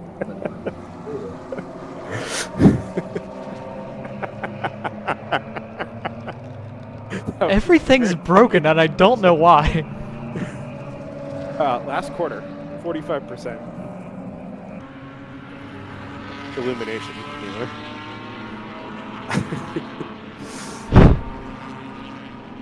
So maybe if the moon is breaking all of your things, maybe it will allow Hammer to make a pit stop, not under code 35 and keep the lead anyway. I don't Maybe believe that's that. what we're headed for here. Yeah, at this point you have to be almost unlucky to be making a pit stop under green flag conditions. Under green. Yeah. Well, you say that, Yeah, I do but say they that. had their opportunity. I said almost. They had their opportunity, and they decided not to. Which, okay, fair enough. They got the clear track they wanted, and by all accounts, it's working so far. But again, this is contingent on getting a code 35 in the next sort of half an hour. Well, under that now, right? Probably about 27 minutes or so. I'm almost at the point where I'm ready to call a timing glitch. So. Because on lap 225, Kingpin was in 9th. They'd just overtaken TLM USA. Straight after that, there was a yellow flag period. Both of them pitted. Kingpin's pit stop was significantly faster than TLM USA's, and they've all had normal lap times since then, and somehow Kingpin has lost a lap. Stand by a second. Let me see if I can get an answer. And I for you. noticed a similar thing with Split Decision, who are now a lap behind the cars they were racing, and I can't see any reason why they would have lost that lap.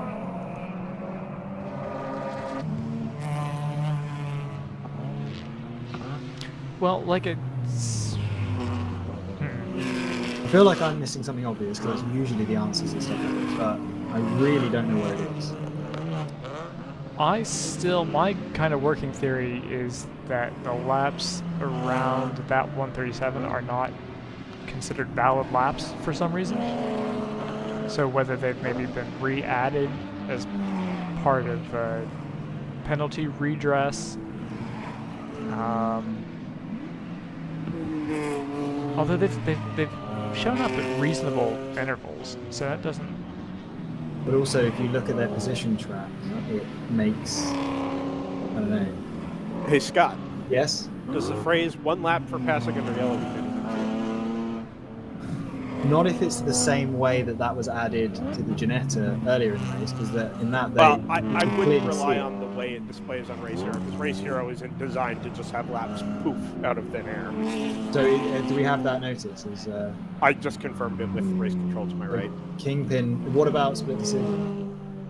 What about split decision? I feel like the same glitch has happened to them. Yeah, let me ask the number. Let me ask again. Where are you looking, Scott? Like what lap? What was split decision or with, Yeah. that was a little while ago. They were running. Well, they dropped from 3rd to 5th in one lap. On lap, it was when they pitted, admittedly. Okay, I see that one. Yeah. But obviously, 3rd is now over a lap ahead of them. So you don't lose over a lap of the pit stop and then never make it up because everyone else is pitted as well.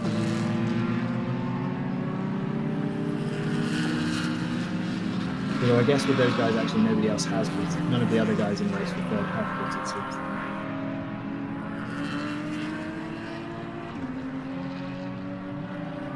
but they pitted under pink, so they definitely shouldn't have lost a lap. Especially as the lap time was only 4 minutes. And Screaming Goat, for example, at the same time did a 3:52. All right, two things really quickly. First, 484 was a pit stop violation, 6 men over the wall. Second violation gives them 1 lap penalty.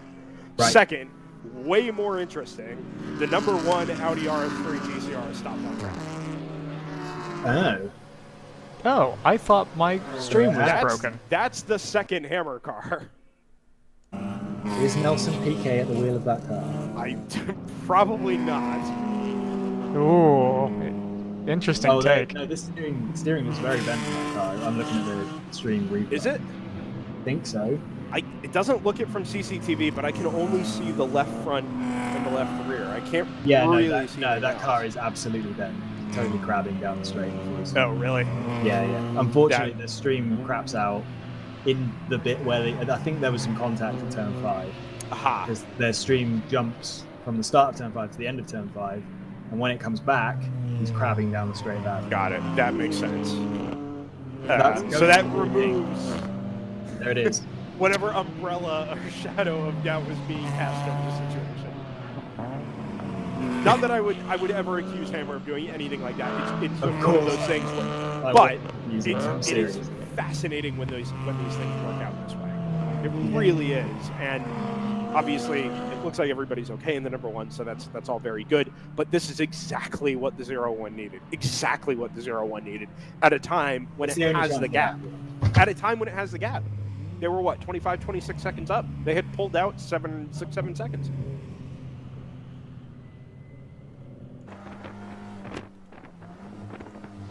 So this is on replay.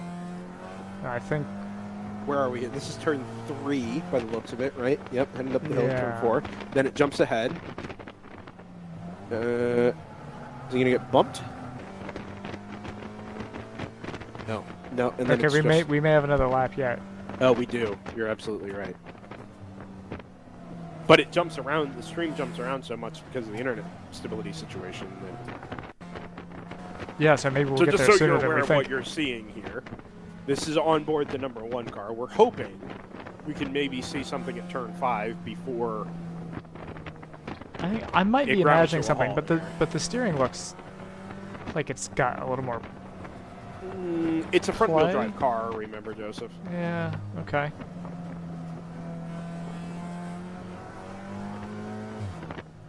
So has the 0-1 come in? His knees look extremely high. They do. It's like when a 13-year-old gets in a cadet car that really is designed for a 9-year-old. Do you have experience with this, Scott? Yes. The 9-year-old is Sam. No, it was my car. I'd just grown. Okay, hold on. Let's see. No, good on that Nope, lap. another lap, yeah. The thing that's funny is I only, I'm back about 2 minutes from live, according to the YouTube, but because it's, Oh, there's so much missed data in there, yeah. I was like, oh yeah, 2 minutes, that seems like the correct amount of time. I don't think it was enough, or I think it was too much time. Yeah, it's 2 laps? Yeah. I mean, everything's fine. up until this point, to state the obvious. You know, he Well, hasn't he's made bumped it past anybody at pitting, this point. right? So this would have been, he would have pitted by that point if something were amiss. Yeah. Let's see, so there's turn 3, turn 4, we're on the run into 5 now. Oh, yeah, there was clearly contact there. And it Wow, looked like how he though? was, How did he come from that far back? maybe there was a braking failure or something, or an ABS failure. I don't see any, like, smoke or any remnants of anything behind here that would have created that. At the time, I was also asking a question. Actually, I say that somebody had a trip through the gravel. I wonder if the suspension collapsed under braking, and he speared off into the gravel with a broken suspension. Because I don't believe that track through the gravel trap was there before. And it looks like he just sort of spews all this gravel through the short course cut. And then I don't see what happens after that. I don't see any more tire marks or anything other than him grinding to a halt and the run into turn 7.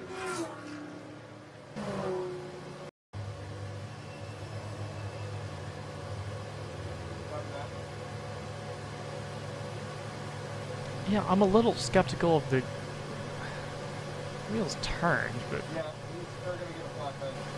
Well, they've only sent a flat toe for it as well, yeah. rather than a flatbed, which makes me wonder whether the 99. Let's just back up a second here. 99 GTR is Salmon on Race Hero. Hammer is not. 01, of course. Are they really not going to pit?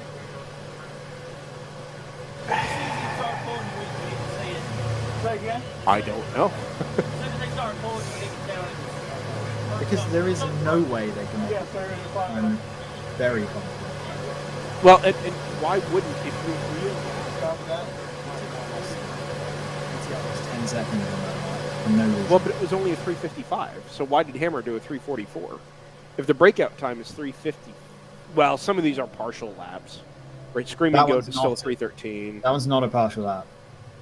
Oh, because he came through. Interesting. Well, Well, I don't think that's a partial lap. The previous one was a 141.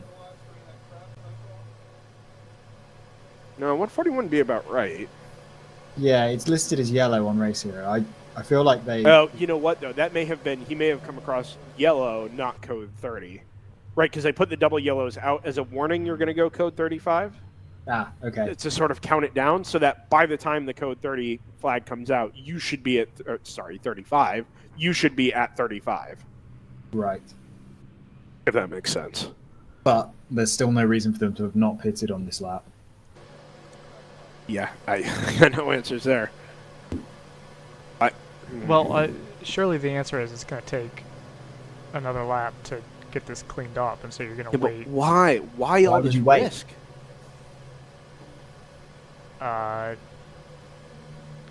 You know, you're just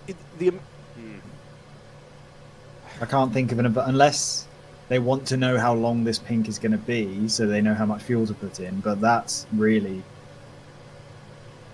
taking a risk that you're going to misjudge it, and they're going to throw the green while you're halfway around the next lap. I mean, they're kind of in control of the pink, in a way. Well, it's up to. Well, they've got the flatbed at the. At they've car got the now. most information about it for sure. Yeah, it doesn't stop the guy sat in the car holding the brake pedals. I am joking, of course. Scott Michaels, we cannot promote unethical sporting behavior. I'm not promoting, I'm accusing. Ah, okay. Yeah, let's be clear here. I'm No, also not accusing, I'm joking. frankly, I mean, the fact that car, I mean, when you see it at first appearance, right? Like, I was on my way over to race control to ask about the 484 split decision car and the potential penalty there. All of a sudden, I look up at the CCTV screen scattered throughout the area up here, and there's a stopped Audi. And immediately, because we've been talking about the lead battle here for the last, I don't know, half an hour, 45 minutes, that is the first thing that comes to mind is, oh my gosh, the team car has stopped on track, and they're going to get the code 35 they needed. Right? I think it's very natural to some degree to see that and not Like, accuse or believe that there's some foul play there. The fix is in. No, it is so coincidental. 0-1's come through again, by the way. So coincidental at such like the ideal time that, as far as we know from the outside looking in, this is exactly what they were going to need. Now, with that being said, the 0-1's still circulating. It hasn't come in yet, which makes me believe that maybe they're actually not going to pit. I can't understand a world where that makes any sense. The only thing I can think of is that they really actually don't need to pit again. That everything they've done beyond that first stint where they went 47 laps, everything else they've done, every other step they've made, I've just looked at it, has been under code 35. So it is entirely possible that they pitted the car early to get a measure of what their actual fuel usage was, verify the data they had in their ECU for their data acquisition, and send it back out. It might do 52 or 55 laps. That was just, we're pitting on this lap, we're going to verify that our fuel numbers are correct, and we're going to do the rest of the race going as far as we can. And it's just turned out that everything else they had was code 35s. Yeah, I guess that is the world where it makes sense. It's just, odd to give up so many laps in your first stint. And it's a high-tech car. I feel like you're not guessing on fuel, on the amount of fuel left in the car at any point. Obviously, it's worth taking into account the pace laps for the first, and also but do they drive a lap to the grid? Was that a thing? No, they come out of the paddock and push the car onto. Okay, so there's 2 laps. I mean, they had 2 laps so that's under 2 laps of code 35, essentially. Yeah, and they had another 2 laps of code 35 during the stint. 4. Which would have, so they almost equal out. So unless, they would have to have pitted 6 or 7 laps short, and this code 35 carry on for quite a while, for that to be what's going on. Well, it's They've looking got good. The 1. Yeah, they got the 1 up on the flatbed now.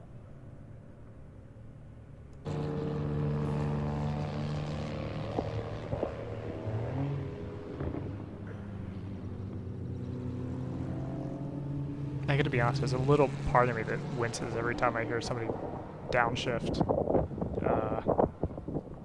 The revs pick up just a little more than you expect. Scott and I were talking about that earlier with the 7-Eleven on fire exiting turn 10. Like maybe somebody had grabbed second instead of fourth while upshifting or something like that.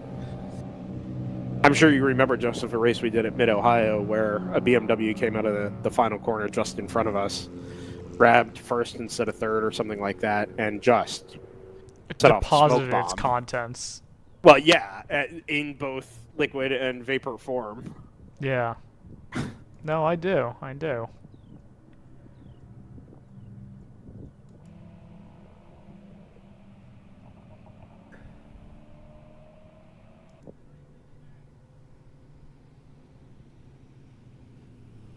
Sent a text message to somebody who would know very well if the 0-1 is good to the end or not. We're half an hour, right? I mean, yeah. How many more? We're he pitted at 2:13. We're at 2:49. So that's 36 laps. We're gonna do way more than 15 laps in the next 30 minutes. Although he's at 1, 2, 3, 4, 5, 6, 7 laps of I don't know. Well, if my timing stuff were still working, I could tell you. Well, there's just no data. I mean, there's nothing to make sense of how far this car can actually go other than that first stint, which again would not be surprising to find out that they had short pitted the car just to get their fuel numbers and everything like that. or to separate it from the other cars, right? So you're only bringing in one of the team cars at a time, because there are 3 of them, right? So maybe that was the first car to come in. These cars can actually go something like 50 laps. I don't know. God, This is truly boggles the mind. What's their longest stint that you've run into? Not It's how that long 47 have they? laps. What's that? It's that 47 lap stint from the 0-1. Okay. I can look at the team cars and see if it's any different, but No, first stint's probably going to be predictive for most cars. we should have looked at this. Let's take a look at this. The number 1, who has not done the same thing. Ooh. The number 1, the team car. First stint was 49 laps. That's second stint, third stint, fourth stint. They came in at 92. They were in at 146. That's what, 54 laps? That sounds right. We are green. Yep, okay. And then 146 to 200, which is another 54 laps. So I think there's a chance that these cars can actually go 54 laps on a full tank.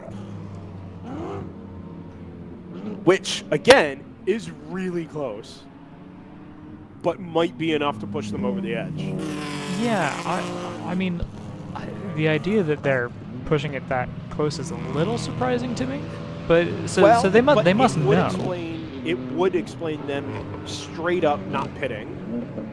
Number 1, and number 2, it would explain them coming in to top off at the end of something like 3 or 4 code 60s or code 35s ago, right, where they pitted and then came in 4 laps later and pitted again, topped everything off and sent it.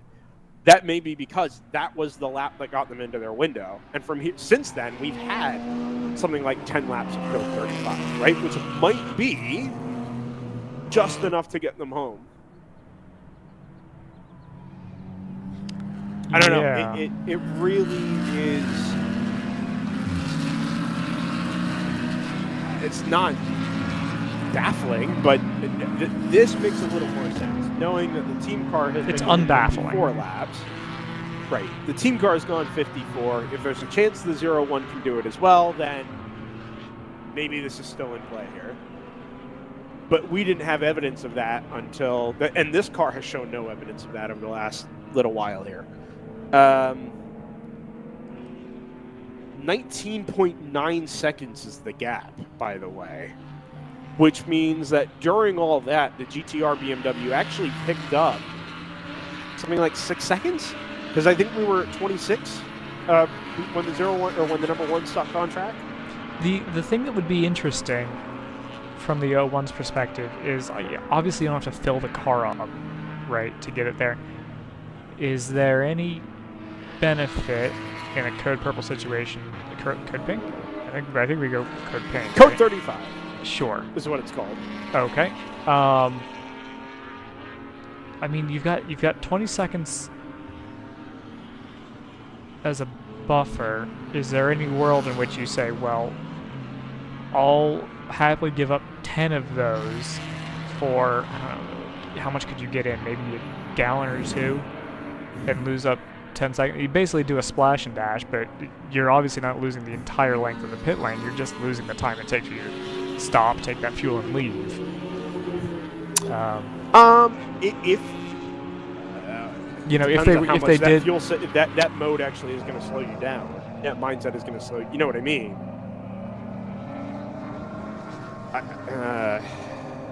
Well, what I'm suggesting is that while you were in the code pink, if you as an alternative to basically running on fuel save, if you instead say, which I don't know if they have to do that or not in this situation, but because we don't know how close they are, but if they are in fact marginal, is it worth it to pull that gap back in a little bit?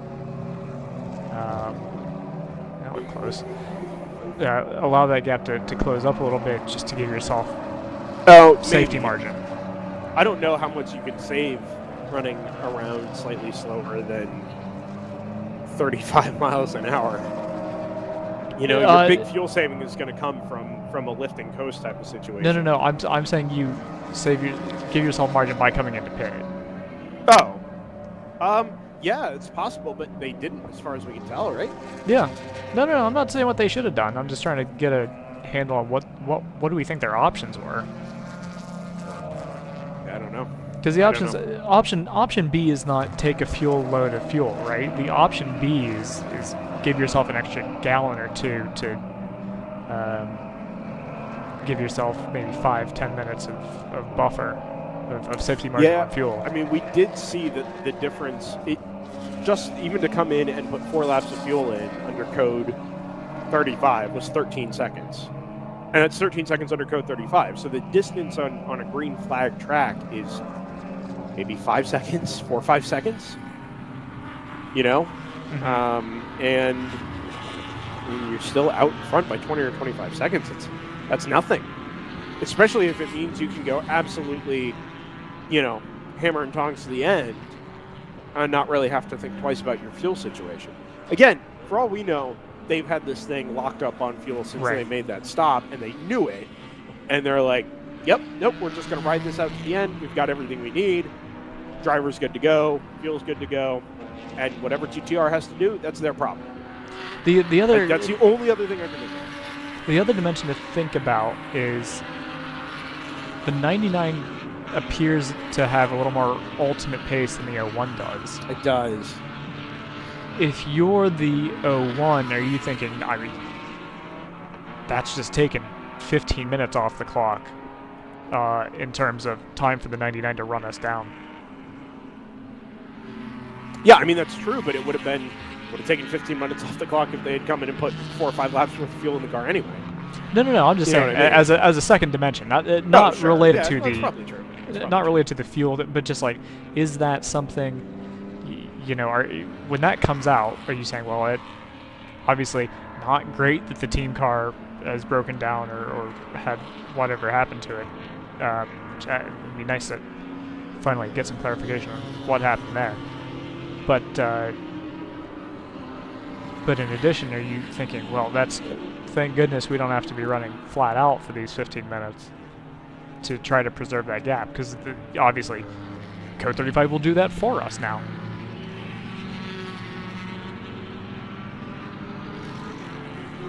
Even on the last, okay, so the lap prior to this one, lap 253, the 99 pulled back about a second on the 01. That last lap, it swung doubly in the other direction.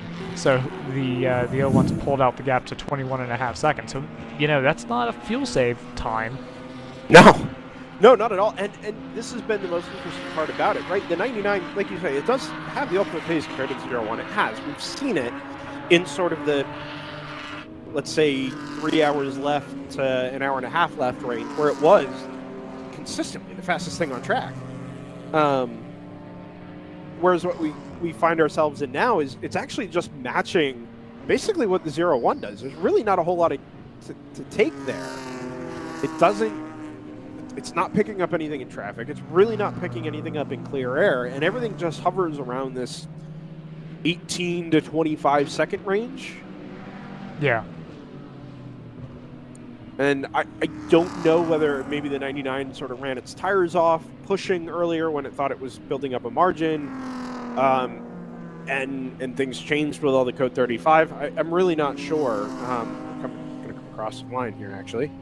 38.5, the gap's down to 19, but that's just it. It hovers in this range. And if it's going to make any really significant inroads before the end of the race, it's only got 23 minutes left to do it, which, you know, realistically is, 15 laps? Yeah. So it's going to have to start making this headway now, because the gains it's making is, I mean, we're talking tenths over the span of 2 or 3 laps. So, I don't know, it's got some clear track. It's had a really nice, fairly clear first sector. It'll probably catch the next 2 cars ahead of it on a straight, which is good. 44 stuck in a lot of traffic here too, actually, but they're very much out of contention. Team Phoenix, incidentally, is going to end up in a battle here for third. 5.7 seconds behind the number 29 Screaming Goat BMW. Comes across the line now. There's Team Phoenix, and that gap's probably 3.6. So we've got a battle first to second, nominally. We've got a real battle for third and fourth, with just 3 seconds to play with there. Fifth and sixth are separated by 16.7. And the W2W Corvette is actually kind of closing here on the split decision, M2. The wins. By the way, I just to put a point on this fuel situation with the 0-1. They were 3 or 4 minutes to the good before this Code 35. Okay, so the only thing it did end up affording them was it gave them 15 minutes where they didn't have to try to hold the gap on the 99. Right. And so it was clear, I think, from what that says anyway, they were going to need a little bit of Code 35. Maybe just 1 or 2 laps, but if their margin was within a couple minutes, now they're not even. There's no question. You run around 4 or 5 laps under Code 35, you're going to get every bit of that to do whatever it is that you need to do to try and to pull this gap out. And to that end, a 37.8 last time compared to the GTR's 38.7, and the gap's up to almost 20 seconds again. So now we wait for the 29 and the 661 to come back around.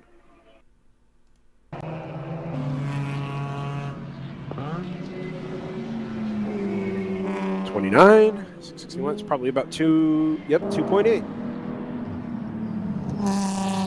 So this is going to become an on-track situation of interest here, actually fairly soon.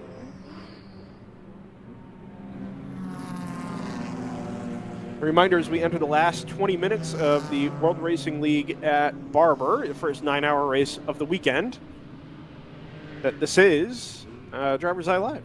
Brendan Kazmarek and Joseph Mudrak. Scott Michaels should be back here for the last couple of minutes for our first of 2 races this weekend.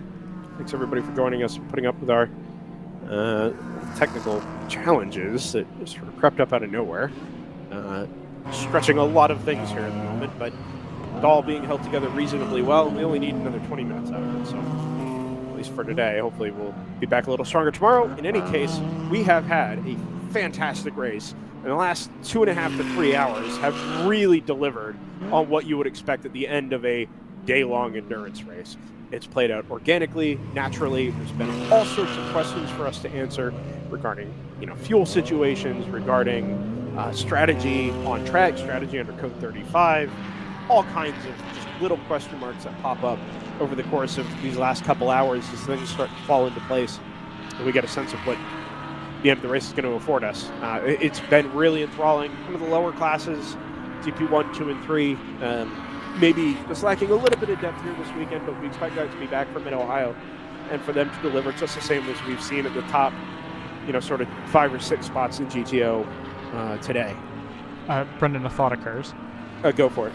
We are, I think, minus 2 Cooper spots. We should do a Cooper spot. Let's do a Cooper spot. Right. Cooper Tires on board with the World Racing League this weekend for the first time.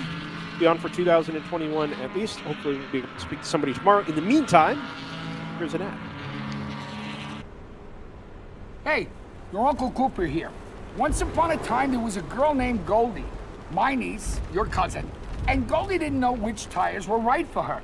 The first ones were too much tire, and then the next ones were not enough tire. Anyway, long story short, Goldie found the Coopers, and they were just right. What a happy, practical ending. Go to sleep. I love you. Go with the Coopers. Cooper!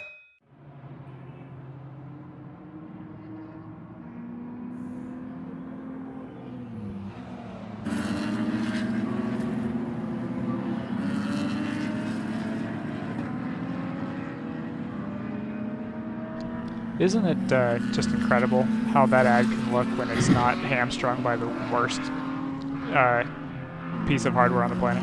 It is. I was waiting for a race to come back, but the race didn't come back, so I wasn't really sure where to go. No, that's fair. Fair on a lot of levels. How is this the one time where it doesn't come back? Yeah, I don't know. We'll keep talking in the meantime. We're still here. 15.9 seconds is the lead margin now, Joseph. That GTR was able to get a little bit of time back in traffic. More than anything, actually, the 0-1 lost time in traffic was 40 flat last time from the Audi RS3 at the head of the field.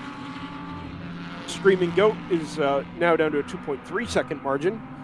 Back to the Team Phoenix M2 Club Sport, and Split Decision holds a 12.4 second gap. So all of these things are shrinking. The lead gap is probably the most certain at the moment, but by no means guaranteed. We've still got 16 minutes to go, which in lap time or lap numbers is probably 10. A quick peek back at the rest of the classes, just to kind of put a period on them. We don't want them to go by the wayside, even though they've been sewn up for a little while. PC Racing looks set to run it home in GP1. The number 44 BMW M3. Big Mission Motorsports, number 336 in second, 2 laps behind. And the number 46 Ginger Racing BMW M3 in third. All of those are pretty secure. It's actually just a minute from 336 back to the 46, but I don't see that changing any. They're pretty close on lap times for the moment. GP2, North Loop Motorsports, number 21. North Loop Motorsports, excuse me, that's the one. Leads Fat and Furious Racing, the number 525, by about a lap. Round 3 Racing, the number 601 in third. Again, all of those seem reasonably secure at the moment. TCS Motorsports leads the number 86.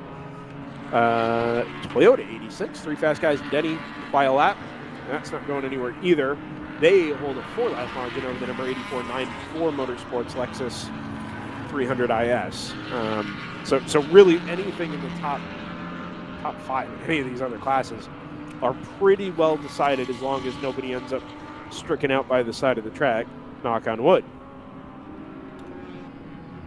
38.4 last time for Hammer, so we'll wait for the 99 to come through, as it does now. Oh, 37.2. Gonna get caught up behind one of the Jetta GT4s. And the 0-1 for its part is looking for it on track here.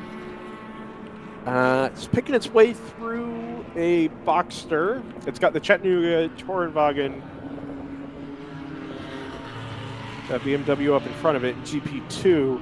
I will say this, the margin on track visibly has shrunk. So it basically was that the 0-1 was down towards the crossover bridge at turn 6 as the GTR BMW was cresting the hill at turn 4 into the braking zone at 5. That's not the case anymore. The 0-1 is through the left-hand sweeper at turn 6 as the 99 is sort of halfway down the straight into turn 5. So that 14-second margin is very much represented out on track. And I'm sure the 99 is pushing absolutely as hard as it can to try and run down the front-wheel drive Audi RS3 TCR. It's making inroads, but with 14 minutes left, time is very much running out. That's obvious. There's still a pathway there, but it's going to take something.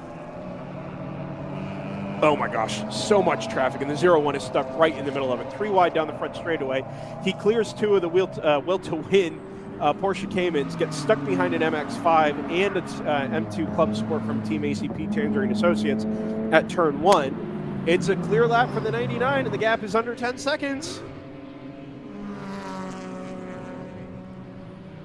That 0-1, okay, so he's cleared the MX-5. The 99 is going to have to navigate all this traffic here in a couple of minutes. Hopefully, for his sake, it won't be as much of a gaggle. But nobody's really separating themselves from each other, and they're 3 wide all over the place. Every time they come into a braking zone, somebody else is 3 wide.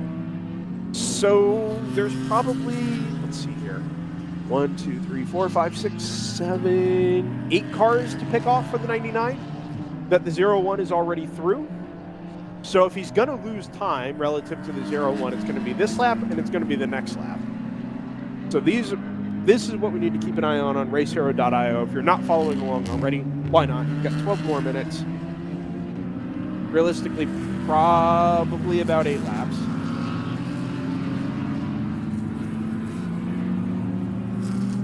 And let's follow along here for the last couple minutes. podium spots to play for, overall victory to play for, and a top 5 to sort out at the very end of it all as well. It's 3.6 seconds from Screaming Goat back to Team Phoenix. That's gone out a little bit. 484 to Will to Win. That's in number 91 is 7.4. So the Corvette is very much in play for this top 5 here. Here comes the 01. It's a 141.2. The 99 has not made it through all of these cars. It's not made it through any of these cars. It's just getting to the MX-5 now. It was a 139.8, so he picked up a little bit, but he didn't really get through the traffic I thought he was going to. So this, more than likely, will be the lap where I think he loses back what the 01 has already lost in traffic.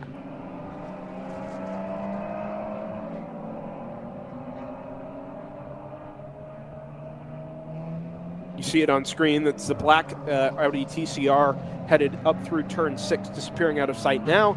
There is the blue 99 GTR BMW that was just getting to the apex as we transition to the shot down the back straightaway at turn 6. Don't think we've quite caught the TCR, or has it gone through? That was it going through there, I think. And this is, nope, that's it. This one's a little bit further delayed. The 99 is through the corner in the real world. This is it there. I think you just saw it. And around the back of the circuit where we don't really have any footage at the moment.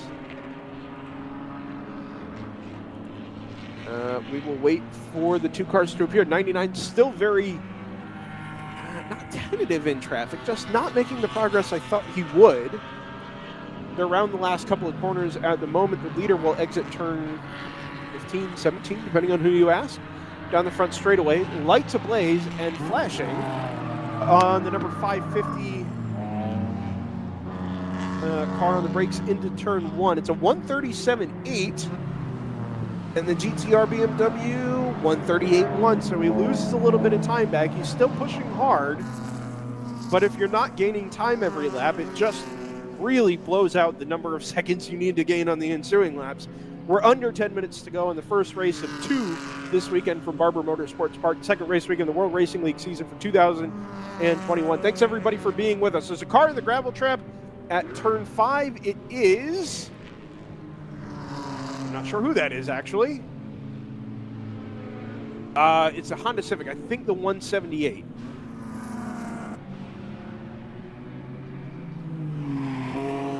The 01 has been clearing cars, a couple of cars past the incident.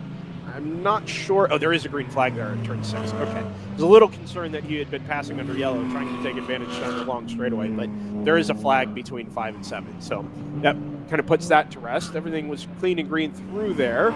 The question was, how much time did he lose stuck behind the traffic that he couldn't pass in the yellow flag zone? The answer become apparent in about 20 seconds when he crosses the start-finish line again. Battle for third, 1 second between 29 and 661. Battle for fifth, 2.5. So those have closed back up as well. We find the 29 on track. There it is into turn 5 in the braking zone. 661 into the braking zone. Nose to tail. There are 0 cars in between third and fourth. The final spot of the GTO podium, final spot on the overall podium as well. Split decision, 2.5. That's the number 484. We'll wait to find them on track. Here comes 99 through 12.7. And I think that whatever he lost from that yellow flag in traffic might just be enough to seal the deal from the number 01. There's still, well, 4 or 5 laps to go between now and the end. So nothing is sure until the checkered flag falls. However, whatever transpired down there at turn 5, the traffic situation, very still much transpiring. Number 0. This is old and looping. Oh no. Sorry. Try a reset there. You might get it back. There's no. That is a reset. Oh boy. Well. Oh, okay. Well, we're back. Inexplicably, we're back. It's cleared up. 178 has made it back into the pit lane. That was the car that was in the gravel trap, or just short of the gravel trap there at turn 5. That was a downshift. 29 and 661. Like we said, they're nose to tail. They were nose to tail across the line again. now I got to keep an eye out for the 484.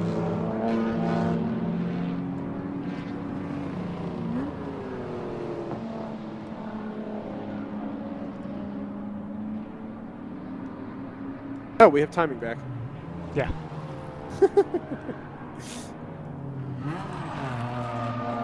Never a minute to spare. No, I should have eyes on a white flag or some kind of one-to-go signal here. So we'll have a definitive answer on that, as I think the 0-1 comes through the turn 1 and 2 complex there on the camera we saw. By the way, I don't know if I put a period on the number 1. They broke a lower ball joint on the way into turn 5. That's what took out the other Hammer car. Okay, I was going to say, it didn't seem... I think I did say, it seemed like an awfully long way back to make contact. Yeah, I think it just failed under... like, literally in the braking zone. I think it just collapsed and failed, and that was the end of it. 99... that's through turn 5 now. Go ahead, Joseph, sorry. Oh, no, I was just going to say, that is... I mean, that's going to be a place where you've got the most weight on the front wheels, because you've got a heavy braking zone into a downhill corner. There's been a change for position for the top 5, the 91. Yeah, it's happened. The 91 Corvette from Will to Win has passed a split decision at 484. I haven't been able to find either of those cars on track, because every time I do, I find one of the other lead battles in progress. As I say that, through comes 3rd and 4th. The Thunder Bunny 350Z heads into the paddock. Will not see the checkered flag today. Of course, it doesn't preclude it from racing tomorrow, but these last 4 minutes or so aren't going to get anything before the end of the race.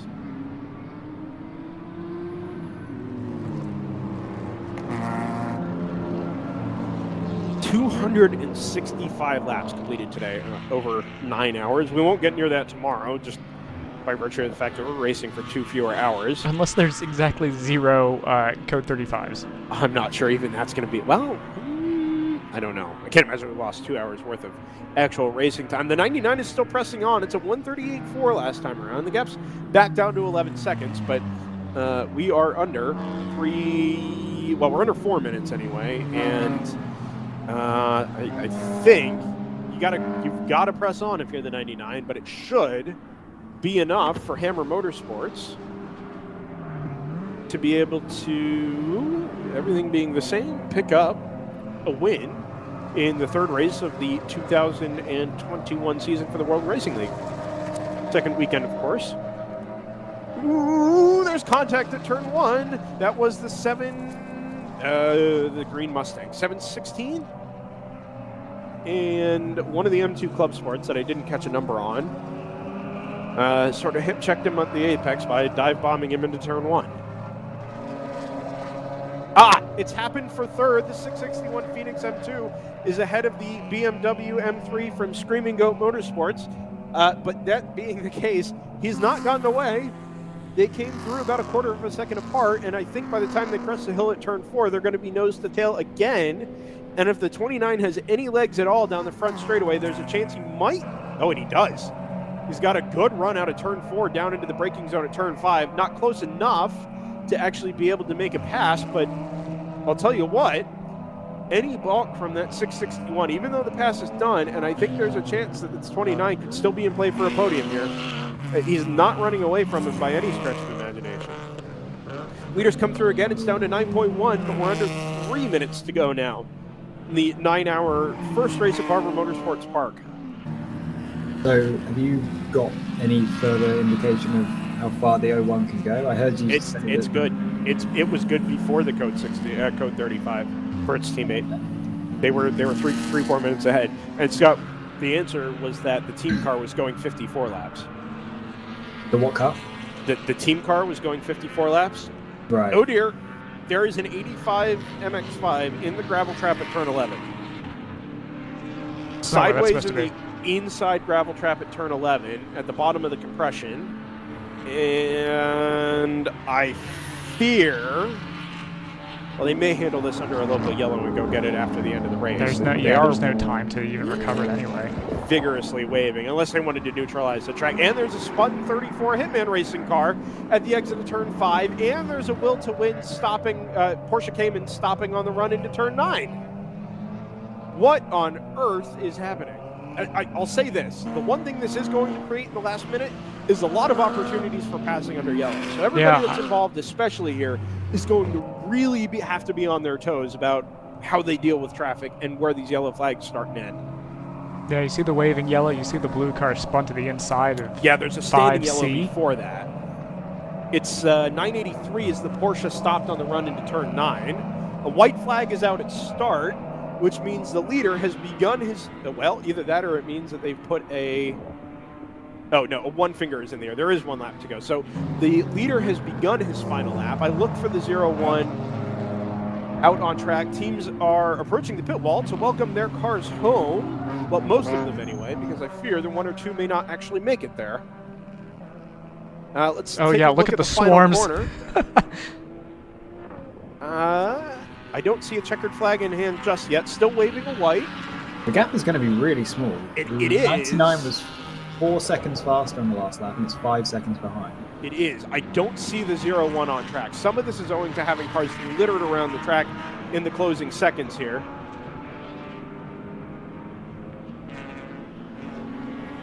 Everybody with their heads to the right down the front straightaway, awaiting the arrival of... It's also going 56 laps, I think, so 2 further than its teammate was going. Yeah, plus a bunch of codes, 35, so I think that'll be enough. Flashing lights down the front straightaway here. Still no checkered flag, but the 661 is racing on because the 29 is only about a second behind, and they are mired in tons of traffic down the front straightaway. Still don't see the 0-1, or the 99 for that matter, on track, but they're having to pick their way through all kinds of cars stopped on track and various sorts of things around, especially around turns 10 and 11.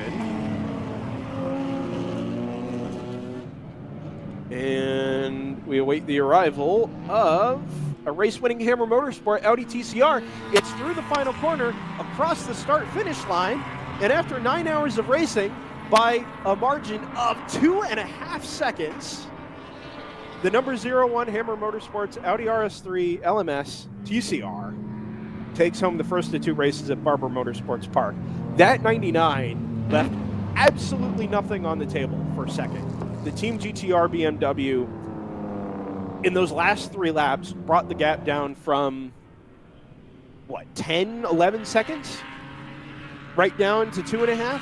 That is absolutely remarkable. Everything you could want out of an endurance race. Team Phoenix, I think, is going to come home in 3rd, but we await its arrival down the front straightaway because it was really close with the number 29 Screaming Goat Racing BMW with which it was doing battle. 484 comes across the line, which means the 91 Corvette is cemented in 5th.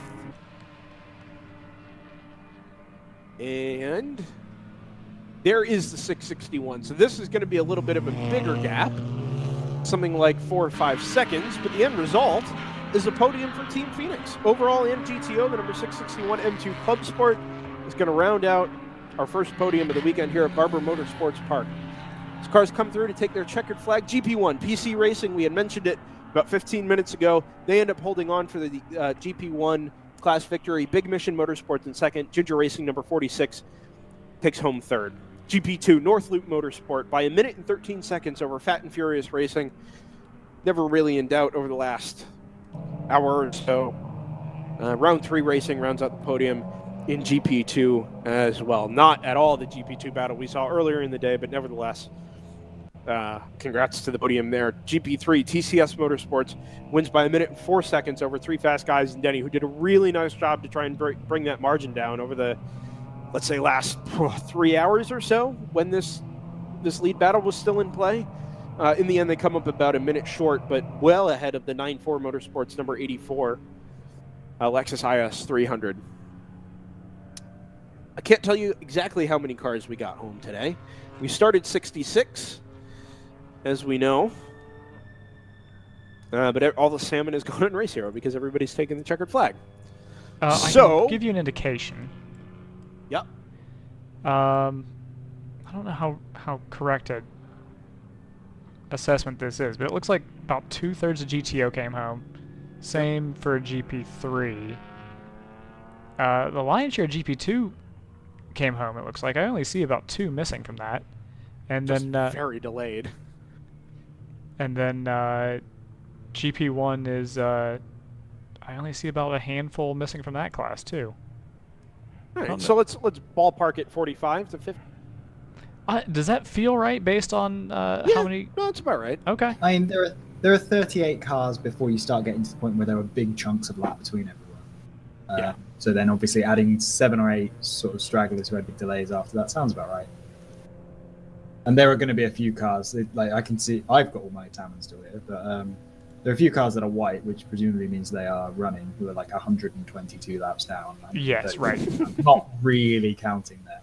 Oh, There Salmon's were back. a few cars.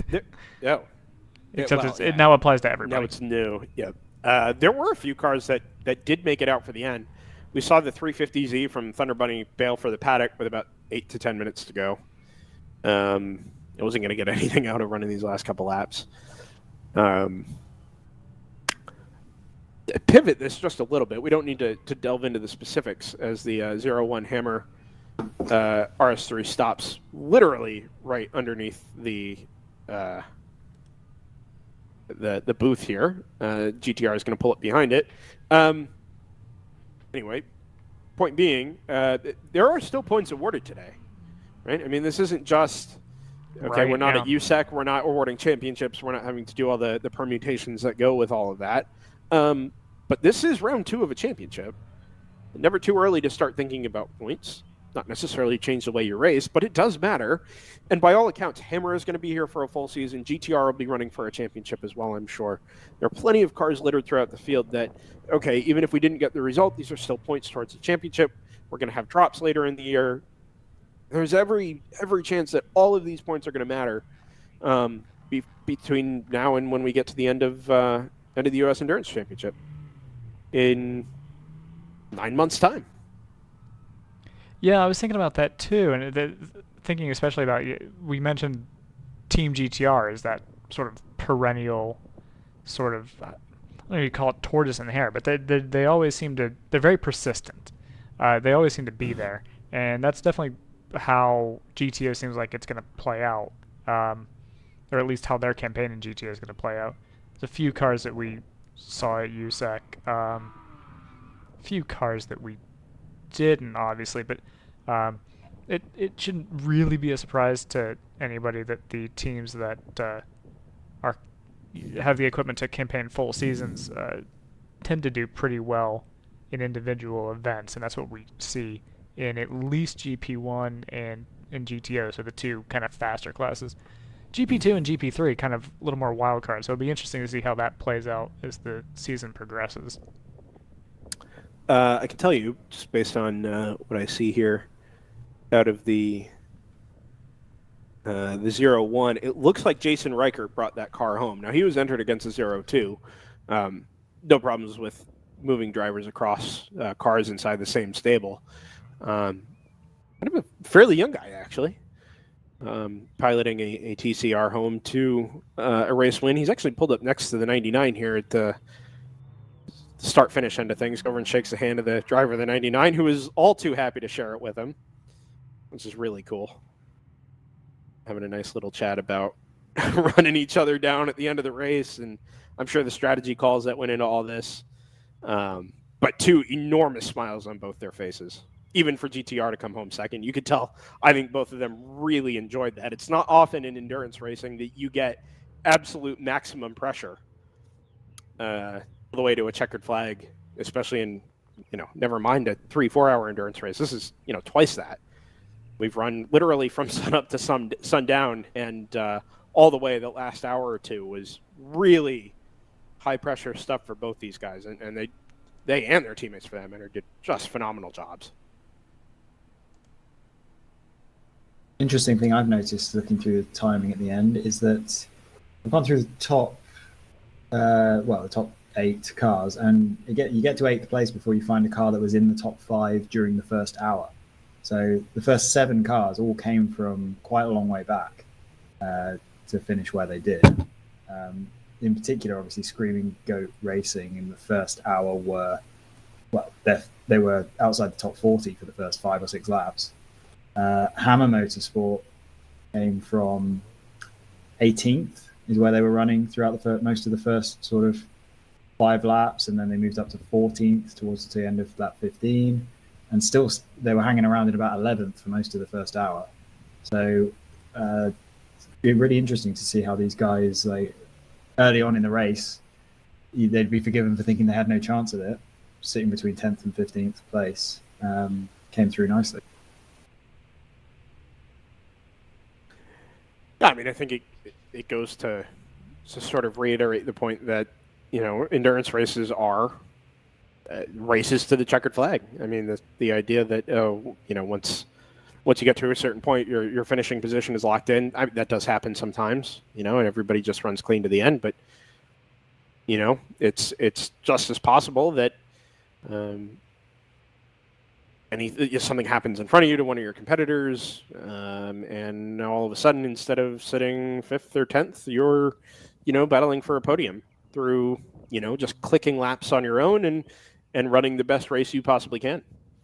And ultimately, endurance racing as an amateur, I mean, that's what this is, right? You run your best possible race, you make the right calls, the right strategy calls. Code 35 adds a fantastic element. Here at Barber, we'll use it again later in the year at VIR. I think all these little, chance happenings throughout the course of a 9-hour race, again, 7 hours tomorrow, add up to, sometimes you might end up with a lap or two margin by the end of the race. Sometimes you end up with 2.5 seconds. And you just, keep the pace up and keep pushing, and you get what you get. Lots of happiness down by the 0-1. You can hear birds chirping in the in the camera here. You can. Yeah. And today, the way it started. Camera's looking at nothing with birds chirping in the background. Few hardy spectators stayed up on the hill till the end of this one. Yeah, I do wonder where they came from, to be perfectly honest. I really suspect that. I'm sure some of them are local friends and family or people who just like to be at the racetrack. It's a free event to get into, so no problems being here. You're also luring people in with the boat show further down the perimeter road. But like I said earlier, I mean, it's a good way to expose a couple extra people to racing. You don't have to pay. There's really no commitment. If you're going to be out for a Saturday, come and hang out. And certainly plenty stuck around till well after the checkered flag now. And credit to all of them. And honestly, not to reiterate it, and I know you guys are commentating remotely this weekend. It's just so great to be back at racetracks. I mean, it's been a while for us. We commented earlier in the show. This is without question the longest I've been away from a racetrack in something like 15 years. But to see people here, to experience racing in person, be able to walk up and down the paddock and experience the energy that's in the paddock, the professionalism, the excitement, the buzz, that stuff doesn't go away really ever. And especially in a paddock like you get in the WRL, where all these cars are prepped so professionally and so cleanly. And then the show they put on when they are on track, the spectators in on the other side, and to be able to experience it and share it with an audience is just the best thing. And I really can't be more appreciative of those of you who decided to spend part of your Saturday with us and the World Racing League here on DriversEye Live. We've got 7 hours to come tomorrow, right? So 7 hours of racing split with an hour break. So 8 hours of I don't need to call it coverage because we won't be broadcasting for the quiet hour. But right. Yeah, but good way to spend a third of your Sunday. Yeah, but we don't have really much to cover here. We're not going to be able to get a stream from the podium as far as I can tell. I'm not sure what the podium is going to look like. I can zoom in on it if you like. I can't zoom in on it. Called your bluff. I believe there is an impound to come. I know the top 3 in every class are impounded. I was told that tonight may go a little longer than some. Is it for any particular reason? Are protests being lodged? You don't have to name names. Competitor interest, yeah. Okay. I don't know names, but I gather that there is an interest level from from some various cars about some various cars. Like we said, top 3 is going to be impounded anyway, right? And so they'll have to be teched, and I think they're going to dyno the top 3. And then anybody that has a question or their power is questioned that hasn't already been teched this weekend, I think they get teched again today. So that being said, since there isn't much for us to do here in the meantime, Scott or Joseph, whoever wants to go first, any sort of closing thoughts as we get to the end of race 1? After you, Joseph. Oh no! For me, it's going to be selfishly, it's going to be about having our technical cards in better order than we had today, which is mostly me.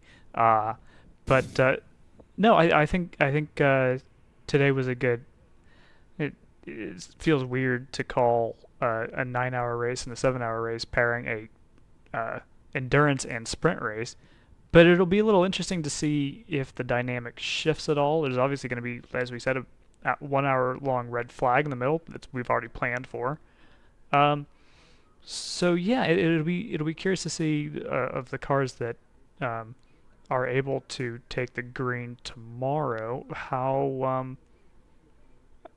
if any does it change their plans, because we don't usually have split distance running. We usually have an 8 and 8. So it's more about the variance of the day.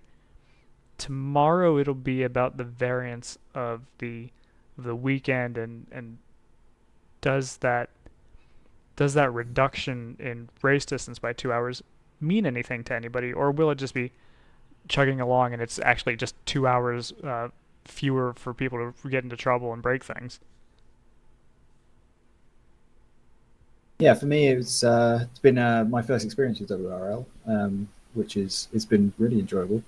I'll keep it short, but yeah, the main takeaway for me is just how refreshing it is to watch an endurance race where it's kind of, I guess, a little bit sort of old-fashioned, where nowadays we have a lot of these endurance races where teams will only show up if they've got a clear path to victory. So that way you end up with classes with either one make in it, or something like GT3, where you end up with a lot of cars that are all very, very similar with different badges on the front. We turn up here and it feels like a group of guys and girls who want to get on the grid and just go racing and see what they can do. And we can see that from, as I was talking about earlier, the composition of the top 5 or 6 cars at the end of the race.